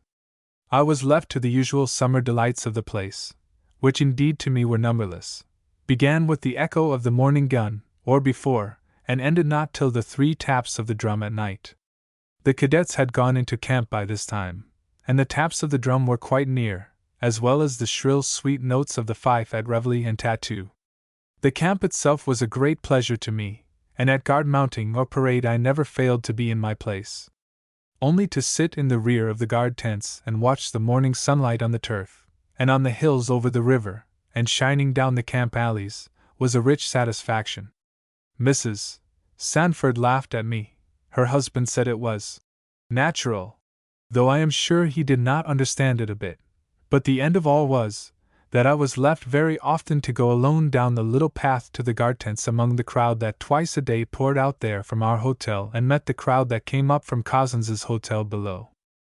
So it was, one morning that I remember. Guard mounting was always late enough to let one feel the sun's power, and it was a sultry morning, this. We were in July now, and misty, vaporous clouds moved slowly over the blue sky, seeming to intensify the heat of the unclouded intervals. But wonderful sweet it was, and I, under the shade of my flat hat, with a little help from the foliage of a young tree, did not mind it at all. Every bit of the scene was a pleasure to me. I missed none of the details. The files of cadets in the camp alleys getting their arms inspected, the white tents themselves, with curtains tightly done up, here and there an officer crossing the campground and stopping to speak to an orderly, then the coming up of the band, the music, the marching out of the companies, the leisurely walk from the camp of the officer in charge, drawing on his white gloves, his stand and his attitude, and then the pretty business of the parade. All under that July sky, all under that flicker of cloud and sun, and the soft, sweet breath of air that sometimes stole to us to relieve the hot stillness, and all with that setting and background of cedars and young foliage and bordering hills over which the cloud shadows swept. Then came the mounting guard business. By and by Preston came to me. "Awfully hot, Daisy," he said. "Yes, you are out in it," I said compassionately.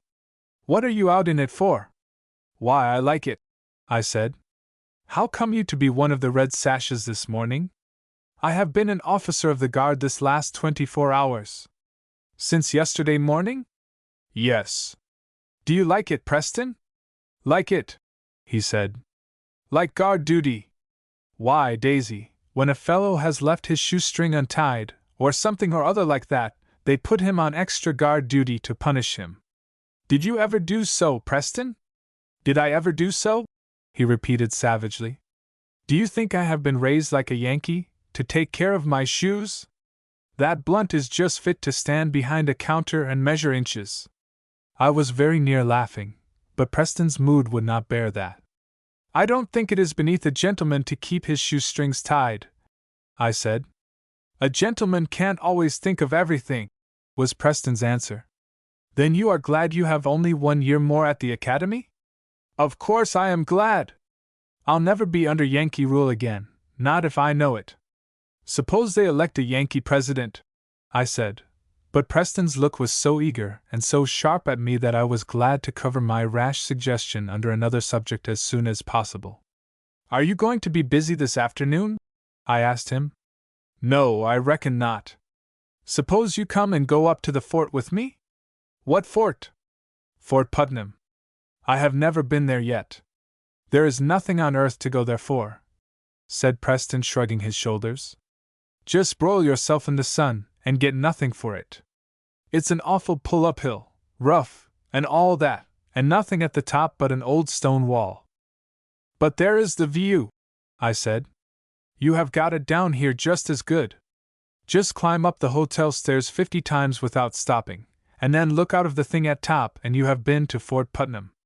"Why, I want to go to the top of Crow's Nest," I said. "Yes. I was ass enough to try that once," said Preston, "when I was just come, and thought I must do everything, but if anybody wants to insult me, let him just ask me to do it again." Preston's mood was unmanageable. I had never seen him so in old times. I thought West Point did not agree with him. I listened to the band, just then playing a fine air, and lamented privately to myself that brass instruments should be so much more harmonious than human tempers.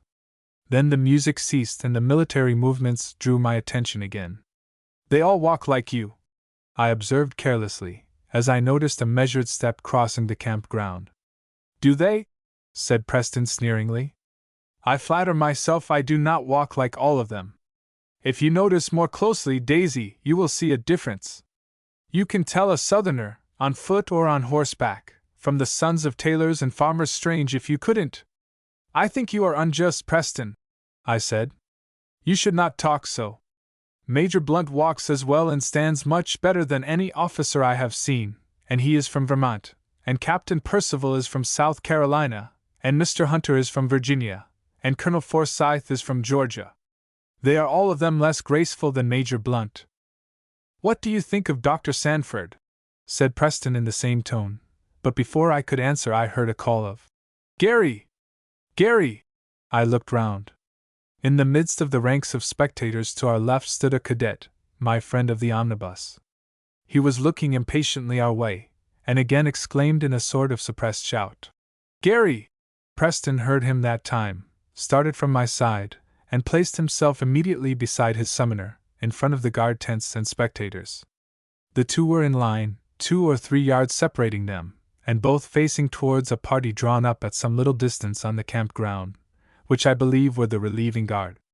I moved my own position to a place immediately behind them, where I spied an empty camp stool, and watched the two with curious eyes.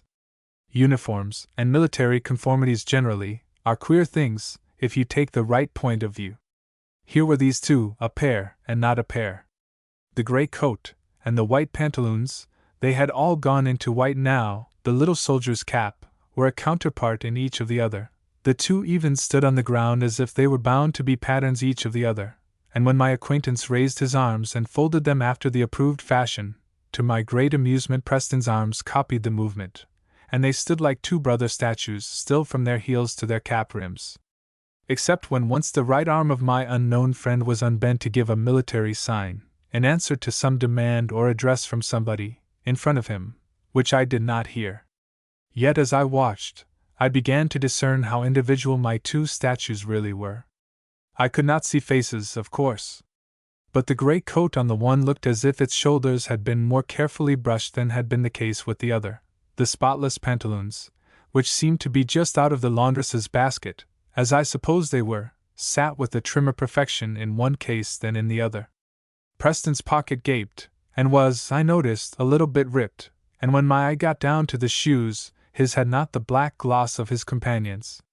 With that one there was not, I think, a thread awry.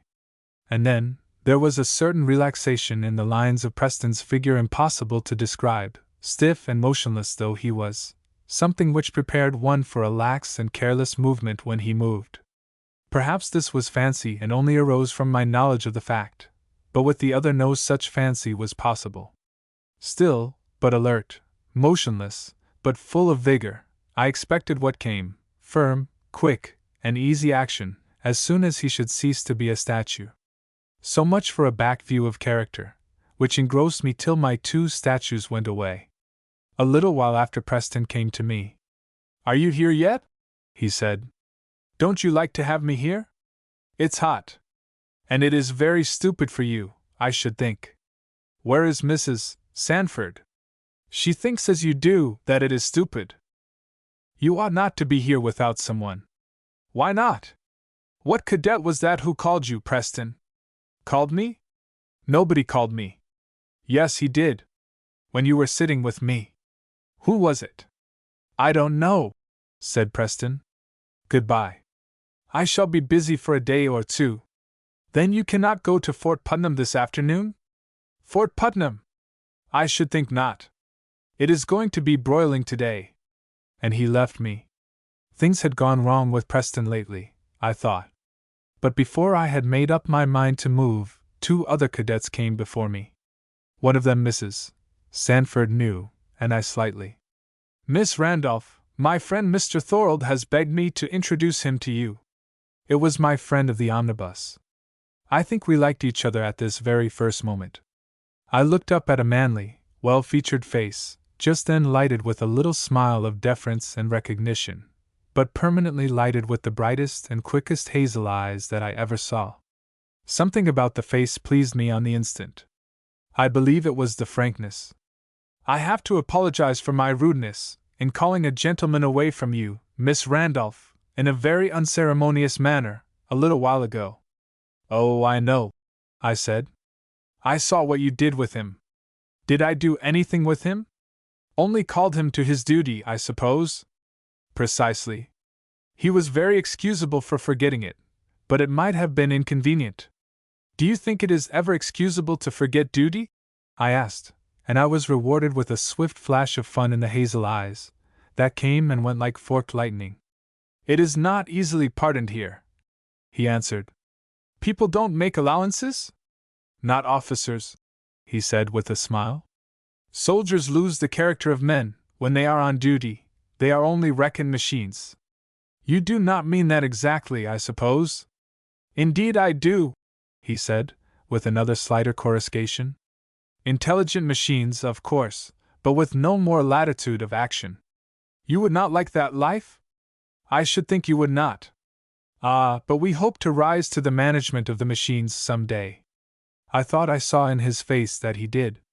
I remarked that I should not think the management of mere machines could be very pleasant. "Why not?" "It is degrading to the machines, and so, I should think, it would not be very elevating to those who make them machines." "That is exactly the use they propose them to serve, though," he said, looking amused. "The elevation of themselves." "I know," I said, thinking that the end was ignoble too. You do not approve it? He said. I felt those brilliant eyes dancing all over me, and I fancied over my thoughts too. I felt a little shy of going on to explain myself to one whom I knew so little. He turned the conversation by asking me if I had seen all the lions yet. I said I suppose not. Have you been up to the old fort? I want to go there, I said, but somebody told me today there was nothing worth going for. Has his report taken away your desire to make the trial? No, for I do not believe he is right. Might I offer myself as a guide? I can be disengaged this afternoon, and I know all the ways to the fort. It would give me great pleasure. I felt it would give me great pleasure too, and so I told him. We arranged for the hour, and Mr. Thorold hastened away. Chapter 15. Fort Putnam. I am going to Fort Putnam this afternoon, with Mr. Thorold, I announced to Mrs. Sanford, after dinner. Who is Mr. Thorold? One of the cadets. One of the cadets! So it has got hold of you at last, Daisy. What, Mrs. Sanford? But Fort Putnam? My dearest child, it is very hot. Oh, yes, ma'am, I don't mind it. Well, I am very glad if you don't, said Mrs. Sanford. And I am very glad Grant has taken himself off to the White Lakes. He gave nobody else any chance. It will do you a world of good. What will? I asked, wondering. Amusement, dear, amusement. Something a great deal better than Grant's elegies and ologies. Now, this would never have happened if he had been at home. I did not understand her, but then I knew she did not understand the pursuits she so slighted, and it was beyond my powers to enlighten her. So I did not try. Mr. Thorold was punctual, and so was I, and we set forth at 5 o'clock, I at least as happy as it was possible to be. Warm it was, yet we went slowly down the road, in shadow and sunshine, tasting the pleasantness, it seems to me, of every tree, and feeling the sweetness of each breath, in that slight exhilaration of spirits which loses nothing and forgets nothing. At least I have a good memory for such times. There was a little excitement, no doubt, about going this walk with a cadet and a stranger, which helped the whole effect. I made use of my opportunity to gain a great deal of information which Dr. Sanford could not give. I wanted to understand the meaning and the use of many things I saw about the point. Batteries and fortifications were a mysterious jumble to me, shells were a horrible novelty. The whole art and trade of a soldier, something well worth studying, but difficult to see as a reasonable whole. The adaptation of parts to an end, I could perceive, the end itself puzzled me. Yet there has always been fighting, said my companion. Yes, I assented. Then we must be ready for it. But I was not prepared in this case with my answer. Suppose we were unjustly attacked? Said Mr. Thorold, and I thought every one of the gilt buttons on his grey jacket repelled the idea of a peaceable composition. I don't know, said I, pondering. Why should the rule be different for nations and for individual people? What is your rule for individual people? He asked, laughing, and looking down at me, as he held the gate open. I can see the look and the attitude now. It is not my rule, I said. The rule, then. What should a man do, Miss Randolph, when he is unjustly attacked? I felt I was on very untenable ground, talking to a soldier. If I was right, what was the use of his grey coat, or of West Point itself? We were mounting the little steep pitch beyond the gate, where the road turns, and I waited till I got upon level footing. Then, catching a bright, inquisitive glance of the hazel eyes, I summoned up my courage and spoke. I have no rule but the Bible, Mr. Thorold. The Bible! What does the Bible say? It tells of a great deal of fighting. Of bad men. Yes, but the Jews were commanded to fight, were they not? To punish bad men. But we have got another rule since that. What is it? If any man smite thee on the one cheek, turn to him the other also. Is it possible you think the Bible means that literally? He said. Do you think it would say what it did not mean? But try it by the moral effect. What sort of a fellow would a man be who did so, Miss Randolph? I think he would be fine, I said, for I was thinking of one who When he was reviled, reviled not again. When he suffered, he threatened not. But I could not tell all my thought to Mr. Thorold, no more than I could to Dr. Sandford. And would you have him stand by and see another injured? My companion asked. Wouldn't you have him fight in such a case? I had not considered that question. I was silent. Suppose he sees wrong done, wrong that a few well-planted blows or shots, if you like, shots are but well-directed blows, he said, smiling. Wrong that a few well-planted blows would prevent. Suppose somebody were to attack you now, for instance, ought I not to fight for it? I should like to have you, I said. Come, he said, laughing and stretching out his hand to shake mine. I see you will let me keep my profession after all.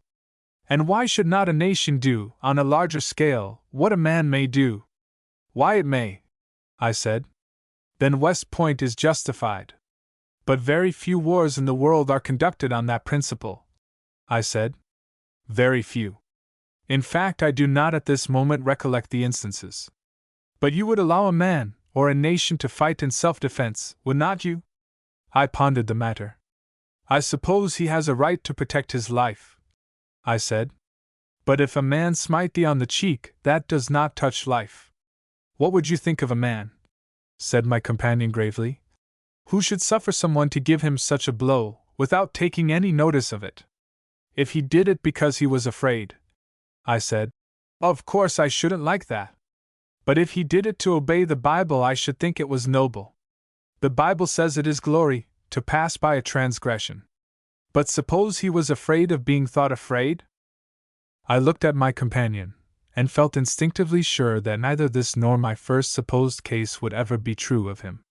Further, I felt sure that no one would ever be hardy enough to give the supposed occasion. I can hardly tell how I knew. It was by some of those indescribable natural signs.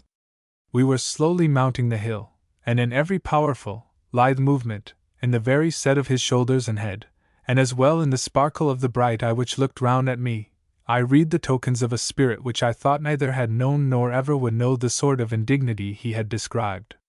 He was talking for talk's sake. But while I looked, the sparkle of the eye grew very merry. You are judging me, Miss Randolph, he said. Judge me gently. No, indeed, I said. I was thinking that you are not speaking from experience. I am not better than you think me, he said, laughing and shaking his head. And the laugh was so full of merriment that it infected me. I saw he was very much amused. I thought he was a little interested too. You know, he went on, my education has been unfavorable. I have fought for a smaller matter than that you judge insufficient. Did it do any good? I asked. He laughed again, picked up a stone and threw it into the midst of a thick tree to dislodge something I did not see what, and finally looked round at me with the most genial amusement and good nature mixed. I knew he was interested now. I don't know how much good it did to anybody but myself, he said. It comforted me at the time. Afterwards I remember thinking it was hardly worth while. But if a fellow should suffer an insult, as you say, and not take any notice of it, what do you suppose would become of him in the corps or in the world either? He would be a noble man, all the same, I said. But people like to be well thought of by their friends and society. I know that. He would be sent to Coventry unmitigatedly. I cannot help it, Mr. Thorold, I said. If anybody does wrong because he is afraid of the consequences of doing right, he is another sort of a coward, that is all. Mr. Thorold laughed, and catching my hand as we came to a turn in the road where the woods fell away right and left, brought me quick round the angle, without letting me go to the edge of the bank to get the view. You must not look till you get to the top, he said. What an odd road, I remarked. It just goes by zigzags. The only way to get up at all, without traveling round the hill. That is, for horses. It was steep enough for foot wayfarers, but the road was exceeding comfortable that day. We were under the shade of trees all the way, and talk never lagged. Mr. Thorold was infinitely pleasant to me, as well as unlike any one of all my former acquaintances. There was a wealth of life in him that delighted my quieter nature, an amount of animal spirits that were just a constant little impetus to me, and from the first I got an impression of strength, such as weakness loves to have near. Bodily strength he had also, in perfection, but I mean now the firm self-reliant nature, quick at resources, ready to act as to decide, and full of the power that has its spring and magazine in character alone. So, enjoying each other, we went slowly up the zigzags of the hill, very steep in places, and very rough to the foot, but the last pitch was smoother, and there the grey old bulwarks of the ruined fortification faced down upon us, just above. "Now," said Mr. Thorold, coming on the outside of me to prevent it, "don't look!" And we turned into the entrance of the fort, between two outstanding walls. Going through, we hurried up a little steep rise till we got to a smooth spread of grass, sloping gently to a level with the top of the wall. Where this slope reached its highest, where the parapet, as Mr. Thorold called it, commanded a clear view from the eastern side, there he brought me, and then permitted me to stand still. I do not know how long I stood quite still without speaking. "Will you sit down?" said my companion, and I found he had spread a pocket handkerchief on the bank for me. The turf in that place was about 18 inches higher than the top of the wall, making a very convenient seat. I thought of Queen Elizabeth and Sir Walter Raleigh, but I also thought the most queenly thing I could do was to take the offered civility, and I sat down. My eyes were bewildered with the beauty, they turned from one point to another with a sort of wondering, insatiable enjoyment. There, beneath our feet, lay the little level green plain, its roads and trees all before us as in a map, with the lines of building enclosing it on the south and west. A cart and oxen were slowly traveling across the road between the library and the hotel, looking like minute ants dragging a crumb along. Beyond them was the stretch of brown earth, where the cavalry exercises forbade a blade of grass to show itself. And beyond that, at the further edge of the plain, the little white camp, its straight rows of tents and the alleys between all clearly marked out. Round all this the river curved, making a promontory of it, a promontory with fringed banks, and leveled at top, as it seemed, just to receive the military academy. On the other side the river, a long sweep of gentle hills, colored in the fair colors of the evening, curving towards the northeast into a beautiful circle of soft outlines back of the mountain which rose steep and bold at the water's edge. This mountain was the first of the group I had seen from my hotel window. Houses and churches nestled in the curve of tableland, under the mountain.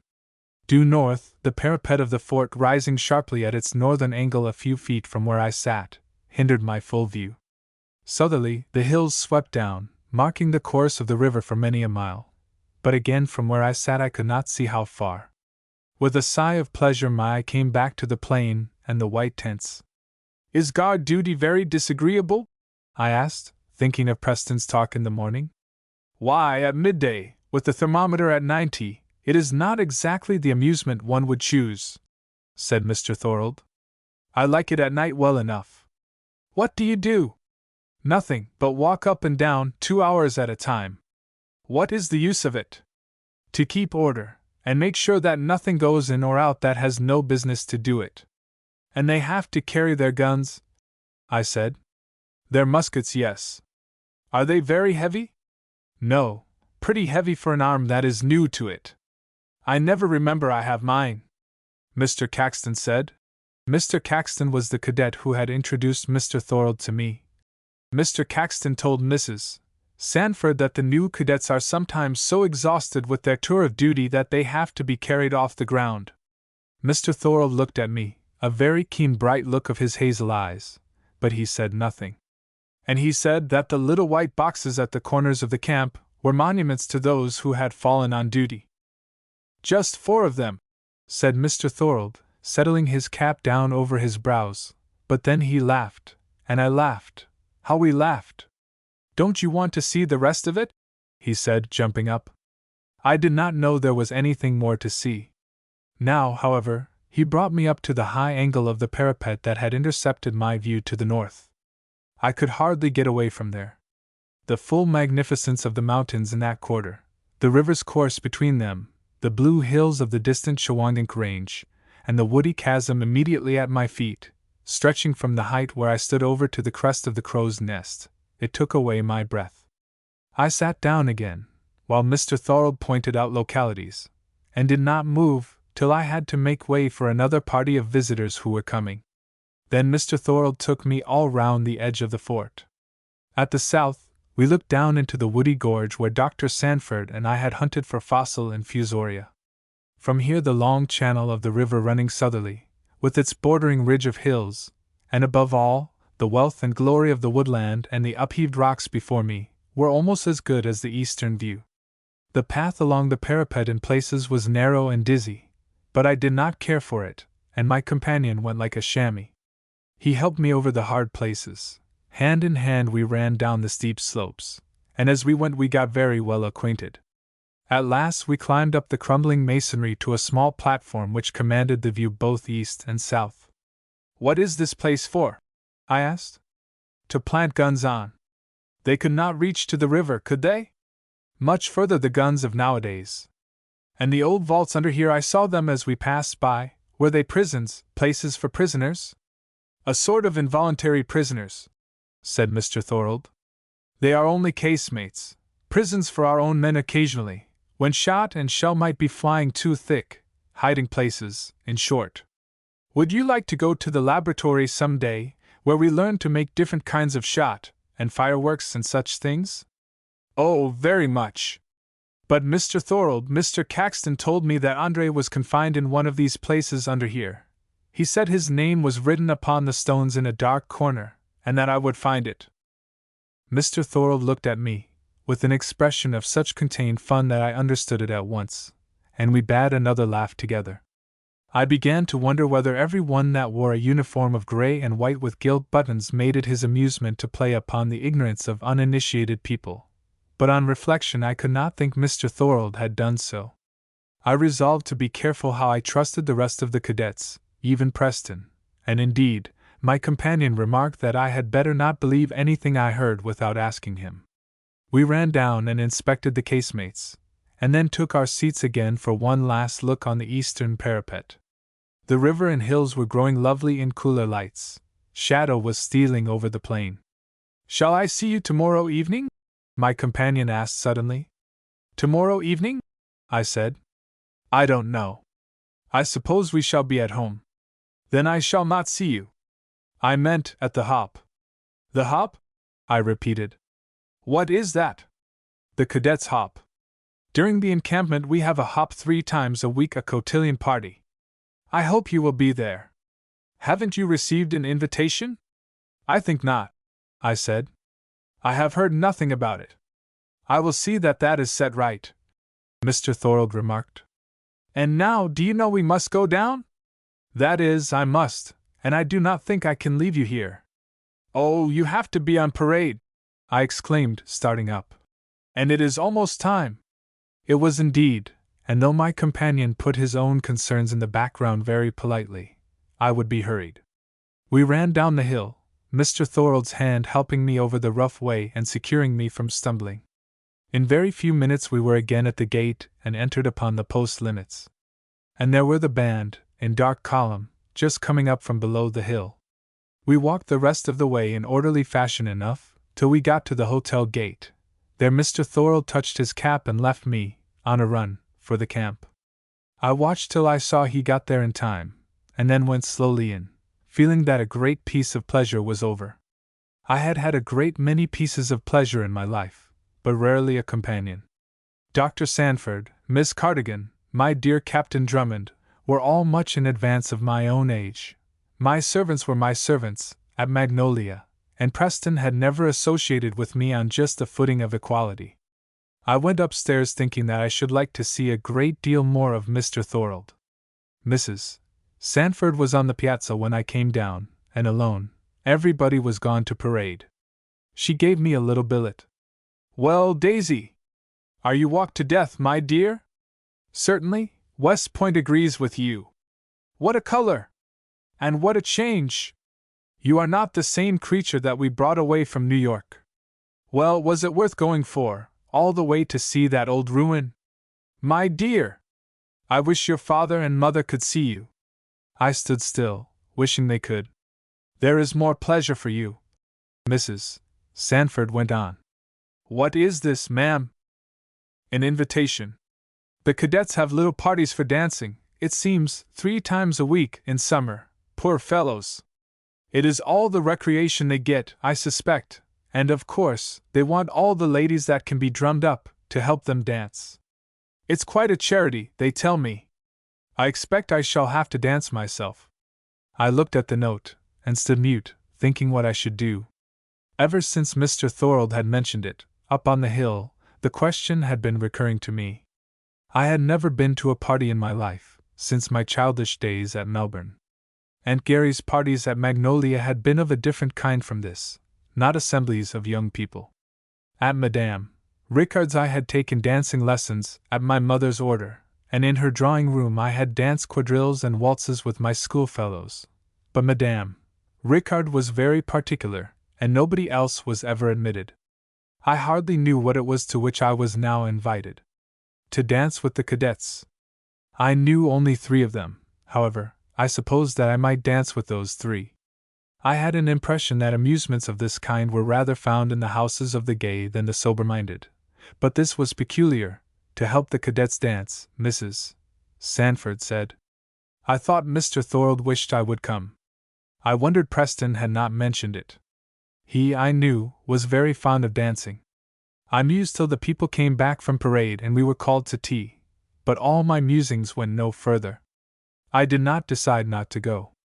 Now, Daisy, said Mrs. Sanford the next morning, if you are going to the hop tonight, I don't intend to have you out in the sun burning yourself up. It will be terribly hot, and you must keep quiet. I am so thankful Grant is away. He would have you all through the woods, hunting for nobody knows what, and bring you home scorched. Dear Mrs. Sanford, I said, I can dance just as well if I am burnt. That's a delusion, Daisy.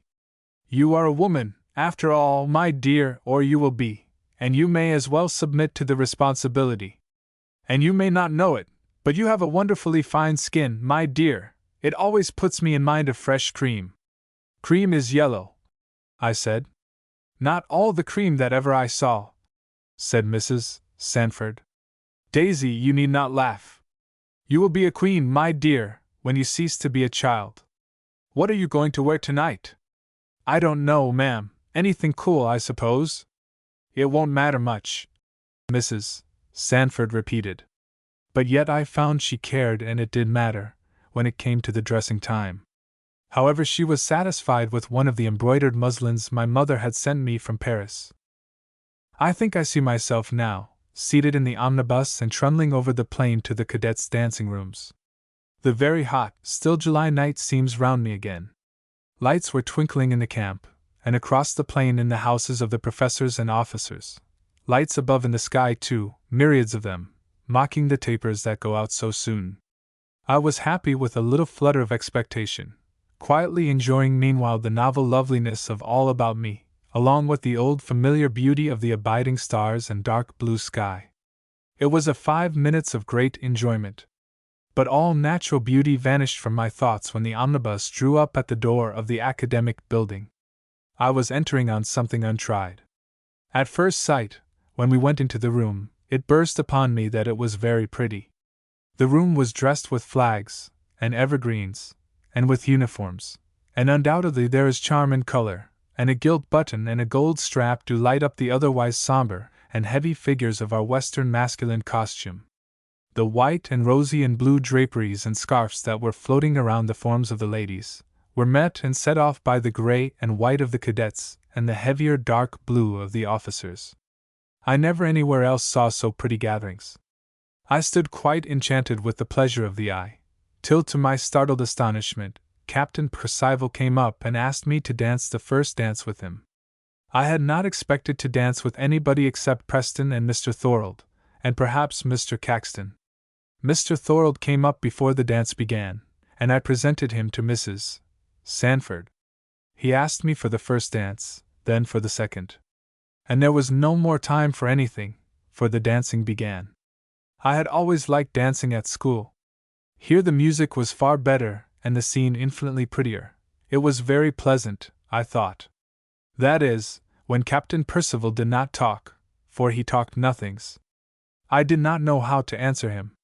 Of course it had been very hot today, and the rooms were very full, and there were a good many people at the hotel. I had nothing but an insipid affirmative to give to these propositions. Then said Captain Percival insinuatingly, "You are from the South?" I had nothing but an insipid assent again. "I was sure of it," he said. "I could not be mistaken." I wondered how he knew, but it did not suit me to ask him, and we danced on again till the dance came to an end. I was glad when it did. In a minute more I was standing by Mrs.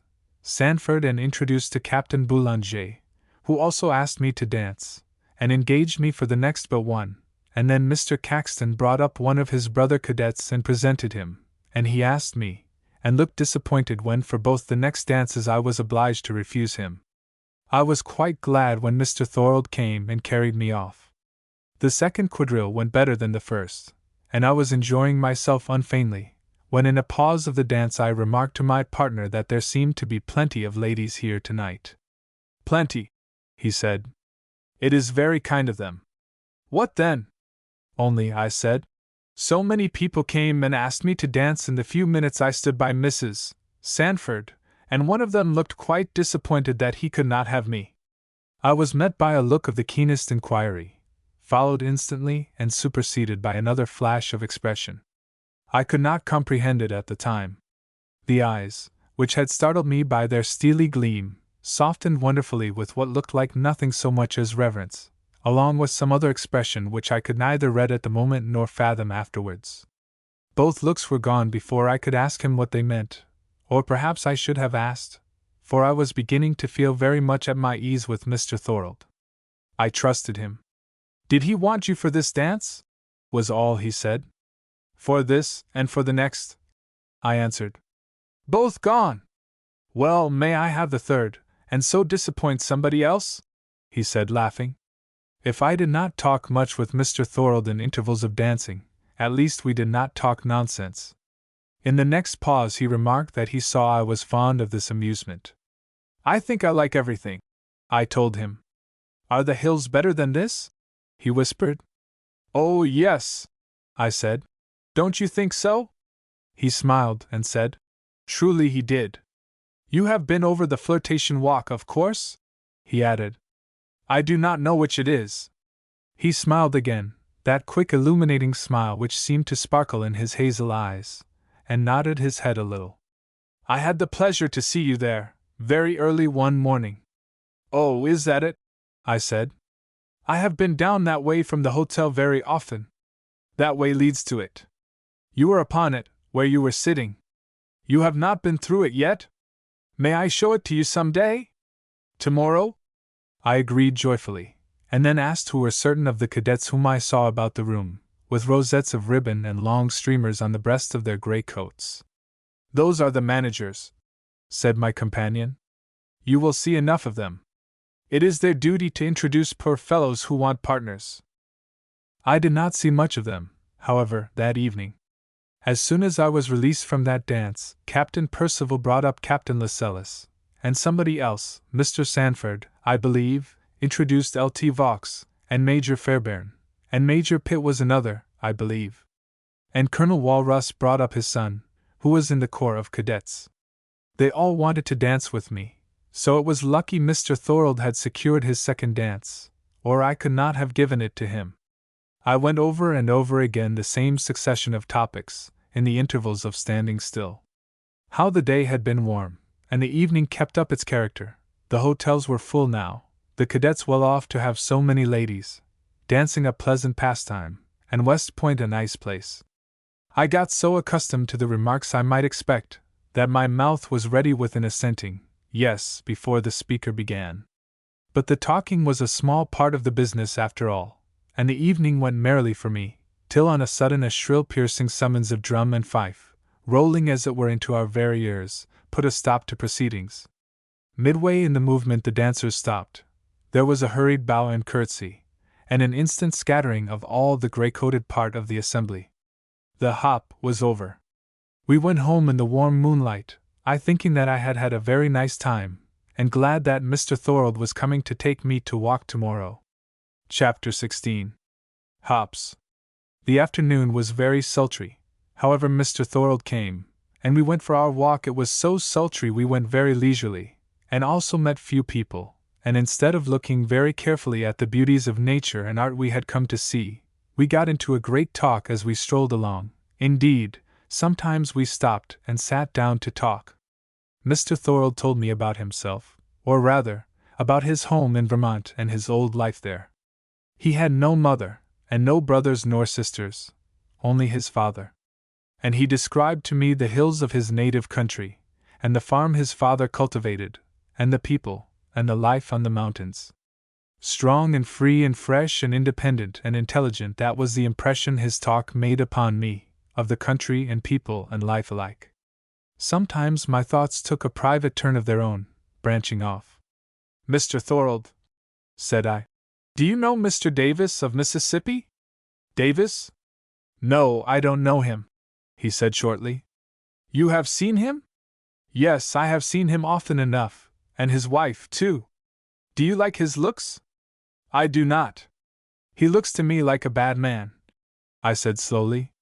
I said it to Mr. Thorold. I would hardly have made the remark to another at West Point. "He is about bad business," was my companion's answer. "And yet I do not know what he is about, but I distrust the man." "Mr. Thorold," said I, beginning cautiously, "do you want to have slavery go into the territories?" "No," said he. "Do you?" "No. What do you think would happen if a Northern president should be elected in the fall?" "Then slavery would not go into the territories," he said, looking a little surprised at me. "The question would be settled." "But do you know some people at the South say that if a Northern president is elected, the Southern states will not submit to him?" "Some people talk a great deal of nonsense," said Mr. Thorold. "How could they help submitting? They say it is said that they would break off from the North and set up for themselves." "It is not foolish people that say it, Mr. Thorold. Will you pardon me, Miss Randolph, but I think they would be very foolish people that would do it." "Oh, I think so too," I said. "I mean that some people who are not foolish believe that it might happen." "Perhaps," said Mr. Thorold. "I never heard anything of it before. You are from the South yourself, Miss Randolph?" he added, looking at me. "I was born there," I said. And a little silence fell between us. I was thinking. Some impression, got I suppose from my remembrance of father and mother, Preston, and others whom I had known, forbade me to dismiss quite so lightly, as too absurd to be true, the rumor I had heard. Moreover, I trusted Dr. Sanford's sources of information, living as he did in habits of close social intercourse with men of influence and position at Washington, both Southern and Northern. "Mr. Thorold," I broke the silence, "if the South should do such a thing, what would happen?" "There would be trouble," he said. "What sort of trouble?" "Might be all sorts," said Mr. Thorold, laughing. "It would depend on how far people's folly would carry them.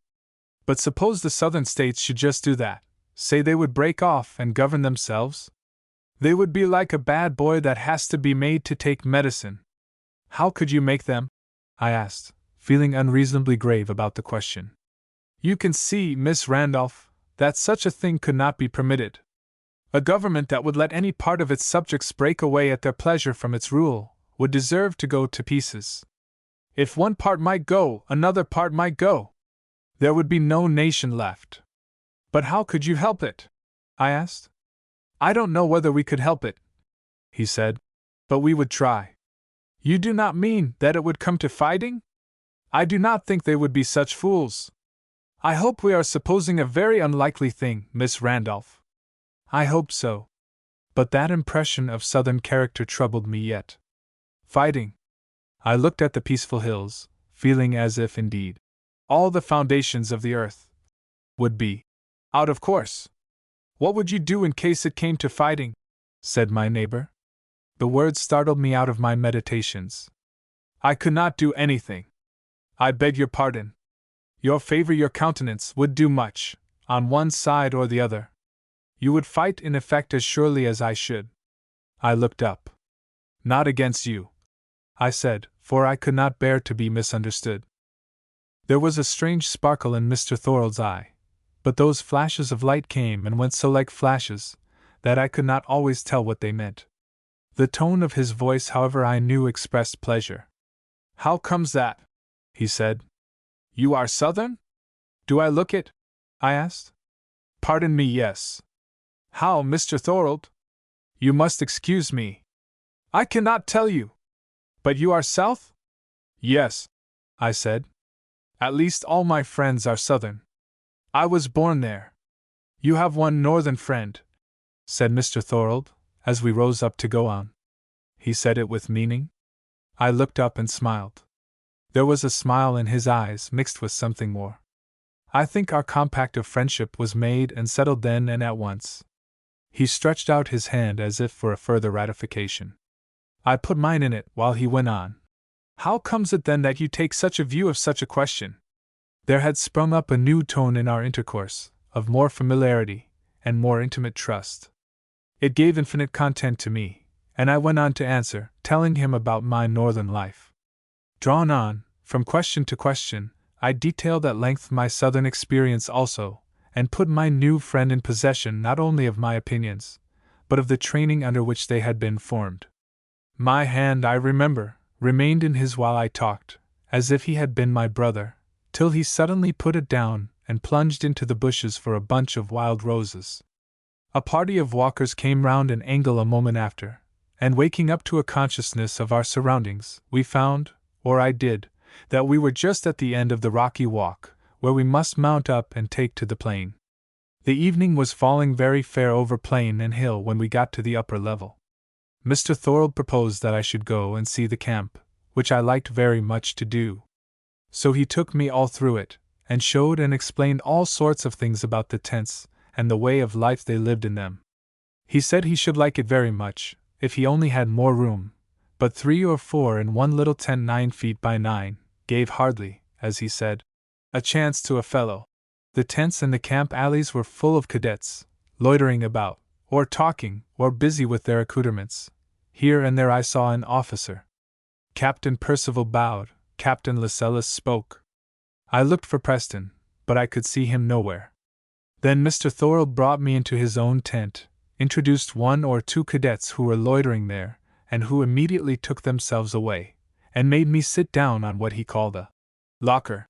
The tent curtains were rolled tight up, as far as they would go, and so were the curtains of every other tent. Most beautiful order prevailed everywhere and over every trifling detail. "Well," said Mr. Thorold, sitting down opposite me on a candle-box, "how do you think you would like camp life?" "The tents are too close together," I said. He laughed, with a good deal of amusement. "That will do," he said. "You begin by knocking the camp to pieces." "But it is beautiful," I went on. "And not comfortable." "Well, it is pretty comfortable," he said. "How do you do when it storms very hard at night?" "Sleep." "Don't you ever get wet?" "That makes no difference." "Sleep in the wet," said I, and he laughed again at me. It was not banter. The whole look and air of the man testified to a thorough soldierly, manly contempt of little things, of all things that might come in the way of order and his duty. An intrinsic independence and withal control of circumstances, in so far as the mind can control them. I read the power to do it. But I wondered to myself if he never got homesick in that little tent and full camp. It would not do to touch the question. "Do you know Preston Gary?" I asked. "He is a cadet." "I know him." I thought the tone of the words, careless as they were, signified little value for the knowledge. "I have not seen him anywhere," I remarked. "Do you want to see him?" "He has seen you." "No, he cannot," I said, "or he would have come to speak to me." "He would if he could," replied Mr. Thorold. "No doubt, but the liberty is wanting. He is on guard. We crossed his path as we came into the camp." "On guard?" I said. "Is he?" "Why, he was on guard only a day or 2 ago." "Does it come so often?" "It comes pretty often in Gary's case," said my companion. "Does it?" I said. "He does not like it." "No," said Mr. Thorold merrily. It is not a favorite amusement in most cases. Then why does he have so much of it? Gary is not fond of discipline. I guessed this might be true. I knew enough of Preston for that. But it startled me. Does he not obey the regulations? I asked presently in a lowered tone. Mr. Thorold smiled. He is a friend of yours, Miss Randolph? Yes, I said. He is my mother's nephew. Then he is your cousin? Said my companion. Another of those penetrative glances fell on me. They were peculiar. They flashed upon me, or through me, as keen and clear as the flash of a saber in the sun, and out of eyes in which a sunlight of merriment or benignity was even then glowing. Both glowed upon me just at this moment, so I did not mind the keen investigation. Indeed, I never minded it. I learned to know it as one of Mr. Thorold's peculiarities. Now, Dr. Sandford had a good eye for reading people, but it never flashed, unless under strong excitement. Mr. Thorold's were dancing and flashing and sparkling with 50 things by turns. Their fund of amusement and power of observation were the first things that struck me, and they attracted me too. Then he is your cousin?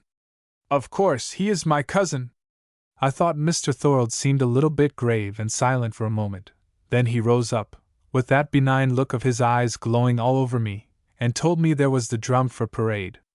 Only the first drum, he added, so I need not be in a hurry. Would I go home before parade? I thought I would. If Preston was pacing up and down the side of the campground, I thought I did not want to see him nor to have him see me, as he was there for what I called disgrace. Moreover, I had a secret presentiment of a breezy discussion with him the next time there was a chance. And I was not disappointed. The next day, in the afternoon, he came to see us. Mrs. Sandford and I were sitting on the piazza, where the heat of an excessively sultry day was now relieved a little by a slender breeze coming out of the northwest. It was very hot still. Preston sat down and made conversation in an abstracted way for a little while. We did not see you at the hop the other night, Mr. Gary, Mrs. Sandford remarked. No, were you there? Said Preston. Everybody was there except you. And Daisy? Were you there, Daisy? Certainly, Mrs. Sandford responded. Everybody else could have been better missed. I did not know you went there, said Preston, in something so like a growl that Mrs. Sandford lifted her eyes to look at him. I do not wonder you are jealous, she said composedly. Jealous, said Preston, with growl the second. You had more reason than you knew. Preston grumbled something about the hops being stupid places. I kept carefully still. Daisy, did you go? I looked up and said yes. Whom did you dance with? With everybody, said Mrs. Sandford. That is, so far as the length of the evening made it possible. Blue and gray, and all colors. I don't want you to dance with everybody, said Preston, in a more undertoned growl. There is no way to prevent it, said Mrs. Sandford, but to be there and ask her yourself. I did not thank Mrs. Sandford privately for this suggestion, which Preston immediately followed up by inquiring if we were going to the hop tonight. Certainly, Mrs. Sandford said. It's too confounded hot. Not for us who are accustomed to the climate, Mrs. Sandford said with spirit. It's a bore altogether, muttered Preston. Daisy, are you going tonight? I suppose so. Well, if you must go, you may as well dance with me as with anybody.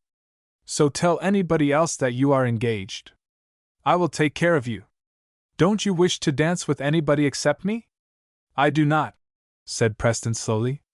As I said, it is too hot. I consider the whole thing a bore. You shall not be bored for me, I said. I refuse to dance with you. I hope I shall not see you there at all. Daisy! Well? Come down and take a little walk with me. You said it is too hot. But you will dance? You will not dance. I want to speak to you, Daisy. You may speak, I said. I did not want to hear him, for there were no indications of anything agreeable in Preston's manner. Daisy, he said, I do not know you. You used to know her, said Mrs. Sandford. That is all. Will you come and walk with me? Said Preston, almost angrily. I do not think it would be pleasant, I said. You were walking yesterday afternoon. Yes. Come and walk up and down the piazza, anyhow. You can do that. I could, and did not refuse. He chose the sunny western side, because no one was there. However, the sun's rays were obscured under a thick haze and had been all day. Whom were you with? Preston inquired, as soon as we were out of earshot. Do you mean yesterday? Of course I mean yesterday. I saw you cross into the camp. With whom were you going there? Why did you not come to speak to me? I said. I was on duty. I could not. I did not see you anywhere. I was on guard. You crossed my path not 10 feet off. Then you must know whom I was with, Preston, I said, looking at him. You don't know, that is the thing. It was that fellow Thorold. How came you to be on guard again so soon? You were on guard just a day or two before. That is all right enough. It is about military things that you do not understand. It is all right enough, except these confounded Yankees. And Thorold is another. Who is one? I said, laughing. You say he is another. Blunt is one. I like Major Blunt. Daisy, said Preston, stopping short. You ought to be with your mother. There is nobody to take care of you here. How came you to know that Thorold? He was introduced to me. What is the matter with him? You ought not to be going about with him. He is a regular Yankee, I tell you. What does that mean? I said. You speak it as if you meant something very objectionable. I do. They are a cowardly set of tailors. They have no idea what a gentleman means, not one of them, unless they have caught the idea from a Southerner. I don't want you to have anything to do with them, Daisy. You must not dance with them, and you must not be seen with this Thorold. Promise me you will not. Dr. Sanford is another, I said. I can't help Dr. Sanford. He is your guardian. You must not go again with Thorold. Did you ever know him cowardly? I asked. I was sure that Preston colored, whether with any feeling beside anger I could not make out, but the anger was certain. What do you know about it? He asked. What do you? I rejoined. But Preston changed more and more. Daisy, promise me you will not have anything to do with these fellows. You are too good to dance with them. There are plenty of Southern people here now, and lots of Southern cadets. Mr. Caxton is one, I said. I don't like him. He is of an excellent Georgia family, said Preston. I cannot help that. He is neither gentlemanly in his habits, nor true in his speech. Preston hereupon broke out into an untempered abuse of Northern things in general and Northern cadets in particular, mingled with a repetition of his demands upon me. At length I turned from him. This is very tiresome, Preston, I said, and this side of the house is very warm. Of course I must dance with whoever asks me. Well, I have asked you for this evening, he said, following me. You are not to go, I said. I shall not dance with you once. And I took my former place by Mrs. Sanford. Preston fumed, declared I was just like a piece of marble, and went away. I did not feel quite so impassive as he said I looked. What are you going to wear tonight, Daisy? Mrs. Sanford asked presently. I don't know, ma'am. But you must know soon, my dear. Have you agreed to give your cousin half the evening? No, ma'am, I could not. I am engaged for every dance, and more. More, said Mrs. Sanford. Yes, ma'am, for the next time. Preston has reason, she said, laughing. But I think, Daisy, Grant will be the most jealous of all. Do him good. What will become of his sciences and his microscope now? Why, I shall be just as ready for them, I said. Mrs. Sanford shook her head. You will find the hops will take more than that, she said. But now, Daisy, think what you will wear, for we must go soon and get ready. I did not want to think about it. I expected, of course, to put on the same dress I had worn the last time. But Mrs. Sanford objected very strongly. You must not wear the same thing twice running, she said. Not if you can help it. I could not imagine why not. It is quite nice enough, I urged. It is scarcely the least must in the world. People will think you have not another, my dear. What matter would that be? I said, wholly puzzled. Now, my dear Daisy, said Mrs. Sanford, half laughing, you are the veriest Daisy in the world, and do not understand the world that you grow in. No matter, just oblige me, and put on something else tonight. What have you got? I had other dresses like the rejected one. I had another still, white like them, but of different make and quality. I hardly knew what it was, for I had never worn it. To please Mrs. Sanford, I took it out now. She was pleased.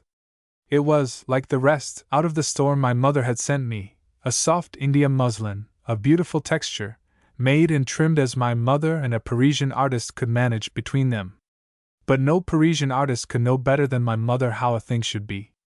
That will do, said Mrs. Sanford approvingly. Dear me, what lace! What lace you southern ladies do wear, to be sure! A blue sash, now, Daisy? No, ma'am, I think not. Rose? It must be blue or rose. But I thought differently, and kept it white. No color? Said Mrs. Sanford. None at all? Then just let me put this little bit of green in your hair. As I stood before the glass and she tried various positions for some geranium leaves, I felt that would not do either. Any dressing of my head would commonize the whole thing. I watched her fingers and the geranium leaves going from one side of my head to the other, watched how every touch changed the tone of my costume, and felt that I could not suffer it, and then it suddenly occurred to me that I, who a little while before had not cared about my dress for the evening, now did care, and that determinedly. I knew I would wear no geranium leaves, not even to please Mrs. Sanford. And for the first time a question stole into my mind, what was I, Daisy, doing? But then I said to myself, that the dress without this head adorning was perfect in its elegance. It suited me, and it was not wrong to like beauty nor to dislike things in bad taste. Perhaps I was too handsomely dressed, but I could not change that now. Another time I would go back to my embroidered muslins, and stay there. I like it better without anything, Mrs. Sanford, I said, removing her green decorations and turning away from the glass. Mrs. Sanford sighed, but said, it would do without them. And away we went. I can see it all again. I can almost feel the omnibus roll with me over the plain, that still sultry night. All those nights were sultry. Then as we came near the academic building, I could see the lights in the upper windows, here and there an officer sitting in a windowsill, and the figures of cadets passing back and forth. Then we mounted to the hall above, filled with cadets and a little crowd, and words of recognition came, and Preston, meeting us almost before we got out of the dressing room. Daisy, you dance with me? I am engaged, Preston, for the first dance. Already? The second, then, and all the others? I am engaged, I repeated, and left him, for Mr. Thorold was at my side. I forgot Preston the next minute. It was easy to forget him, for all the first half of the evening I was honestly happy in dancing. In talking, too, whenever Thorold was my partner, other people's talk was very tiresome. They went over the platitudes of the day, or they started subjects of interest that were not interesting to me. Bits of gossip, discussions of fashionable amusements with which I could have nothing to do, frivolous badinage, which was of all things most distasteful to me. Yet, amid it all, I believe, there was a subtle incense of admiration which by degrees and insensibly found its way to my senses. But I had 2 dances with Thorold, and at those times I was myself, and enjoyed unalloyed pleasure. And so I thought did he. I saw Preston, when now and then I caught a glimpse of him, looking excessively glum. Midway in the evening it happened that I was standing beside him for a few moments, waiting for my next partner. You are dancing with nobody but that man whom I hate, he grumbled. Who is it now? Captain Vaux? Will you dance with me after that? I cannot, Preston. I must dance with Major Banks. You seem to like it pretty well, he growled. No wonder, said Mrs. Sanford. You were quite right about the geranium leaves, Daisy. You do not want them. You do not want anything, my dear. she whispered. At this instant a fresh party entered the room, just as my partner came up to claim me. There are some handsome girls, said the captain. 2 of them, really? People from Cousins's, said Mrs. Sanford, who think the cadets keep New York hours. It was Faustina St. Clair and Mary Lansing, with their friends and guardians, I don't know whom. And as I moved to take my place in the dance, I was presently confronted by my school adversary and the partner she had immediately found. The greeting was very slight and cool on her side. Excessively handsome, whispered the captain. A friend of yours? A schoolfellow, I said. Must be a pleasant thing, I declare, to have such handsome schoolfellows, said the captain. Beauty is a great thing, isn't it? I wonder sometimes how the ladies can make up their minds to take up with such great rough ugly fellows as we are, for a set. How do you think it is? I thought it was wonderful too, when they were like him. But I said nothing. Dress too, said the captain. Now look at our dress. Straight and square and stiff, and no variety in it. While our eyes are delighted on the other side, with soft draperies and fine colors, and combinations of grace and elegance, that are fit to put a man in Elysium. Did you notice the color of the haze in the west, this evening at sunset? I asked. Haze? No, really. I didn't know there was any haze, really, except in my head. I get hazy amidst these combinations. Seriously, Miss Randolph, what do you think of a soldier's life? It depends on who the soldier is, I said. Cool, really, said the captain. Cool. Ha! Ha! And he laughed, till I wondered what I could have said to amuse him so much. Then you have learned to individualize soldiers already? Was his next question, put with a look which seemed to me inquisitive and impertinent. I did not know how to answer it, and left it unanswered, and the captain and I had the rest of our dance out in silence. Meanwhile, I could not help watching Faustina. She was so very handsome, with a marked, dashing sort of beauty that I saw was prodigiously admired. She took no notice of me, and barely touched the tips of my fingers with her glove as we passed in the dance. As he was leading me back to Mrs. Sanford, the captain stooped his head to mine. Forgive me? He whispered. So much gentleness cannot bear revenge. I am only a soldier. Forgive you what, sir? I asked.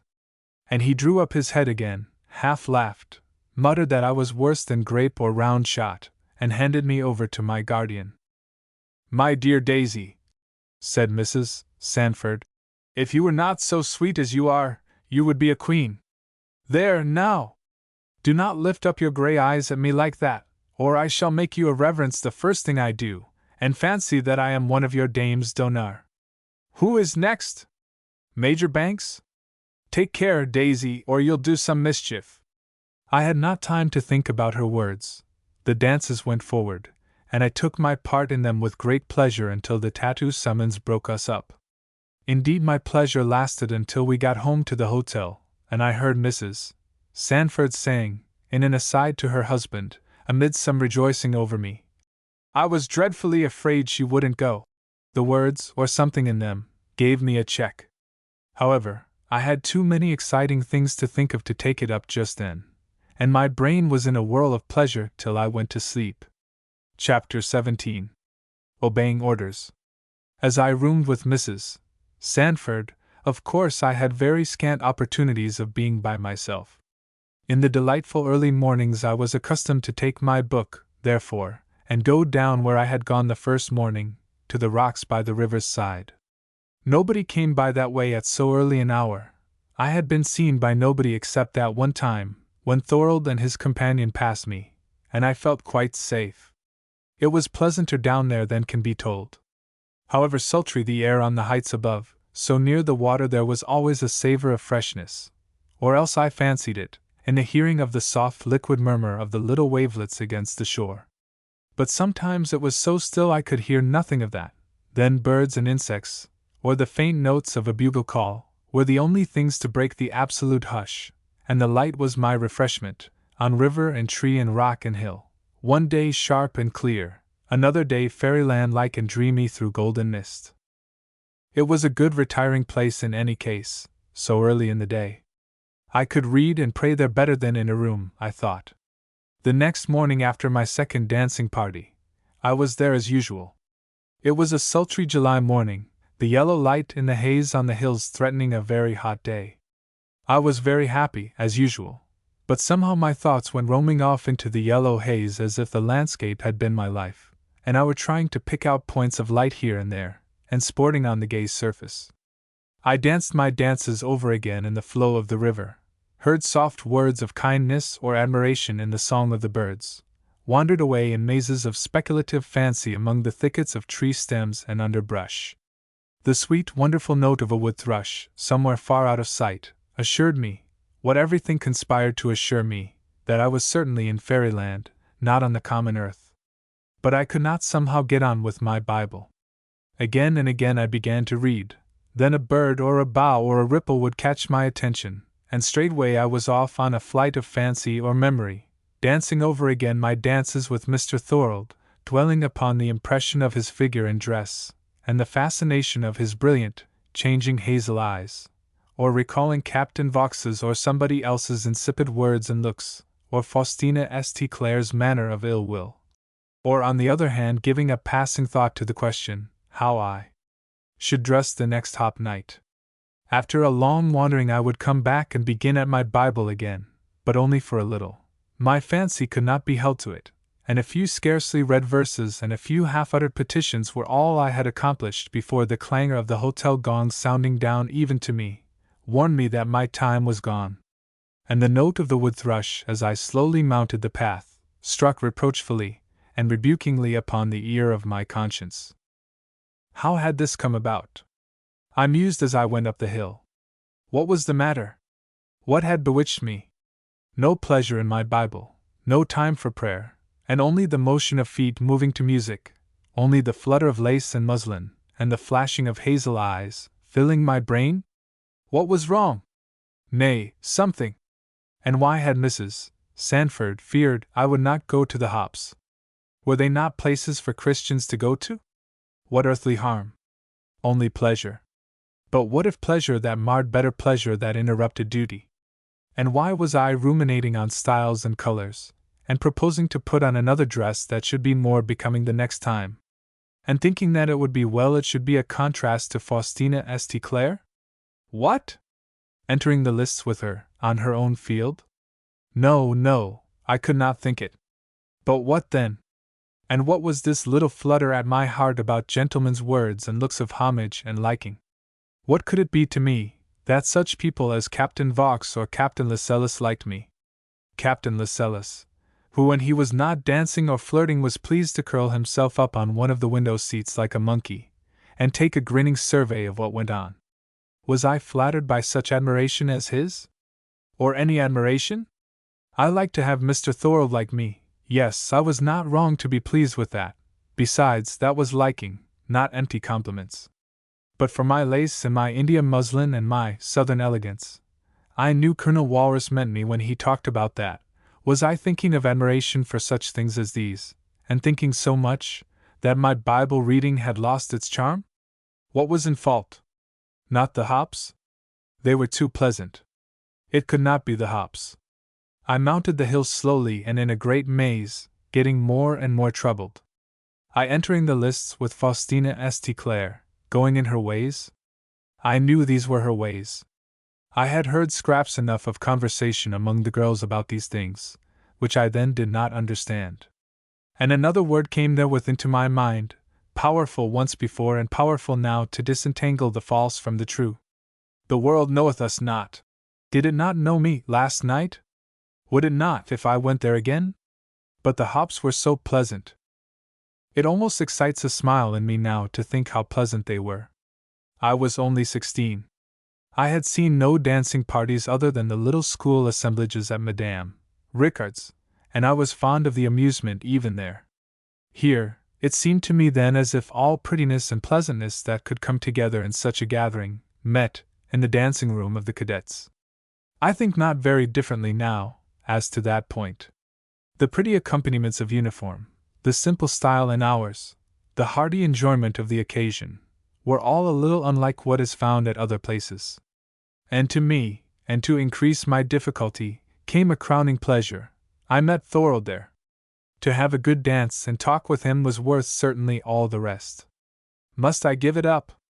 I could not bear to think so, but the difficulty helped to prick my conscience. There had been only 2 fops, and I was so enthralled already. How would it be if I had been to a dozen? And where might it end? And the word stands, "The world knoweth us not."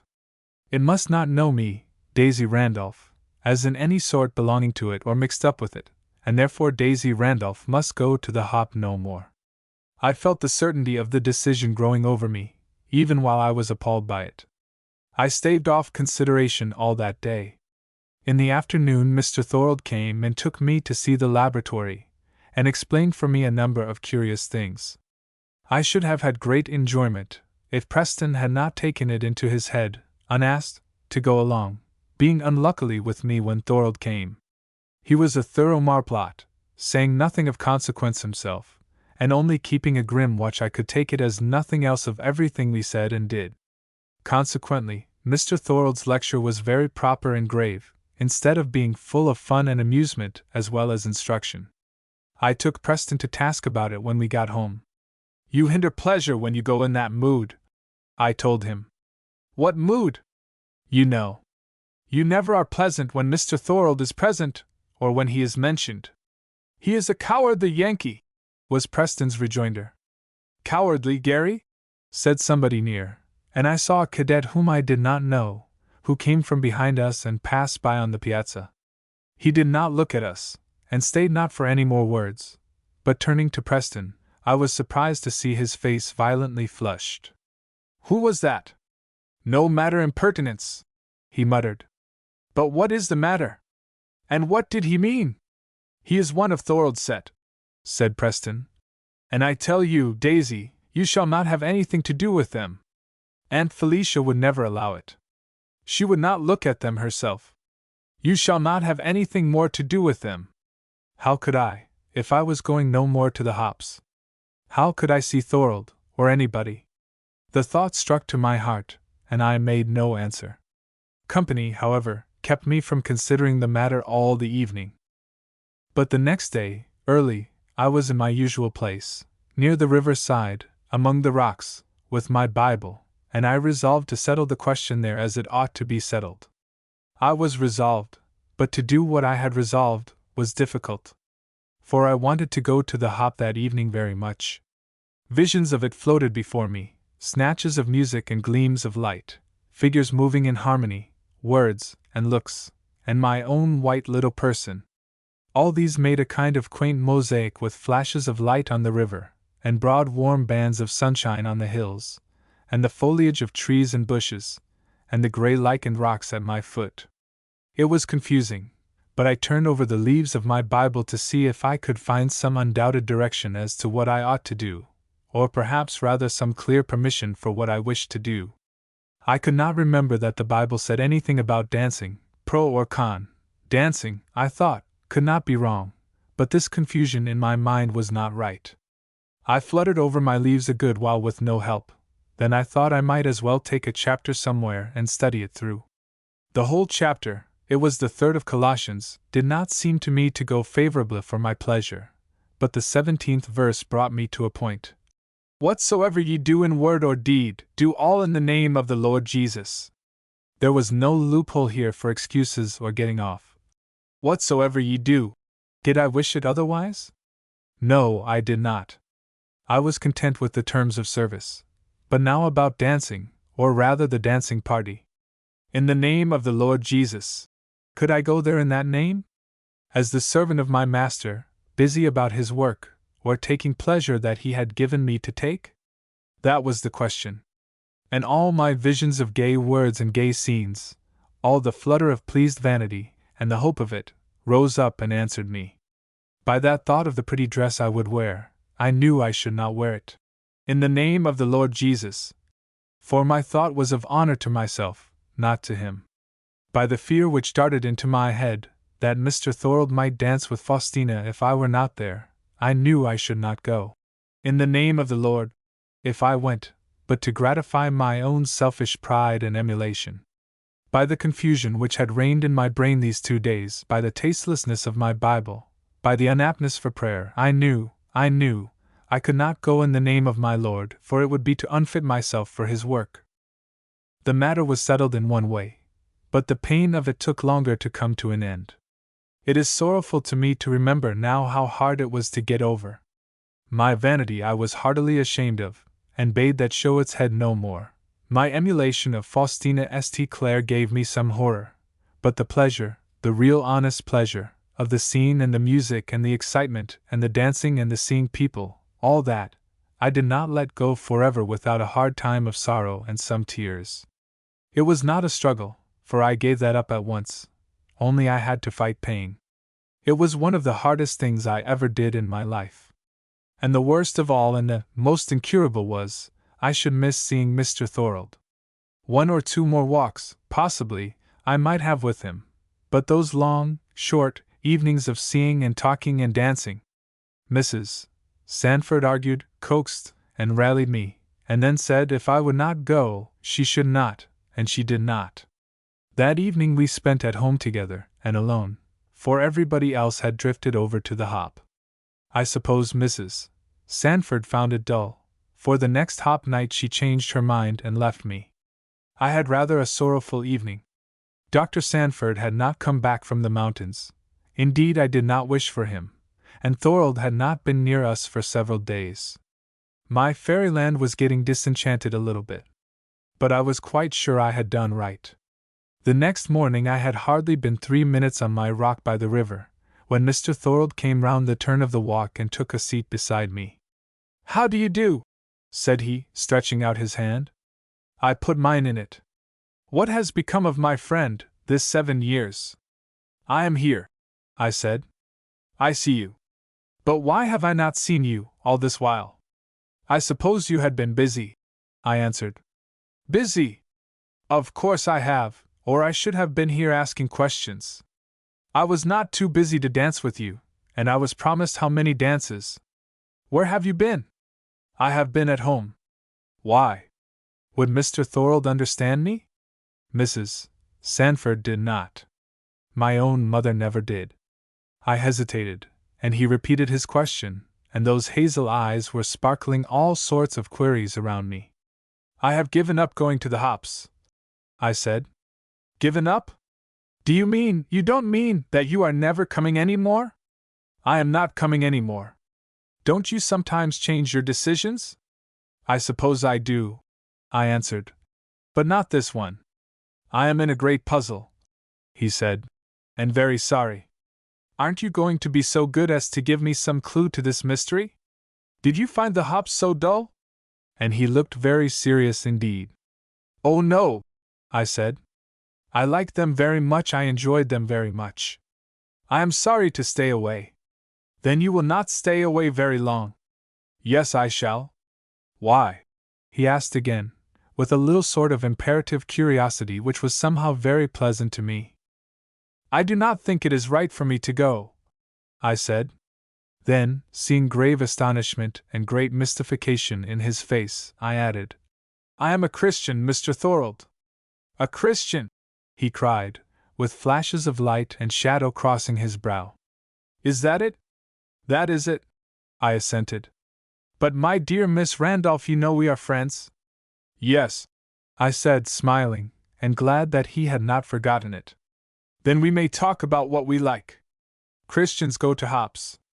I looked at him without answering. "Don't you know they do?" "I suppose they may," I answered slowly. "But they do. There was our former colonel's wife, Mrs. Holt. She was a regular churchgoer, and a member of the church. She was always at the hop, and her sister, they are both church members. Mrs. Lambkin, General Lambkin's wife, she is another. Major Banks's sisters, those pretty girls, they are always there, and it is the same with visitors. Everybody comes. Their being Christians does not make any difference." "Captain Thorold," said I. "I mean Mr. Thorold, don't you obey your orders?" "Yes, generally," he said. And he laughed. "So must I." "You are not a soldier." "Yes, I am." "Have you got orders not to come to our hop?" "I think I have." You will not understand me, but this is what I mean, Mr. Thorold. I am a soldier of another sort from you, and I have orders not to go anywhere that my captain does not send me or where I cannot be serving him. I wish you would show those orders to me. I gave him the open page which I had been studying, that same chapter of Colossians, and pointed out the words. He looked at them, and turned over the page, and turned it back. I don't see the orders, he said. I was silent. I had not expected he would. And I was going to say, I never saw any Christians that were soldiers, but I have one. And so you are another? And he bent upon me a look so curiously considering, tender, and wondering, at once, that I could not help smiling. A soldier, said he again. You! Have you ever been under fire? I smiled again, and then, I don't know what it was. I cannot tell what, in the question and in the look, touched some weak spot. The question called up such sharp answers, the look spoke so much sympathy. It was very odd for me to do, but I was taken unawares.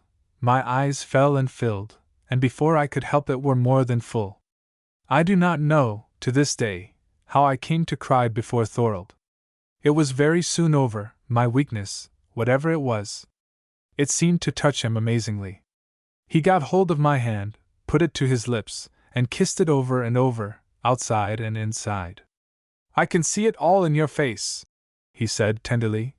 The strength and the truth to do anything, and bear whatever is necessary. But I am not so good as you.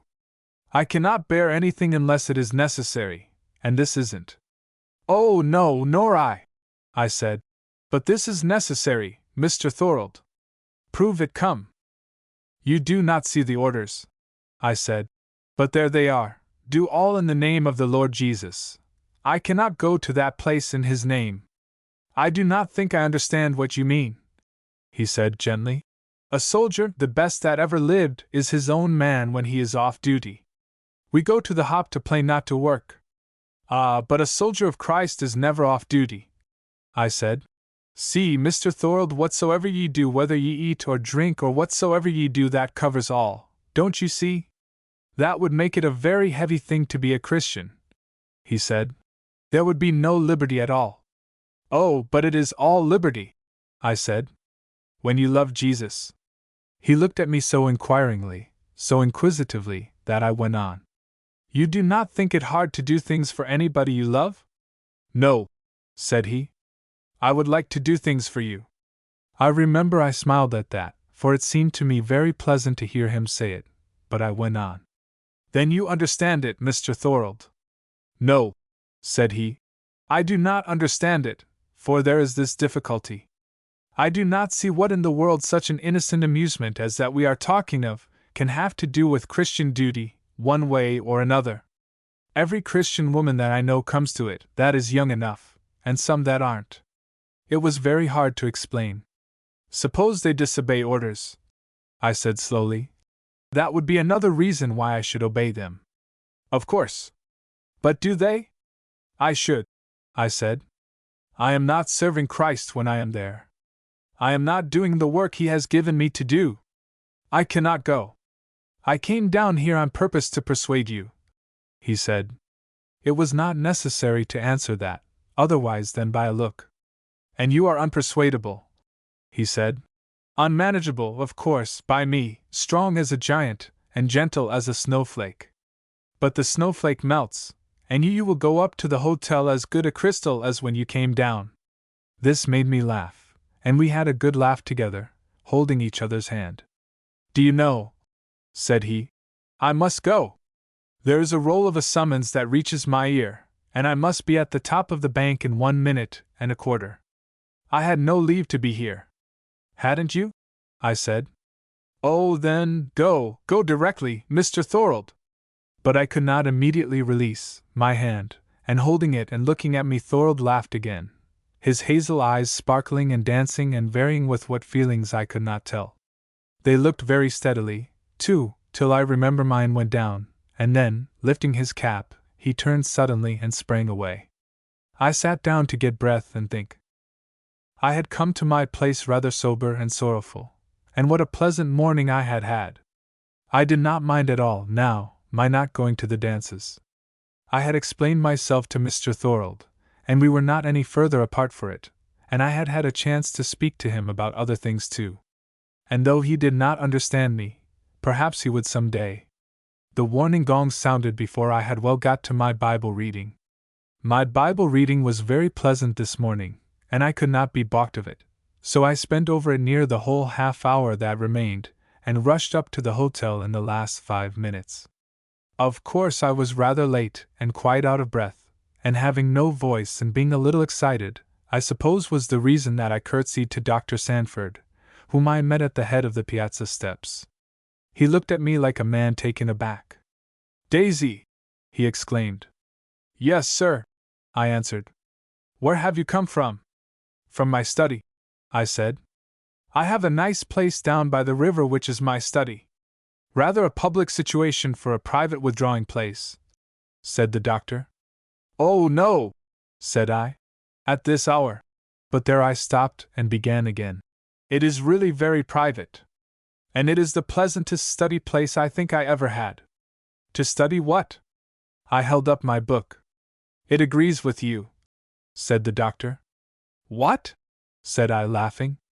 "Daisy," said Dr. Sanford, "I left a quiet bud of a flower a few days ago, a little demure bit of a schoolgirl, learning geology, and I have got a young princess here, a full rose, prickles and all, I don't doubt. What has Mrs. Sanford done with you?" "I do not know," said I, thinking I had better be demure again. "She took me to the hop." "The hop? How did you like that?" "I liked it very much." "You did? You liked it? I did not know that you would go, with your peculiar notions." "I went," I said. "I did not know what it was. How could I help liking it? But I am not going again." "Why not, if you liked it?" "I am not going again," I repeated. "Shall we have a walk to the hills today, Dr. Sanford?" "Grant," said his sister-in-law's voice. "Don't you mean the child shall have any breakfast? What made you so late, Daisy? Come in, and talk afterwards. Grant is uneasy if he can't see at least your shadow all the while." We went into breakfast, and I took a delightful walk with Dr. Sanford afterward, back in the ravines of the hills. But I had got an odd little impression of two things. First, that he, like Preston, was glad to have me give up going to the hops. I was sure of it from his air and tone of voice, and it puzzled me, for he could not possibly have Preston's dislike of Northerners, nor be unwilling that I should know them. The other thing was, that he would not like my seeing Mr. Thorold. I don't know how I knew it, but I knew it. I thought it was very odd, but I thought he was jealous, or rather, I felt he would be if he had any knowledge of our friendship for each other. So I resolved he should have no such knowledge. Our life went on now as it had done at our first coming. Every day Dr. Sanford and I went to the woods and hills, on a regular naturalist's expedition, and nothing is so pleasant as such expeditions. At home, we were busy with microscopic examinations, preparations, and studies, delightful studies, and beautiful lessons, in which the doctor was the finest of instructors, as I have said, and I was at least the happiest of scholars. Mrs. Sanford fumed a little, and Mr. Sanford laughed, but that did no harm. Everybody went to the hops, except the doctor and me, and every morning and evening, at guard mounting and at parade, I was on the ground behind the guard tents to watch the things done and listen to the music and enjoy all the various beauty. Sometimes I had a glimpse of Thorold, for many both of cadets and officers used to come and speak to me and rally me on my seclusion, and endeavor to tempt me out of it. Thorold did not that. He only looked at me, as if I were something to be a little wondered at but wholly approved of. It was not a disagreeable look to meet. "I must have it out with you," he said one evening, when he had just a minute to speak to me. "There is a whole world of things I don't understand, and want to talk about. Let us go Saturday afternoon and take a good, long walk up to No. 4. Do you like hills?" "Yes." "Then let us go up there Saturday, will you?" And when Saturday came, we went. Preston luckily was not on hand, and Dr. Sanford, also luckily, was gone to dine at the General's with his brother. There were no more shadows on earth than there were clouds in the sky, as we took our way across the plain and along the bank in front of the officers' quarters looking north, and went out at the gate. Then we left civilization and the world behind us, and plunged into a wild mountain region, going up by a track which few feet ever used, the rough slope to Number 4. Yet that a few feet used it was plain. "Do people come here to walk much?" I asked, as we slowly made our way up. "Nobody comes here for anything. Somebody goes here," I said. "This is a beaten path. Oh, there is a poor woodcutter's family at the top. They do travel up and down occasionally. It is pretty," I said. "It is pretty at the top, but we are a long way from that. Is it too rough for you?" "Not at all," I said. "I like it. You are a good walker, for a southern girl." "Oh, but I have lived at the north," I said. "I am only southern born." Soon, however, he made me stop to rest. There was a good gray rock under the shadow of the trees. Thorold placed me on that, and threw himself on the moss at my feet. We were up so high in the world that the hills on the other side of the river rose beautifully before us through the trees, and a sunny bit of the lower ground of the plain looked like a bit of another world that we were leaving. It was a sunny afternoon, and a little hazy, every line softened, every color made richer under the mellowing atmosphere. "Now you can explain it all to me," said Thorold, as he threw himself down. "You have walked too fast. You are warm. And you do not look as if it was warm at all." "This is nothing to me," he said. "But perhaps it will warm me and cool you, if we get into a talk. I want explanations." "About what, Mr. Thorold?" "Well, if you will excuse me about you," he said, with a very pleasant look, frank and soft at once. "I am quite ready to explain myself," I said. "But I am afraid, when I have done it, that you will not understand me, Mr. Thorold." "Think I cannot?" said he. "I am afraid not, without knowing what I know." "Let us see," said Thorold. "I want to know why you judge so differently from other people about the right and the wrong of hops and such things. Somebody is mistaken, that is clear. But the difficulty is, I cannot give you my point of view." "Please try," said Thorold contentedly, resting his elbow in a soft cushion of moss. "Mr. Thorold, I told you, I am a soldier." "Yes," he said, looking up at me, and little sparkles of light seeming to come out of his hazel eyes. "I showed you my orders. But I did not understand them to be what you said." "Suppose you were in an enemy's country," I said, "a rebel country, and your orders were to do nothing which could be construed into encouraging the rebels, or which could help them to think that your king would hold friendship with them, or that there was not a perfect gulf of division between you and them." "But this is not such a case?" said Thorold. "That is only part," I said. "Suppose your orders were to keep constant watch and hold yourself at every minute ready for duty, and to go nowhere and do nothing that would unfit you for instant service, or put you off your watch." "But, Miss Randolph," said Thorold, a little impatiently, "do these little dances unfit you for duty?" "Yes," I said. "And put me off my watch." "Your watch against what?" "Oh, pardon me! And please enlighten me. I do not mean to be impertinent. I mean my watch for orders, my watch against evil." "Won't you explain?" said Thorold, gently and impatiently at once. "What sort of evil can you possibly fear, in connection with such an innocent little recreation? What sort of orders are you expecting?" I hesitated. Should I tell him? Would he believe? Was it best to unveil the working of my own heart to that degree? And how could I evade or shirk the question? "I should not like to tell you," I said at length.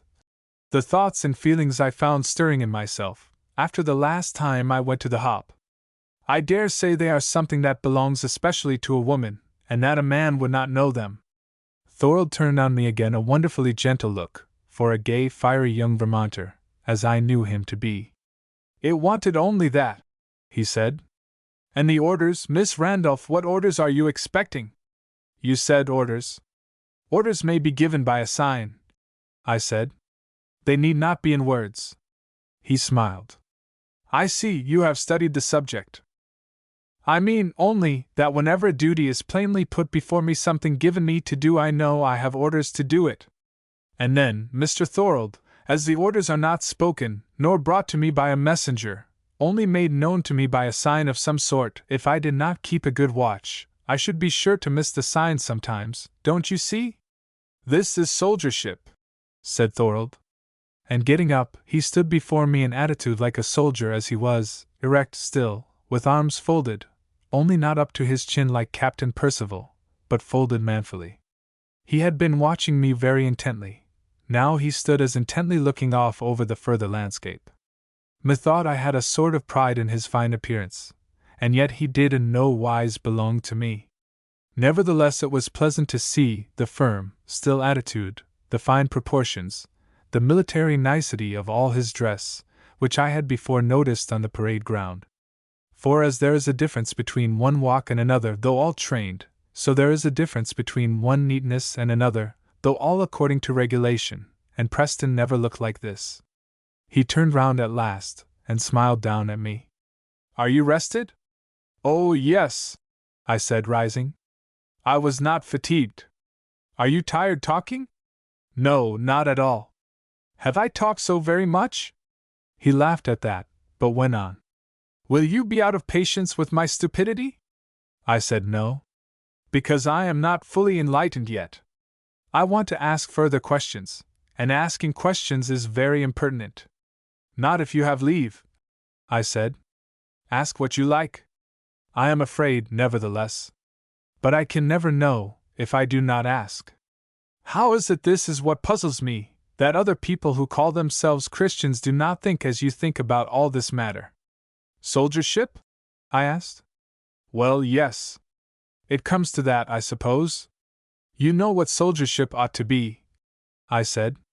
But one little soldier cannot be all the rank and file of this army? He said, looking down at me.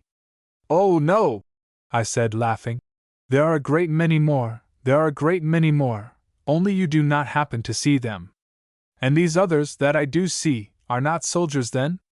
I do not know, I said, feeling sadly what a stumbling block it was. Perhaps they are. But you know yourself, Mr. Thorold, there is a difference between soldiers and soldiers. He was silent a while, as we mounted the hill, and then suddenly broke out again. But it makes religion a slavery, a bondage to be all the while under arms, on guard, watching orders.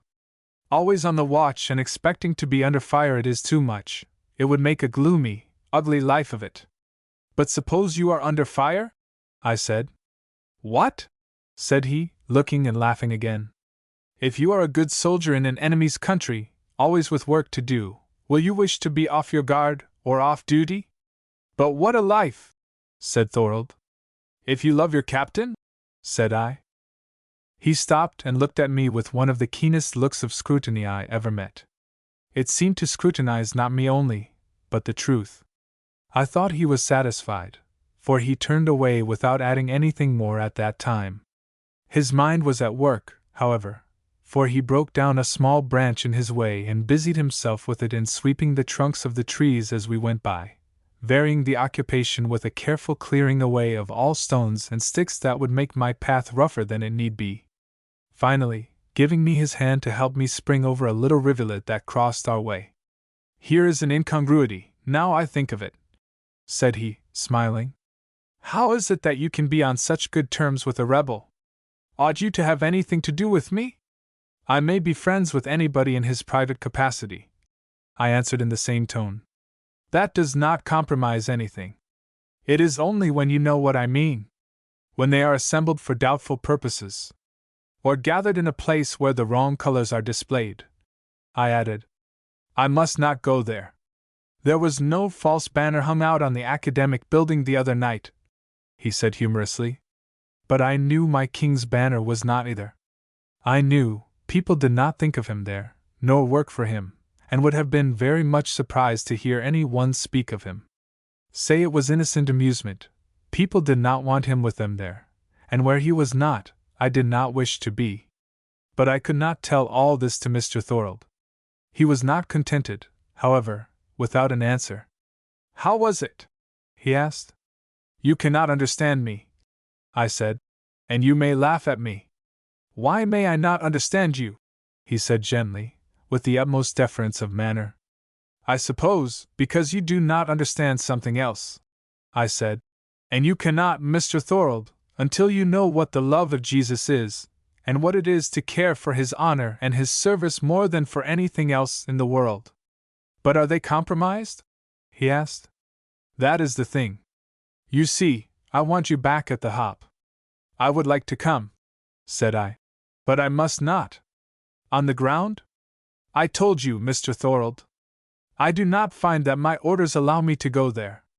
I must do nothing that I cannot do in my king's name. That is, as his servant on his errands following where he leads me. I never heard it put so before, said Thorold. It bears the stamp of perfection, only an impossible perfection. No, said I. To ordinary mortals, he rejoined, with one of his quick, brilliant flashes of the eye. Then as it softened and changed again. Miss Randolph, permit me to ask a not irrelevant question. Are you happy? And with the inquiry came the investigating look, keen as a razor or a rifle ball. I could meet it though, and I told him, it was this made me happy. For the first time his face was troubled. He turned it from me and dropped the conversation. I let it drop too, and we walked side by side and silently the remainder of the steep way, either of us, I believe, paying much attention to what there was to be seen below or around us. At the top, however, this changed. We found a good place to rest, and sat there a long time looking at the view, Thorold pointing out its different features, and telling me about them in detail, his visits to them, and exploration of the region generally. And we planned imaginary excursions together, one especially to the top of the crow's nest, with an imaginary party, to see the sun rise. We would have to go up, of course, overnight.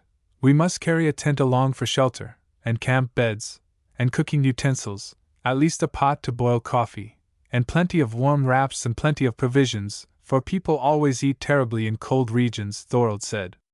And although the top of the crow's nest is not Arctic by any means, still it is cool enough even in a warm day, and would be certainly cool at night. Also the members of our party, we debated. They must be people of good tempers and traveling habits, not to be put out for a little, people with large tastes for enjoyment, to whom the glory of the morning would make amends for all the toil of the night, and good talkers, to keep up the tone of the whole thing. Meanwhile, Thorold and I heartily enjoyed number 4, as also I did his explanations of fortifications, which I drew from him and made him apply to all the fortifications in sight or which I knew. And when the sun's westing told us it was time to go home, we went down all the way talking. I have but little remembrance of the path. The cool bright freshness of the light in the trees, and its brilliant gleams in the distance after it had left our hillside, I remember that. I have an impression of the calm clear beauty that was underfoot and overhead that afternoon, but I saw it only as I could see it while giving my thought to something else. Sometimes, holding hands, we took runs down the mountain side, then walked demurely again when we got to easier going. We had come to the lower region at last and were not far from the gate, talking earnestly and walking close together, when I saw Thorold touch his cap. I do not know what made me ask. Was that anybody I knew? I believe it was your friend Dr. Sanford, he said, smiling into my face with a smile of peculiar expression and peculiar beauty. I saw something had pleased him very much. It could not have been Dr. Sanford.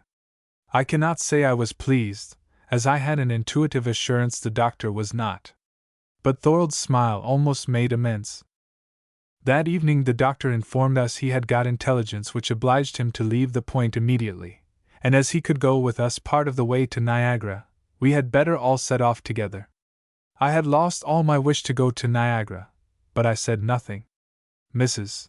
Sanford said there was nothing to be gained by staying at the point any longer, as I would not go to the Hops. So Monday morning we went away. Chapter 18. South and North. We made a round of pleasure after leaving West Point. That is, it was a round of pleasure to the rest of the party. I had left my best pleasure behind me. Certainly I enjoyed Catskill, and Trenton Falls, and Niagara after some sort, but there was nothing in them all like my walk to number 4. West Point had enough natural beauty to satisfy anyone, I thought, even for all summer, and there I had besides what I had not elsewhere and never had before, a companion. All my earlier friends were far older than I, or beneath me in station. Preston was the single exception, and Preston and I were now widely apart in our sympathies, indeed always had been. Mr. Thorold and I talked to each other on a level. We understood each other and suited each other. I could let out my thoughts to him with a freedom I never could use with anybody else. It grieved me a little that I had been forced to come away so abruptly that I had no chance of letting him know. Courtesy, I thought, demanded of me that I should have done this, and I could not do it, and this was a constant subject of regret to me. At the end of our journey I came back to school. Letters from my father and mother desired that I would do so, and appointed that I was to join them abroad next year.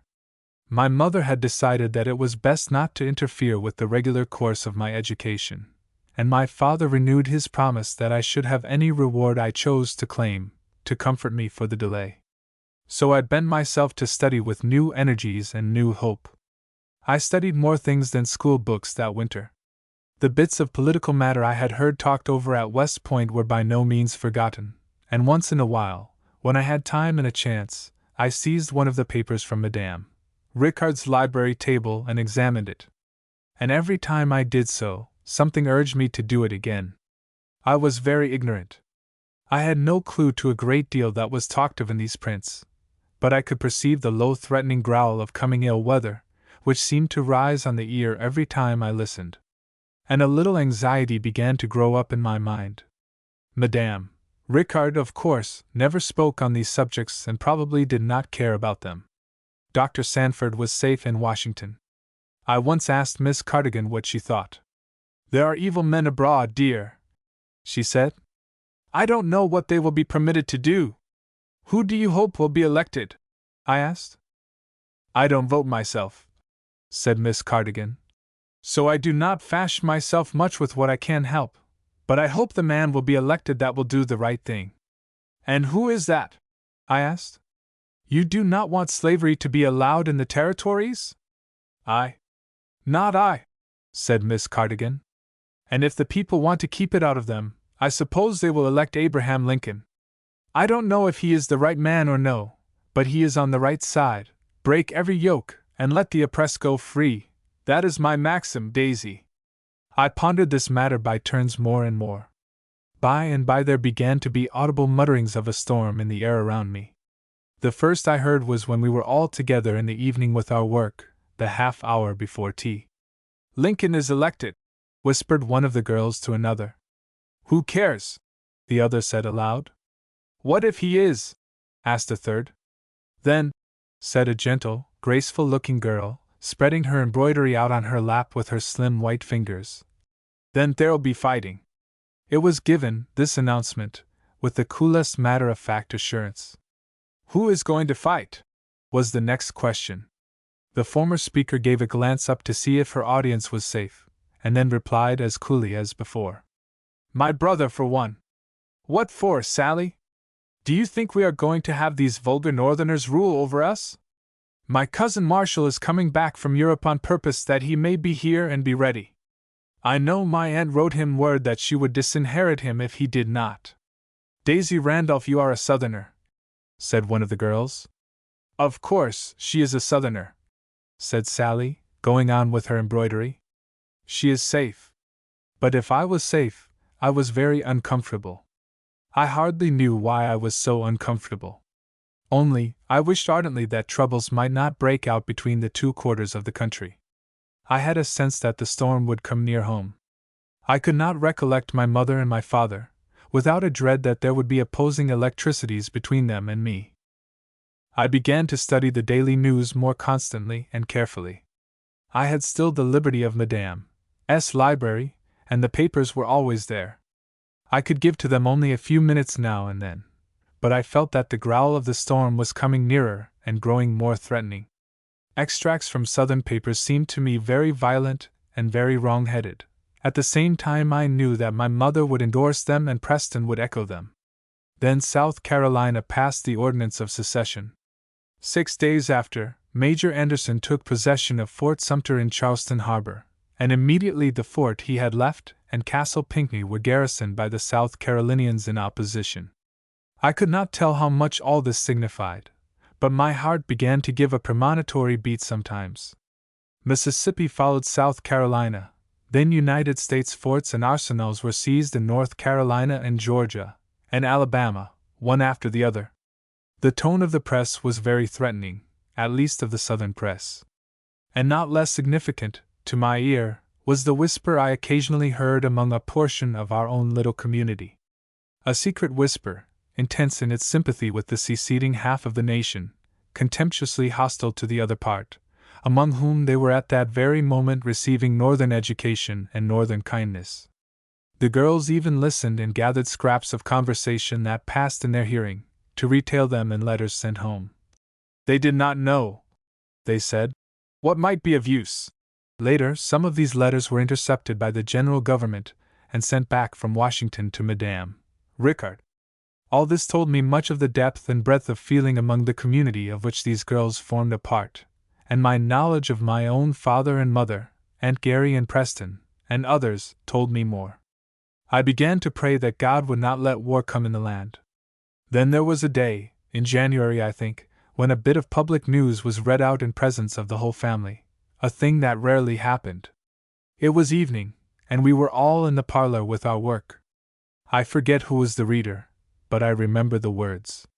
The steamer, Star of the West, with 250 United States troops on board for Fort Sumter, was fired into, I forget the day, by the batteries near Charleston. Young ladies, do you hear that?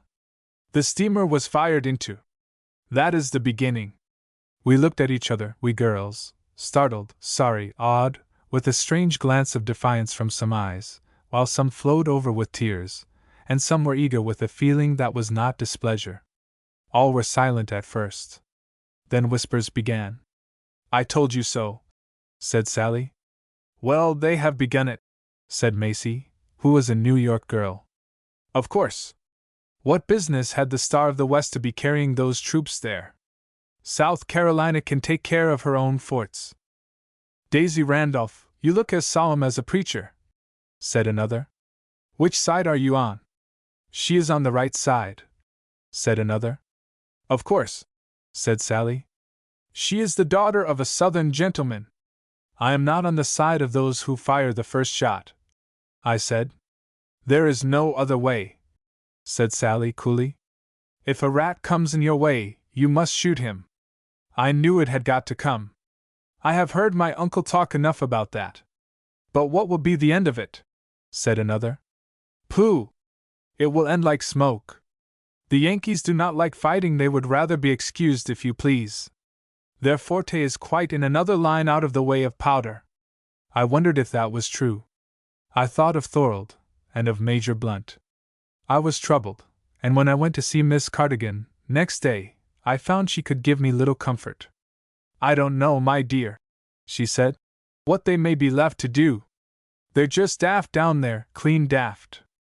If they fight, we shall be obliged to fight, I said, not liking to ask her about Northern courage, and indeed, she was a Scotswoman, and what should she know? Aye, just that, she replied.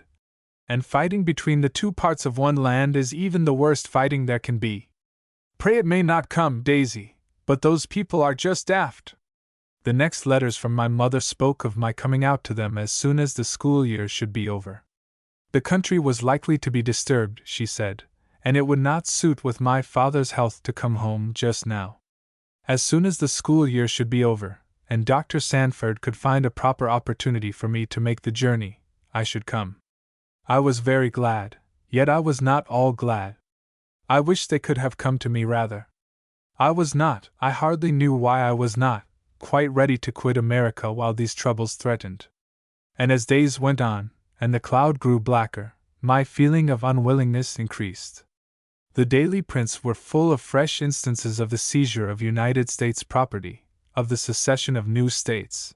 Then the secession Congress met, and elected Jefferson Davis and Alexander Stephens their president and vice president, and rebellion was duly organized.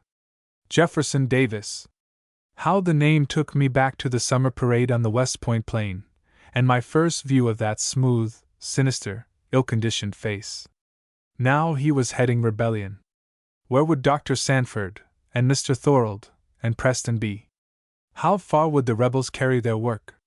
And what opposition would be made to it? Again I asked Miss Cardigan. "It's beyond me, Daisy," she said. "I suppose it will depend very much on whether we've got the right man to head us or no, and that nobody can tell till we try. This man Buchanan, that is over us at present, he is no better than a bit of cotton wool. I am going to take a look at Mr. Lincoln as he comes through, and see what I think of him." "When is he coming?" "They say today," said Miss Cardigan. "There'll be an uncommon crowd, but I'll risk it." A great desire seized me, that I might see him too. I consulted with Miss Cardigan. School hours were over at 3. I could get away then, I thought, and by studying the program of the day we found it possible that it would not be too late then for our object. So it proved, and I have always been glad of it ever since. Miss Cardigan and I went forth and packed ourselves in the dense crowd which had gathered and filled all the way by which the President-elect was expected to pass.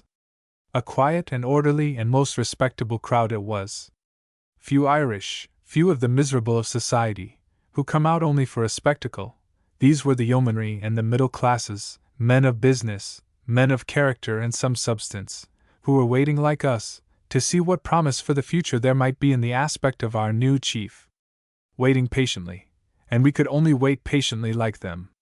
I thought of Preston's indignation if he could have seen me, and Dr. Sanford's ready negative on my being there. But well were these thoughts put to flight when the little cavalcade for which we were looking hove in sight and drew near. Intense curiosity and then profound satisfaction seized me. The strong, grave, kindly lineaments of the future head of the country gave me instantly a feeling of confidence, which I never lost in all the time that followed. That was confidence in his honesty and goodness, but another sort of trust was awakened by the keen, searching, shrewd glances of those dark eyes, which seemed to penetrate the masses of human intelligences surrounding him, and seek to know what manner of material he might find them at need. He was not thinking of himself, that was plain, and the homely, expressive features got a place in my heart from that time. The little cavalcade passed on from us, the crowd melted away, and Miss Cardigan and I came slowly again up Fifth Avenue. "Yon's a mon," quoth Miss Cardigan, speaking as she did in moments of strong feeling, with a little reminder of her Scottish origin. "Didn't you like him?" I rejoined. "I always like a man when I see him," said my friend.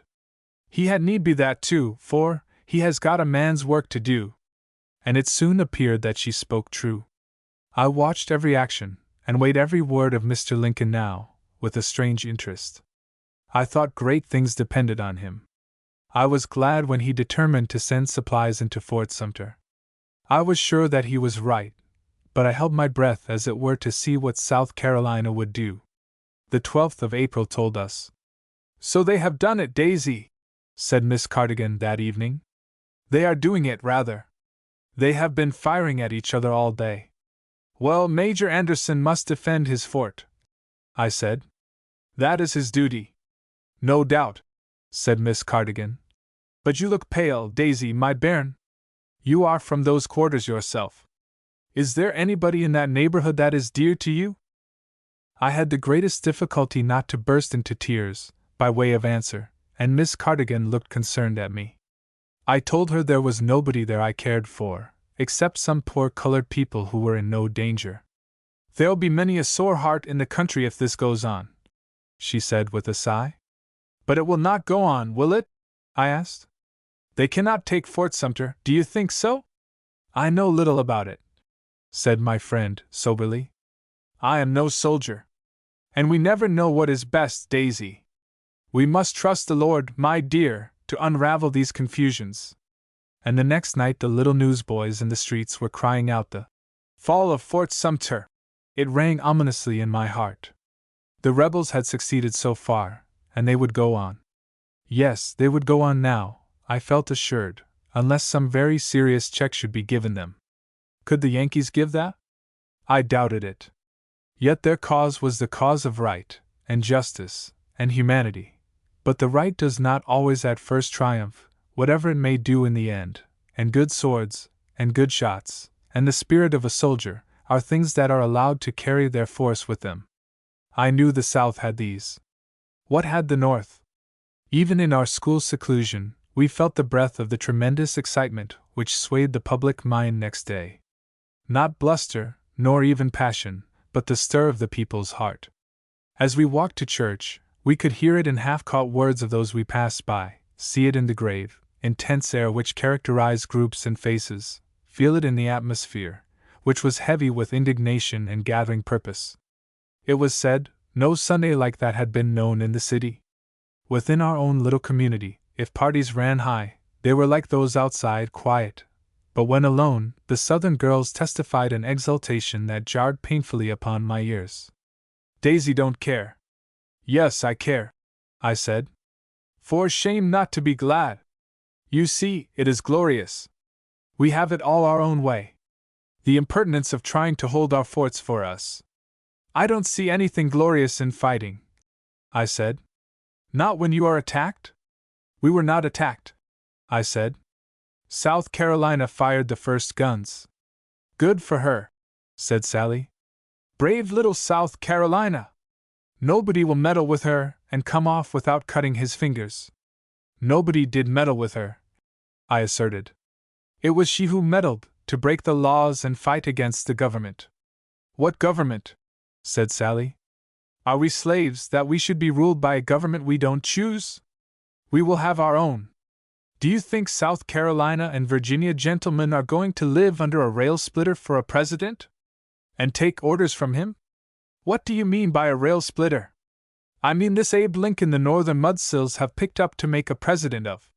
He used to get his living by splitting rails for a western fence, Daisy Randolph. But if he is president, he is president, I said. For those that like him. We won't have him. Jefferson Davis is my president. And all I can do to help him, I will. I can't fight. I wish I could. My brother and my cousins and my uncle will, though, that's one comfort, and what I can do I will. Then I think you are a traitor, I said. I was hated among the Southern girls from that day. Hated with a bitter violent hatred, which had indeed little chance to show itself, but was manifested in a scornful, intense avoidance of me. The bitterness of it is surprising to me even now. I cared not very much for it. I was too much engrossed with deeper interests of the time, both public and private. The very next day came the President's call for 75,000 men, and the next the answer of the Governor of Kentucky, that Kentucky would furnish no troops for the wicked purpose of subduing her sister Southern states. I saw this in the paper in the library. The other girls had no access to the general daily news, or I knew there would have been shoutings of triumph over Governor Magoffin. Other governors of other states followed his example. Jefferson Davis declared in a proclamation that letters of marque and reprisal would be issued. Everything wore the aspect of thickening strife. My heart grew very heavy over these signs of evil, fearing I knew not what for those whom I cared about. Indeed, I would not stop to think what I feared. I tried to bury my fears in my work. Letters from my mother became very explicit now. She said that troublesome times were coming in the country, and she would like me to be out of it. After a little while, when the independence of the South should be assured, we would all come home and be happy together. Meantime, as soon after the close of the school year as Dr. Sanford could find a good chance for me, I was to come out to them at Lausanne, where my mother thought they would be by that time. So I studied with all my strength, with the double motive of gaining all I could and of forgetting what was going on in the political world. Music and French, my mother particularly desired that I should excel in, and I gave many hours to my piano, as many as possible, and talked with Genevieve whenever she would let me. And she was very fond of me and fond of talking to me. It was she who kept for me my library privilege. And my voice was good, as it had promised to be. I had the pleasure of feeling that I was succeeding in what I most wished to attain. It was succeeding over the heads of my schoolfellows, and that earned me wages that were not pleasant among a portion of my companions. Faustina St. Clair was back among us. She would perhaps have forgiven if she could have forgotten me. But my headship had been declared ever since the time of the Brown Standish, and even rivalry had been long out of the question. So the old feud was never healed, and now, between the unfriendliness of her party and the defection of all the Southern girls, I was left in a great minority of popular favor. It could not be helped. I studied the harder. I had unlimited favor with all my teachers, and every indulgence I asked for. The news of the attack in Baltimore upon the Massachusetts troops passing through the city, and Governor Andrews' beautiful telegram, shook me out of my preoccupation. It shook me out of all quiet for a day. Indignation, and fear, and sorrow rolled through my heart. The passions that were astir among men, the mad results to which they were leading, the possible involvement of several of those whom I loved, a general trembling of evil in the air, made study difficult for the moment. What signified the course and fate of nations hundreds of years ago? Our own course and fate filled the horizon. What signified the power or beauty of my voice, when I had not the heart to send it up and down like a bird any longer?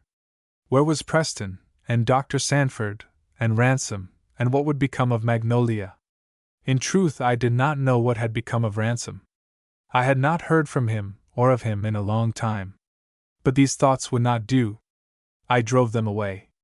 I resolved to mind my work and not read the papers, if I could help it, and not think about politics or my friend's course in them. I could do nothing. And in a few months I should be away, out of the land. I kept my resolve pretty well. Indeed, I think nothing very particular happened to disturb it for the next 2 or 3 weeks. I succeeded in filling my head with work and being very happy in it. That is, whenever I could forget more important things. Chapter 19. Entered for the war. One evening, I think before the end of April, I asked permission to spend the evening at Miss Cardigan's.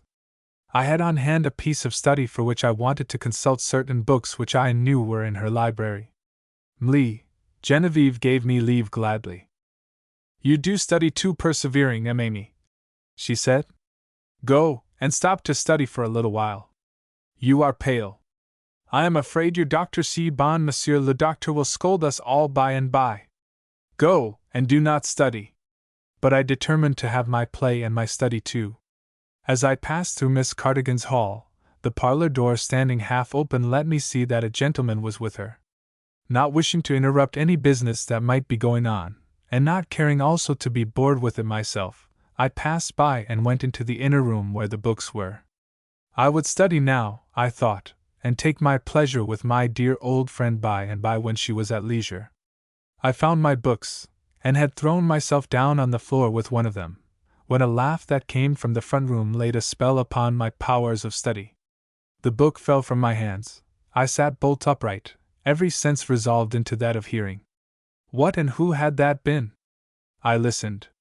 Another sound of a word spoken, another slight inarticulate suggestion of laughter, and I knew with an assured knowledge that my friend Cadet Thorold, and no other, was the gentleman in Miss Cardigan's parlor with whom she had business. I sat up and forgot my books. The first impulse was to go in immediately and show myself. I can hardly tell what restrained me. I remembered that Miss Cardigan must have business with him, and I had better not interrupt it. But those sounds of laughter had not been very businesslike either. Nor were they business words which came to me next through the open door. I never thought or knew I was listening. I only thought it was Thorold, and held my breath to hear, or rather to feel. My ears seemed sharpened beyond all their usual faculty. "And you haven't gone and fallen in love, Colin, meanwhile, just to complicate affairs?" said the voice of Miss Cardigan. "I shall never fall in love," said Thorold, with, I suppose, mock gravity. His voice sounded so. "Why not?" "I require too much." "It's like your conceit," said Miss Cardigan. "Now, what is it that you require? I would like to know, that is, if you know yourself. It appears you have thought about it." "I have thought till I have got it all by heart," said Thorold. "The worst is, I shall never find it in this world." "That's likely. Come, lad, paint your picture, and I'll tell you if I know where to look," said Miss Cardigan. "And then, you'll search for me?" "I dinna ken if you deserve it," said Miss Cardigan. "I don't deserve it, of course," said Thorold. Well, I have painted the likeness a good many times. The first thing is a pair of eyes as deep and gray as our mountain lakes. I never heard that your Vermont lakes were gray, said Miss Cardigan. Oh, but they are. When the shadow of the mountains closes them in. It is not cold gray, but purple and brown, the shadow of light as it were. The lake is in shadow. Only if a bit of blue does show itself there, it is the very heaven. I hope it is not going to be in poetry, said Miss Cardigan's voice, sounding dry and amused. What is the next thing? It is a very good picture of eyes. The next thing is a mouth that makes you think of nothing but kissing it.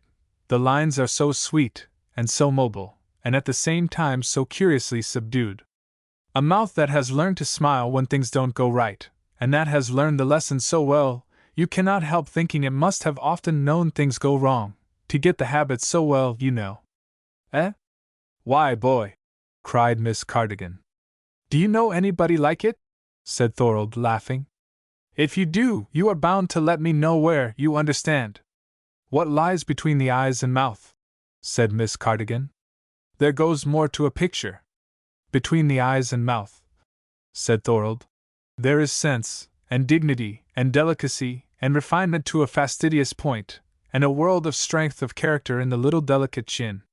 Character that shows in the mouth, said Miss Cardigan slowly. I told you so, said Thorold. That is what I told you. Truth, and love, and gentleness, all sit within those little red lips, and a great strength of will, which you cannot help thinking has borne something to try it. The brow is like one of our snowy mountain tops with the sun shining on it. And the lady's figure is like a pine tree, isn't it? It sounds gay as if you'd fallen in love with nature, and so personified and imaged her in human likeness. Is it real humanity? Thorold laughed his gay laugh. The pine tree will do excellently, Aunt Catherine, he said. No better embodiment of stately grace could be found. My ears tingled. Aunt Catherine? Aunt? Then Thorold must be her relation, her nephew. Then he was not come on business. Then he would stay to tea. I might as well show myself. But I thought, if Thorold had some other lady so much in his mind, for I was sure his picture must be a portrait, he would not care so very much about seeing me, as I had at first fancied he would. However, I could not go away, so I might as well go in. It would not do to wait longer. The evening had quite fallen now. It was April, as I said, but a cold raw spring day, and had been like that for several days. Houses were chill, and in Miss Cardigan's grate a fine fire of kennel coals was blazing, making its red illumination all over the room and the two figures who sat in front of it. She had had a great put in this winter. There was no other light, only that soft red glow and gloom, under favor of which I went in and stood almost beside them before they perceived me. I did not speak to Miss Cardigan. I remember my words were, "How do you do, Mr. Thorold?" in a very quiet kind of a voice, for I did not now expect him to be very glad. But I was surprised at the change my words made. He sprang up, his eyes flashing a sort of shower of sparks over me, gladness in every line of his face, and surprise, and a kind of inexpressible deference in his manner. "Daisy!" he exclaimed. "Miss Randolph!" "Daisy!" echoed Miss Cardigan. "My dear! Do you two know each other? Where did you come from?" I think I did not answer. I am sure Thorold did not. He was caring for me, placing his chair nearer his aunt and putting me into it, before he let go the hand he had taken. Then, drawing up another chair on the other side of me, he sat down and looked at me. I thought afterward, I only felt at the moment, as if I had been some precious wonder, the Koh-i-Noor diamond, or anything of that sort. "Where did you come from?" was his first question. "I have been in the house a little while," I said. "I thought at first Miss Cardigan had somebody with her on business, so I would not come in." "It is quite true, Daisy," said Miss Cardigan. "It is somebody on business. Nothing private about it, though," said Thorold, smiling at me. "But where in the world did you and Aunt Catherine come together? And what call have you to search into it?" said Miss Cardigan's good-humored voice. "I know a great many bodies, Collant, that you know not. I know this one, though." said Thorold. Miss Randolph, won't you speak? For Aunt Catherine is in no mood to let me. Have you two known each other long? It seems long, I said. It is not very long. Since before last summer? Certainly. If that's the date of your acquaintanceship, said Miss Cardigan. We're old friends to that. Is all well, Daisy? All quite well, ma'am. I came to do a bit of study I wanted in your books, and to have a nice time with you, besides. And here is this fellow in the way. But we cannot turn him out, Daisy. He is going fast enough. On what errand, do you think, is he bent? I had not thought about it till that minute. Some thread of the serious, in Miss Cardigan's voice made me look suddenly at Thorold. He had turned his eyes away from me and had bent them upon the fire, all merriment gone out of his face too. It was thoroughly grave. What are you going to do, Mr. Thorold? I asked. Do you remember a talk we had down on Flirtation Walk one day last summer, when you asked me about possible political movements at the South, and I asked you what you would do? Yes, I said, my heart sinking. The time has come, he said, facing round upon me. And you? I shall be on my way to Washington in a few days. Men are wanted now, all the men that have any knowledge to be useful. I may not be very useful, but I am going to try. I thought. It was not quite easy to speak, for I was struggling with something which threatened to roughen my voice. I thought you did not graduate till June? Not regularly, not usually, but things are extraordinary this year. We graduate and go on to Washington at once. I believe we were all silent a few minutes. Daisy, said Miss Cardigan, you have nobody that is dear to you, likely to be engaged in the fray if there's one? I don't know, I said, rather faintly. I remember I said it. I cannot tell why, for I did know. I knew that Preston and Ransom were both likely to be in the struggle, even if Ransom had been at the moment at the opposite side of the world. But then Thorold roused up and began to talk. He talked to divert us, I think. He told us of things that concerned himself and his class personally, giving details to which we listened eagerly, and he went on from them to things and people in the public line, of which and of whom neither Miss Cardigan nor I had known the thousandth part so much before. We sat and listened, Miss Cardigan often putting in a question, while the warm still glow of the firelight shed over us and all the room its assurance of peace and quiet, woven and compounded of lifelong associations. Thorold sat before us and talked, and we looked at him and listened in the fire shine, and my thoughts made swift sideway flights every now and then from this peace and glow of comfort, and from Thorold's talk, to the changes of the camp, and the possible coming strife, specters of war, guns and swords, exposure and wounds and sickness, and the battlefield. What could I tell?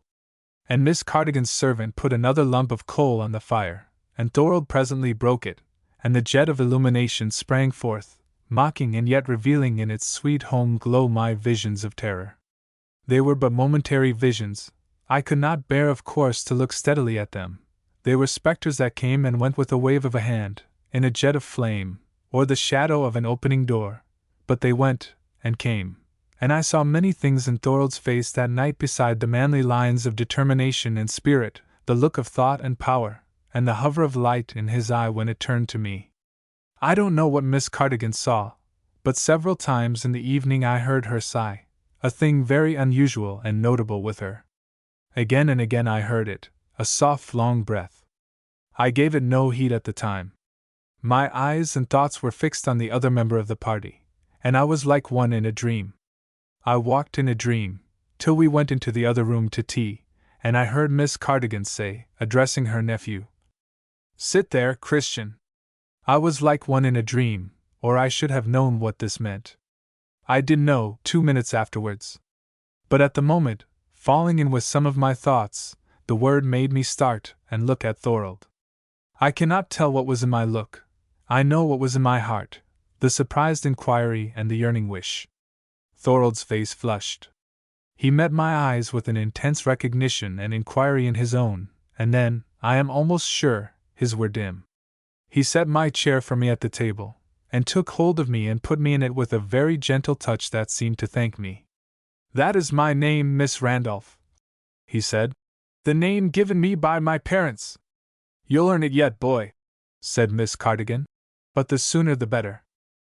There was after that a very deep gravity upon us all for the first minutes at table. I wondered to myself how people can go on drinking tea and eating bread and butter through everything, yet they must, and even I was doing it at the moment, and not willing to forego the occupation. By degrees the wonted course of things relieved our minds, which were upon too high a strain.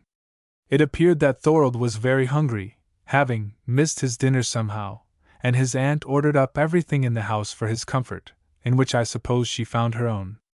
And then Thorold made me eat with him. I was sure I did not want it, but that made no difference.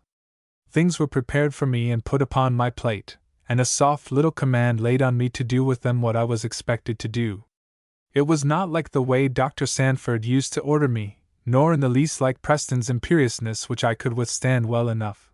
There was something in it which nullified all my power and even will to resist, and I was as submissive as possible.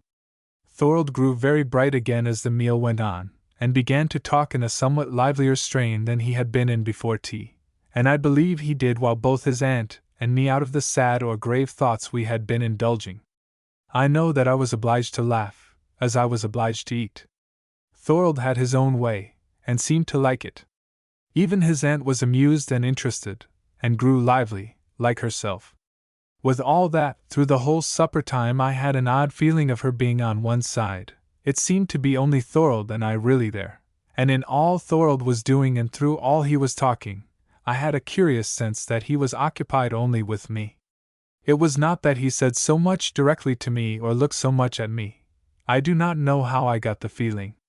There was Miss Cardigan at the head of the table, busy and talking as usual, clever and kind, yet the air seemed to be breathed only by Thorold and me. And how soon, lad? Miss Cardigan broke out suddenly, when a moment's lull in the talk had given her a chance. How soon will ye be off to that region of disturbance whither ye are going? Washington? Said Thorold. Just as soon as our examination can be pushed through, in a very few days now. You'll come to me, by the way, for another look at you, in your officer's uniform? Uniform? Nobody will have any uniform, I fancy, said Thorold. Nobody has any time to think of that. No, Aunt Catherine, and I shall not see you either. I expect we shall rush through without the loss of a train. I can't stop. I don't care what clothes I wear to get there. How came you to be here now, if you are in such a hurry? Nothing on earth would have brought me, but the thing that did bring me, said Thorold. I was subpoenaed down, to give my evidence in a trial. I must get back again without loss of a minute, should have one tonight, if there had been a train that stopped. I am very glad there was no train that stopped. We were all silent for a minute, till the door-bell rang, and the servant came announcing Mr. Bunsen, to see Miss Cardigan about the tenant houses. Miss Cardigan went off through the open doors that led to the front parlor, and standing by the fire, I watched her figure diminishing in the long distance till it passed into Mr. Bunsen's presence and disappeared. Mr. Thorold and I stood silently on either side of the hearth, looking into the fire, while the servant was clearing the table. The cheerful, hospitable little table, round which we had been so cheerful at least for the moment, was dismantled already, and the wonted cold gleam of the mahogany seemed to tell me that cheer was all over. The talk of the uniform had overset me.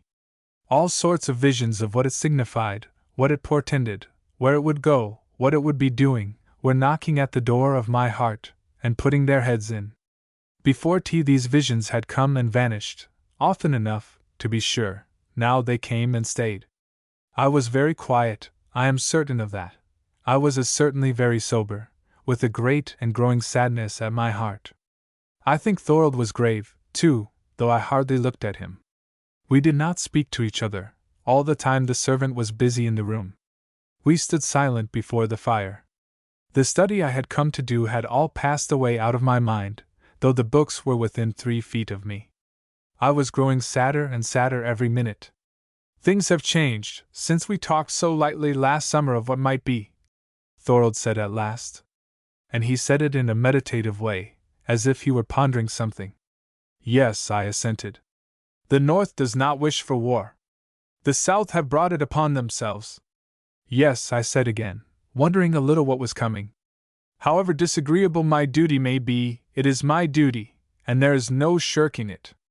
No, I said. Of course. And if your friends are on one side and I on the other, it is not my fault, Miss Randolph. No, I said. Not at all. Then you do not blame me for taking the part one must take? No, I said. You must take it. Are you sorry I take it? Said Thorold with a change of tone, and coming a step nearer. Sorry? I said, and I looked up for an instant. No, how could I be sorry? It is your duty. It is right. But as I looked down again, I had the greatest difficulty not to burst into tears. I felt as though my heart would break in two with its burden of pain. It cost a great effort to stand still and quiet, without showing anything. What is it then? Said Thorold, and with the next words I knew he had come close to my side and was stooping his head down to my face, while his voice dropped. What is it, Daisy? Is it, oh, Daisy, I love you better than anything else in the world except my duty. Daisy, do you love me? Nothing could have been more impossible to me, I think, than to answer a word, but, indeed, Thorold did not seem to want it. As he questioned me, he had put his arm round me and drawn me nearer and nearer, stooping his face to me, till his lips took their own answer at mine, indeed took answer after answer, and then, in a sort of passion of mute joy, kissed my face all over. I could not forbid him. Between excitement and sorrow and happiness and shame, I could do nothing. The best I could do was to hide my face, but the breast of that grey coat was a strange hiding place for it. With that inconsistent mingling of small things with great in one's perceptions, which everybody knows, I remember the soft feel of the fine grey cloth along with the clasp of Thorold's arms, and the touch of his cheek resting upon my hair. And we stood so, quite still, for what seemed both a long and a short time, in which I think happiness got the upper hand with me, and pain for the moment was bid into the background. At last Thorold raised his head and bade me lift up mine. Look up, darling, he said. Look up, Daisy. Let me see your face. Look up, Daisy, we have only a minute, and everything in the world to say to each other. Daisy, I want to see you. I think it was one of the most difficult little things I ever had in my life to do, to raise my face and let him look at it, but I knew it must be done, and I did it. One glance at his eye ventured. He was smiling at me. There was a flush upon his cheek, his eye had a light in it, and with that a glow of tenderness which was different from anything I had ever seen, and it was glittering too, I think, with another sort of suffusion. His hand came smoothing down my hair and then touching my cheek while he looked at me. What are you going to do with yourself now? He said softly. I am going on with my studies for another month or two. And you belong to me, Daisy? Yes. He bent his head and kissed my brow. There is an odd difference of effect between a kiss on the lips and on the forehead, or else it was a difference in the manner. This seemed a sort of taking possession or setting a seal, and it gave me a new feeling of something almost like awe, which I had never associated with the grey coat or with its wearer before. Along with that came another impression, that I suppose most women know, and know how sweet it is, the sense of an enveloping protection. Not that I had not been protected all my life, but my mother's had been the protection of authority. My father's also, in some measure. Dr. Sanford's was emphatically that of a guardian. He guarded me a little too well. But this new thing that was stealing into my heart, with its subtle delight, was the protection of a champion, of one who set me and mine above all other interests or claims in the world, and who would guard me as if he were a part of myself, only stronger. Altogether Thorold seemed to me different from what he had been the last summer. There was a gravity now in his face and air at times that was new and even stern, the gravity of a man taking stern life work upon him. I felt all this in a minute, while Thorold was smiling down into my face. And you will write to me? He said. Yes. And I will write to you. And I belong to you, Daisy, and to no other. All I have is yours, and all that I am is yours. After my duty, you may dispose of me, pretty one, just as you like. You would not have that put second, Daisy. A great yearning came over me, so great and strong that it almost took away my breath. I fancy it spoke in my eyes, for Thorold's face grew very grave, I remember, as he looked at me. But I must speak it more plainly than so, at any costs, breath or no breath, and I must not wait. Christian, I whispered, won't you earn your right to your name? He pressed his lips upon mine by way of answer first, and then gave me a quick and firm yes. I certainly thought he had found the mouth he was talking of a little while ago.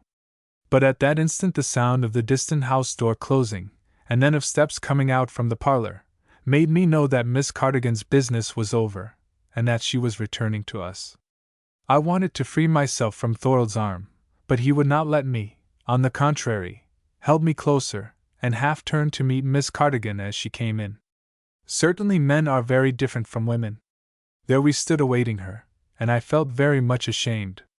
Come on, Aunt Catherine, Thorold said, as she paused at the door. Come in. Come in and kiss her. This little darling is mine. Miss Cardigan came in slowly. I could not look up. Kiss her, Aunt Catherine, he repeated. She is mine. And to my great dismay he set her the example, but I think it was partly to reassure me, and cover my confusion, which he saw. I have kissed Daisy very often before now, said Miss Cardigan. I thought I discerned some concern in her voice. Then come, do it again, said Thorold, laughing. You never kissed her as anything belonging to me, Aunt Catherine. And he fairly laid me in Miss Cardigan's arms, till we kissed each other, as he desired. But Miss Cardigan's gravity roused me out of my confusion. I was not ashamed before her, only before him. Now, Aunt Catherine, he said, pulling up a comfortable armchair to the corner of the hearth. Sit there. And Daisy, come here. He put me into the fellow chair, and then built up the wood in the fireplace till we had a regular illumination. Then drew himself up before the fire, and looked at his aunt. It's like you, broke out Miss Cardigan. Ever since you were born, I think, you did what you liked, and had what you liked, and threw over everything to get at the best. On the contrary, said Thorold, I was always of a very contented disposition. Contented with your own will, then, said his aunt. And now, do you mean to tell me that you have got this prize? This prize is a first class, Christian for good and for certain to yourself? I lifted my eyes one instant, to see the sparkles in Thorold's eyes. They were worth seeing. You don't think you deserve it? Miss Cardigan went on. I do not think I deserve it, said Thorold. But I think I will. I know what that means, said his aunt. You will get worldly glory, just a bit or two more of gold on your coat to match you with one of the Lord's jewels, that are to be all glorious within, and you think that will fit you to own her.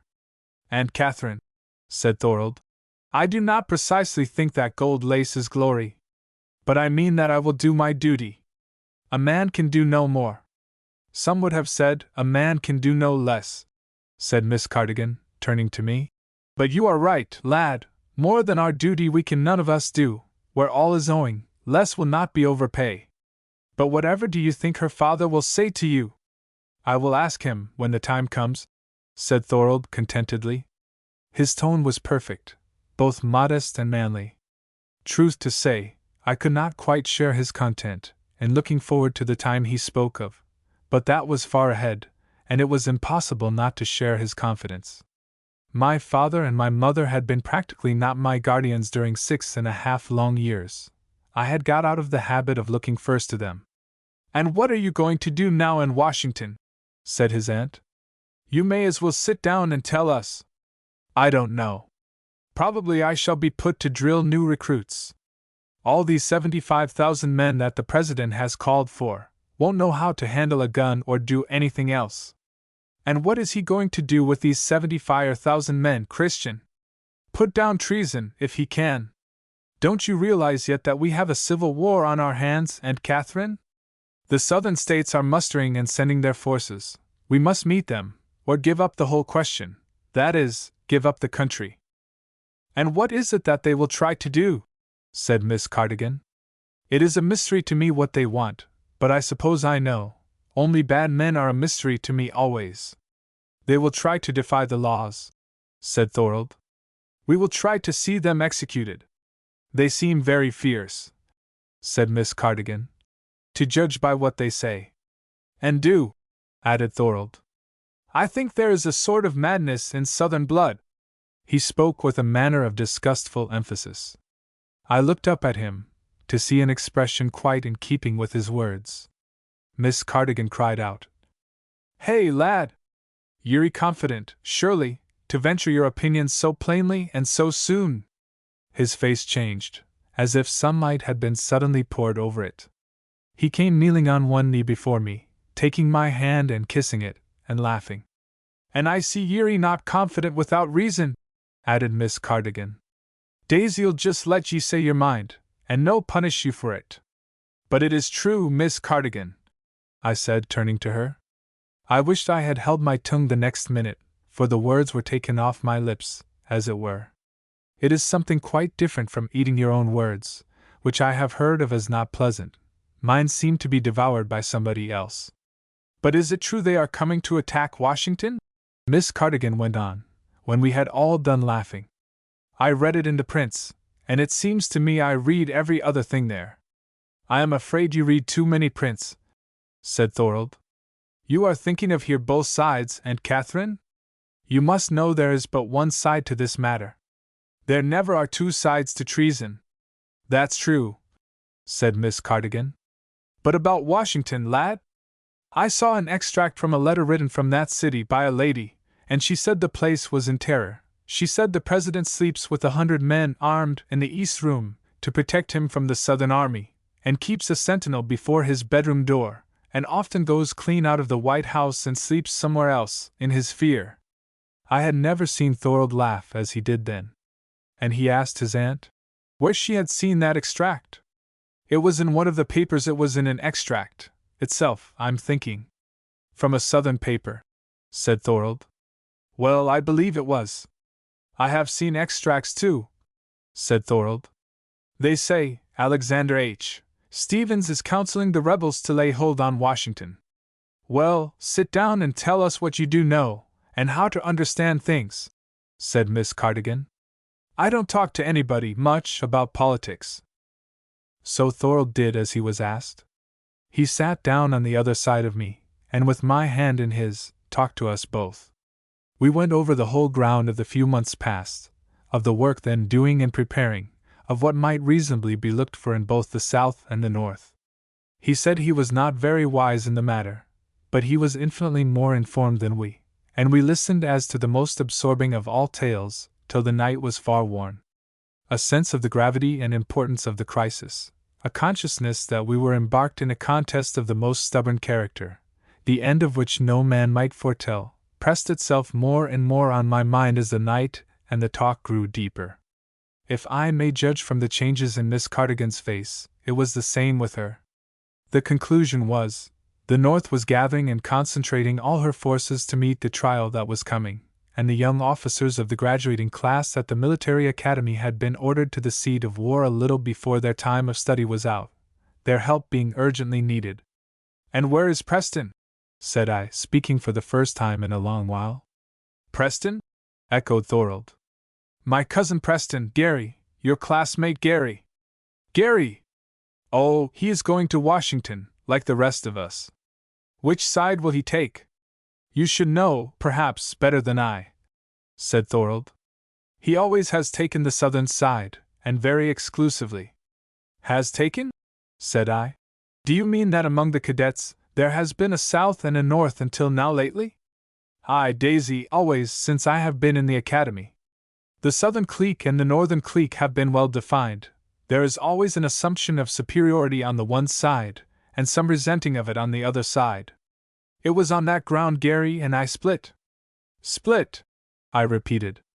But Thorold laughed and kissed me, and would give me no satisfaction. I began to put things together, though. I saw from Christian's eyes that he had nothing to be ashamed of, in looking back. I remembered Preston's virulence, and his sudden flush when somebody had repeated the word "coward," which he had applied to Thorold. I felt certain that more had been between them than mere words, and that Preston found the recollection not flattering, whatever it was, and having come to this settlement of the matter, I looked up at Thorold. "My gentle little Daisy," he said. I will never quarrel with him again if I can help it. You must quarrel with him, if he is on the wrong side, I answered. And so must I. You say, you must go immediately back to West Point, said Miss Cardigan. Leave thanking Daisy's hand, and tell me when you are going, for the night is far past, children. I am gone when I bid you good night, said Thorold. I must set out with the dawn to catch the train I must take. With the dawn? This morning? Cried Miss Cardigan. Certainly. I should be there this minute, if the Colonel had not given me something to do here that kept me. And when will you do it? Do it? It is done, said Thorold, before I came here. But I must catch the first train in the morning. And you'll want some breakfast before that, she said, rising. No, I shall not, said Thorold, catching hold of her. I want nothing. I did want my supper. Sit down, Aunt Catherine, and be quiet. I want nothing, I tell you, but more time. We may as well sit up the rest of the night, I said. It is so far gone now. Yes, and what will you be good for tomorrow? Said Miss Cardigan. You must lie down and take a bit of rest. I felt no weariness, but I remember the grave, tender examination of Thorold's eyes, which seemed to touch me with their love, to find out whether I and himself might be indulged or not. It was a bit of the thoughtful, watchful affection which always surrounded me when he was near. I never had it just so from anybody else. It won't do, Daisy, said he gaily. You would not have me go in company with self-reproaches all day tomorrow?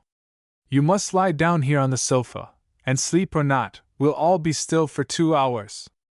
Aunt Catherine will thank me to stop talking for that length of time. I was not sleepy, but Miss Cardigan and Thorold would not be resisted.